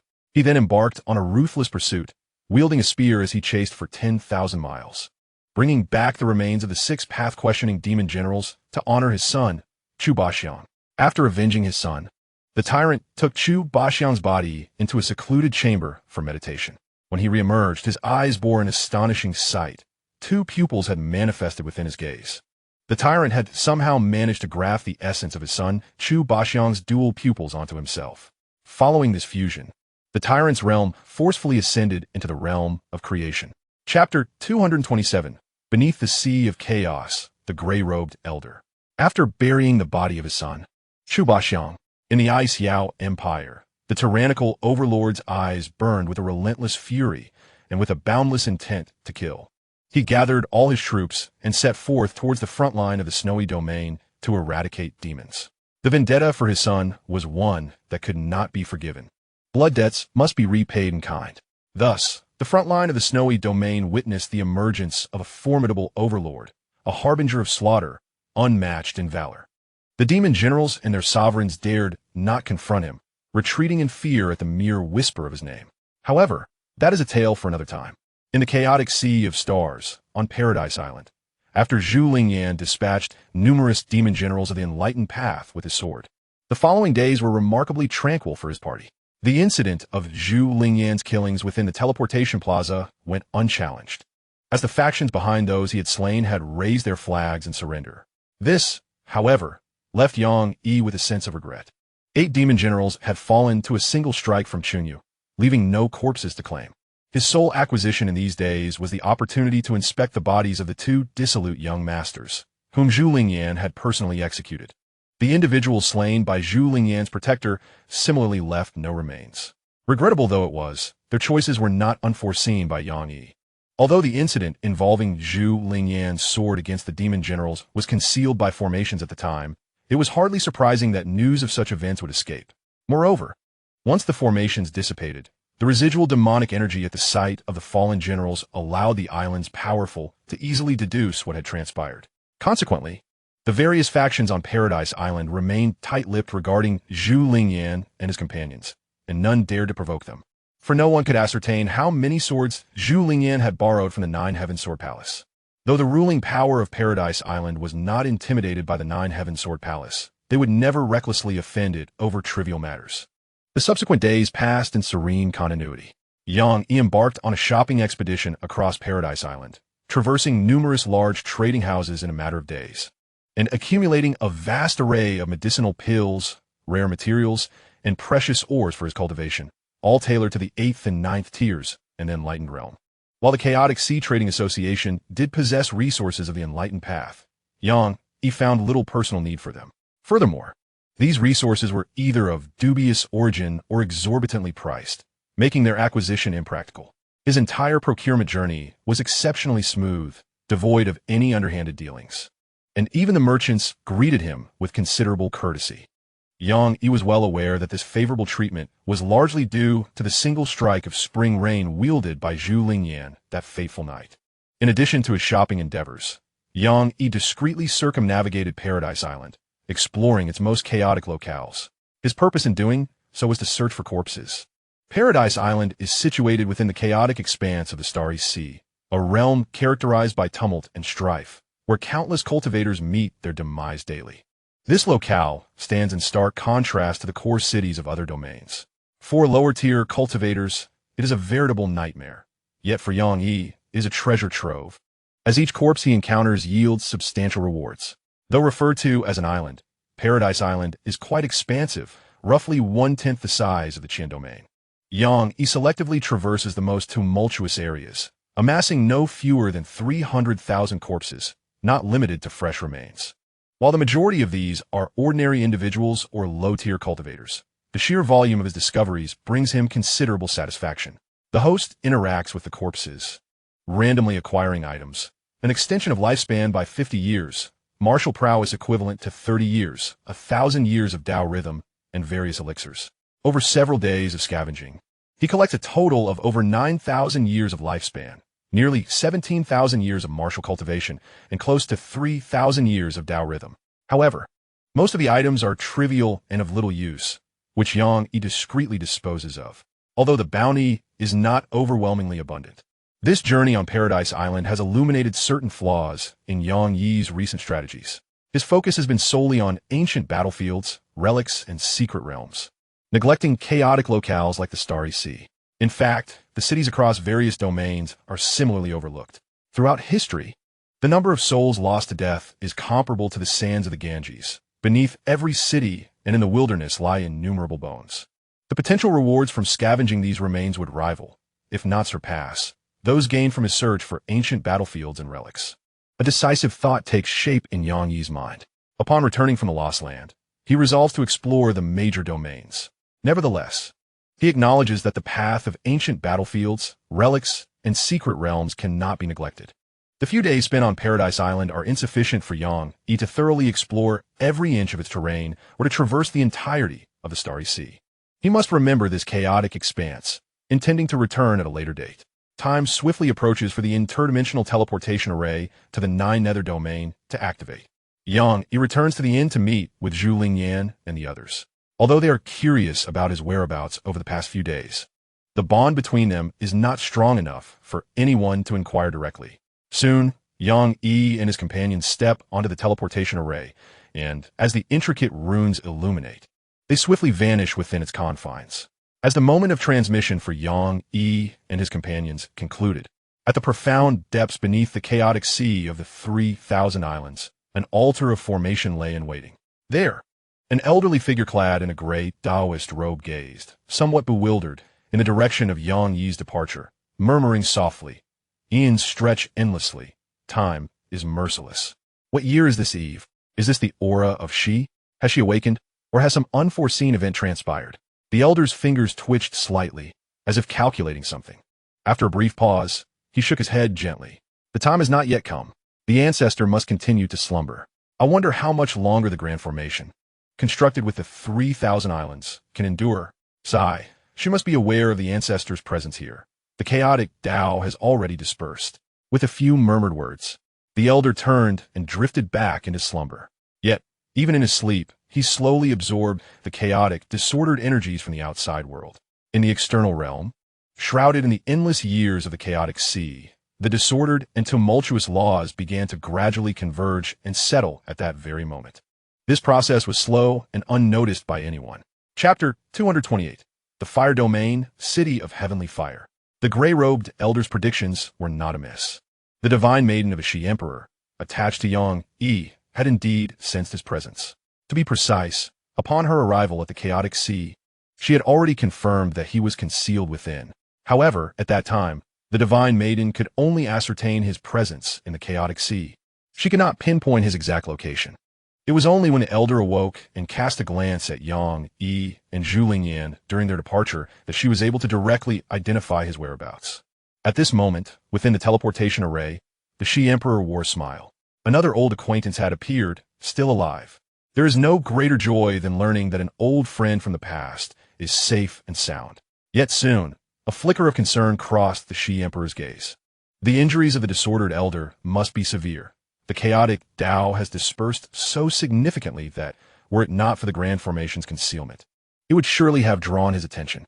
Alas, if only the disordered elder were not so gravely injured, this would be an ideal hidden refuge. The divine maiden of the Xi emperor was deeply worried about the state of the disordered elder. However, she was merely a fragment of the true Xi Emperor's consciousness.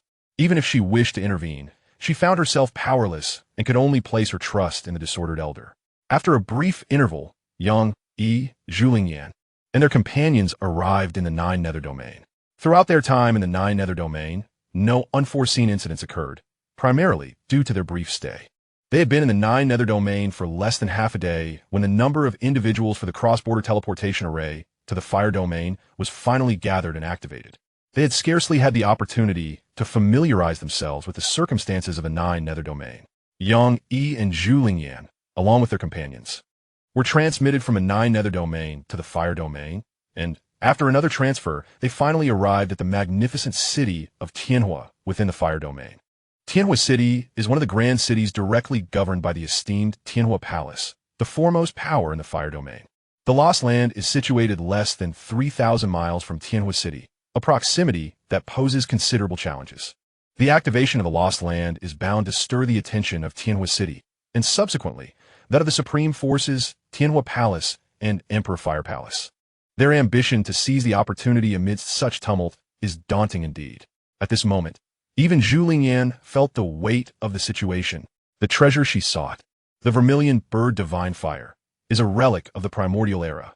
Once the vermilion bird divine fire manifests, even immortal beings would be compelled to take notice, and the prospect of safely extracting it would be akin to climbing the heavens.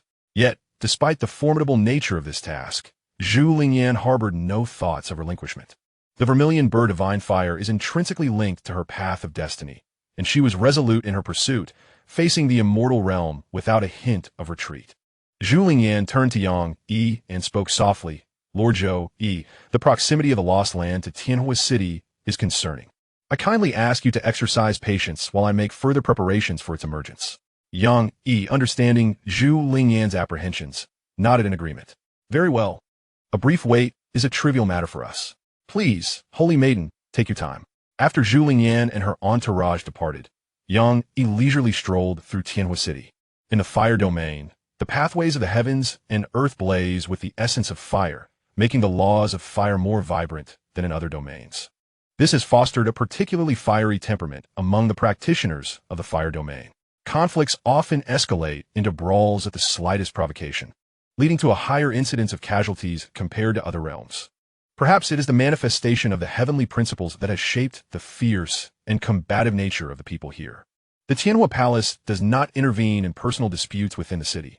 Rather, it has established numerous arenas for martial combat, allowing individuals to resolve grievances through combat. Other realms also possess similar facilities, such as the martial platforms in Xingyang City. However, in those regions, such platforms serve merely to prevent powerful practitioners from wreaking havoc upon the city's structures. In contrast, the martial arenas in the Fire Domain have evolved into a unique industry. Those with personal vendettas take to the stage to settle scores, while even trivial disputes are resolved in combat. Strangers, too, might find themselves engaged in fierce battles. As fights ensue on stage, the audience below fervently places bets, with jubilant winners celebrating their fortunes, while disgruntled losers may be incited to enter the ring themselves. Yang, he has frequently witnessed practitioners at the Dao inquiry level stepping onto the stage for duels. In fact, there are over 100 martial arenas surrounding the transmission square of Tianhua City alone. In such a milieu of conflict, casualties are inevitable. Through his inquiries, Yang learned that some arenas experience hundreds of fatalities and injuries in a single day, a mere commonplace occurrence. After gaining insight into the martial arenas of the Fire Domain, a glimmer of contemplation flickered in Yang Yi's eyes. This place indeed serves as an excellent locale for scavenging corpses. Those who ascend the stage to compete must undoubtedly be warriors. The quality of the corpses collected here surpasses that of aimlessly wandering the city in search of the same. Consequently, for the next several days, Yang immersed himself in the martial arena, observing the battles of others while seizing the opportunity to gather spoils. Each day, he traversed the vicinity of the teleportation square, visiting hundreds of martial arenas to scavenge. Naturally, during his leisure hours, he would meander around, seeking locations where corpses were amassed, facilitating his scavenging endeavors. Occasionally, he would venture into trading houses in search of unique cultivation resources exclusive to the Fire Domain. The Fire Domain is indeed deserving of its name. as many cultivators specialize in fire control techniques. This has led to the emergence of numerous exceptional alchemists. And the trading houses within the city offer an array of extraordinary elixirs that accelerate one's cultivation. For instance, the Heartfire pill, upon consumption, can burn away the impurities of energy within the body, rendering it more refined and pure, suitable for those at the 9th rank, particularly spirit practitioners. Another example is the Fire Seed Body Refinement pill, which, when ingested, feels akin to swallowing flames, enabling the refinement of the physical form and expulsion of impurities, thereby strengthening the practitioner's body, also suitable for the 9th rank. The Celestial Fire pill accelerates cultivation and possesses a slight chance of assisting peak 9th rank practitioners in nurturing their divine spirits, opening their divine abodes, and ascending to the realm of spirit practitioners, limited to those of the fire element. These elixirs from the fire domain hold immense value for those from the forthcoming Qian domain, prompting Yang Yi to procure a substantial quantity. He even contemplated purchasing the formulas outright, as he was also well-versed in the art of alchemy. Regrettably, when faced with such a lucrative opportunity, the merchants of various trading houses displayed an attitude of non-negotiability. Merely inquiring further nearly sparked a conflict. Ultimately, adhering to a principle of discretion, Yang Yi had no choice but to relent. It was unwise to instigate a confrontation with the numerous trading houses within the Celestial Fire City, a place where establishing and maintaining a trading house indicates significant backing. A few elixirs were not worth the discord with the merchants. Furthermore, if he truly wished to study the formulations, his alchemical skills at the level of inquiry might enable him to decipher them, if only time permitted. Chapter 229, Arrival at the Lost Realm. Time flows gently, like a fleeting shadow. Zhu Lingyan took an exceptionally long time for preparations this time, nearly a month in total. Throughout this month, Yang Yi's thoughts were predominantly consumed by his scavenging pursuits. He had graced almost every martial arena within the city with his presence. Yet despite this, he remained unsatisfied and took the time to venture outside the city into the wilderness. The rewards he reaped far exceeded those gathered from the Island of Chaos. Upon contact with corpses, the host randomly collected the following items: 55 years of lifespan, 60 years of martial cultivation, 1,200 years of Dao resonance. 3 Celestial Fire Dao pills. Upon encountering a corpse, the host randomly gathered items: the divine domain of 10,000 fires returning to the ruins. In this round of collection, he amassed a lifespan of over 10,500 years, nearly 23,000 years of martial arts cultivation, and close to 5,000 years of Dao resonance. Additionally, he acquired numerous fire domain powers and over a dozen types of divine domain. Among the treasures was a Celestial Fire Dao Dan, classified as a question Dao level elixir, which possesses the effect of accelerating the cultivation of fire-related Dao, making it a rare gem. However, regrettably, although he had cultivated fire laws, the Great Way of Fire still required 2 more transformations to evolve into the seed of the Leaving Fire Great Way before he could plant it within himself. Thus, it was not the optimal moment to consume the Celestial Fire Dao Dan. After dealing with the useless items he collected, Yang Yi returned to the prearranged tavern and, utilizing a barrier pearl to isolate the room, extracted the domains and divine domain he had gathered, transforming them into the laws of the cave heaven world.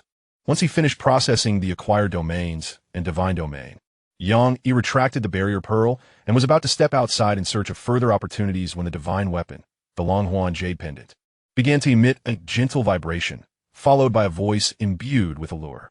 "Lord Zhou Yi, where art thou? The young lady is fully prepared and can summon the Lost Land today." Yang Yi grasped the Jade Pendant and reported his location. Shortly thereafter, Zhu Lingyan arrived with the celestial prodigies of the Wanshou Immortal Palace at the tavern where Yang Yi was situated. Subsequently, Zhu Lingyan, along with Yang Yi and a group of 8, set forth towards a secluded mountain in the southwest direction. The Lost Land was located approximately 3,000 miles from the city of Celestial Fire. When Zhu Lingyan and her entourage were still 1,000 miles away from the Lost Land, they halted their steps, retrieving several treasures unknown to Yang Yi. Then, she summoned the guardians of the celestial prodigies, beginning to establish formations surrounding the Lost Land. Zhu Lingyan's techniques were remarkably intricate, employing treasures largely unfamiliar to Yang Yi, leaving him momentarily bewildered by her arrangements. However, he faintly sensed traces of an enchanting grand formation and a teleportation array within her setup. A circle was laid out around the misty, grand formation within a 1,000-mile radius, and as they reached 500 miles, Zhu Lingyan directed the guardians and celestial prodigies to arrange another formation around the lost land. Subsequently, at 150 miles, yet another layer was established. Zhu Lingyan's triple arrangements left Xianxia astounded. Though he remained unaware of the specifics of her methods, her caution surpassed his own, indicating that her intentions were of significant consequence. In his heart, Xianxia silently resolved to maintain his distance from Zhu Lingyan upon entering the lost land. It would be prudent to adopt a different identity to avoid being implicated in her machinations. After all, their relationship was merely one of cooperative transaction. Once they entered the lost land, their partnership would effectively come to an end. After 3 rounds of arrangements, Zhu Lingyan finally led Xianxia and the others to a rather secluded valley. Upon entering the valley, Xianxia narrowed his eyes slightly. This valley possessed a certain aura, as the fire element laws within were evidently more vibrant than those outside. Gazing around, one could see dark red flames rising spontaneously, continuously surging yet halting at the valley's confines, presenting a stark contrast to the lush greenery beyond. The ground within the valley was charred black, barren of life, and exuded a peculiar earthy scent, while the high temperatures distorted the very fabric of space. As they stepped deeper into the valley, the less powerful members of the Xianxia Palace were compelled to summon energy shields to protect themselves from the scorching flames. Upon reaching the center of the valley, Zhu Lingyan did not immediately summon the lost land. Instead, she continued her preparations around the area. After approximately half a day, once Zhu Lingyan had completed her arrangements, she retrieved a map of the lost land along with a dark red feather. The moment Zhu Lingyan produced the feather, Yang Yi's pupils constricted sharply. Although the dark red feather remained in a dormant state, he could still sense a lethal threat emanating from it. It seemed that with a mere flick of this feather, his soul would be instantly shattered. Yang Yi turned to Zhu Lingyan and asked in a low voice, "Your Excellency, what is this?" Zhu Lingyan had no intention of concealing the truth from Yang Yi and casually replied, "The tail feather of the vermilion bird, a remnant of primordial essence." Her nonchalant words left Yang Yi astounded. No wonder the dark red feather exuded such a menacing aura. It was indeed a remnant of primordial essence. The tail feather of the vermilion bird. Yang Yi fell silent. The depth of Zhu Lingyan's power surpassed his expectations by a considerable margin. The capability to acquire a primordial artifact marked her as a person who must not be crossed. Otherwise, with just a gentle wave of the vermilion bird's tail feather, he would meet a fate of utter annihilation, regardless of his numerous tricks. Zhu Lingyan paid no heed to the changes in Yang Yi's expression. At that moment, her entire focus was on the map of the lost land and the tail feather of the vermilion bird. She slowly extended her right hand, causing the dark red feather to hover gently in the air. With a serious expression, she commanded, "All guardians, according to our plan, activate the tail feather of the vermilion bird." As Zhu Lingyan's words resonated, none of the guardians from Xianxia Palace dared to be negligent. In a flurry of movement, they formed a complex formation. Then, each guardian channeled their full strength into the tail feather of the vermilion bird. As their energies flowed in, the dark red feather gradually emitted a brilliant red light, and the temperature around them began to rise steadily. Seeing the tail feather of the vermilion bird being activated, Zhu Lingyan shifted her gaze to the map of the lost land. She scanned the talented individuals of Xianxia Palace and calmly stated, "Next, we stand at a crucial moment. Gentlemen, please prepare yourselves to assist me in refining the map, thereby manifesting the lost land." With these words, Zhu Lingyan gracefully waved her sleeve, causing a multitude of spirit stones and spirit crystals to appear at the feet of the assembled prodigies. The prodigies, gathering the spirit stones and crystals beneath them, swiftly formed a remarkable formation encircling Zhu Lingyan at the center. Chapter 230, Manifesting the Lost Land. The prodigies of the Xianxia Immortal Palace channeled their powers to shatter the spirit stones and crystals beneath them. Subsequently, they voraciously absorbed the immense energy contained within these stones and crystals, funneling it all towards Zhu Lingyan, empowered by the strength of the gathered prodigies.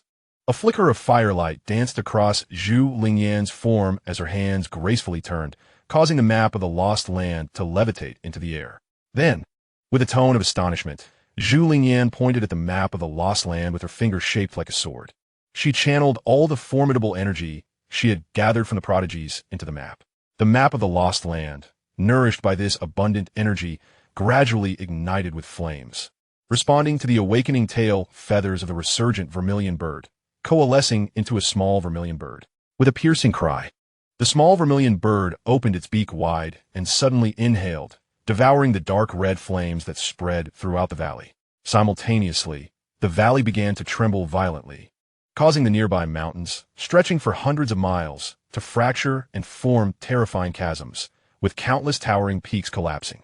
The sound of mountains crumbling echoed like thunder, as countless creatures within the mountains struggled to escape. Moments later, a dark red inferno erupted into the sky, covering a 100-mile radius. This fiery spectacle carried a subtle pressure that soared toward the heavens, stirring countless powerful beings in the fire domain. As the flames ascended, a gigantic portal, formed of golden red flames, slowly materialized in the center of the valley. Xianxia City. Countless onlookers gaped in astonishment towards the direction of the rising flames. Such commotion could only signify the emergence of ancient ruins or secret realms. Quickly, let us go. With the advent of a new secret realm or ruins, such a significant disturbance must surely harbor countless opportunities. If one could seize even a fraction, the benefits would be immeasurable. At that moment, all cultivators of rank 9 and above within Xianxia City felt their hearts stir. They swiftly made their way towards the location of the rising flames. The 9th rank cultivators in the Mingshan realm raced with all their might, while those in the 1 Dao realm tore through space directly to their destination. In the Lord's mansion of Xianxia City, the city lord of the 9th level of 1 Dao bellowed, "Quickly awaken the ancestors and report this matter to the Xianxia Palace." After arranging everything, the city lord was the first to tear through space, heading towards the source of the flames, followed closely by other formidable beings from the Lord's mansion. Deep within the underground palace of the Lord's mansion, an elder of the creation realm suddenly opened his eyes, gazing toward the southwestern direction of Xianxia City, murmuring, "Such rich power of the fire element. There must be an opportunity for immortal achievement here. The ancestor must not miss it." As the elder's figure flickered, he vanished from his original spot, heading swiftly towards the southwest. Meanwhile, within the Xianxia Palace of the Fire Domain, a robust, middle-aged man with a fiery red beard and hair rose from his seclusion, gazing towards the direction of the lost realm. The aura of primordial chaos enveloped him.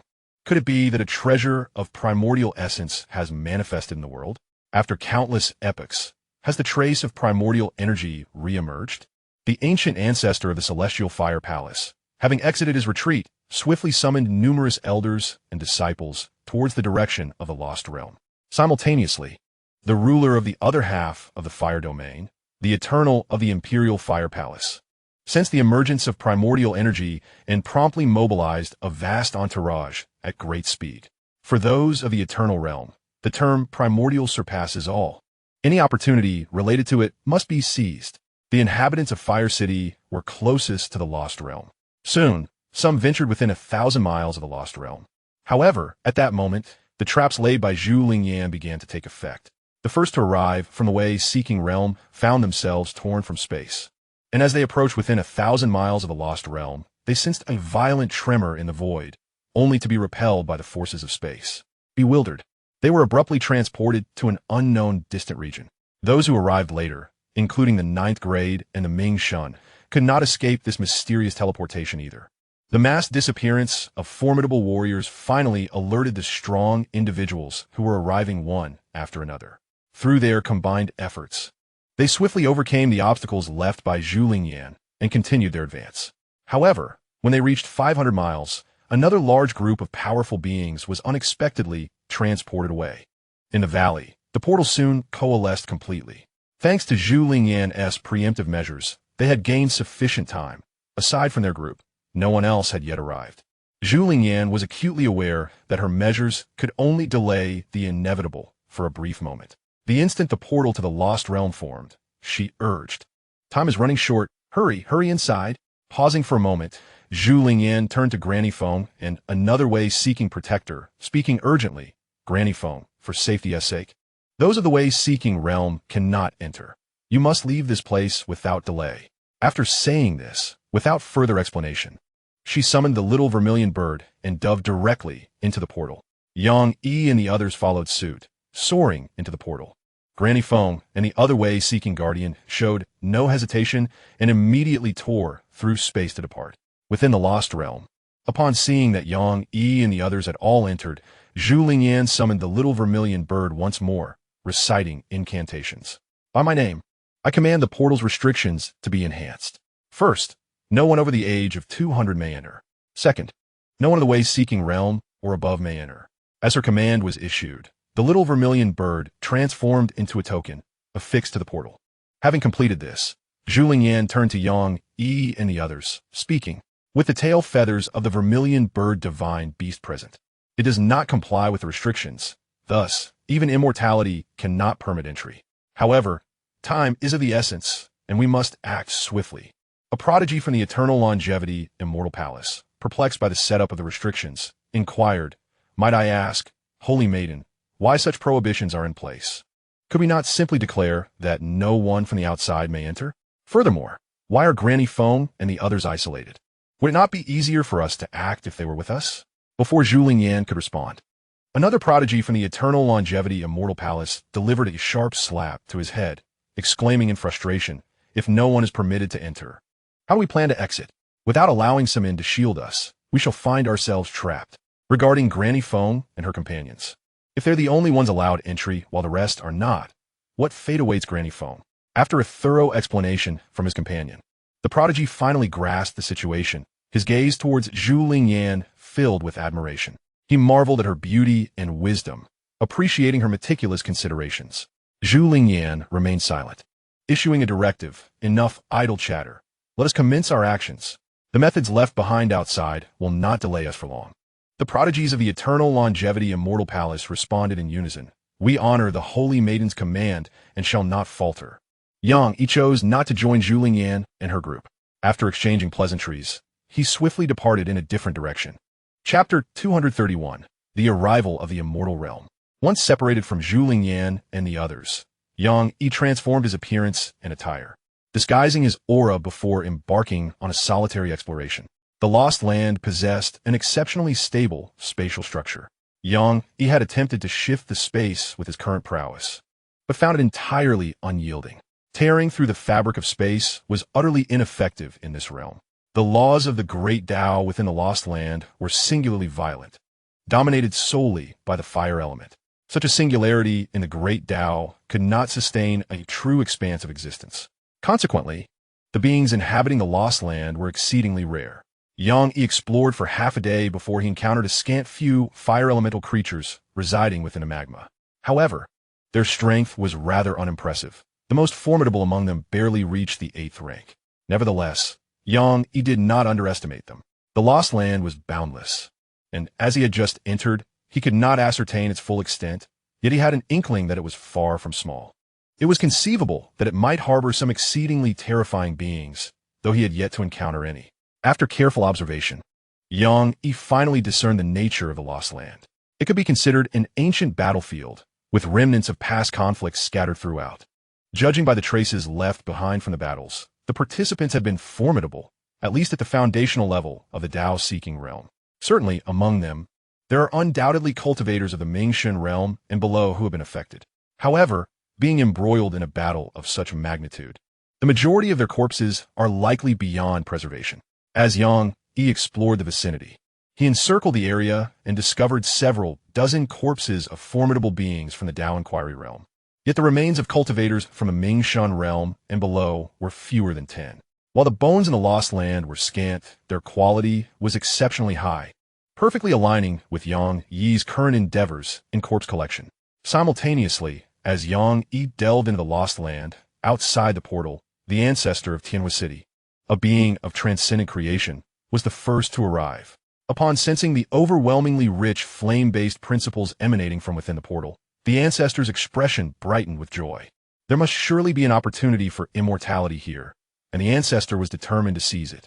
After muttering to himself, the ancestor of Tianhua City transformed into a stream of light, intent on forcefully breaching the portal of the Lost Land. At that moment, a divine beast, the vermilion bird, materialized above the portal, emitting a piercing cry. The shriek of the vermilion bird carried a terrifying power. In an instant, the ancestor of Tianhua City felt his eardrums shatter. blood oozing from all 7 orifices, and he was propelled backward as if gravely wounded. Stumbling, the ancestor staggered back, collapsing several mountain peaks before finally halting his retreat. Regaining his composure, he disregarded the blood staining his face and gazed at the portal of the lost land, his expression one of astonishment. There was a restriction in place. This restriction was astonishingly powerful. The ancestor, a being at the pinnacle of creation, could not withstand even a single strike from this barrier. Stunned, the ancestor found himself at a loss, unable to devise any means to breach the restriction. Soon, a group of Dao Inquiry, Ming Shun, and 9th-tier cultivators approached, grumbling as they arrived. Their journey to this point had not been easy. Some had even been teleported consecutively 3 times. Upon reaching the portal of the Lost Land, the cultivators rushed forward eagerly, vying to enter. The ancestor of Xianxia City, seeing this, did not intervene. He too was curious about the extent of the portal's restrictions. However, his inaction did not guarantee their smooth entrance. Just as the cultivators neared the portal, an overwhelming pressure descended from the void, immobilizing them in place. Above the portal of the Lost Land, 2 formidable figures descended through the layers of void almost simultaneously. The immortal beings from the Fire Domain, the Xianxia Palace, and the Dihua Palace. The immortal from Xianxia Palace was a robust middle-aged man with fiery red hair and beard, exuding an aura of extreme brutality. Like a tyrant of flames, his divine presence as fearsome as a prison. Meanwhile, the immortal from Dihua Palace was a delicate and enchanting beauty. It appears that she is merely a youthful maiden of 20, adorned in a gown that seems woven from flames, exuding an aura reminiscent of a fiery goddess gracing the mortal realm, an embodiment of unparalleled nobility. The 2 immortal beings from the Heavenly Fire Palace and the Imperial Fire Palace, however, do not direct their formidable presence toward any individual. Yet the mere, unintentional release of their overwhelming power is enough to subdue all in attendance. It is indeed them, the sole elder of the transformation realm from Heavenly Fire City, who recognizes the identities of the 2 immortals, cannot help but feel his pupils constrict upon beholding them. The presence of immortals is palpable. The elder from Heavenly Fire City glances toward the portal to the Lost Land, pondering in silence what treasures could possibly warrant the attention of beings of such stature. Could it be? Quickly shaking his head, he dispels the audacious thought. The elder channels his energy to steady the tumultuous aura within him, struggling to rise in preparation to meet the immortals. However, before he can approach, the immortal from the Heavenly Fire Palace strikes first, sweeping aside the questioner, the enlightened one, and the 9th-tier cultivator, transforming into a streak of light toward the portal. The immortal from the Imperial Fire Palace hastily follows suit. The speed of their actions is astonishing.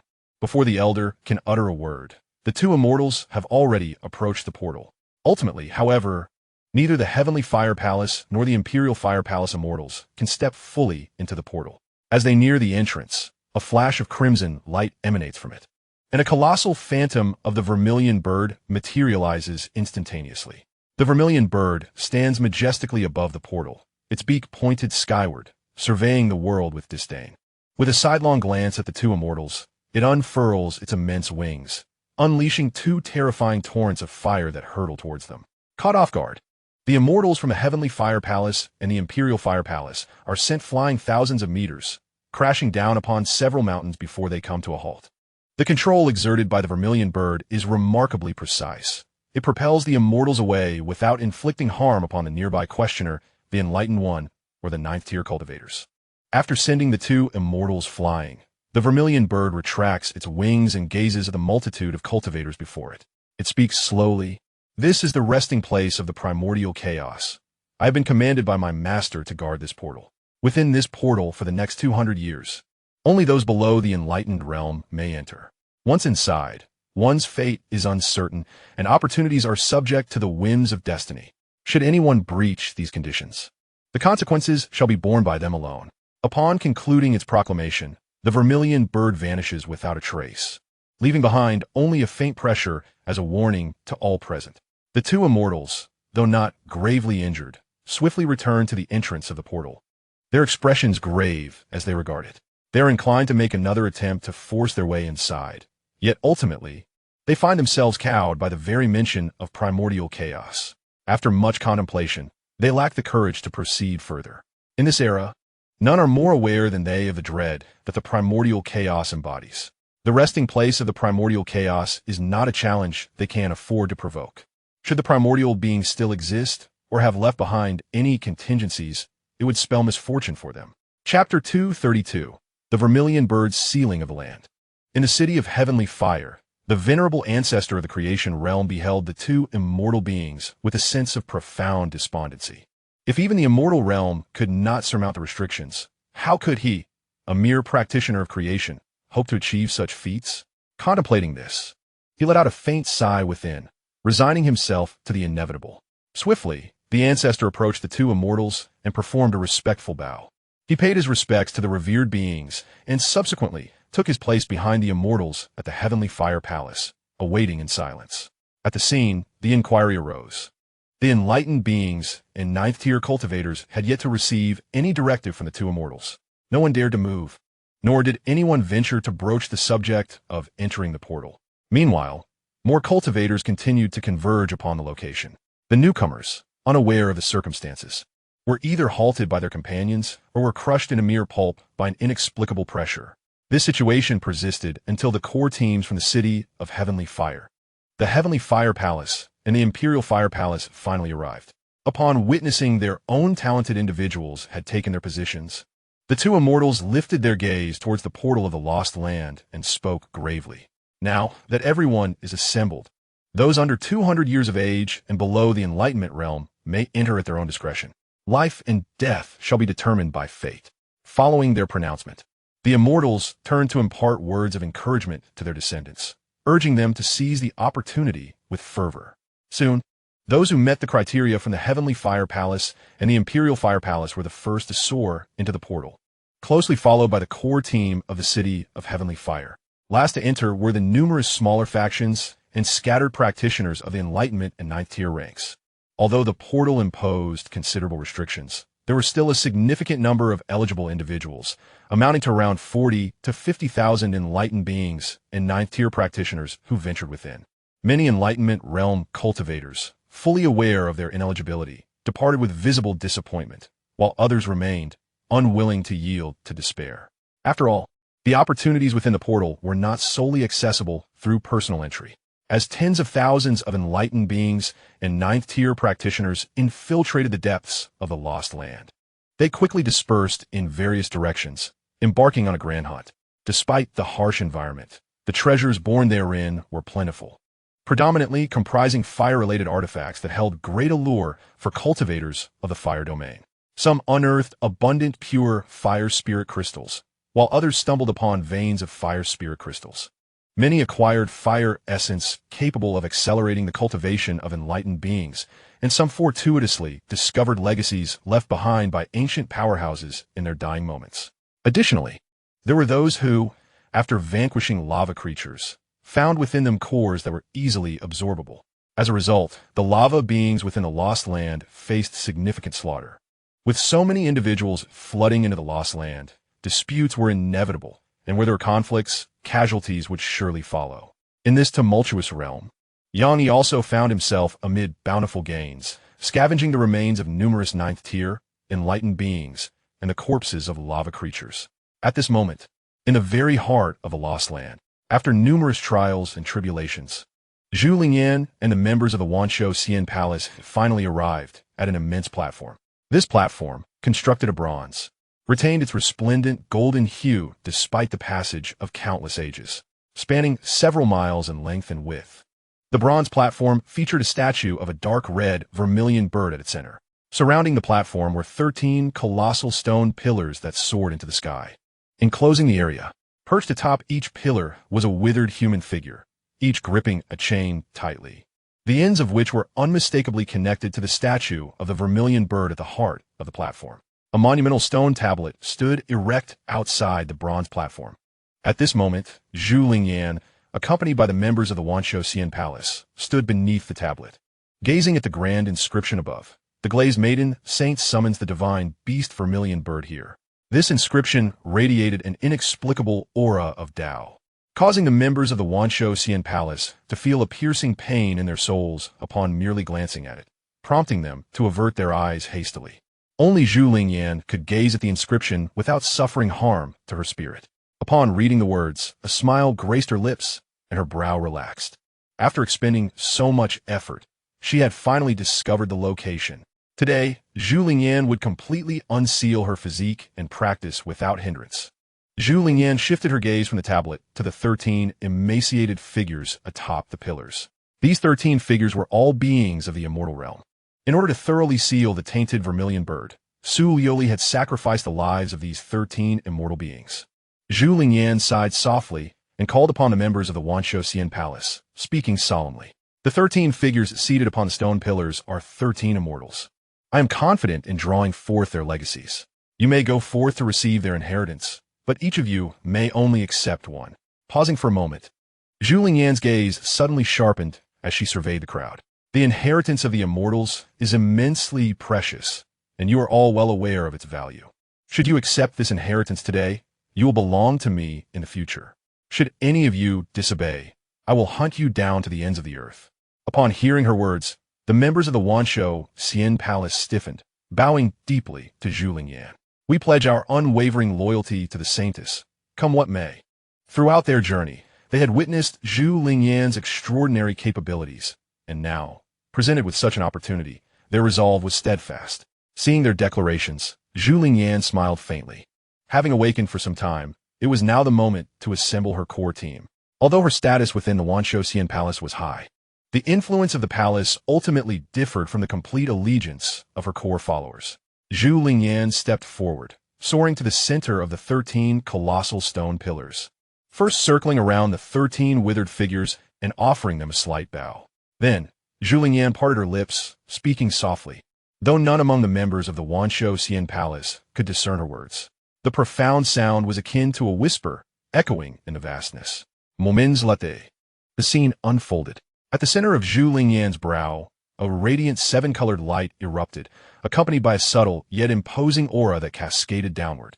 The members of the Wanshou Immortal Palace, overwhelmed by Zhu Lingyan's formidable presence, found themselves prostrating on the ground, gripped by an inexplicable terror. However, this potent aura was fleeting, dissipating as swiftly as it had arrived. Soon, a somewhat weary voice from above resonated, instructing them, "All right, follow the guidance of your hearts and ascend the stone pillar. 3 bows and 9 kowtows will grant you the inheritance." The crowd was bewildered by Zhu Lingyan's actions, yet they complied with her directive, instinctively making their way towards the stone pillar. They performed the ceremonial 3 bows and 9 kowtows before the emaciated figure etched upon the stone column. Upon completing the ritual, a luminous orb emerged from the figure's brow and descended into the foreheads of the Wanshou Immortal Palace members. As the orb entered, their auras began to surge. Those at the 9th rank immediately broke through to the Ming-Shun realm, while those already in the Ming-Shun realm experienced a rapid elevation, reaching its pinnacle. Among the 11 inheritors from the Wanshou Immortal Palace, there existed 13 emaciated figures upon the stone pillar. Notably, 2 legacies of the immortal realm remained unclaimed. After a brief contemplation, Zhu Lingyan soared to the stone platform and secured the 2 immortal inheritances for safekeeping. Chapter 233, The Unveiling of the Vermilion Bird Divine Fire. Having accomplished her task, Zhu Lingyan staggered slightly, her pallor becoming evident. She swiftly retreated from the confines of the bronze stone platform, consuming several medicinal pills and shattering a multitude of spirit stones before sitting cross-legged to recuperate. Observing her condition, the members of the Wanshou Immortal Palace disregarded the stabilization of their realms and quickly encircled Zhu Lingyan to prevent any unforeseen mishaps. Zhu Lingyan's recuperation lasted an entire day and night. Upon restoring herself to peak condition, she finally rose to face the statue of the vermilion bird at the heart of the bronze stone platform.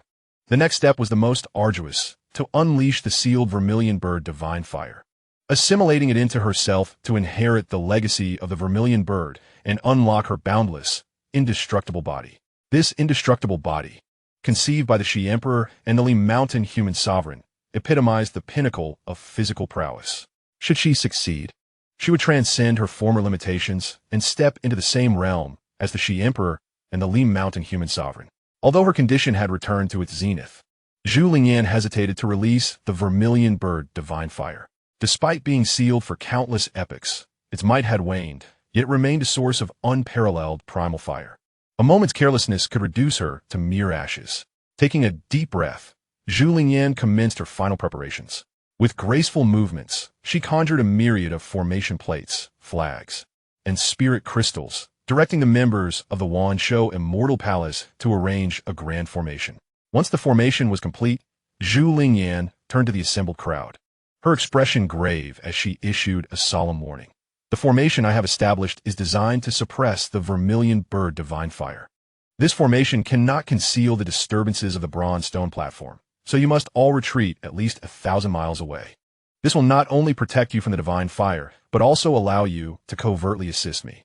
The members of the Wanshou Immortal Palace, upon hearing the words, became solemn, bowing in acknowledgement before promptly withdrawing. They did not cease their retreat until they were 1,000 miles away, at which point they halted and gazed from safe distance. Observing that the others had retreated to a secure perimeter, Zhu Lingyan, with a resolute expression, strode toward the central statue of the vermilion bird on the bronze stone platform. All necessary preparations had been made, and there was no cause for hesitation. Moreover, the vermilion bird's divine fire was utterly uncontainable by anyone else. Even those of the immortal realm stood no chance of subduing it. Yet, she was different, armed with her past identity and connections. As long as she could withstand the might of the vermilion bird's divine fire, it would not reject her. Approaching the statue of the vermilion bird, Zhu Lingyan leaped into the air, her eyes filled with nostalgia as she reached out to caress the statue's visage. Vermilion bird, I have come. Countless years have passed. Surely the dark source you once bore has been completely scorched away. Now, please accompany me. Let us battle once more. As she spoke, a seven-colored radiance blossomed from her brow, causing the statue of the vermilion bird to quiver slightly, as if in response to her presence. Zhu Lingyan gradually descended to the ground, forming a seal with her hands, her voice filled with astonishment. Heavenly Sealing Array, activate. Beyond the bronze stone platform, the intricate patterns of the grand array laid out by Zhu Lingyan and her companions began to unfold. A dark red light shield rose instantaneously, enveloping the bronze stone platform and the surrounding columns. After initiating the Heavenly Sealing Array, a seal appeared in Zhu Lingyan's hand, with a seven-colored radiance emanating from her brow. She held the seal aloft and soared to the center of the 13 stone pillars, her demeanor grave as she implored, I beseech you, esteemed ones, for the sake of our past bond, lend me your strength. I shall bear your unfulfilled wishes in a battle once more. Though the 13 immortals had perished, remnants of their instincts and obsessions lingered. They recognized the seven-colored radiance at Zhu Lingyan's brow, the seal in her grasp, and her true identity. The parched lips of a withered immortal stirred, their voice like grinding stone. In the glazed Taoist sanctuary, the 13 immortals pay homage to the Holy Maiden, and we vow to obey your decree. Should the Holy Maiden succeed, we hope you will retrieve our kin. Zhu Lingyan nodded in acknowledgement, as was fitting. Upon receiving her promise, the chains held by the 13 immortal remains began to tremble, emanating a terrifying pressure. Moments later, the statue of the vermilion bird at the end of the chains began to shake violently, glowing red. The statue slowly melted away, revealing the fiery form of the vermilion bird within. As Zhu Lingyan beheld the emerging figure, her expression grew increasingly serious.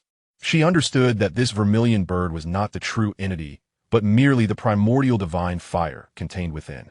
In the past, for the sake of a complete and enduring seal of the vermilion bird, and to provide it with a sliver of hope, Su Yoli had taken measures. It is to separate the physical body from the primordial divine fire and seal them individually. If Su Yoli were to seal the body of the vermilion bird along with the primordial divine fire, she would never entertain the thought of subjugating the divine fire. Should that occur, regardless of whether she remains at the pinnacle of the 9th rank, or even ascends to the realm of enlightenment, inquiry, or even the realm of creation, she would have to steer clear. With a piercing cry, the vermilion bird's divine fire soared toward the heavens. As the divine fire fully manifested, a dark red pillar of flame erupted from the stone platform, transforming the surrounding area into a sea of fire within 1,000 miles, causing the temperature of the world to rise precipitously. Retreat! Retreat further! Those within the Wanshou Immortal Palace, 1,000 miles away, were scorched by the rapidly increasing heat and hastily withdrew another 150 miles to barely withstand this terrifying temperature. Amidst their concerns, someone voiced their fear. The temperature of this flame is too high. Will the Saintess be all right? She is only at the pinnacle of the 9th rank. The Saintess is inherently extraordinary and never undertakes endeavors without assurance. She will be fine. Yet, despite these reassurances, the members of the Xianxia Immortal Palace remained anxiously gazing toward the direction of the stone platform. But the sea of flames was too intense, distorting the void, rendering their vision obscured. As the vermilion bird's divine fire emerged, the entire lost land trembled incessantly. The blazing light that shot skyward could be seen clearly from any corner of the lost land, a subtle pressure informing all present of the emergence of a fire-type treasure. Let us go. A treasure has appeared. Those fated shall obtain it. The cultivators of various factions and wandering practitioners who had entered the lost land called out to one another and hastened toward the location of the rising fire pillar. Deep beneath the surface of a lost land, within a river of magma, a colossal beast, several thousand meters in length, covered in thick scales and possessing 4 claws, slowly raised its head and let out a fierce roar. Following its bellow, all the lava creatures in the lost land seemed to receive a command, gathering together and swiftly turning toward the location of the rising fire pillar. Then, the terrifying giant rolled within the river of magma, summoning 2 other massive beasts. The 3 giants shot forth from the nearest volcanic crater, transforming into a streak of crimson light that streaked across the void toward the bronze stone platform.